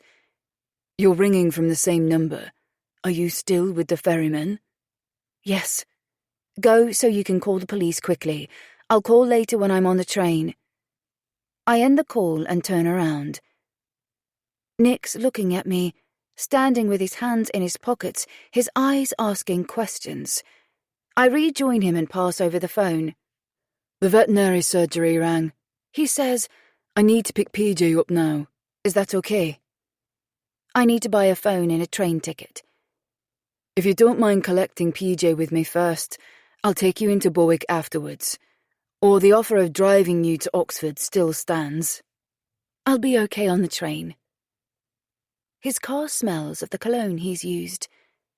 He starts the engine, slips the stick into gear and pulls away. What did you say to Eve? I want to ask. I don't ask. I'm afraid of the answer when the two of us are alone in his car. The more minutes that pass, the more certain I am that there's a reason behind Eve's regret, a personal reason for her to say, I'm sorry. Nick kissed her, a woman who he's talked about and shown scarce interest in when he's mentioned her. The police rang me. I'm meeting them at the cabin later. They want to ask me more questions. He tells me as he steers the car out of the car park onto the main road. I told them Sharon might have started the fire. He looks over at me, then back at the road. There was a police car in the market square, near the ice cream parlour. If he dislikes Sharon so much, why was he so familiar with Eve? But now I think about it, he never said he dislikes Sharon, he said Sharon dislikes him. Why not admit there was some connection between him and Eve when he told the family's story? Because Sharon doesn't like the girls being connected to men? Was that why his cabin was targeted? And somehow Eli was caught up in their relationship. I stare through the window. I can't look at him. I don't want to say anything. I'm not sure what is safe to do or say anymore. I can't call the police on his phone in the car. When he parks at the vet's, I wait in the car. 10 minutes later, Nick walks out with PJ on a lead, a large white paper bag of medicines in his free hand. PJ's tail waves happily, despite the white plastic cone around his neck and shaved fur on his side where the skin is scarlet and scabbed. Burned. Would Sharon do that? Why? Why target Nick? Nick opens the driver's side and releases PJ from the lead. As he turns to the rear door, PJ jumps up, catching the plastic collar on the driver's seat as he leaps across the gap between the front seats and jumps onto my lap, scraping my neck with the sharp edge of the plastic cone. Sorry, you're in his seat. PJ! Nick calls, throwing the bag of medicines on the rear seat. PJ, here. He's all right. He can stay with me. I twist my head to avoid the sharp edge of his plastic cone. Nick slides into the driver's seat, glancing at the time on the dash. I'm going to have to head back to the cabin and meet the police before I take you phone shopping. Okay. PJ and I reacquaint ourselves as Nick drives back through Lowerdale. A mile from the other side of the village, He indicates and turns off the main road onto a rough dirt track. The car bounces slowly along, navigating deep potholes. If I could fly, I would fly back to Jordan right now. Nick parks behind the cabin, facing a large shed that has no door. It's full of tools, stored in an untidy disarray on a long workbench. Beyond the shed, a concrete ramp slopes down to the water near the wooden jetty where the ferry is tied up. I presume the ramp is to pull the ferry out of the water if he needs to. When Nick opens the door, PJ leaps off my lap, jumping onto the driver's seat and following Nick out. I get out of the car too. "Are you a mechanic, Nick?" I ask, looking at the tools in the shed. They imply he knows his way around the ferry's engine. I know my way around a diesel engine. I wouldn't claim to be a mechanic. He turns his back to me and looks at the cabin. The back of the cabin looks fine. I follow him around to the front, walking over soft leaf mulch, leaves that have fallen from the branches above our heads in previous years. Some of the leaves on the branches have scorch marks. The flames had reached to the trees. Charred black marks scar the wood of the veranda and the front wall of the cabin. It's worse than I imagined. The window and front door have been boarded up. They must be broken. Was the bottle of petrol thrown at your window? It hit the window. It didn't break the glass. It fell onto the floor of the veranda. The flames, the burning petrol, ran under the front door and it caught the rug alight. That's how the fire travelled inside. Whoever did this really wanted to harm him. Why? His hands hold his waist, bracing the muscle there as he stands and stares at the mess. PJ sits beside him, their expressions similar. Confusion. Cracking, popping sounds, loose stones stirring on the dry ground, announce the progress of the tires of another car on the track. Dust rises as the police car stops behind us. 2 male uniformed officers are in the car. One I recognize. Sammy. The doors open and they climb out, sliding on caps. "Hello, Jen." Sammy greets me. "Mr. Mason, I was told you have more information for us." "I do. Nick walks towards them, beginning his story about Sharon disliking him. Other voices travel from the direction of the lake. Laughter and shouts. I turn and face the other way. The happy voices drawing me towards the lake shore. There are people in Eli's bay. PJ is drawn by the sounds too. He walks ahead of me. I step up onto the boards of Nick's private jetty to see them better. A group of 20-somethings are swimming over there. One of the men on the shore has skin the colour of dark honey, so close to Eli's winter caramel tone. He's a similar build to Eli too. From this distance, I could persuade myself he is Eli, for a moment, but only a moment. He doesn't move or sound like Eli. Pain grips at my shattered heart. They shout to one another, excited and laughing. Eli and the girl would have been quiet, hiding their presence. That is why Nick hadn't heard them. The group of young people take it in turns to jump into the water from the end of the jetty, their knees tucked up, bombing the lake, sending up splashes.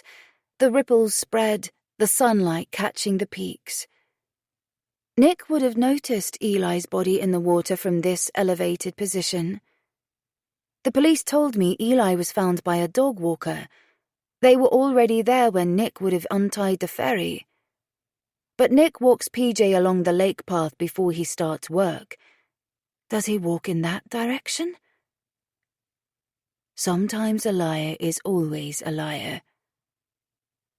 I half turn and look at Nick. He's talking with the police officers. My interest draws Nick's gaze almost instantly. He smiles, then looks back at the officers.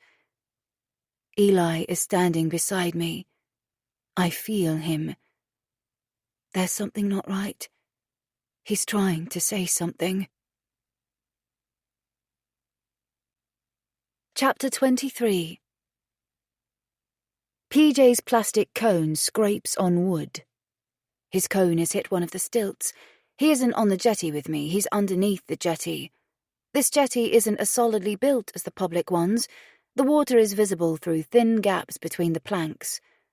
His sharp bark rings out, amplified by the cone around his neck.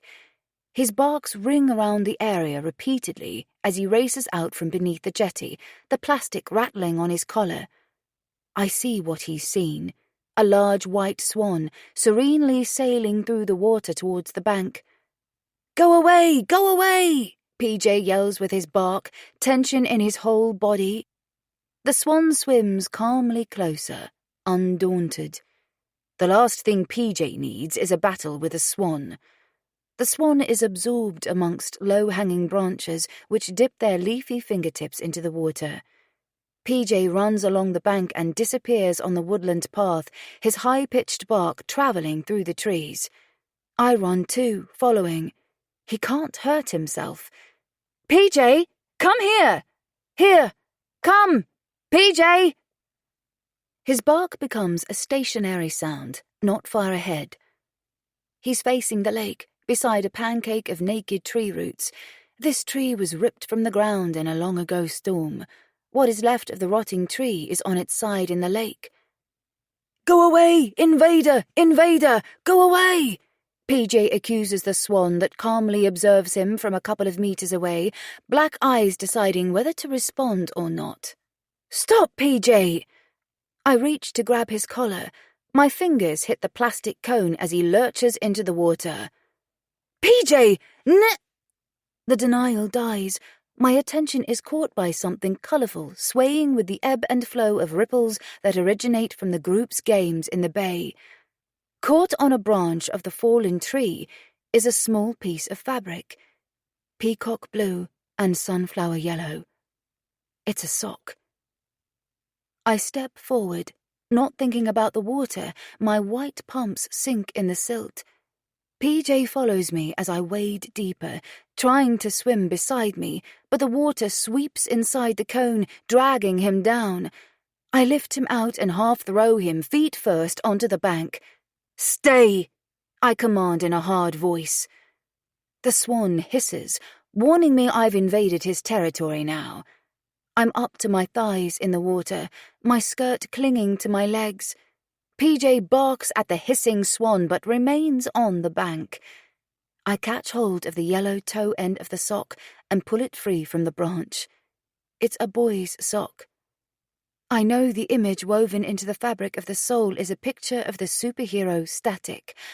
I know because I bought this sock. Static. Virgil Hawkins. A rare superhero with brown skin from a comic book.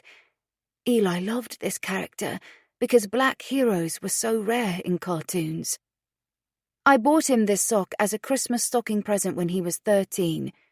Too old for things like this, but he had a nostalgic love of the character, and he still wore the socks at 15, even though I kept telling him they were too small now. The yellow heel pulled right under the sole of his foot. He didn't care. No one could see inside his trainers. I see his shoulders lift, shrugging off my complaint when I told him to throw the socks away. I feel his arms enveloping my shoulders the morning he'd torn open the wrapping paper and seen the socks. I told the police I didn't remember what he was wearing. I do now. I see his feet walking downstairs, and I see ill-fitting blue and yellow socks. Why is his sock here? I saw them pressed into his trainer in the image Wendy had shown me. But no, only one sock had been visible. Andre had said he thought they were still keeping some information to themselves. The police knew this sock was missing, and again their search had not found it, but Eli's shown it to me. With the wet sock crushed inside a fist, I look through the tree branches into the water and along the bank. I don't see anything else of his. Why is this here? I wade out of the water, knowing the police are going to accuse me of planting evidence again. But I can't leave this here. Eli brought PJ to this point so I would find this. The swan hisses towards my back as I climb up onto the bank, water dripping from the hem of my skirt, running down my legs and squelching in my pumps. PJ has given up barking. Instead, he stares at my strange behaviour, then calmly follows me back along the path. Could Eli's body have been pushed into the water on this side of the lake? Would he have floated to the other side? What if he was killed here? They've not found whatever he was struck with. I break into a run, remembering the police officers are at the cabin. PJ sprints past me, spurred into motion by my urgent pace. In the last few paces, I hear the sound of tyres on the dry ground.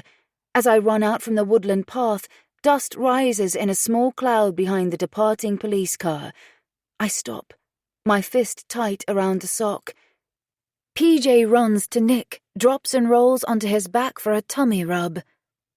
"Dad, I chased the swan away. Aren't I clever?" My heartbeat pounds against my ribs. I have no phone. I can't call for help. Nick squats down and picks up PJ. "You shouldn't be racing around, mate. What have you been up to? Have you been in the water getting your wounds wet and muddy?" The small hairs on the back of my neck rise as Nick looks at me. I'm cold suddenly, frozen. I don't walk towards him. I walk towards where the lake path continues towards Lowerdale on the other side of his property. "We can head into Bowick now." He rises from his squat. "Buy you that phone and get you on a train. Have you been in the water too?" A frown wrinkles his sun-tanned forehead. "No, don't worry," I say loudly, still walking, passing the jetty, no longer looking his way. "I've taken too much of your day up already. I'm going to call for a taxi. I'll walk back to the cottage. I need to change my clothes anyway. I pulled PJ out of the lake." "You'll need a phone." "I'll manage. I'll be fine." I raise an acknowledging goodbye hand, still not looking at him. "Thank you for your help." Those words taste rotten. "I think you killed my son." The accusation presses at the back of my throat. I'm alone with him in the middle of a wood with no phone, no help, no witnesses. When the trees have absorbed me, hiding me from his view, I run. Not a jog, a sprint. "Jen!" he shouts after me. "What's happened?" I don't reply. I run for my life. When I was a child, I was a sprinter. I used to win races. I don't hear him behind me, but that doesn't mean he isn't following. Air pulls into my lungs, the muscles in my legs burn. I don't stop. I can't stop. It's a mile to the village. My feet strike the dry mud path. A high-pitched cry screams in the air above. The toe of my pump catches on an exposed tree root. I fall, landing like a felled tree, unable to stop my fall with my hand that grips the sock. A stone cuts into the skin of my knee. My ankle is painful when I stand. It takes several slow paces before it will easily take my weight, but it has to. I run again. The osprey calls above my head, sharp, repeated cries. "Hurry! Run!" Eli urging me on. What if Nick isn't following because he's taken the car? He'll be waiting at the cottage. Maybe the birds are trying to warn me. Pain throbs in my ankle, sweat trickles down my back. Near the village, I leave the path, cutting a corner, running through the bracken carpeting the ground in the wood. If Nick is behind me, he'll hear my feet crushing the undergrowth. I break cover, running out of the wood only when I must, running over the main road. A car honks its horn. I hadn't looked.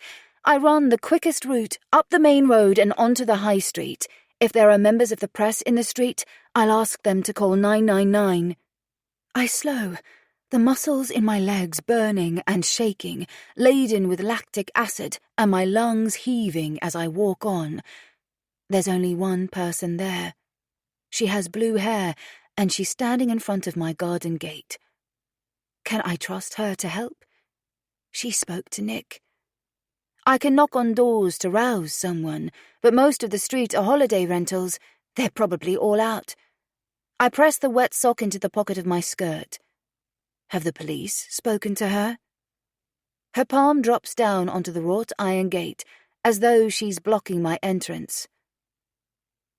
Hello. A tremor of uncertainty ripples through her voice. The tone isn't confrontational, denying the threat in the movement of her hand. Hello. Her expression doesn't acknowledge my wet, muddy, and out-of-breath state. Can I come inside with you? She asks. I need to talk to you. I look beyond her, towards the center of the village. No one. I glance over my shoulder. No one. I have no one else to trust. Do you have your phone? Yes. Can I borrow it? Yes. Dark eyebrows lower in a brief frown as her hand offers me her phone. Thank you. I take it. Come in. I'd rather make the call inside. I reach around her as her hand lifts and release the latch of the gate. She steps out of the way so I can lead the way up the garden steps, pulling the key from my pocket. My handbag is in Nick's car. He'll come here. He'll be here soon. I shut and lock the door behind us. Sit down, I tell her, pointing at the sofa. I need to make a call. I'll be in the garden for a minute. You'll need me to open the phone. No, I don't need that to call 999. I don't want to let go of the phone. I'm calling the police. Oh. Her skin tone is suddenly a deeper red than the peach it was before, more Victoria plum. I turn away, lifting the phone to my ear as I leave the room. Hello, what's your emergency?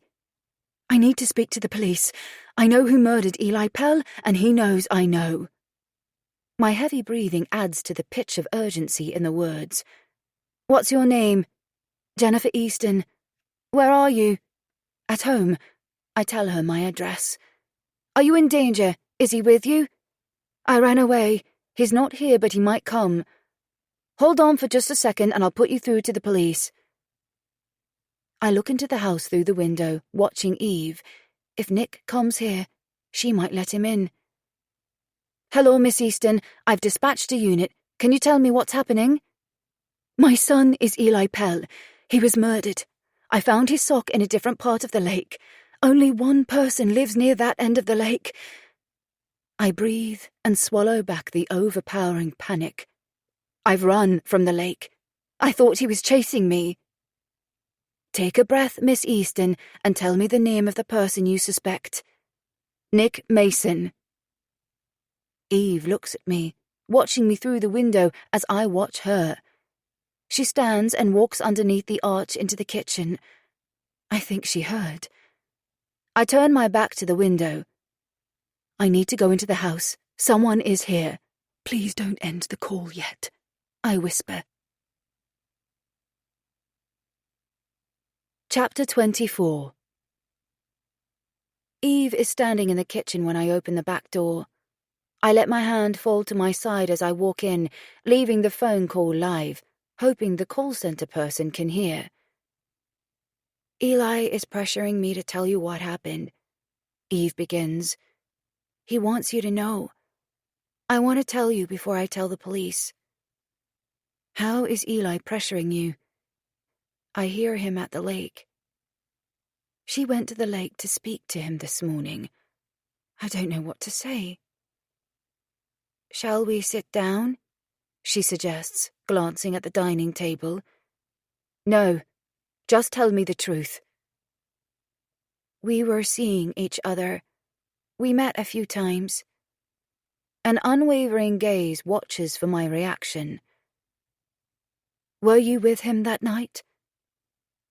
White teeth bite the skin of her lower lip as she nods. I knew she knew something.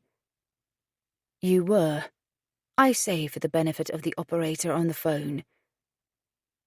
He came into the parlor when I was working on my own the first week you moved here. Then he came in nearly every day. He asked me to meet him for a date 2 weeks later.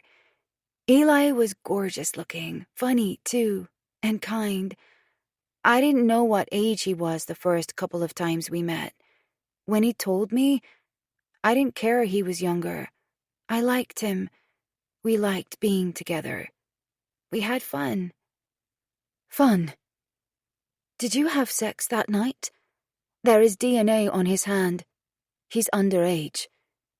No, we played around and swam. That was all. Eli always wanted to make memories. He said memories are like keepsakes you put on a mental mantelpiece. He wanted to swim naked in the lake. His nana says memories are keepsakes. How did you get to Southend Bay? The last sightings of Eli are in Bowick. I drove to Bowick to pick Maddie up. She'd already left. I met him and we drove to the south end of the lake. Did you take my car? No, I used Mom's car. Mom doesn't know Maddie is dating Aiden, or that I was meeting Eli. She hates us having anything to do with boys. In America, Maddie... I know what happened in America. Maddie didn't know about Eli and me either. We kept it a secret because of the age gap. Maddie messaged me asking for a lift home. They were all a bit drunk. She wanted me to sneak her into the house. I didn't pick up the message straight away. They'd left to walk home by the time I got there. Eli was there on his own. He waited because he thought I'd come anyway. So we drove on to Southend Bay. She breathes in a deeper breath. We were lying on the jetty, kissing, and... The words are cut off, strangled in her throat. She swallows and coughs. And... I push, hurrying her to tell me everything. Did your mum find you?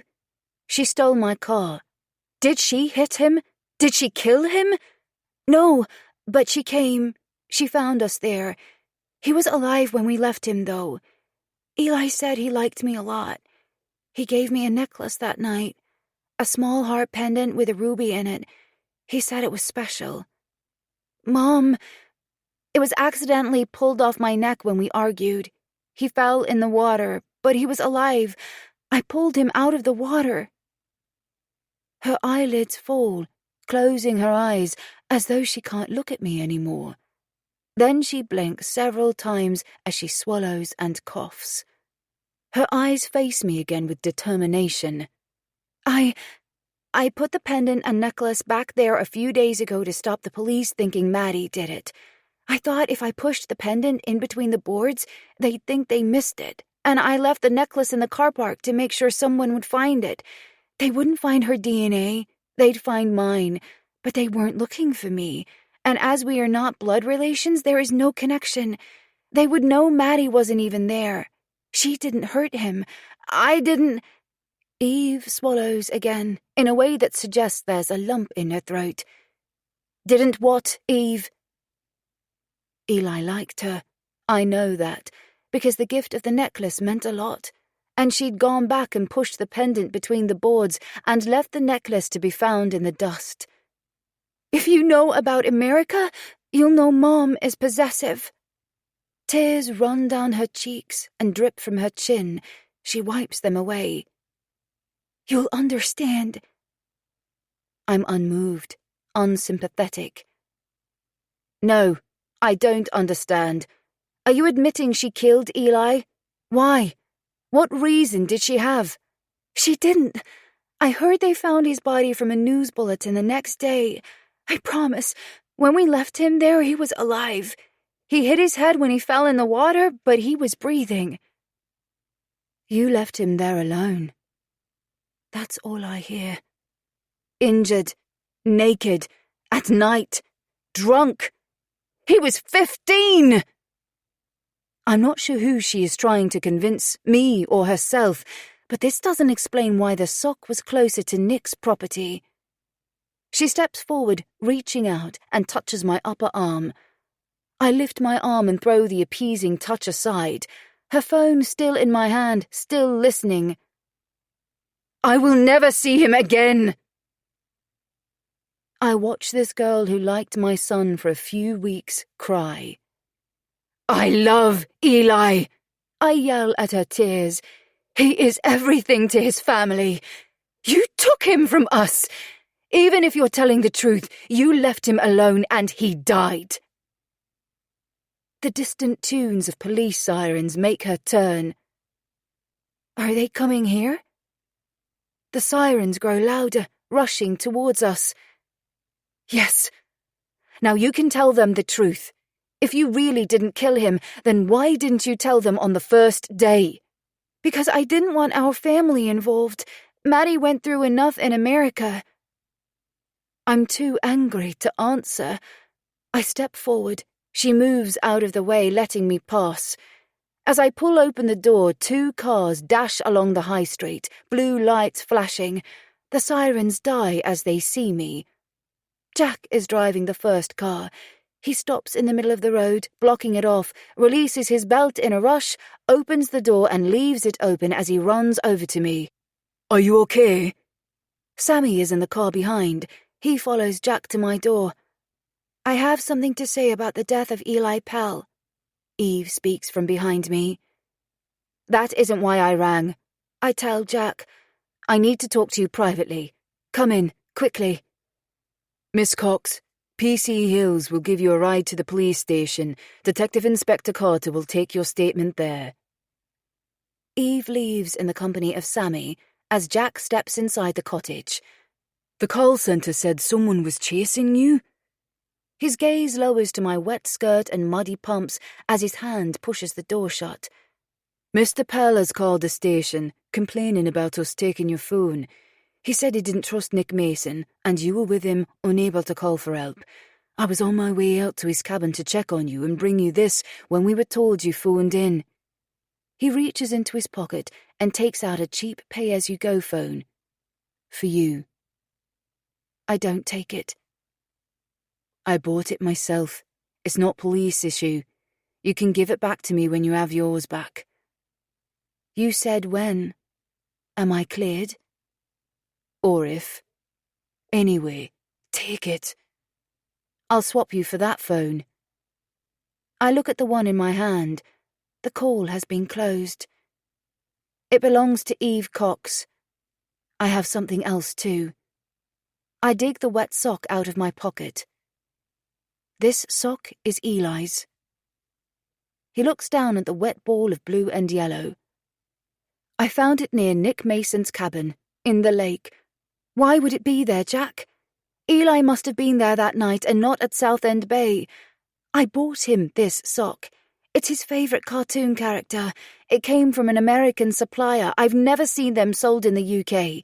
The character isn't well known. Eli's never seen anyone else with these socks. They're special. That's why he wore them even though he'd outgrown them. Jack looks me in the eyes. And you didn't think you should have left it where you found it? That's the 3rd time you or your son have touched evidence, Jen. My mouth falls open. Is he still accusing me? I shake my head. I didn't drive my car that night. Eve saw her mother driving it. She had access to my key when I was in her house. I didn't kill my son. I picked this up because I didn't want it to disappear. You need to look along the lake path near Nick's cabin. Something happened there. He coughs, clearing his throat, and withdraws 2 clear plastic evidence bags from a pocket of his black vest. I drop Eve's phone into one and Eli's sock in another. Another important part of our family history lost. Memories, like keepsakes for the mantelpiece. They found a small piece of blue air in a link of the necklace. Jack says. A breath sucks into my lungs. The blue hair is Eve's. There's a match with the DNA found on Eli's body. I'll drive out to Mr. Mason's property now. You'll need to come with me to show me where you found this. He lifts the bag containing the wet sock. Chapter 25. Pale, bloodless fingers tuck a loose strand of hair behind my ear as I climb out from the back seat of the police car. The hollowness inside my legs threatens to bring me to my knees. 5 cars stand stationary around the cabin. 3 are marked police cars. Wendy stands on the cabin's charred veranda, talking to a uniformed officer. I scan the people here. PJ is on a lead. The other end of the lead is held by an officer. Nick is nowhere. No, he is here, in the back of a car, looking at me through the rear side window. A police officer stands beside the door. Nick's hands lift. Metal glints. Handcuffs. I expect to see anger in his expression. It's the same expression he displayed the day he stood on my doorstep with the bouquet of flowers. I see only concern for me. Had he said he was sorry then? I don't remember. But everyone said it. "Jen!" Arla calls. "Show us where you found the sock." "It's this way." I point and walk towards the path. Quick footfalls hit the ground behind us. Jack catches up. "Call Andre, Jen. He's rung the office again. He's concerned and he's not going to believe you're okay unless you call." I take the old-fashioned phone Jack gave me out of my pocket, turn it on, and press in Jordan's number. It rings. "Hello?" Andre answers. Even in that single word I hear his fear. "Hi." "Jen." Relief ripples through his voice. "What is going on?" "I'm still in Cumbria. I'm okay." I walk towards the path, leading the police while I talk. "I'm on my way there. I'm as far as Birmingham. The police aren't—" "I'm with them. Jack gave me this phone." "I'll be there in a couple of hours. Call that solicitor if you need help." "Okay. Thank you." I end the call. As I approach the falling tree, I point at the branch. It was there. Arla looks around, scanning the area without moving a centimetre. "Call in the forensic team, Jack, and let's do a fingertip search." She looks at me. "Thank you, Jen. Jack will take you home." I'm not sure I can go back to the cottage and simply wait, not when I know Eli has brought us so close to the truth. "Maddie! Maddie!" Glimpses of blue hair catch in the moonlight. She's running along the path to the lake, her voice reaching to me as she calls for her sister. Her hair is ice blue in the dark. I'm the only one left here, sitting on top of the picnic table, with my feet on the seat, waiting for Eve. Maddie gave up waiting and left. I drink the last drop of cider from the can, crush the can in a fist, stand and jump to the ground. I throw the empty can towards the public bin and score. "Here, Eve!" I wave. The moon is a full circle and larger than normal. It's so bright out here, it's like daylight, especially with the moon reflected on the water. "Eve!" I call again as she reaches the open area of the bay. "Eli!" Her voice changes as we walk to each other. "Where is Maddie?" "Gone." She looks over her shoulder, concerned, tensing her shoulders. "She's fine. She's with Aiden. They're walking back. She thought you weren't coming." "Why didn't you walk with them?" "I didn't want to watch them kissing when I could wait and kiss my own girl. I knew you'd come when you read her message." "My phone was turned off. I was at my friend's house." Her smile melts something in my stomach. I lift my arms, and she accepts the offer. Her hands catch hold of my t-shirt at my waist as our lips come together. No one knows about this. About us. Not Maddie, not Aiden, not our mothers.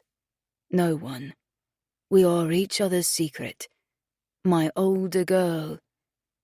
She breaks the kiss. "Let's go to Southend Bay. We're less likely to see others there. It's warm and bright. We could swim there." "I've never been skinny dipping. That's one for the mental mantelpiece." I ride shotgun, with the window down, my arm resting on the sill. I feel older with a girlfriend who drives. There's a gift for her in the pocket of my jeans, Mum's old necklace. I planned to ask Eve to meet me in Lowerdale, but then I saw her mum with mine, and I decided to walk to Bowick with Aidan and meet the others. I can't message or ring her because her mum looks at her phone. Mum won't miss the necklace. She hasn't worn it since she left Dad. It's a heart. I want to show Eve she has mine. I don't have to rush back. Mom was in bed when I took the car keys. In bed.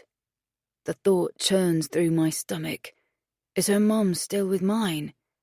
Maybe Eve doesn't know. I'm not telling her.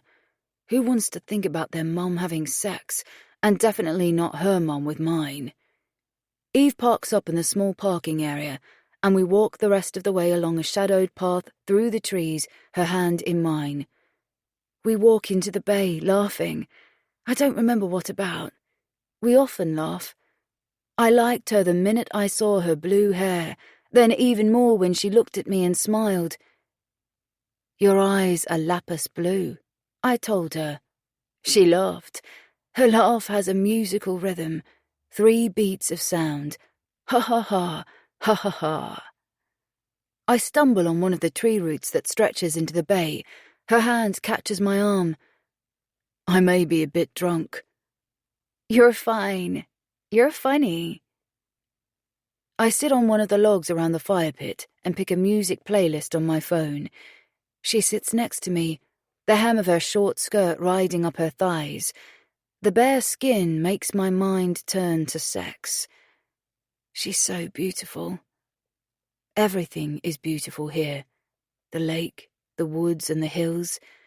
I didn't want to move here, but now I am here. It's a good place to be. Because here is Eve.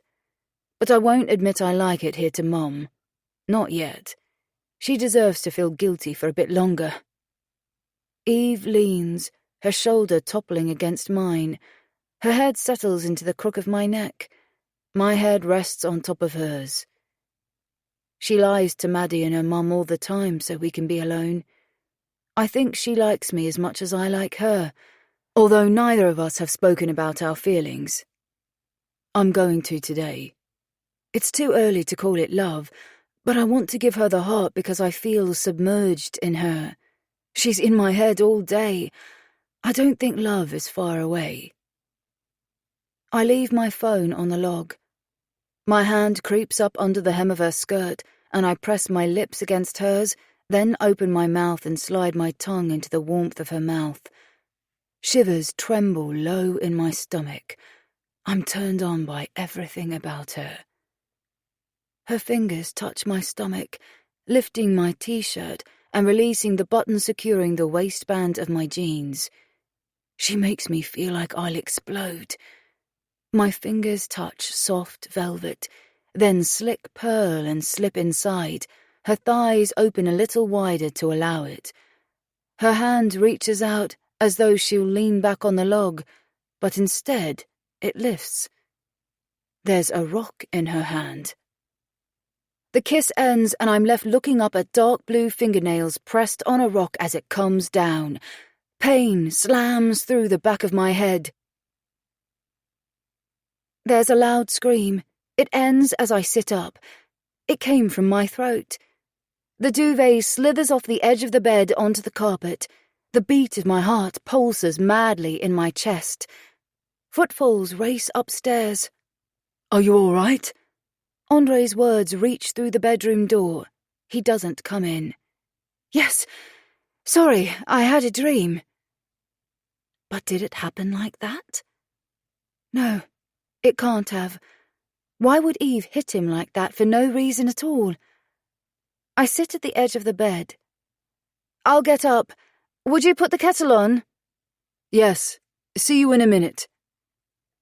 The streetlight on the other side of the curtain casts shadows across the room. It's still dark outside. The alarm clock displays 2:03. I dress quickly, sliding my arms into a clean t-shirt, pulling it over my head and down, then stepping into loose jeans. I need a belt to keep them up. I've lost so much weight. I dreamt I was Eli, I say as I walk downstairs. Andre's turned the lights on. He was with Eve. She killed him. He's reaching to take mugs out of the cupboard while the kettle spews out steam. It was just a dream though, Jen, he answers without turning. It felt real. I was in Eli's body. The police think I'm crazy. I feel like I am at times. The mugs are put down, and he turns to the fridge, not looking at me. I haven't slept for nights either, and I feel crazy too. It is crazy. He lifts the 2-pint carton of milk. I hold the back of a dining chair, bracing myself. He pours the milk and returns it to the fridge. We used to get through 8 pints of milk a week because Eli drank it by the gallon. Andre arrived just after 7 last evening. Jack stayed until then, passing on information that was being drip-fed through to him from the interviewing officers in the police station. Finally, completely trusting me with everything they know, now they believe I am not involved.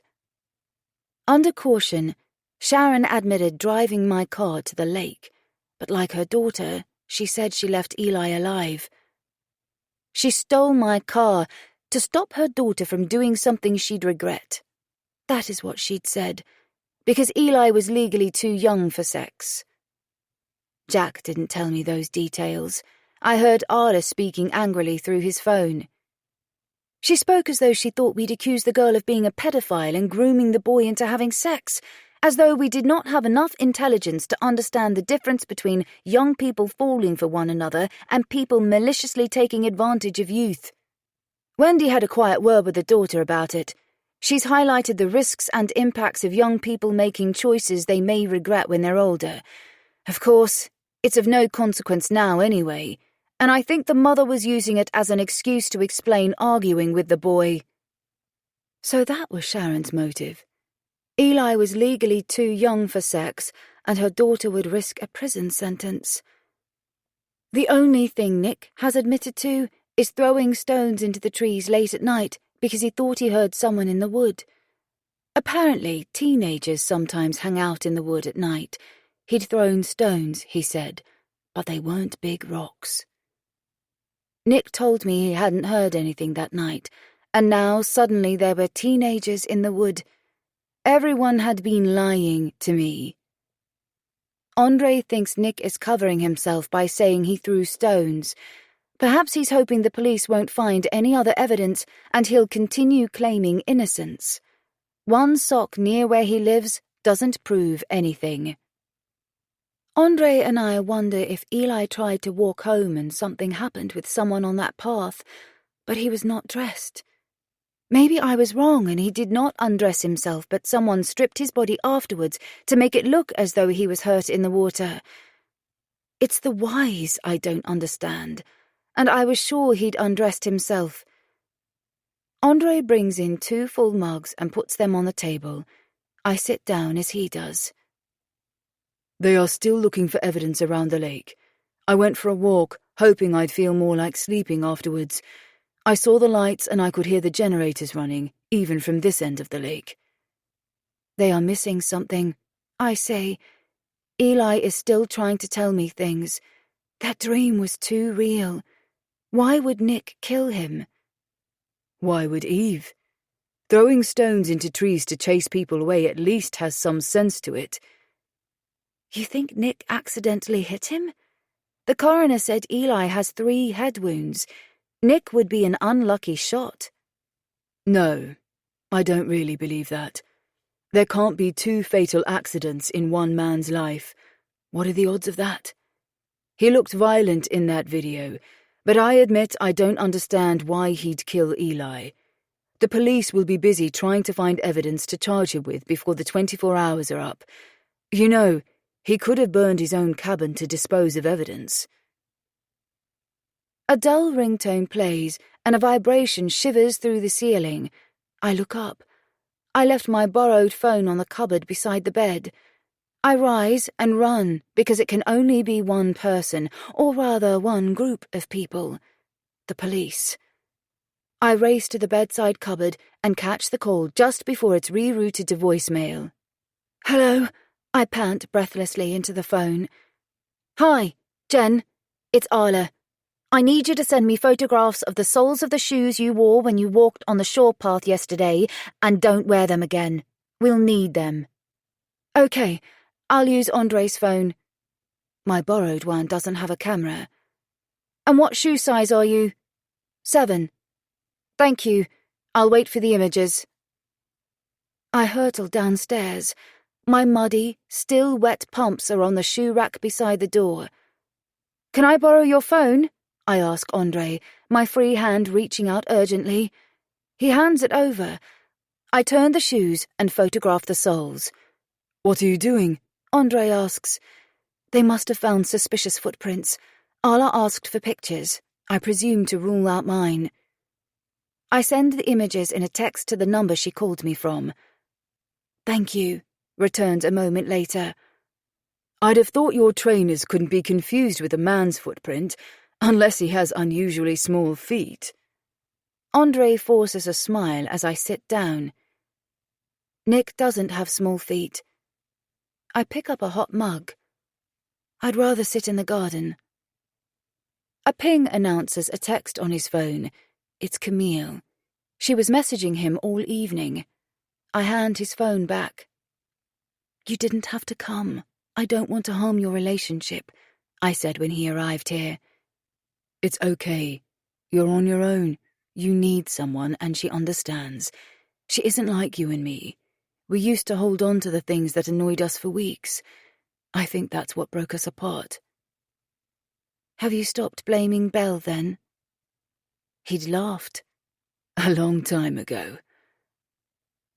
I head out into the garden, closing the back door behind me, leaving him to speak to her in private and sit at the garden table.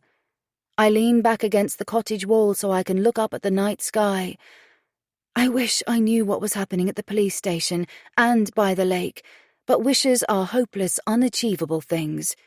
They do not come true. The more I look at the stars, the more stars I see. They look like 1 billion pinholes in the sky. As if to spite me, a shooting star races through the dark, then disappears. I dare a wish, to know what happened that night. Wishes may not come true, but hope is a seductive emotion. Hey! I know someone's out there! Hey! Nick's voice calls in my mind, shouting towards a dark wood. You're not funny! Go away! Only it wasn't dark that night. I reimagine the scene in bright moonlight. Jack told me Nick called 101 and complained about teenagers around his cabin. He'd had windows broken before and threatening objects left outside. I can't picture Eli damaging property or intimidating anyone. I told Jack that. Eli wasn't brought up like that. He helps people. He has always genuinely cared about others. He was more likely to be a good Samaritan than an assailant. I close my eyes, listening for Eli to tell me more.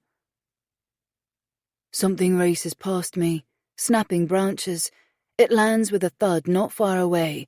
A large stone. A second crashes its way through the trees. I know someone's out there! The ferryman is throwing rocks randomly. He's drunk. I want to get home. A dog barks. I need to cross his property or go back. Will he recognize me if I call out? Another missile races through the trees and falls into the bracken. I turn and run. My foot catches in a tree root, tripping me up.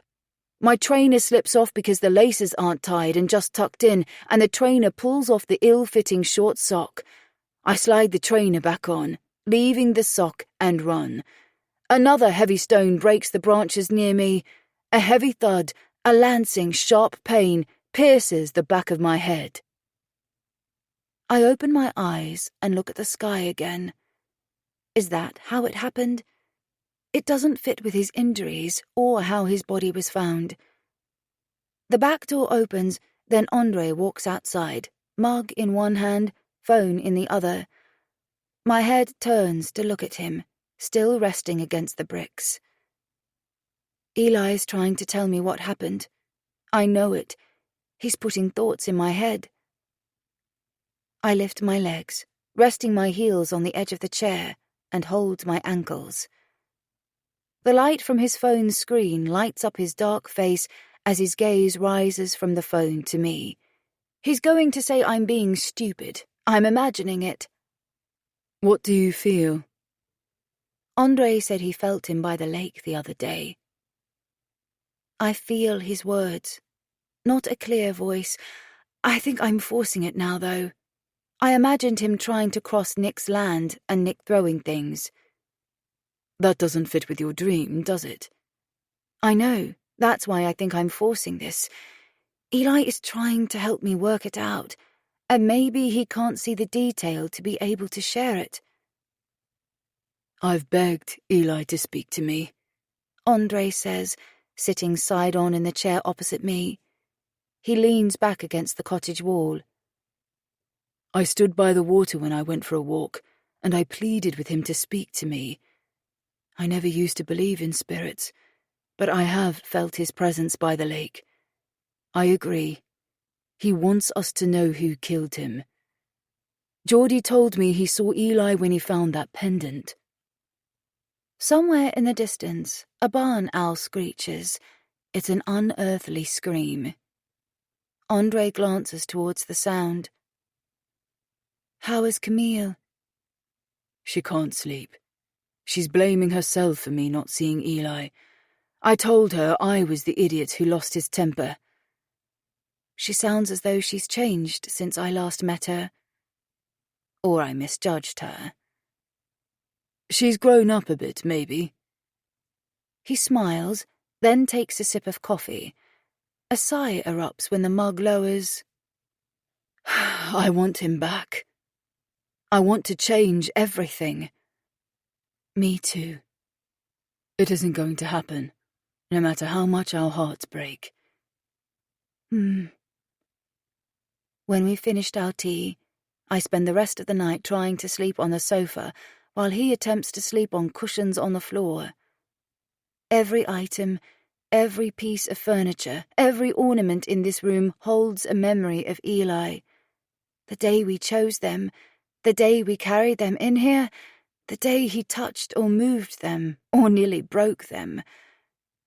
I close my eyes, reaching for his spirit, clearing my mind, just listening, just waiting for whatever he has to say to fill my thoughts. A golden blonde-haired woman is at the edge of the woodland, on the lake path. I can't see her properly. Maddie? Maddie? Her hand lifts and strokes her hair behind her ear as she walks into the moonlight. Her nails are dark. Painted blue, maybe? Chapter 26. Hey. Fingers touch the bare skin on my shoulder and shake my body gently. Andre leans over me. Morning. His fingers slide from my shoulder as he straightens up. He's changed his t-shirt, his hair is damp, and he smells of soap and shampoo. My arms stretch up and a yawn splits my jaw open. Then I remember, as I do every day, Eli is dead. I sit up, sadness sweeping across me in a wave on a daily rising tide. I reach for my phone, looking for messages or calls from the police, or Jordan. There are none. The clock reads 8:22. How do you feel? Andre asks. Like I've been hit by a truck. That'll be the drug. I let you sleep. I know you need it. Did you sleep? Some. There's a cup of tea on the side. I've spoken to Jordan. He's fine. And I also rang Jack. Nick is sticking to his throwing stones story. But did you know Eve is his daughter? Pardon? She's his daughter. I saw them speaking. He kissed her cheek, but he didn't say, Sharon doesn't like men. She doesn't like him. That may be true, but 18 years ago he fathered a child with her. Why didn't the police connect him with the DNA on Eli, if he is Eve's father? Because he pleaded guilty, they didn't take his DNA when he was charged. I stand up and stretch my back. That gives him a motive. What if he was trying to keep Eli away from Eve? I asked Jack that. Nick told them Eve found out he was her father a few months ago through a public DNA testing website. He used the site hoping to reconnect with his family. He didn't know he had a daughter until she tested herself, looking for her father. He let her and Eli meet at his cabin. He wasn't against the connection. Eve's confirmed that. There's no evidence he did anything wrong, apart from throwing rocks at sounds in the wood. And withholding evidence, I add. They did find a rock with blood on it there. Andre continues. It's not been tested yet. They don't know if it's Eli's blood, but Jack said it's highly likely. Maybe they were both involved. I'm going to wash and change my clothes. I want to walk to the lake. There's an image in my head, as I climb the stairs, of a woman's hand. She has dark blue fingernails. I told Geordie boy you were sleeping and that you're okay. Andre's voice follows me upstairs. Mum is keeping him busy. I'll call him later, when I can manage to put a smile into my voice. I shower quickly to wake my brain up, slip on jeans and a loose cotton blouse and apply makeup. As I walk downstairs, a feeling pulls through me, an urge to hurry. I have to go to the ice cream parlor, I tell Andre as I step from the bottom stair. It's a bit early for ice cream. Andre is looking through the front window, his hands on the windowsill. He straightens and turns. The press are here in force again, and there are no officers. Maybe we shouldn't go out. Eli wants me to be there. He's pulling me, in the way he used to tug on my hand as a child. Here, Mum. Come on. Come on. There's something the police are missing still. Eli is trying to tell me, but I can't work it out. Maybe we should leave it to the police now. No, I have to go. My feet slide into sandals, and I pull the straps over my heels with a finger. I need to go there now. He's wearing shoes already. Come on. No need to rush. Tell Eli that. I'm serious. He wants us there. I unlock and open the door. A chorus of clicks greets us. Mr. Pell! Miss Easton! With no officers to deter them, the pride of reporters and photographers surge across the street and surround us, thrusting phones and microphones in front of us. Please tell us how you feel about the arrests. What's happening? Urgency presses under my ribs. Eli wants me to run. We raise hands in front of our faces, pushing through them as quickly as we can. The parlor isn't far away. I just have to get through this swarm. Get out of the way! Andre shouts. That's all we want to tell you. When we reach the brow in the road, before it drops down towards the village square and the parlor, 3 marked police cars can be seen. 3? The reporters stop and let us walk on, as they take pictures of us amid the scene. This is why Eli wants me here. Andre, Eli is showing me someone holding the rock that hit him with a deep blue or maybe dark indigo or navy nail varnish. If you think you're seeing what he saw, he can't have seen that, Jen. The rock hit him on the back of the head. Don't ask me to explain it. I'm only telling you what he's shown me. The blue fingernails were in my dream last night, and I saw them again this morning.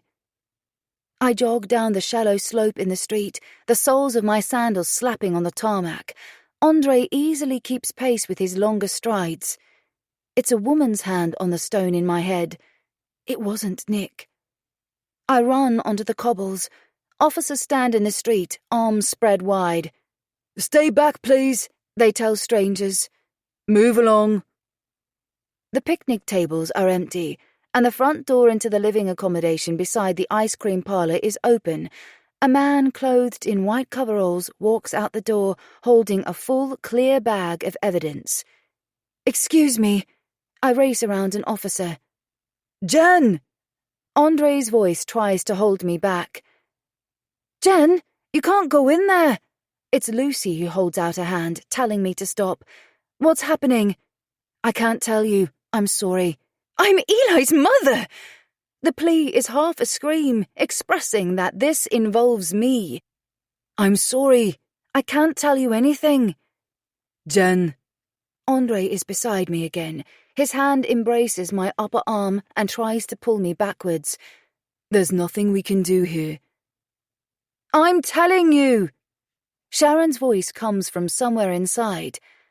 I free my arm from Andre's grip and spin around, full circle, looking for her among the officers and watchers. More people are gathering, clustered near the co-op. She's not among any of the groups of people I can see.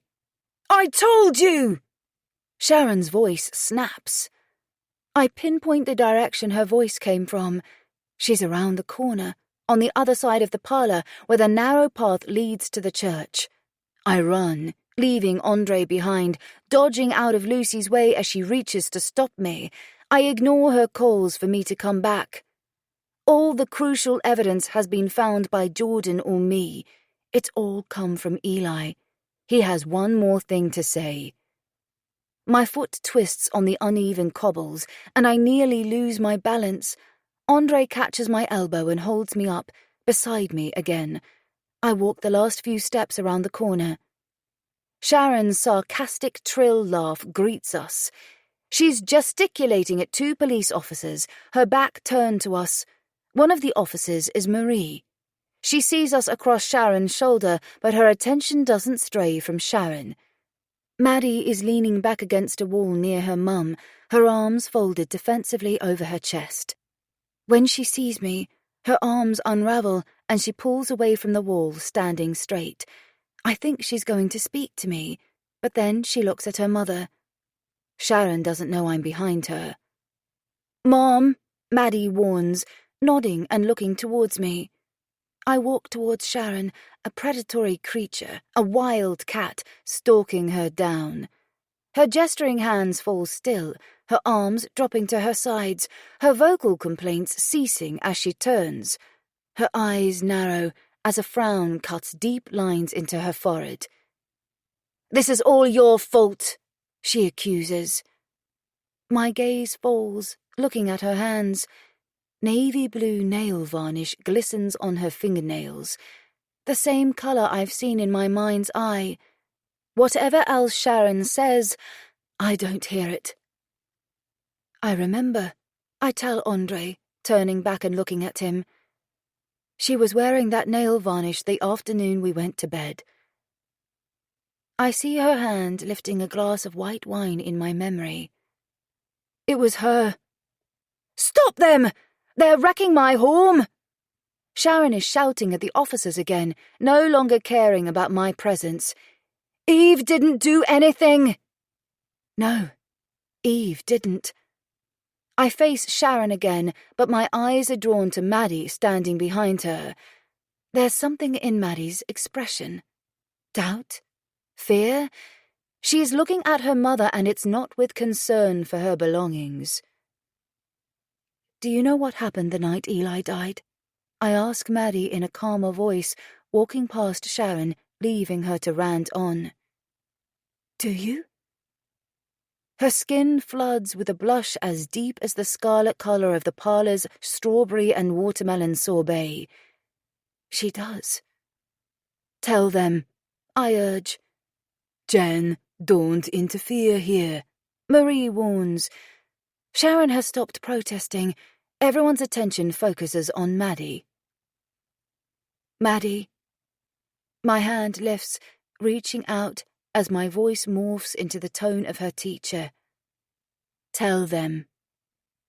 Sharon glares at her daughter, her expression a warning. Maddie looks away from her mum, looking only at me, and her lips part. She's going to speak. "Mom came home in your car.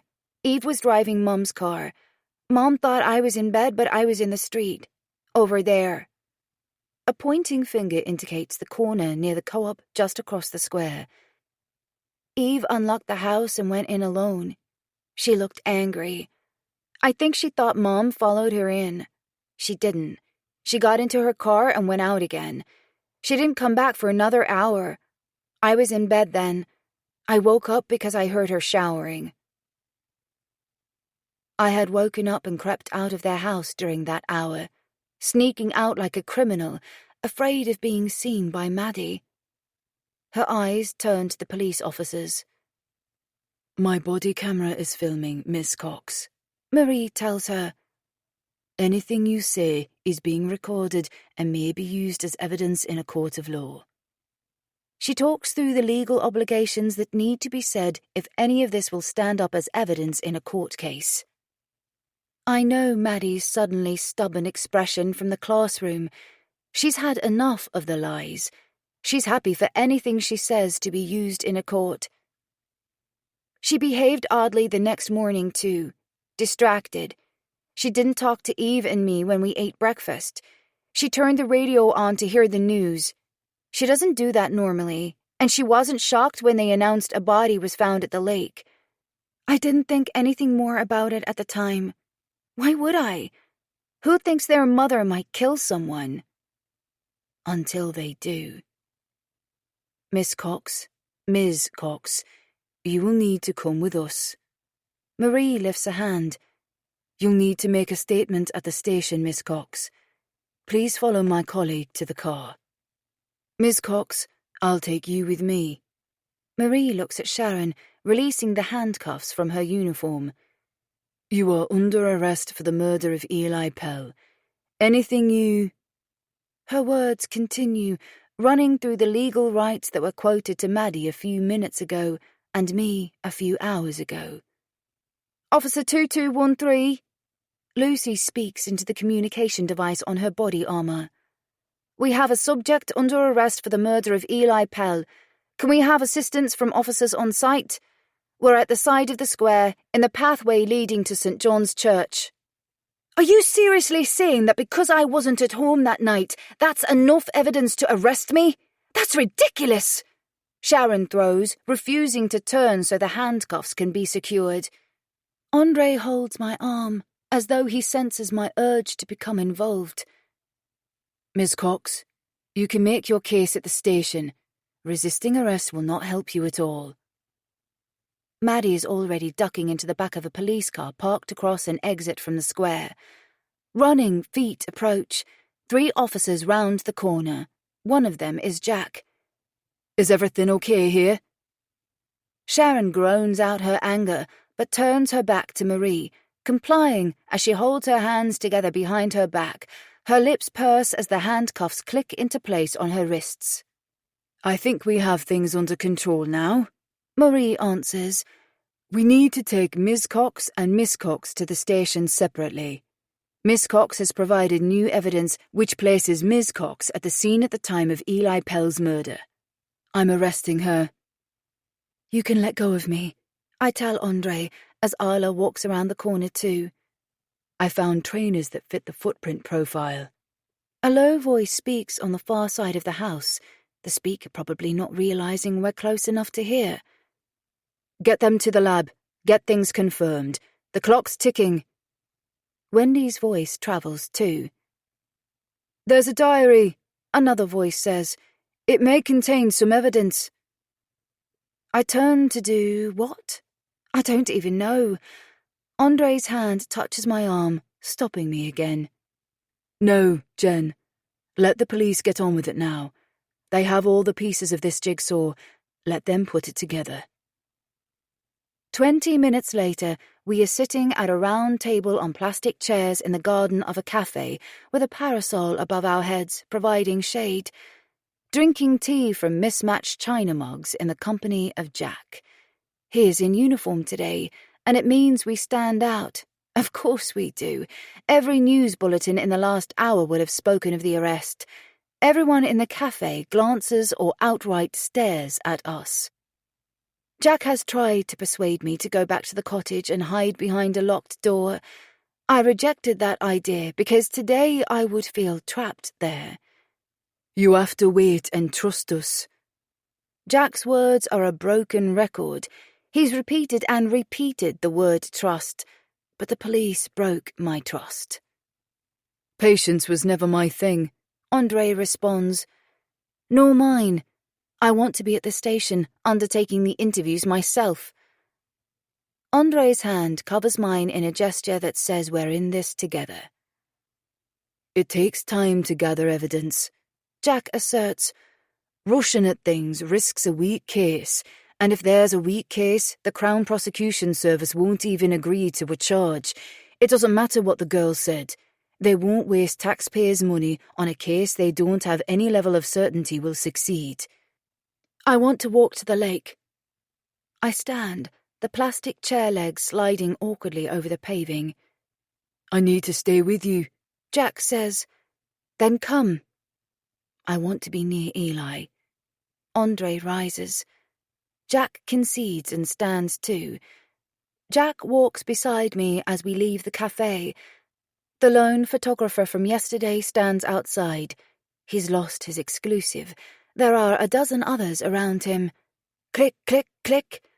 Miss Easton, have you got anything to say? Mr. Pell, what are you feeling now? Jack moves to the other side, to walk beside Andre, placing himself in the way of their camera lenses. I look over my shoulder towards the greyhound and see myself that day, smiling, flirting. Eli would have seen Sharon laughing at one of my stupid jokes, her eyes glinting with an obvious attraction to me. I leaned towards her and started a kiss in this street. I fancied her. And I fancied the offer that was put on the table.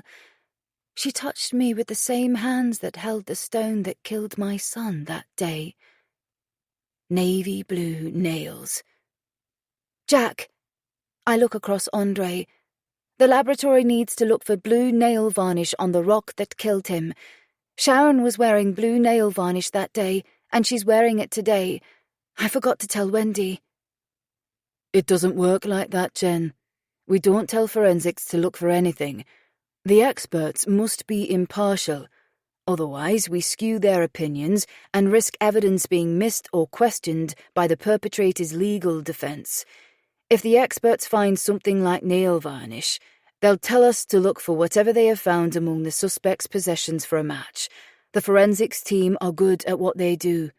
Trust them. There's that damn word again. It's as useless as sorry.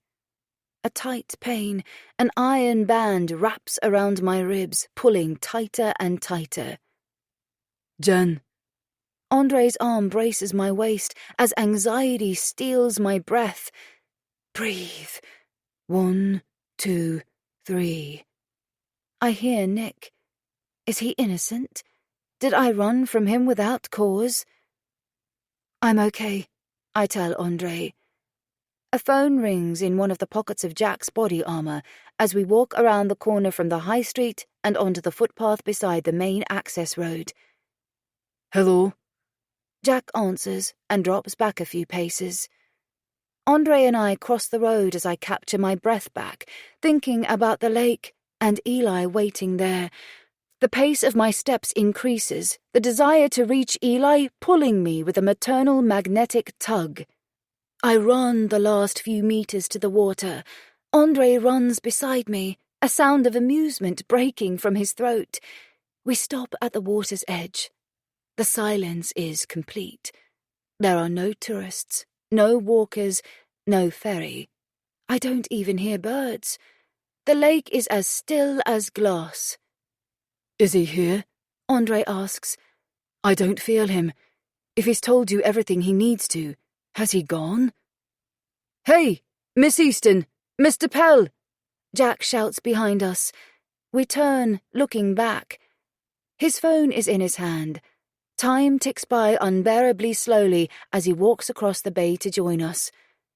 What is it? Andre prods when Jack is nearer. Neither of us want him here.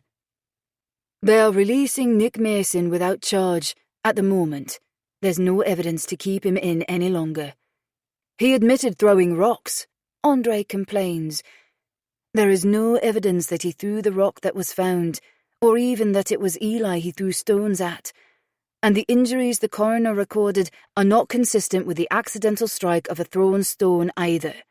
We will know who held the rock soon enough. I doubt whoever used the rock would have successfully removed their DNA from the rough surface. Nothing explains Eli's sock yet. I say, No, and that alone doesn't prove he died there. Ms. Cox will be released too eventually, even if we find enough evidence for the Crown Prosecution Service to say we can charge her. She'll be bailed. She is innocent until proven guilty in a court of law, and there's no good reason to deny her bail and detain her. There's no evidence of any threat to anyone else. No judge would put her in prison before a trial. Thank you for warning us. Andre's voice dismisses Jack. Can we have some privacy now, please? As Jack walks away, Andre tells me quietly, I want to say goodbye to Eli. Me too, I whisper back. I can't stay in Lowerdale. I can't bring Jordan back here. I'll say goodbye, then I'll pack what I need from the cottage, and we can leave. When Sharon is released, she will be walking around the village and serving ice cream for months before a trial. Chapter 27. The black glossy hearse travels at walking pace along the crematorium's drive through an avenue of neatly clipped maple trees. I swallow 3 times, fighting against the lump in my throat. Jordan's hand tightens around mine. Andre reaches for Jordan's other hand. Beside him, Camille wraps a hand around Andre's other arm. The hearse draws to a standstill in front of us. Faye stifles a sob with her handkerchief. Jordan sniffs back his tears. The flower decorations beside the coffin are visible through the glass. The shapes are letters. They spell, our boy, our precious son, brother, grandson. There is a heart-shaped decoration, too, on top of his coffin. I chose every flower in it. Eli would have laughed if I handed him a bouquet in real life. The heart shape is formed from numerous different yellow flowers, apart from one single ruby-red rose. The crematorium is not far from Faye's home. He won't be buried here, though. We're taking his ashes to Lowerdale Lake. The pallbearers open the doors of the hearse. They are all in black suits, white shirts, black ties. I should have told them not to wear black. No one else is wearing black today. The blouse I am wearing is Chelsea FC blue, and my skirt is white. Andre, Jordan, and all Eli's friends waiting in the crematorium chapel are wearing Chelsea Football Club shirts, or at least the club's colours. When Andre and I decided the funeral would be football-themed, Jordan cheered. He is sad, but he's glad we're sharing the sport they love with Eli one last time. Andre lets go of Jordan's hand and moves forward to help carry Eli's coffin. It is important to him to carry Eli on this last journey. Jordan's sweaty palm shakes my hand a little. He's grown in the months it's taken the police to release Eli to us, but not quite enough to hold Eli's coffin evenly. He is 10 centimeters taller, and his body is changing. I bought his first antiperspirant a few days ago, the same brand Eli favored. I know how it will go, how his moods will swing, and his voice will crack, and growing pains will wake him in the night. A desire to keep him young forever is constantly with me, young and safe beside me. I make him tell me every time he goes out, where he's going to, with who, and why. Andre's lips stiffen. He's biting his lower lip as he lifts the weight of the coffin onto his right shoulder, bracing it with his left palm. Camille presses a quick kiss on her fingertips and blows it towards him. He smiles for an instant, a brief, broken expression. In his chest, I know his heart is in pieces, because my heart is shattered into a billion sharp shards too. The coffin is too short, surely, too narrow to contain Eli. Faye reaches for Jordan's other hand and offers Camille a hand, and we walk behind Eli in a row of 4, united in grief. I swallow against the pain in my throat, fighting the urge to cry. The aisle in the chapel is too narrow for 4. We separate. Jordan and I walk in front of Faye and Camille. Elton John's Rocket Man plays out, a song Eli loved from childhood. There are no hymns. We want people to simply sing the songs Eli loved. Every seat is full, a sea of Chelsea blue, and every eye that looks at us is red-veined or glistening. My heartbeat flutters as though a bird is caught in my rib cage. At the front of the chapel, there are pictures of Eli, across various ages, all important memories, moments in his short life. The day he was born. He is in my arms, and Andre's arms are wrapped around both of us. I reject the emptiness I'd known that day, because today my broken heart is overflowing with love. The first time we took him to the beach, he is sitting with a bucket and spade. He's 2. It was taken not long after I'd been discharged from the hospital. It was one of our first adventures as a family when I'd started to recover. The day he learned to ride a bike. He's grinning into the camera, so proud of himself. I'd been proud of him too, my heart bursting with the precious feelings of love I'd learned for my son. Made even more precious because I hadn't known those emotions for the first couple of years of his life. His first day of school, standing straight, chin up, in his uniform, that wide, proud, baby-toothed smile there again. Him holding Jordan at their first introduction, less than an hour after Jordan was born. His attention is wholly on his little brother, mesmerized, his eyes shining with an expression of complete awe. Then the boys together, playing with the big truck Eli received from Father Christmas. The image has captured him mid-laugh. Jordan had chewed it. Eli was trying to teach him, "You push it, Jordan. It's not edible." The first game of football together. Jordan is 2.5, Eli nearly 8. He was so patient with Jordan's efforts to kick. Eli mid-motion, striking the ball to kick in a goal on his first day in the football team. Eli tucked under Andre's arm, standing in front of a tall snowman they'd taken 2 hours to create. That smile, older here, a little different, but it still overflows with pride. Proud of the snowman and proud of his father. He's 10. The picture of Eli dancing with me on the floor at Andre's cousin's wedding. We were oblivious of the picture being taken. He is tall in this image, forearms balanced on my shoulders, long arms stretched out, hands hanging limp, as my hands hold the waist of his shirt. We are looking at each other with love and respect. I don't remember what we were talking about, but I remember laughing. It was a moment not long before I left Andre for Belle. The last image is Jordan, Eli, Andre and me on our last family holiday, an image taken by an automatic camera on a roller coaster at Thorpe Park. There's a particular tone to a sob and a sniff which draws my attention. A crown of blue hair among brown, blonde, and black. Eve. She and Maddie are here, with Aidan. I knew Aidan was coming. He contacted me to ask about the funeral. I hadn't realized he was bringing Maddie and Eve. Does Sharon know the girls are here? She was charged and bailed 6 weeks ago. She's continued living and working in Lowerdale, Jack told us. Should her daughters be here?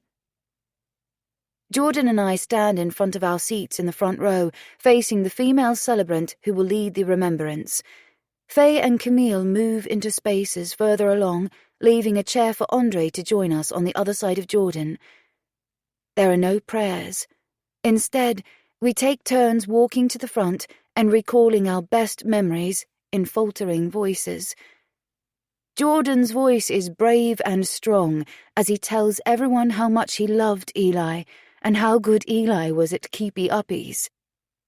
I speak after him, tears in rivers on my cheeks. I wipe them away numerous times, probably smearing foundation everywhere. When I finish speaking, the first notes of Wonderwall by Oasis play out. From my vantage point on the platform beside the coffin, I look across everyone who has come to say goodbye to Eli, watching everyone singing with breaking voices. A man stands right at the back, behind the last row of chairs, in the corner. He's not wearing the football club's colours. He's wearing a white shirt and a black tie, a blonde-haired man. Nick. It's Nick. Andre's cousin Michael stands beside me. He is speaking next. I look down and descend the steps. Jordan reaches for my hand, I think to comfort me. Andre is the last to speak. I watch the emotions in his expression, knowing Eli knows how much his father loved him. Afterwards, we sing a more recent song that Eli had listened to on repeat for weeks after his argument with Andre, Avicii's Without You. The celebrant reads a poem, and Eli's coffin sinks into the floor. The Greatest Showman, This Is Me, plays as the coffin lowers. This is our final goodbye. Jordan and I clasp each other's hands so tightly, it's painful. The celebrant reminds everyone the wake will be in the hall here, and then the song that Jordan chose plays, Sam Smith's Lay Me Down. The chorus trails behind us as we walk along the aisle to leave the chapel ahead of everyone else. Jordan had typed in an internet search for funeral songs to choose this. I find the song too sad, but we let Jordan have the last word. Eli would have wanted that. As we near the back of the room, I look for Nick in the corner. He's no longer there. The flowers that were with the coffin are outside, in front of the chapel, displayed for everyone to see as they walk from the chapel to the reception hall. The commemoration hall has a huge bar across one side, and circular tables, big enough to seat 8, are dotted through the space. They are covered with brilliant white tablecloths and sprinkled with shining blue confetti. The heavily laden buffet table is at the far end. Geordie. Jordan turns to face Andre. Do you want a drink? I weave a path around the tables, heading for the bar ahead of them. I don't know if Jordan wants a drink, but I do want one, before the others reach the room. What can I get you? The barman asks. A large white wine. Make that 3 white wines, a pint of bitter, and a small cola. I'll get these. Andre's hand touches my side. I'm buying for Mum and Camille anyway. Thank you. Hello, Miss Easton. Aiden's voice has me spinning around. Andre is busy paying. Maddie and Eve stand with Aiden, 3 sets of eyes staring at me. Maddie's expression has none of the confidence I knew her for. We're sorry, she says, taking it on herself to speak for them all.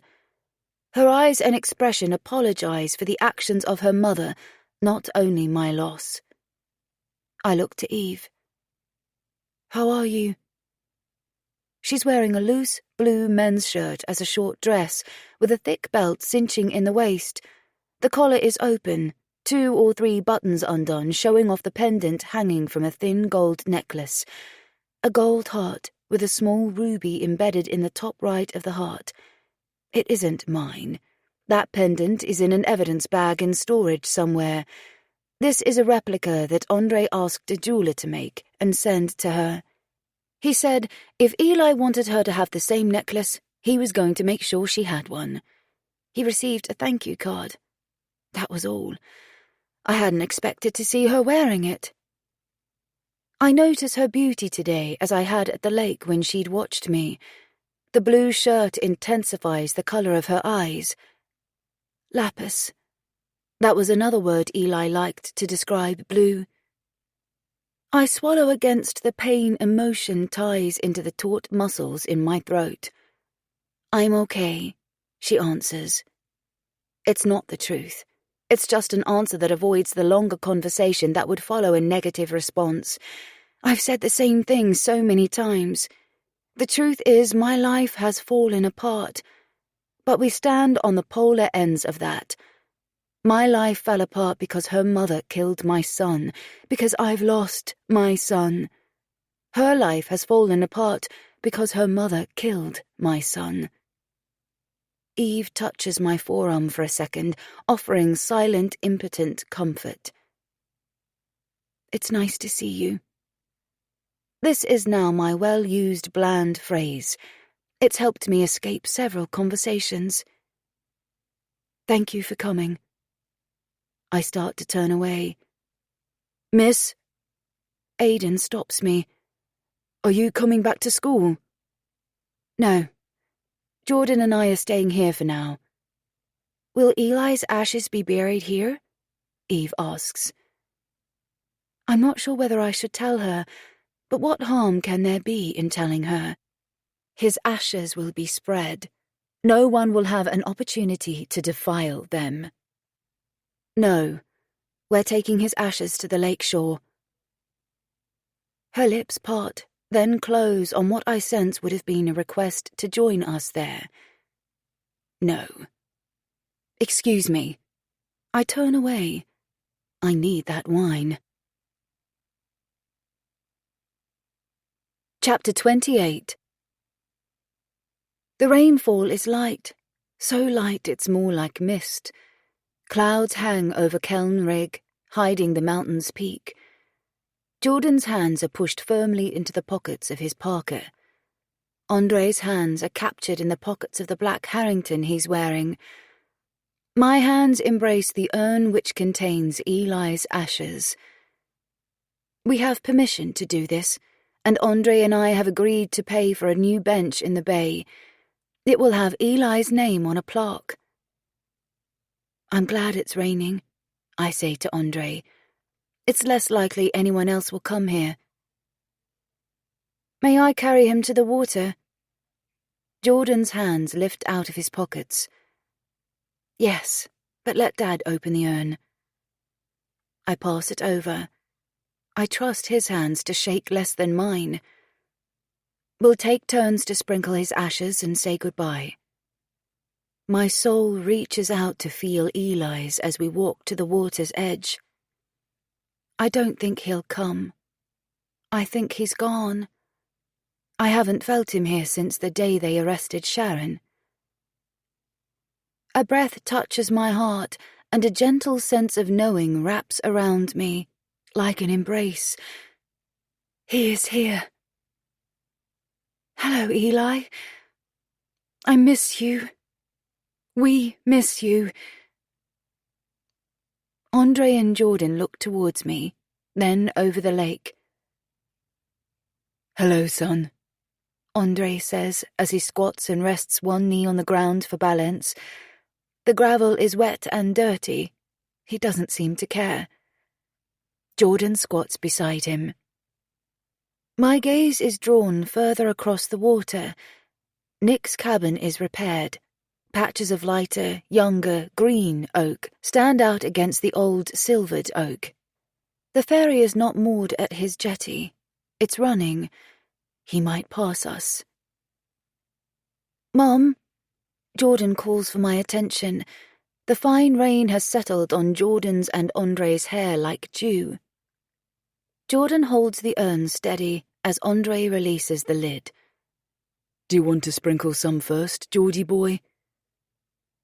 The care Jordan takes expresses the gravity of this. We haven't even begun learning how to live without Eli. We're surviving. Me, barely.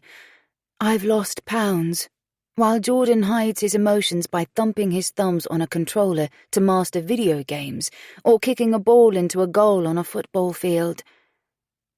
Andre takes his turn, sprinkling the ashes on the gravel among the pebbles near the water. The water breathes, reaching up onto the gravel, lapping at the stones as though it's reaching for the ash. Some floats away. Jen. Andre offers me the urn. I squat down and accept the vessel. You will forever be missed and always loved, Eli. I sprinkle the rest of his ashes near the water. Whether we are standing here or miles away, you are always with us. The water laps up towards us again. He heard us, Jordan said, standing up. I passed the empty urn to Andre. He's there. He points to the jetty, as though Eli is standing there. I rest an arm around Jordan's shoulder. You're the best brother, Jordan tells him. Andre swallows hard, his Adam's apple shifting. He coughs. I'll fetch the flowers. I'll come with you, Dad. I walk towards the jetty. A distant sound of an engine throbs rhythmically. A moment later, the bow of the ferry peeps around the curve of the distant bank, PJ in his position at the fore. The ferry travels into full view. Nick is at the steering wheel. He looks this way, looking for passengers on the jetty, and sees me. I shake my head, briskly, clearly, so he won't think I want him to stop here. His hand lifts, acknowledging me for an instant, in the way he used to every morning. Then the boat turns away. The police did not charge him with anything, but I'm still not sure if he was involved. He hasn't contacted me. Here! Jordan shouts. I turn.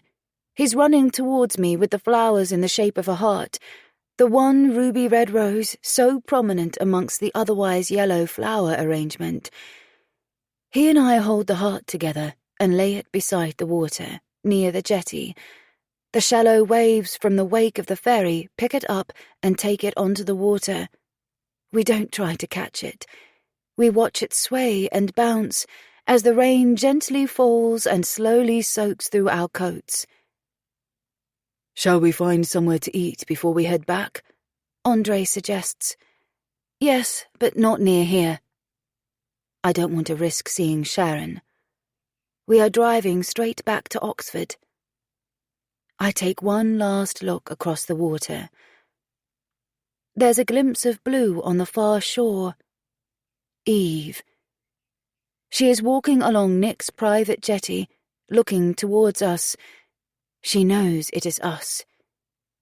She's dressed in royal Chelsea blue leggings and a long white jumper, seemingly uncaring that it's raining. How has she heard that we're here today? I had told her we would come after the funeral, but that was weeks ago, and she can't have known what day we would come. And to be here at this exact moment in time? Eli's embrace releases me. He's going. I raise a hand. Her hand lifts. He's gone to her. Perhaps that is why she knew we would be here, because he told her we'd come. I'm glad. If she hears him, it means he is not alone here. Maybe they were in love. Chapter 29. When Eve makes her promise to speak the truth in the Carlisle courtroom, her eyes remained fixed on her sister, determinedly avoiding Sharon, who sits in the dock, or the jury, or any of the other observers, including Andre and me. The heart pendant is visible, hanging on a gold chain across the neckline of a dress with 5 bands of colour. The dress is sewn in tiers, rings, with a blush-red bodice fitted across her shoulders and bust. Then, from there, pink, orange, yellow, and blue bands of colour and frills. One hand holds a poppy-red jumper in front of her stomach, like a defending shield. Miss Cox, can you introduce yourself and tell us your connection to the defendant? I am Eve Cox, Sharon Cox's eldest daughter. May I call you Eve? Yes. Eve's voice trembles. She is a witness for the prosecution, providing evidence against her mother. 3 weeks of detailed forensic evidence presented by experts in their fields have led to this point. Tiny remains of blood spatters on Sharon's trainers, caught in the stitching she'd failed to clean, were identified as Eli's blood.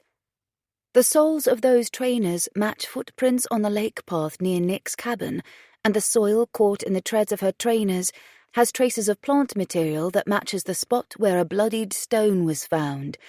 The stone that is coated with Eli's blood. The same stone has traces of a brand of nail varnish found on Sharon the day she was arrested. Will you tell the court who your father is? Yes, his name is Nick Mason. A witness, a stranger, a tourist, confirmed they saw me entering my cottage, giving me an alibi and ensuring the jury knew someone else had driven my car. The footage of my car, cropped to close images that I could barely make out, showed Sharon's face. It wasn't clear, but the matches to Sharon's hair and profile were pointed out. They had also found images from earlier in the evening showing Eve driving Sharon's car.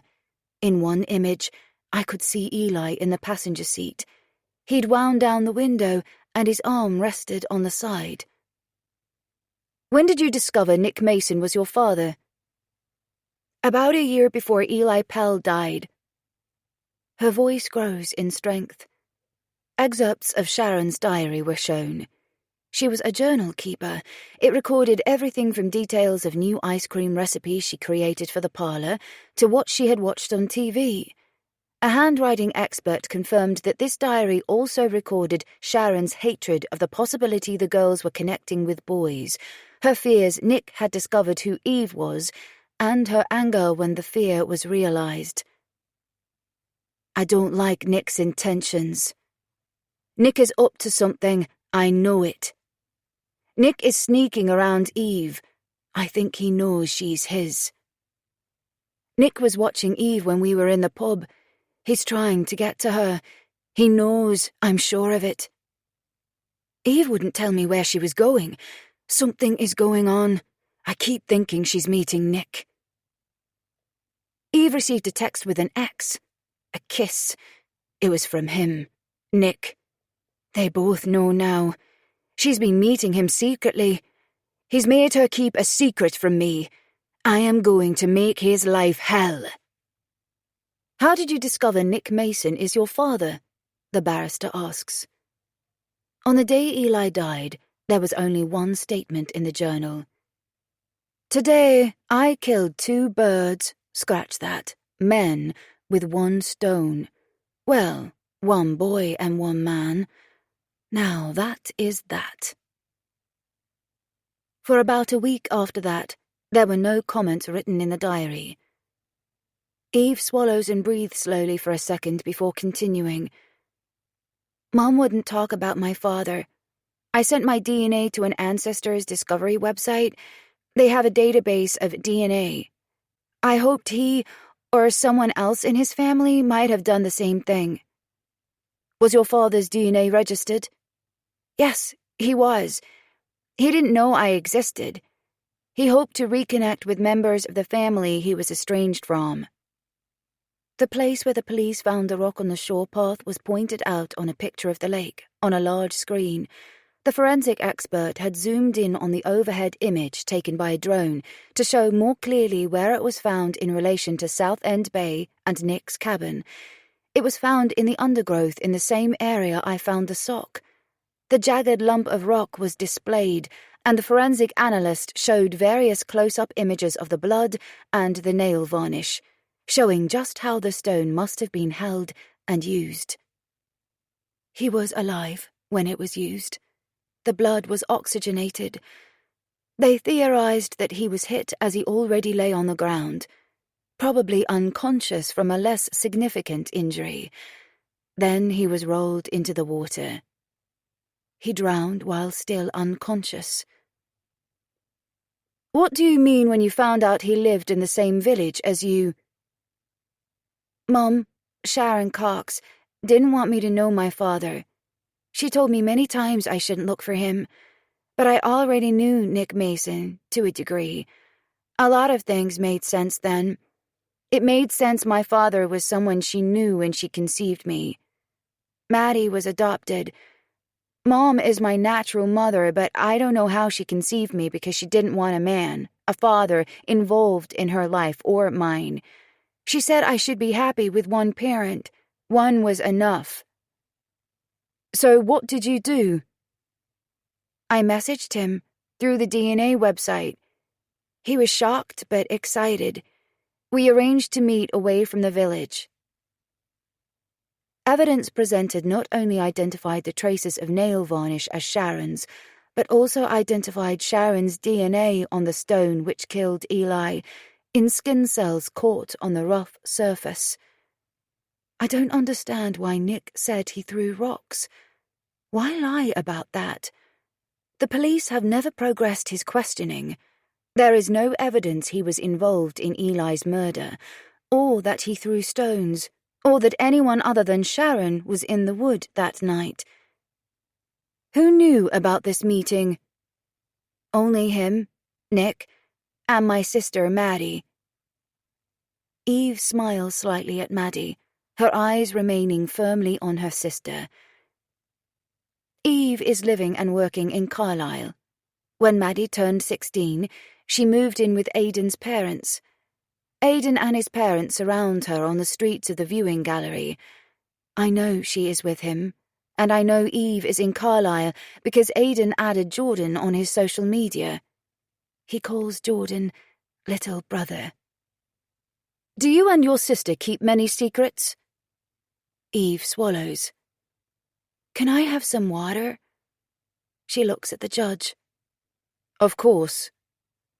The judge looks at a clerk to fulfill the request. I stare at Sharon in the dock as the water is fetched from a dispenser. Sharon resolutely, but apparently blindly, watches her daughter. How can she sit there and claim innocence?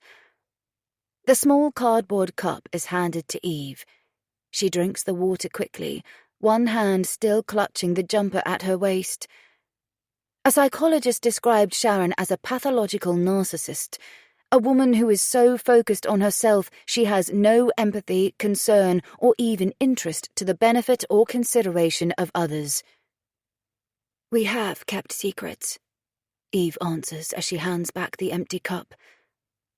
All of them from our mother. We had to keep secrets from our mother. The defense barrister raises a hand.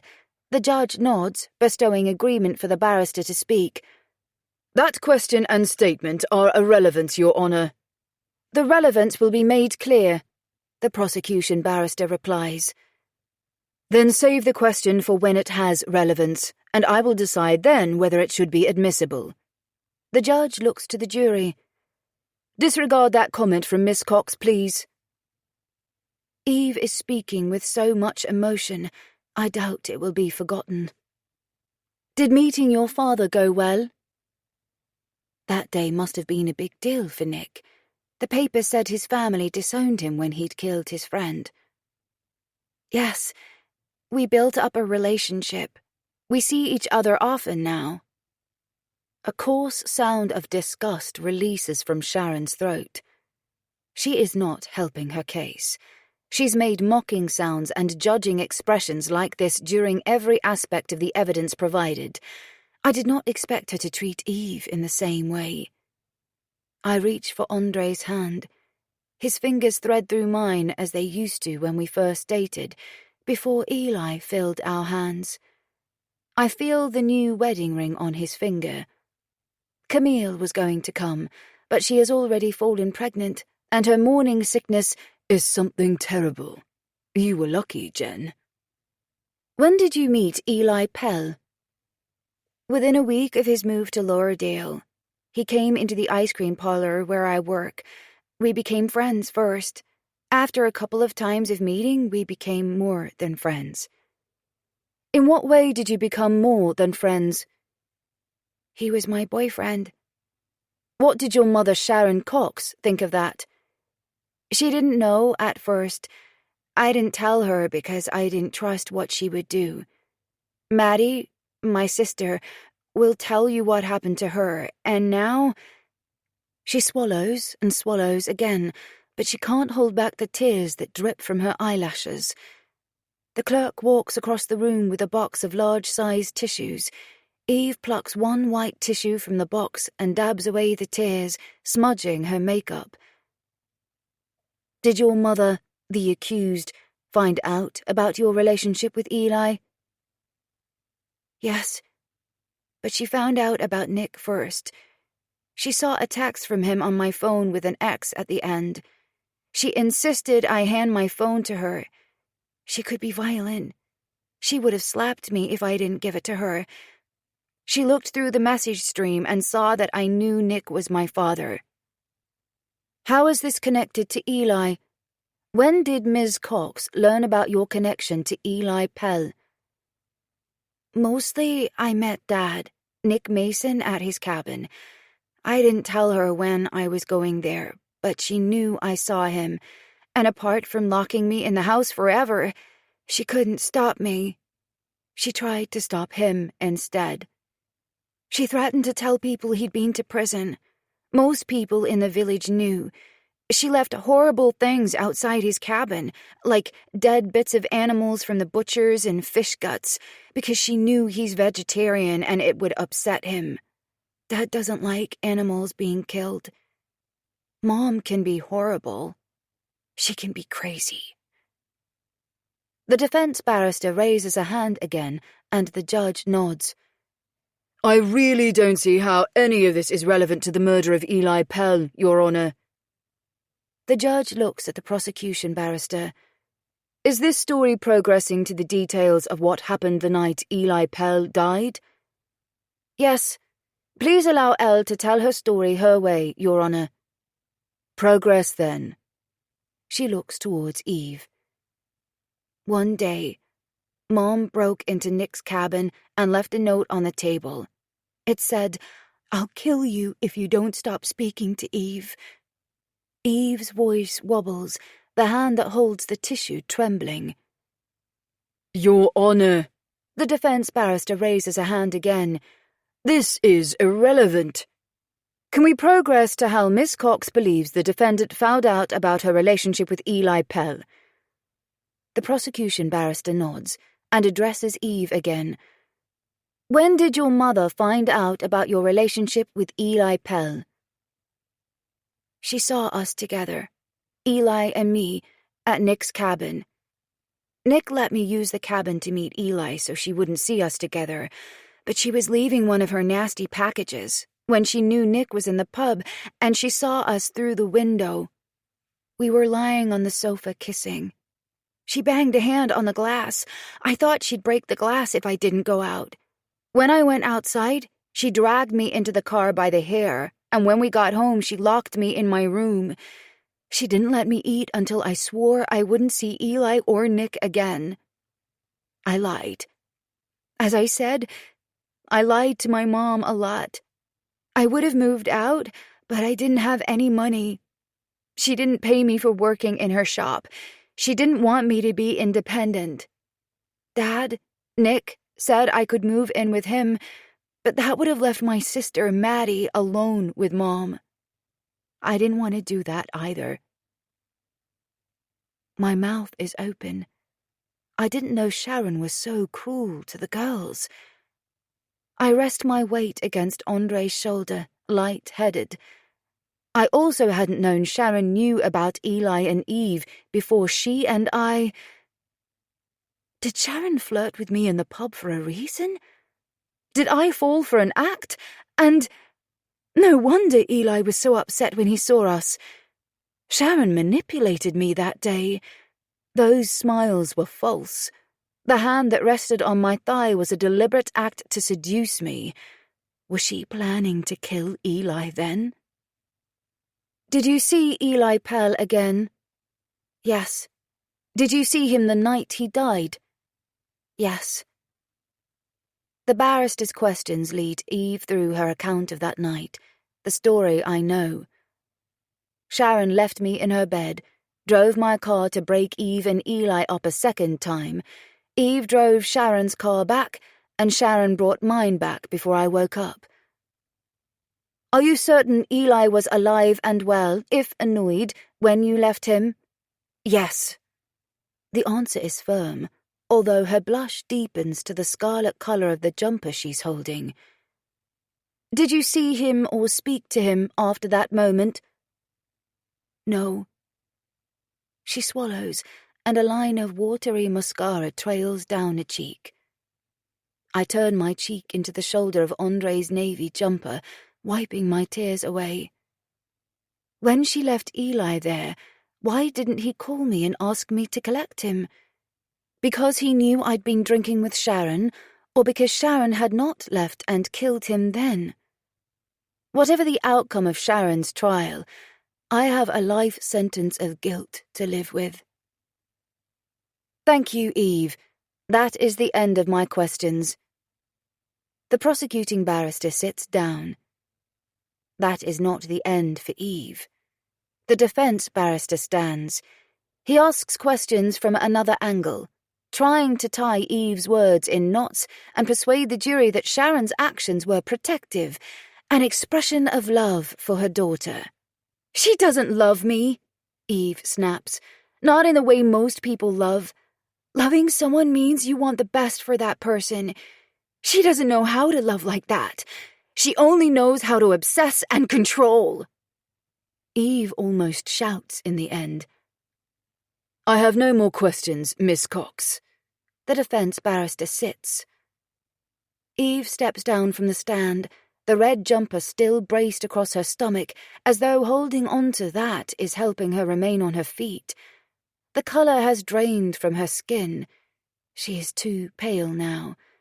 I watch her leave the room, hoping for her sake she doesn't faint. "We will take a break. The court is adjourned," the judge announces. "All rise," the clerk calls.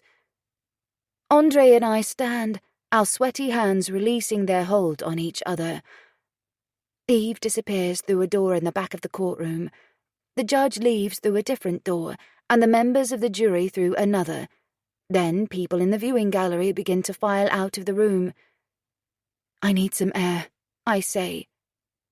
Andre stands beside me on the pavement quite a few meters away from the court building. Every time there is a break, we leave the building and walk away from the courts, avoiding the press, Eve, Maddie, Aidan, and his family. We've kept to ourselves every day. Neither of us want to endure conversations with others. We found a park to spend lunches in, but these shorter breaks don't give us time, so we just hide around the corner of the courts building, discussing the things we'd heard. Today, I feel too numb to talk. It had never occurred to me in all these months since Eli died that Sharon had deliberately seduced me.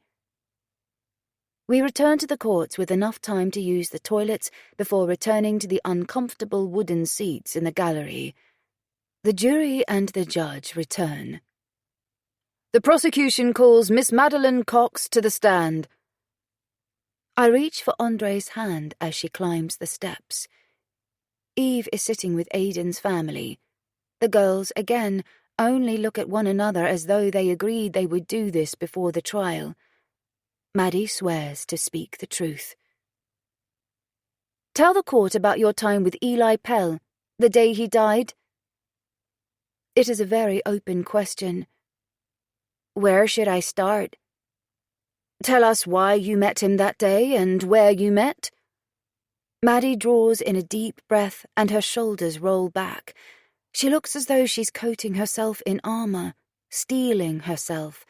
I hadn't understood why she did this when she was in school. I saw her toughened exterior and attitude as arrogant. I can see now it's a defense system.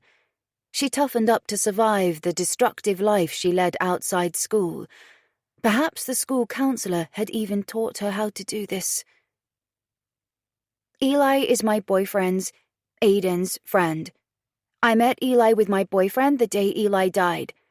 They were with others in Bowick's picnic area beside Lower Dale Lake, near where the ferry docks. It was early evening, and the ferry had stopped running. I caught the bus over to Bowick to see Aidan and joined them there." The jury have been shown the message Eli sent to you on the afternoon, the day that Eli Pell died. Why do you think he contacted you?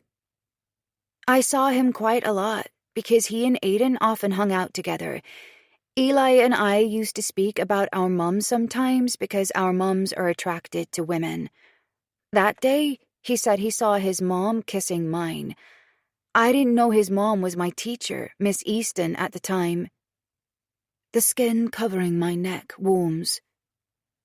His mom is okay, but he knew my mom was crazy. Crazy?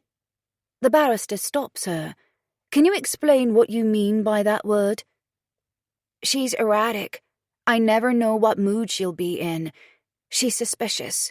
She's always asking to look at my phone, and even my school bag and books, checking if I am talking to boys, because she doesn't want me near boys. She didn't know I have a boyfriend. Every boy I know is listed under a girl's name on my phone. I messaged Aiden in code words we agreed. Maddie's relationship sounds very Romeo and Juliet, and Eve and Eli. Was your mother, the defendant, ever violent towards you? Maddie sucks in a deep breath and swallows. For a moment, she doesn't breathe at all. When she breathes again, she rubs the palms of her hands along the front of her dress. Yes. The breathless pitch suggests she's never admitted it before. She slapped me and Eve a lot. Hard. And pushed us. I often made her angry. She has what people call a short fuse. Lots of stupid little things make her angry. Carry on telling us about the day Eli Pell died, the barrister requests. They were drinking alcohol when I arrived. I sat with them and drank some myself as we talked. There's tension in her shoulder and neck muscles. When people decided to go home, I messaged Eve and asked her to pick me up. She didn't reply. In the end, Aiden and I left to walk home. Eli said he was going to get a taxi. What happened after you left Eli alone? The CCTV show? No. Only tell the court what you know from your experience. Mom texted me 13 times while we walked back to Lower Dale, asking where I was. I didn't answer. It was a really bright night. It was easy to be out late. She tracks our mobile phones, though, but she couldn't find me because Aiden and I were in the woods and there was no road to get there. Eve used to turn her phone off. That's why she hadn't got my message. She turned her phone on and picked up my message late, and she forgot to turn it off again afterwards. That's why— Objection, Your Honour, the defence barrister calls. Miss Cox is presenting hearsay. If the prosecution wishes to present that evidence, they must call Eve Cox back to the stand. Upheld. Please, Miss Cox, only tell us what you, yourself, experienced, the judge declares. You heard Eve say in this courtroom, the prosecuting barrister continues, Eli was still alive when she and the defendant left Southend Bay. Did you see Eve, the defendant, or Eli Pell that night after Eve and the defendant say they left him? I didn't see Eli after I left him at Bowick. But when I walked back through Lower Dale Village, I saw Mom and Eve. Eve parked Mom's car and went into the house. The house? Our family home. Mom came back in a car I didn't recognize, just after Eve. I know it was Miss Easton's car now because I identified that for the police. We have heard evidence which confirms that, Maddie. What happened next? Mom got into her own car and drove off. What time did the defendant drive off in her car? I didn't look at my phone, but it was between 11:30 and midnight. When I went into the house, Eve was in her room. She had a red mark on her cheek, and her lip had split open. Mom had slapped her. Did you find out where your mother went? No. Did you see or hear your mother return? No, but I heard her in the shower later. I had a clock in the bedroom, so I know it was 1:13. Was there anything else abnormal about the defendant's behavior the night Eli Pell died, or the following day? The kitchen bin was empty in the morning. It was only half full in the evening.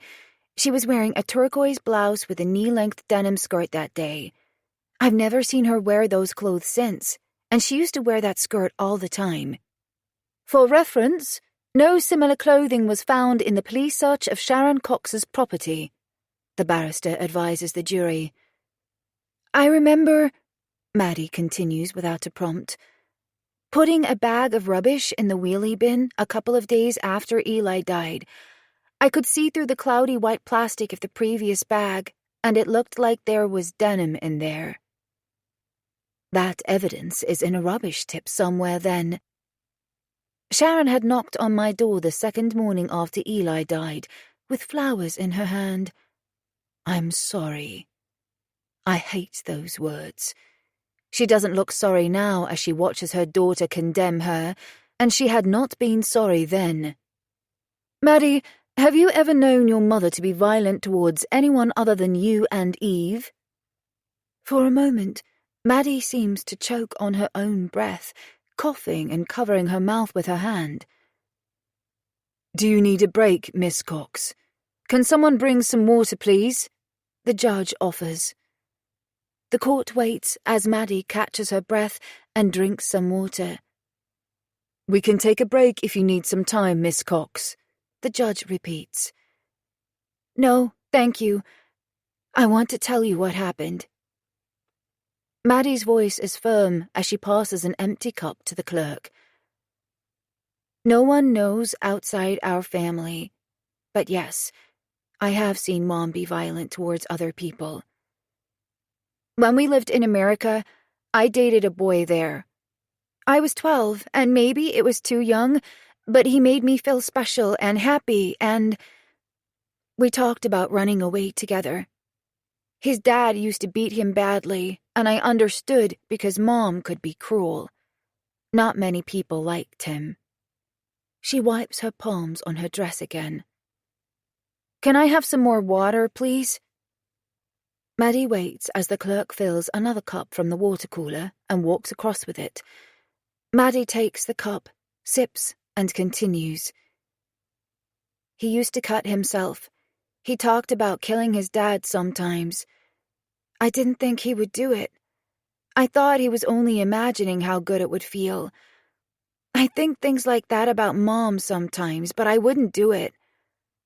Mom found out about us. She made me tell her where he lived and took me there. His dad was there. She screamed at the boy and his dad. The dad stepped forward and aimed a punch at her, but the boy stepped in front of him and pushed his arm out of the way. Instead of thanking him, she slapped the boy. She doesn't slap like you would slap a small kid. It's not a tap. She uses all her strength and it hurts. Like I said, she split Eve's lip with a slap. Maddie's throat works, swallowing 6 or 7 times, and then she drinks more water. She looks up at the ceiling when she talks again. The next day, he stole his dad's gun. He shot his dad and came into school, and he shot some of the teachers and people in my class. I think if he'd found me, he would have shot me. I don't know what happened to him that day after Mom hit him. We left. But we left him with his dad. Maddie's gaze falls, and for the first time she looks at me and Andre, but only for a second, before her eyes reach for the safety of Eve. Thank you, Maddie, the prosecuting barrister says. I have no more questions. The defense barrister rises from his seat as the prosecuting barrister sits. Do you know for certain where your mother went when she drove off in her car late at night on the day Eli Pell died? No. So, you might think she was involved in the death of Eli Pell, but you don't know. All you know is she went out in her car. Her car was Yes or no, Miss Cox? Yes. And did you ever ask your mother about the clothes you said are missing? The clothes you think you saw in the bin? No. So we only have your word regarding the clothing you say your mother disposed of. Maddie's shoulders lift and fall in a shrug. Yes or no? Yes, but I saw it. Thank you, Miss Cox. You can step down. My heartbeat thumps firmly against my ribs, and Andre's heartbeat pulses in the fingers holding mine. We entered this courtroom on the first day of the trial, convinced a jury will never let Sharon walk free, but the defense keep forcing cracks into what appears to be solid evidence.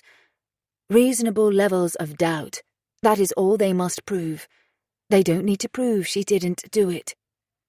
The prosecution call Mr. Mason. Oh. The sound on my outbreath echoes about the otherwise quiet courtroom. I didn't know Nick was being called as a witness. I didn't know he was here in the courts. I glance at Andre as though he'll explain. Of course, he knows no more than I do. Nick walks to the stand, wearing a black suit and a white shirt. He was at Eli's funeral. I'm sure of it now. His tie is Chelsea Football Club blue. Perhaps he wished he'd worn blue that day. As Nick steps up into the stand, his eyes search the public benches. They stop when they see me. He holds my gaze as he swears to speak the truth, as though he's promising to tell the truth to me. Mr. Mason, the court has already been told yourself and Sharon Cox had a child together. Eve Cox, who is now 19. Can you tell us under what circumstances you became parents? He coughs, pressing the side of a fisted hand to his mouth as he clears his throat. I spent some time in prison. When I was released, I moved to Lowerdale. It was a new start for me, but I was quite desolate at the time. My family didn't want to know me. I had no friends. I'd messed up my life. Sharon Cox chatted me up in the local pub, flirting, touching me. I thought she genuinely wanted a relationship. She didn't tell me she is a lesbian. I can see it happening. I'd experienced it. She flirted with me for a reason, and she'd flirted with him for a reason too. She invited me to her house, and we had sex. Do you want to come back to mine? There's an empty house and an empty bed, she said to me. The next day, she didn't speak to me, or any other day for that matter. I thought, okay, it was just a one-night stand. She moved to America about 2 months later. I didn't think anything of it.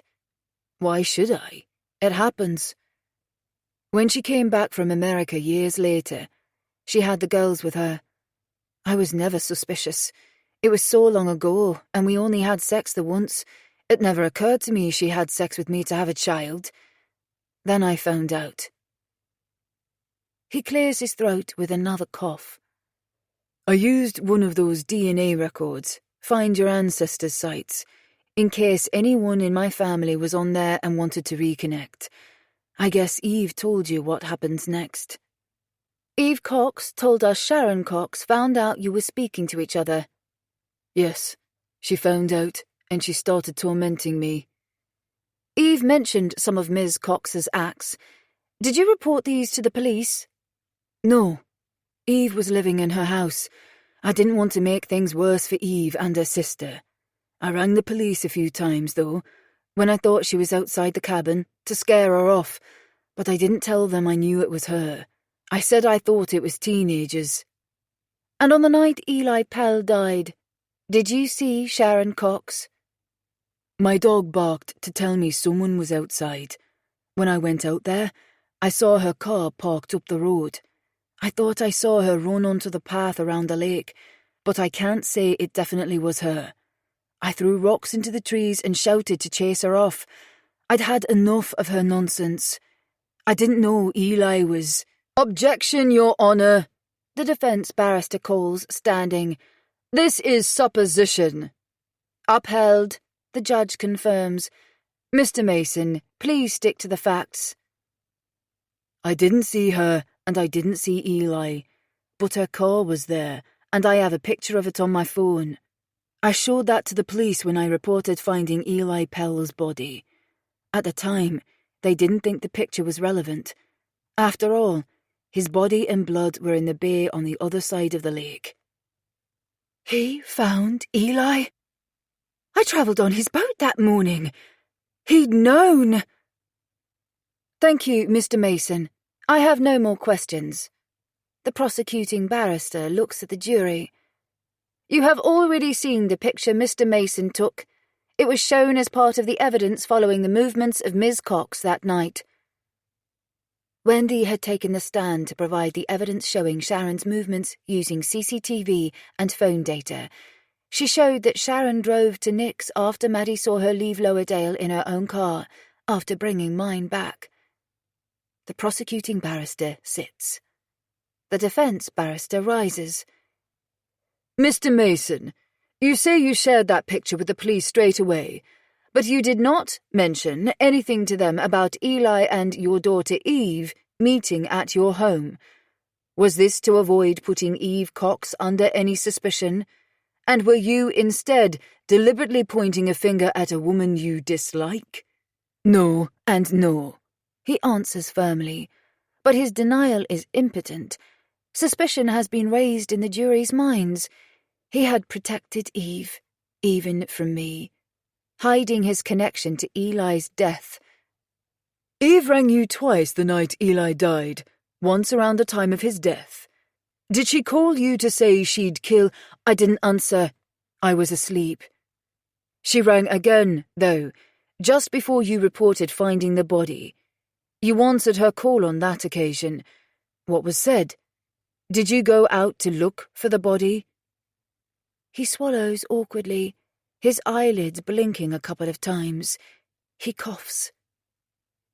Would you like some water, Mr. Mason? No, I'm fine. I can still see the boy in the water. But no. I went to check if he was okay, because Eve didn't know. He was not okay. Jack's voice whispers through my thoughts. On that morning, these people had knocked on my door with their flowers and their sorries. If Eli was killed, the killer is often someone the victim knows. Even if the killer didn't know the victim beforehand, sometimes they show up and offer to help. I should have believed him. No more questions. You can step down, Mr. Mason, the defence barrister states. Nick looks at me again as he steps down. His lips mouth the word sorry before he walks away. We will adjourn for today, the judge declares. Tomorrow the barristers will commence summing up, then the judge will send the jury out to decide Sharon's guilt or innocence. She hasn't spoken in her own defence.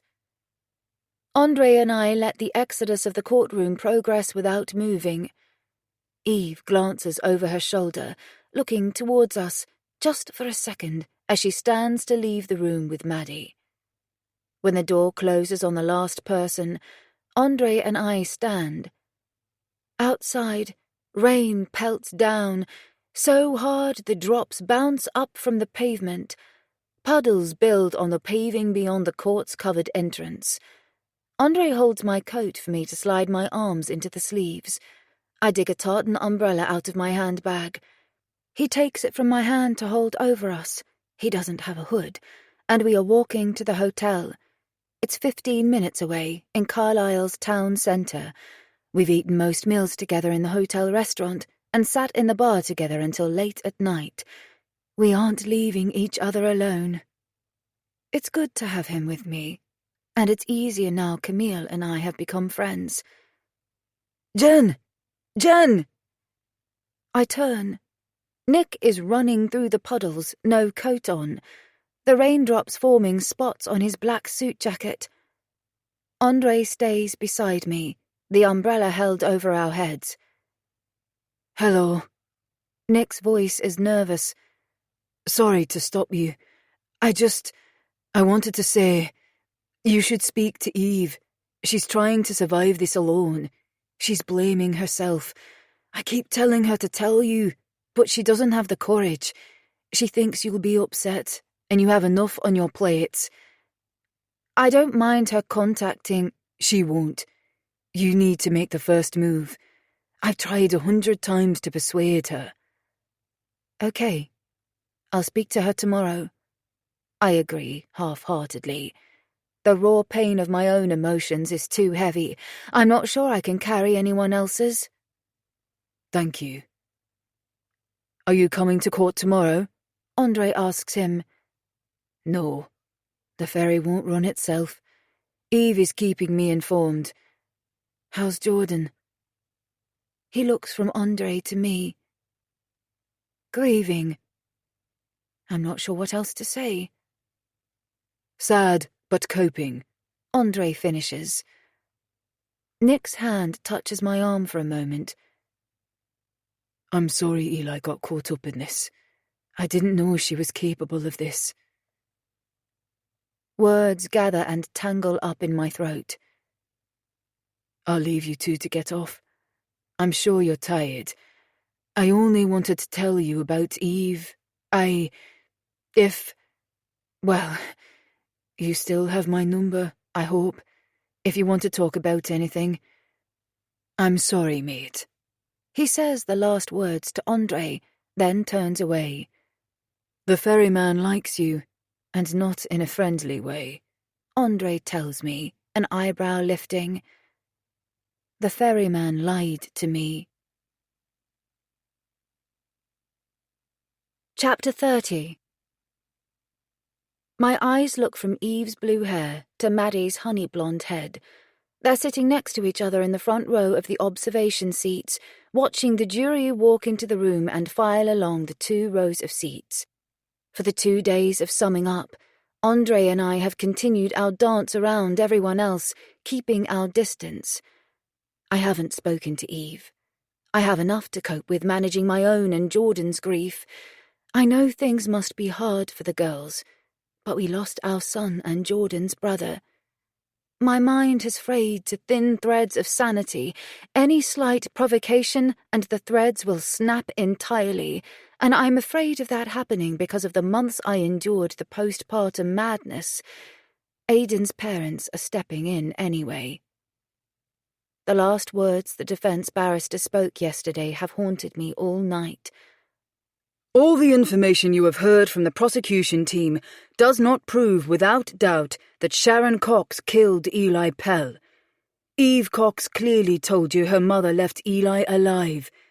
Whatever you may feel about Sharon Cox's capabilities as a mother, that has nothing to do with this case. You must focus on the facts, and the fact is, there's no evidence to indisputably confirm Sharon Cox was with Eli Pell in the moment he died. Except that her nail varnish, her DNA, and his blood were on the rock that hit him. The water may have killed him, yes, he had drowned, but she'd made sure he died. The last of the jurors sits. The judge turns in her seat slightly, facing them. You have heard all the evidence in this case. No more evidence will be presented to you. You will now retire to consider your verdict. Remember, your responsibility is to consider if beyond reasonable doubt the defendant is guilty of the charge of the murder of Eli Pell. The bailiff will escort you to a private and convenient place. They will neither talk to you nor allow anyone to speak to you, unless it is to ask if you have agreed upon a verdict. Please retire. She nods towards the bailiff who stands to take some sort of oath. A few minutes later, the bailiff leads the 12 very different-looking individuals, a cross-section cut from British society, out of the room. All rise! After the judge has left, the courtroom empties. What do you want to do? Andre asks, shaking out the hand I've been strangling for days and have recently let go. The jury could take hours, or days, to come to a decision. Let's go for a walk and find somewhere to sit for a while. Maybe in the park. I want a coffee. Okay. I need to call Mom and Camille. He pulls his phone out of his pocket as we leave the courtroom. They'll want to know the jury have gone out. I need the toilet. I'll meet you outside. Okay. He walks on and I turn. The inhalation of breath into my lungs is restrained by a tight band of anxiety as I navigate the busy hallways, avoiding eye contact with anyone, avoiding conversation. No one is waiting outside the ladies' toilets, or inside, although 2 cubicles are in use. I shut myself in a cubicle. It's been nearly 8 months since Eli died. It still feels like yesterday. How much would he have changed between then and now? If Sharon is found guilty, Jordan and I will return to Lowerdale. We both want to be near the lake, near Eli. We sneak up there every few weeks and sit in Eli's Bay with a picnic. We even took a picnic there on Christmas Day. We sat with blankets over our legs in coats and scarves. The cubicle door beside mine opens. Rubber-soled, flat shoes walk over the floor. Water runs from a tap. When the water stops, a blow-dryer roars.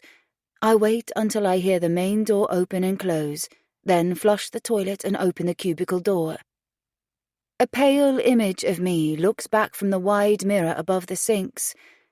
Dark shadows circle her eyes, and her blouse hangs on bony shoulders which have all the definition of a clothes hanger. At least the weight I've lost has given me devastating cheekbones. I lift the handle of the tap to turn it on. The lock slides back in the other occupied cubicle. In the mirror, I watch the door open. Eve. Our eyes collide in the reflection. Hello. I speak first. I can't ignore her here. Her skin flushes to what Eli would have called a raspberry jelly red, to the roots of her blue hair as she walks across to the sinks. Hi. The movement of the tote bag hanging from her shoulder draws my gaze down.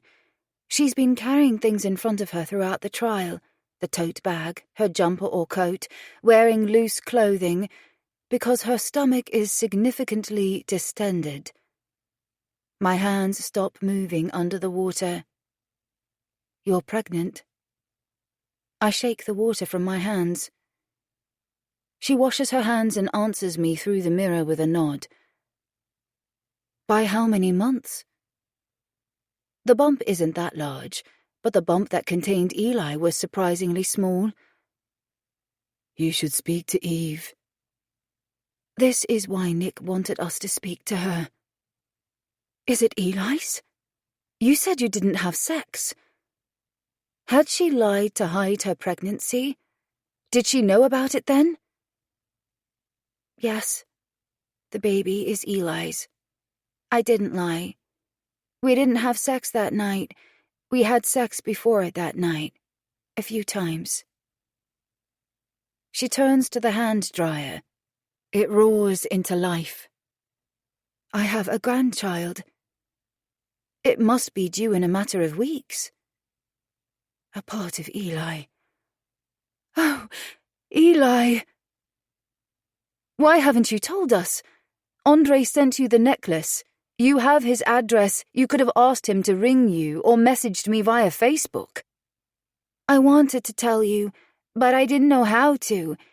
It's not a normal situation, is it? But you covered it up here. Because I didn't want the baby to become part of this case. People, the press, and even the jury would judge him and me because of the gap in our ages. The police know. The prosecution barrister said it's irrelevant, but the jury may be impacted by unconscious biases. Our daughter has nothing to do with Eli's death. Daughter? I wipe my damp hands on the front of my black trousers. Yes, I was going to tell you when she's born. I need to get back to Maddie. She walks around me. I feel like grabbing her arm and stopping her. Will you give me your telephone number? I'll write my number down and give it to you later. I heard you're living on your own. For now, if Mom goes to prison, I'll take over the ice cream parlor. How will you manage with a baby?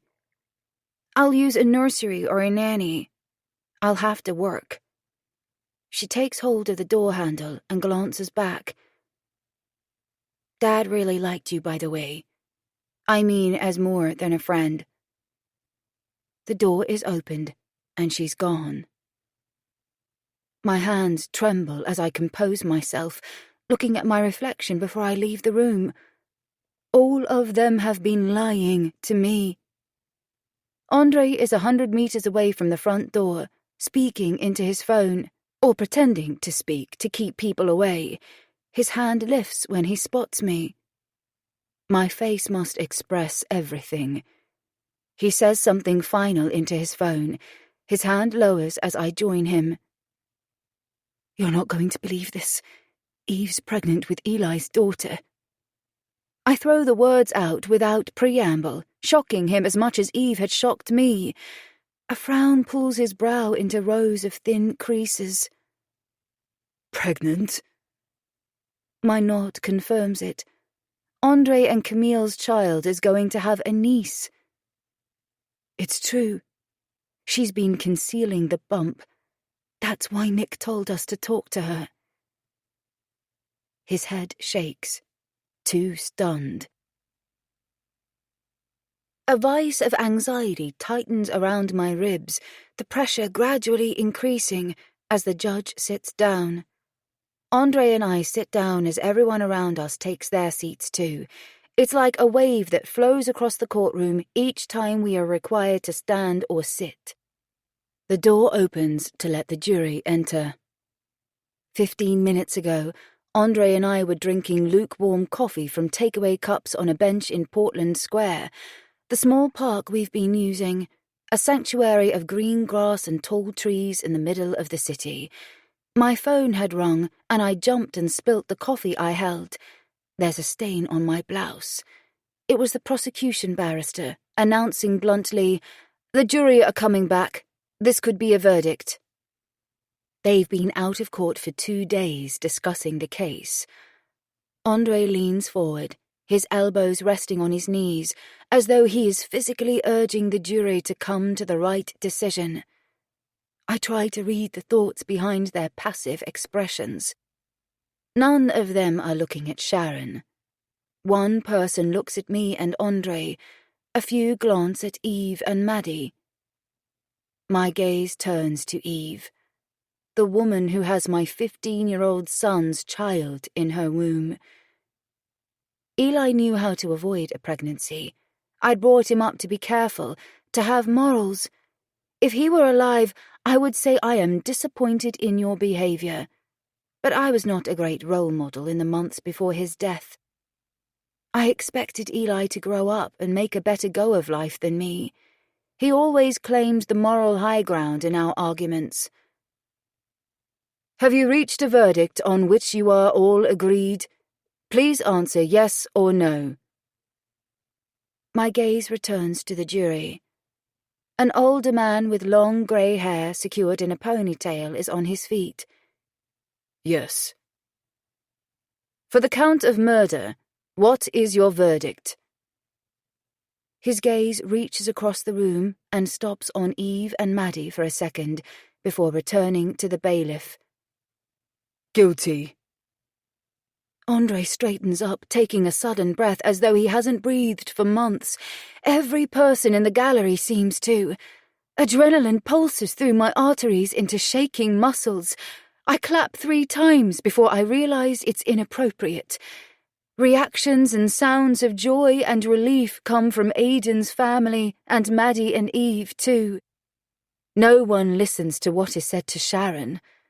No one cares. She is led away by 2 officers within moments of the verdict being spoken. Her sentencing will follow at a later date, but she will be taken to prison now. Jordan and I can move back home. Chapter 31. The key turns easily in the lock. I expected the lock to be stiff. It turns as easily as it had months ago when Jordan and I collected our essentials for the months we would not be here. I look over my shoulder as I open the door. Jordan's smile is nervous, not happy. Come here. We squeeze through the door together, my arm around his shoulders. Shall we have a drink in the garden before we start unpacking? I need to fetch something from Eli's room, Mum. Then I'm going to the ice cream parlour. I'll unpack later. Why? I want to do something. His adamant tone tells me he's been planning whatever something is for days. Okay, may I come with you? His head bobs in a nod for a second before he deserts me, racing up the stairs as though it was yesterday we lived here. I walk into the kitchen, run the cold water, and reach for a glass. It was a long journey here. When Jordan thunders back downstairs, his t-shirt is distorted at the stomach by the something shoved under it. He tucked the t-shirt into his tracksuit bottoms to keep whatever it is a secret. I don't point out the telling lumps in the outline of it. If this makes him happy, I'm happy. That's my motto these days. I've been told by a psychologist I shouldn't let Jordan get away with doing anything he wants, just because his brother was murdered. But we are both drowning in grief, and conflict hurts us, so we avoid it. There is just one rule. Tell me where you go, and tell me who you'll be with. I fill the glass, drink a little, and tip the rest away. The glass left in the sink, I join him at the door. As we walk along the street, I rest a hand on his shoulder. He won't hold my hand anymore. I'm too old to hold your hand all the time, Mum. Soon he'll be too tall for me to reach an arm around his shoulders too. The edge of the cobbled area where the picnic tables stand comes into view. Jordan steps away from my touch, breaks into a run, and disappears around the corner. When I turn the corner, he's inside the parlour. "Where's Eve?" I hear him ask Maddie, who is serving. I join him. Maddie smiles. "She's in the house. Knock on the door." She presses a second mint green ball of ice cream into a waffle cone for a customer. I could have told him Eve wouldn't be working. It's too soon. The baby, Ellie, my granddaughter, Jordan's niece, is 2 and a bit weeks old. He passes me, heading out of the shop. "I'll show you the door," I tell him. At least once a day, when he turns in a certain way, it strikes me how much more he looks like Eli. He grows taller every single week, and his body matures more with every inch he grows. He's not a boy now. Losing Eli swept the childhood out of his life anyway. He's a young man. His knuckles knock on scuffed pastel blue paint 3 times in a firm rhythm. He hadn't needed me to show him the door. He found it. After a moment, he looks over his shoulder. "She's not in." Give her a minute. She has the baby and she lives upstairs. The ground floor is taken up by the ice cream parlour. "I'm coming!" Eve shouts from within. I lay a hand on Jordan's shoulder. He leans away from it, so it slides off. The door handle depresses and the door opens. "Oh, hello, Jordan." Her eyes lift to me. "Jen?" "Can I come in and meet Ellie?" Jordan asks. "Only if it's convenient," I add. "Yes, I'd love you to." She turns and climbs the steep, narrow staircase ahead of Jordan. I close the door and follow, pushing away memories of the time I was tricked into climbing these stairs.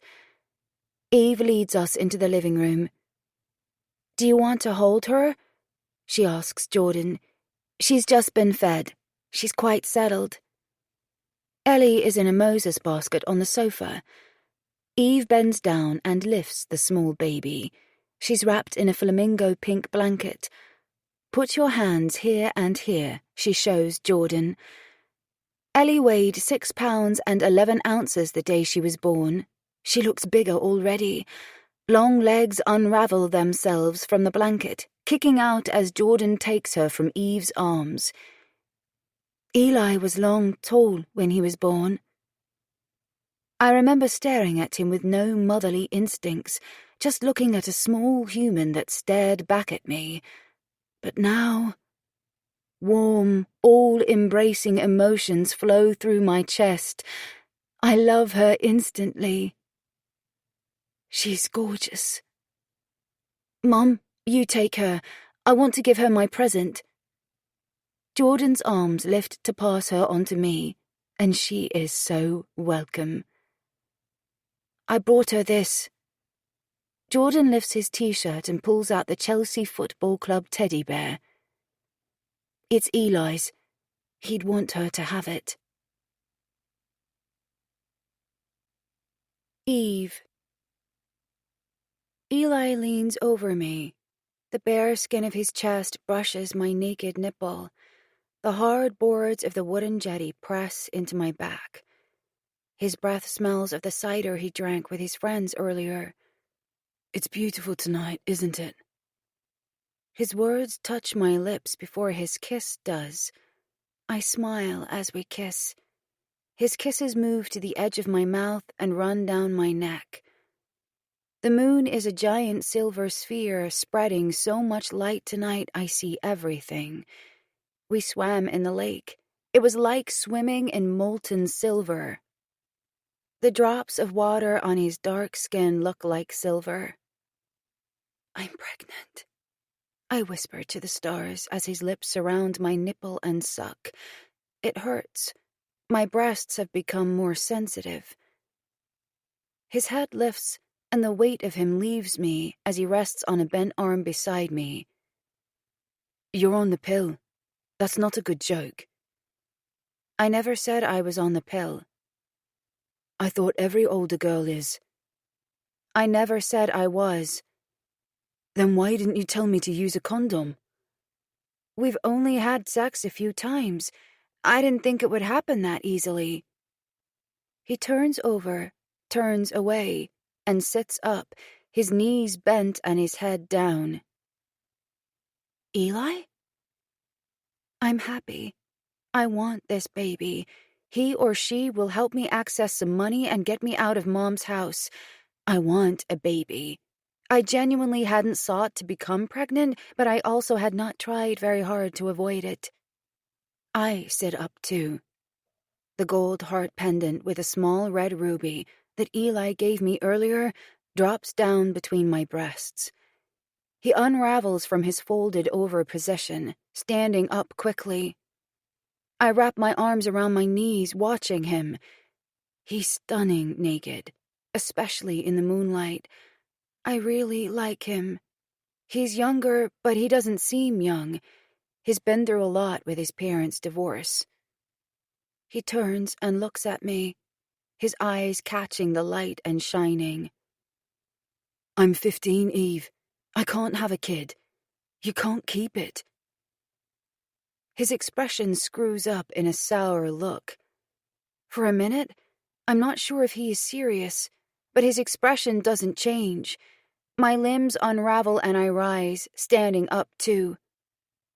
I'm having our baby. I'm keeping it. I didn't expect him to be pleased. I knew he'd be shocked, but I didn't expect anger. You're mad. I'm 15. I can't be a dad. The tempo of his voice rises as his anger becomes distress, then fear. You're 16 in September, and I don't want a kid. I'm going to pass my exams and go to college and university. I'm going to be an engineer. His hands travel around in the air in gestures that express his unhappiness. You can do that. A child won't stop you. I won't stop you. What are the police going to say? I haven't groomed you. You asked me out. You chased me. They won't care. I'm not that much older. They don't put teenagers in prison for having consensual sex just because they are underage. Anyway, it's happened. It's too late to change anything. I'll be in school. I can't help pay for it. Get rid of it, Eve. His head shakes. His brown eyes are all black in this light. We're too young. I don't want it. Our baby isn't an it. My hands lift, palms out, anger flaring. Fuck off! I shove him. He stumbles back a step, his heel on the edge of the jetty. His arms lift, struggling for balance, trying to grab thin air. I reach to catch him, but our hands don't collide.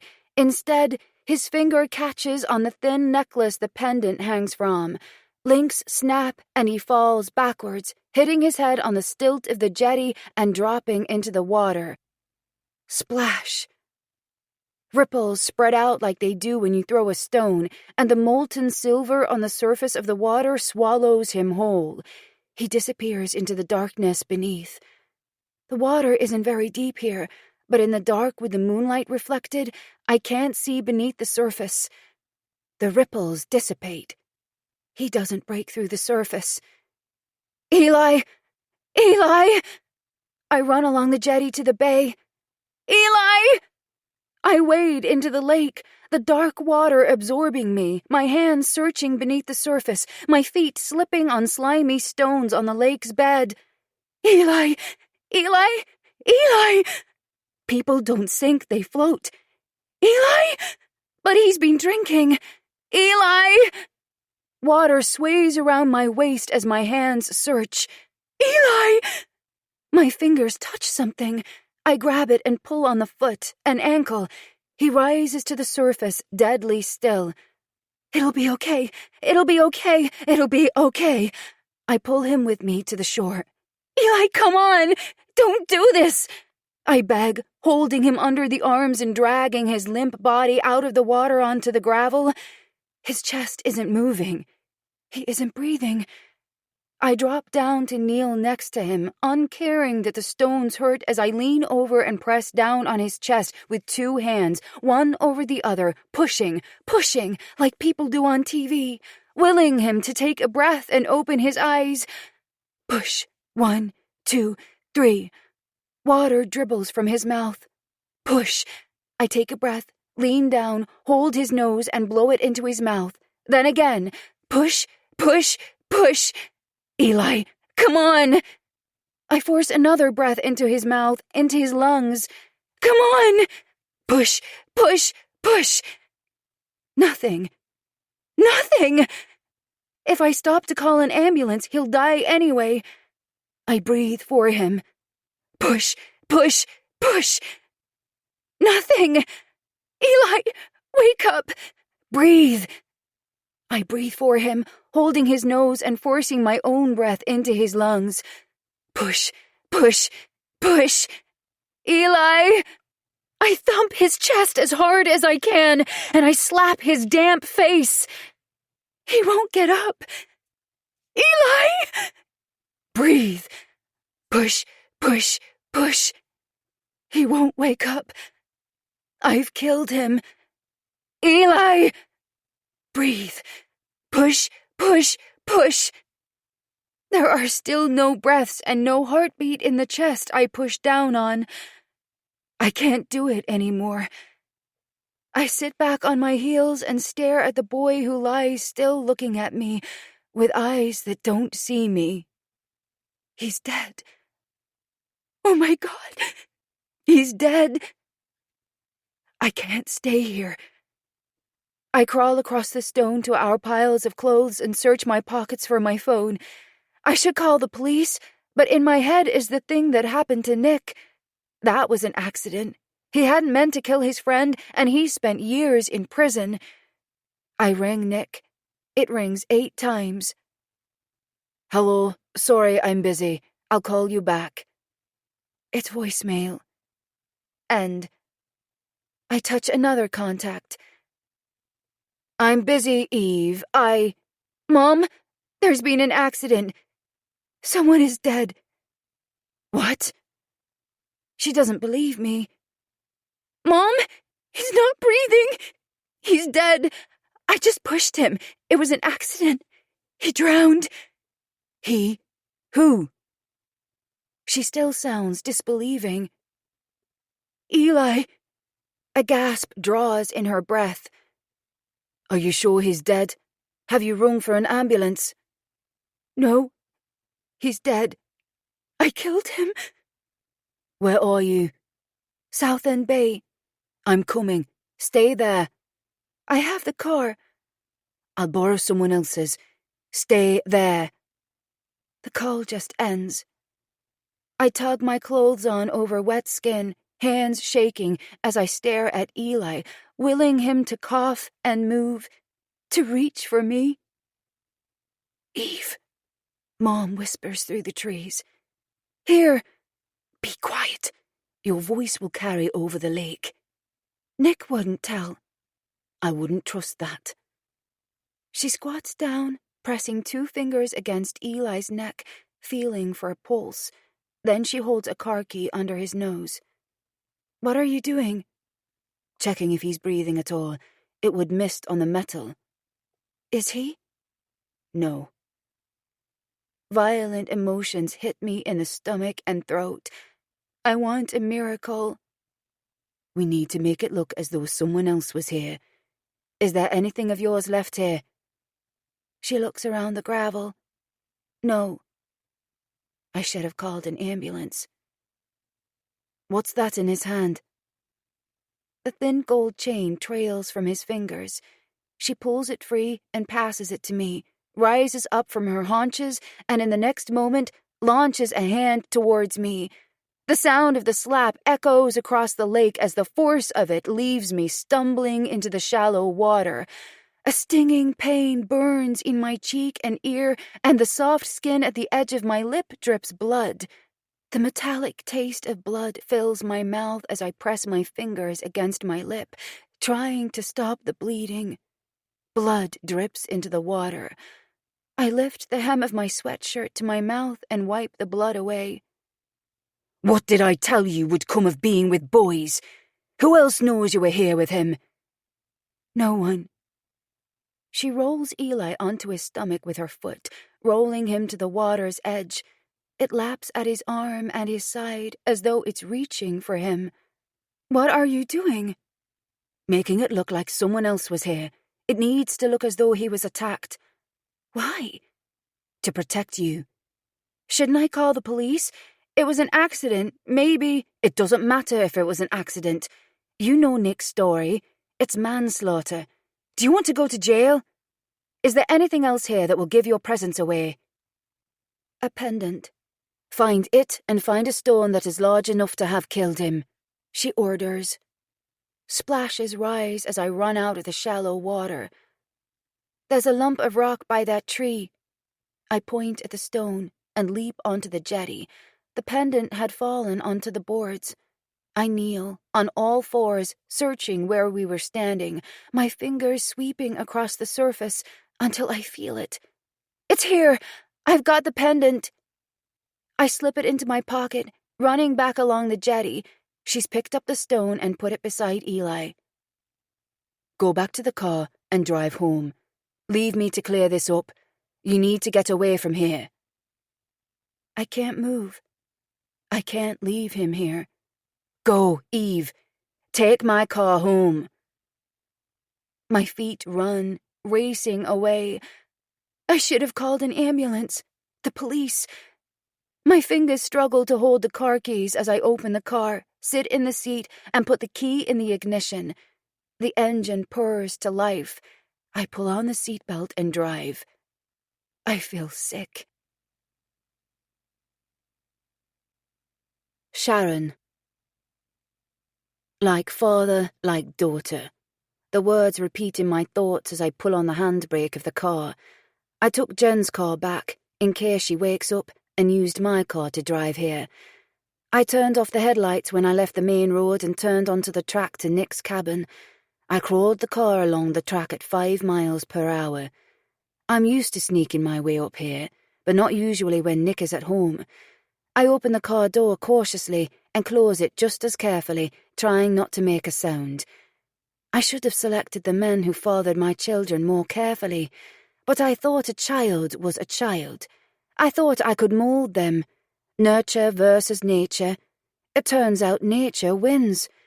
They are more like their fathers than me. Maddie is as lustful as her adulterous father, who left a friend of mine pregnant with a child he and she didn't want because he never intended leaving his wife.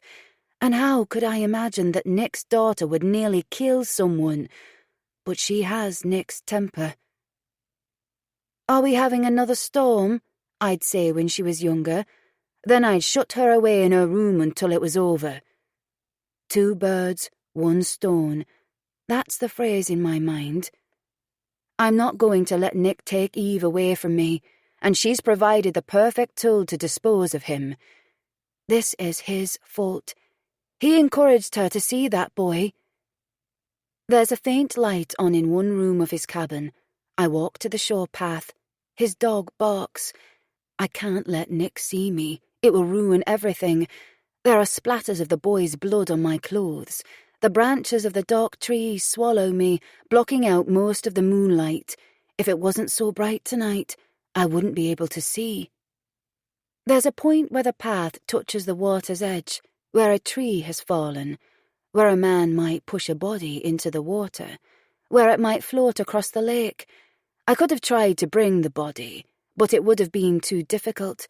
Instead, I have the rock I hit the boy with, safe in a plastic bag, and one of the boy's socks that I'd used to pick up his phone so I could turn it off and throw it in the bracken and ferns on the ground beside the path in the wood. Let the police work out how the rest can be true. I throw the rock into the undergrowth and the sock into the water. Like father, like daughter, and 2 birds with 1 stone. 2 men will be gone from our lives. Eli was breathing. It was faint, but somehow Eve had managed to keep him alive until I arrived, until I knelt on the gravel beside him and smashed the rock into the back of his head. Once, twice. The cracking and the fleshy sounds of his skull splitting open like a boiled egg will never leave my nightmares. But he's gone, and soon Nick will be back in prison. Nick. Suddenly awake, I open my eyes. Owl! Owl! Owl! PJ's melodious howl sings along to the ringtone of my phone. I glance at the clock on the phone as I pick it up from the bedside table. 3:53. Eve, the screen says. There was a missed call before that. I touch the answer icon. Hello, love. What is it? Dad, I killed him. By accident. Eli, I pushed him. Her voice rushes, shaking. I sit up. What? Incredulity is my response. I killed him. Tears are sniffed as the words are wrung out by shock. How, Eve? This is a mistake. A cruel joke. We were on the jetty at the south end. I pushed him. He fell backwards into the water and didn't swim. He sank and didn't come back up. I dragged him out, but he wasn't breathing. I just pushed him. Is he still there? Have you called the police? Can I help? Mom is sorting it out. Sorting it? What the hell is Sharon's version of sorting it? Have you rung the police? No. Okay, I'll ring them. You stay out of it. I'll tell them I saw him when I was walking PJ. This can't happen in a second generation. I know how this story goes. Don't say anything to anyone. It's too late to say it was an accident now. Jen. I unwrap the paper parcels, releasing the delicious smell of the deep-fried fish and chips. Wash your hands before you eat, Jordan, I command, reaching for plates. After he's washed his hands in the kitchen sink, he opens the drawer to find forks. Here you are. I trade a full plate for a fork. We sit down at the table.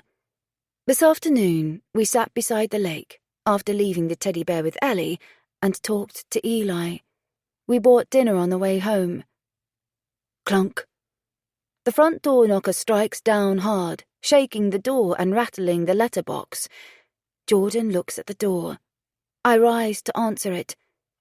Eat your dinner. Don't let it get cold. I look through the front window.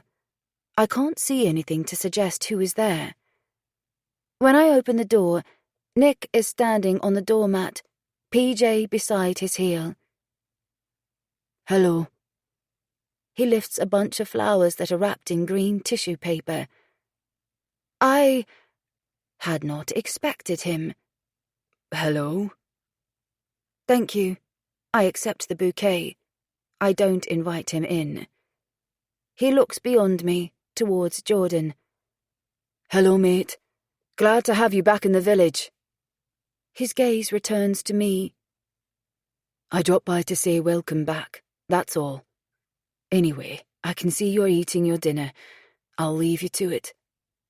He turns. Nick, It's okay. I don't expect forgiveness. I want you to feel comfortable if you travel on the ferry, that's all. I won't charge you for rides. A smile pulls at my lips as I think about that journey. I'll be with Eli every day, before and after work. Okay, I planned to use it. I will not let his lies prevent me from spending those journeys with Eli. Goodbye, then. I'll see you Monday, if not before. I close the door, take the flowers into the kitchen, open the lid of the bin, and drop the bouquet in. Mom, your dinner's getting cold. I look at my youngest son, and my heart is full, overflowing with love. When I join him at the table, before I sit, I lean over and kiss the top of his head. I love you. There is no room left in my life for anyone except the sons I love so much. The sons who love me with a depth that is unmatchable.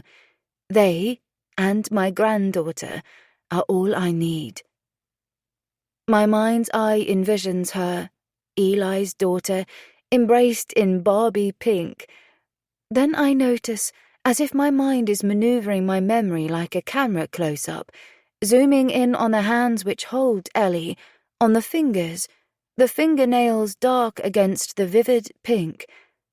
Dark blue nail polish shines on Eve's fingernails, the same colour that Sharon wore. Eve. I close the front door behind me as quietly as I can. The world is cavernous, a large black cave I've become lost in. My eyes are blind to everything but the image of Eli's body I left in the bay. I can't leave him there alone. I can't sleep knowing he's lying there, naked, deserted. I've lain in my bed for the last couple of hours, the pain in my lip throbbing a constant reminder that the accident had happened. I heard Mom come home, much later than me. She showered, and then her bedroom door closed. She is asleep. Her snores rumble through our adjoining bedroom wall. All the car's side lights flash when I press the button on the key fob to open the doors. The sound of the metal locks releasing bounces back from the corners of the otherwise quiet village square. I look across my shoulder, checking the dark windows of the rooms above the ice cream parlor. No lights appear. I carry on, opening the door and occupying the driver's seat. I press the button to lock the doors around me, securing myself safely inside, and turn the key in the ignition. The radio bursts into life. I reach out and turn it off. Any sound of normality grates. A painful reminder life will be entirely different from tomorrow. I killed Eli today. How long will it be before Mom learns about the child? And what then? I'd begun imagining that Eli and I could have a house together, a life together. It was stupid to ever believe my life could be normal. I drive in a dreamlike state, inside a nightmare of my making. It's still easy to see my way along the path, walking through the wood down to the South End Bay from the car park. The moon is close to the horizon, about to depart, but it's still bright. A few hours ago, Eli and I had walked this way, laughing as he'd struggled to keep a straight line. When I walk out across the gravel in the bay, my eyes on the still body at the edge of the water, I'm not sure why I am here. I can't change this. A dark stain marks the ground on the side of his head that's turned to the water. Blood. It has formed a dark puddle and a short stream running into the lake. There was no cut. He hadn't bled. Why? Horror brings me down on my knees beside his hip as my stomach heaves, gagging. The bitter truth of what's happened choking me. The back of his head is a sickening mess. His hair is matted with dry blood, the skin torn apart, revealing pale ivory bone that's cracked open. One piece of his skull juts out at an angle. I touch his back. Despite the night being warm, his skin is cold. Mom hit him with a rock. I thought she was just going to leave it beside him. My hand slides to his shoulder, the gesture expressing the all-encompassing guilt and regret sucking me down with him. I lean close, my other hand on the gravel. I want to hold him. How did it end like this? I'm sorry. The sharp pieces of gravel cut into the palm of my hand that's close to his mouth. Warmth brushes across the sensitive skin between my forefinger and thumb. It's the slightest of sensations, but in the silence and stillness of the night, that slight sensation screams. I'm alive, he shouts again with another breath. I touch his lips as the warmth comes from his nostrils again, breaths that are so weak they don't show in any movement of his body. Am I imagining this because I want it to be true? I hold the wrist of the hand laying near his hip, pressing it firmly, feeling for a pulse in the radial artery. It's there! A slight beat, then a barely there beat. So slight I must have missed it when I was panicking. A slight beat when he breathes in, a barely there beat when he breathes out, as his body struggles to find enough oxygen in the too little blood that is left in his arteries and veins. I don't know what to do. I thought it had been too late to call an ambulance before. Now, he's lain here for hours. They'll want to know why. They'll see that Mom deliberately hit him. They'll know I was involved. There is no good reason why we would have left him here in this state. Mom had hit him so hard his skull is split open. I can't say this was an accident. It isn't an accident anymore. But if they can save him... He's been unconscious for hours. He is not going to recover from this. Not as he was, anyway. He'll have brain damage. Even with his head to the side and the blood congealed, I can see his brain through parts of the wounds.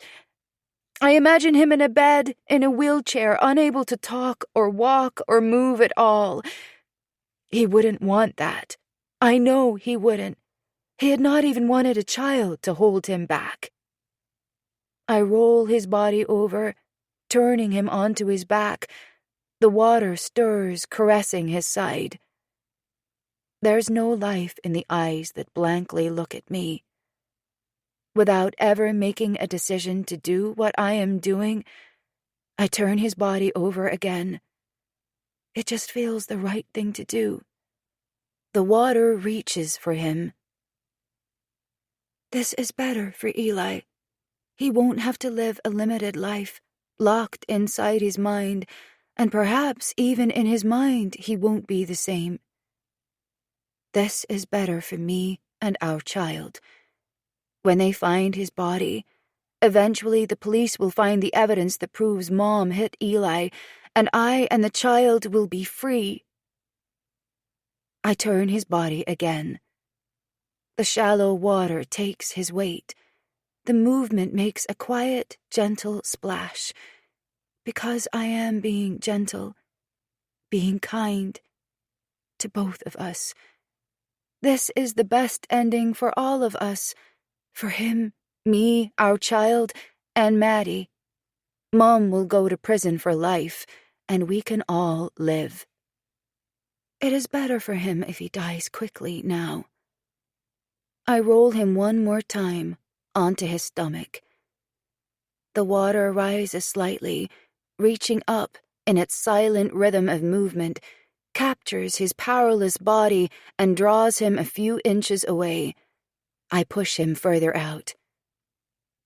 His beautiful, motionless body floats on the silver surface of the water, a couple of meters away from the shore, the water gently rocking him as though comforting a child in a cradle. I expect him to choke, to wake, to panic and struggle for the next slight breath. There is no sign of any particular point when the water fatally steals his last breath. I take out my phone and call Dad again. I had not killed Eli before. I have killed him now. I should feel sad. I feel heartless, empty. This is better for the baby and me too. It will free us from Mom. Like mother, like daughter. The end. This recording of Her Last Lie was presented by Dreamscape Media, LLC. Narrated by Jodie Harris. Produced by Ben Coy. Text copyright 2023 by J.S. Lark. Sound recording copyright 2024 by Dreamscape Media, LLC. Thank you for listening. Please check dreamscapepublishing.com for Dreamscape's latest releases.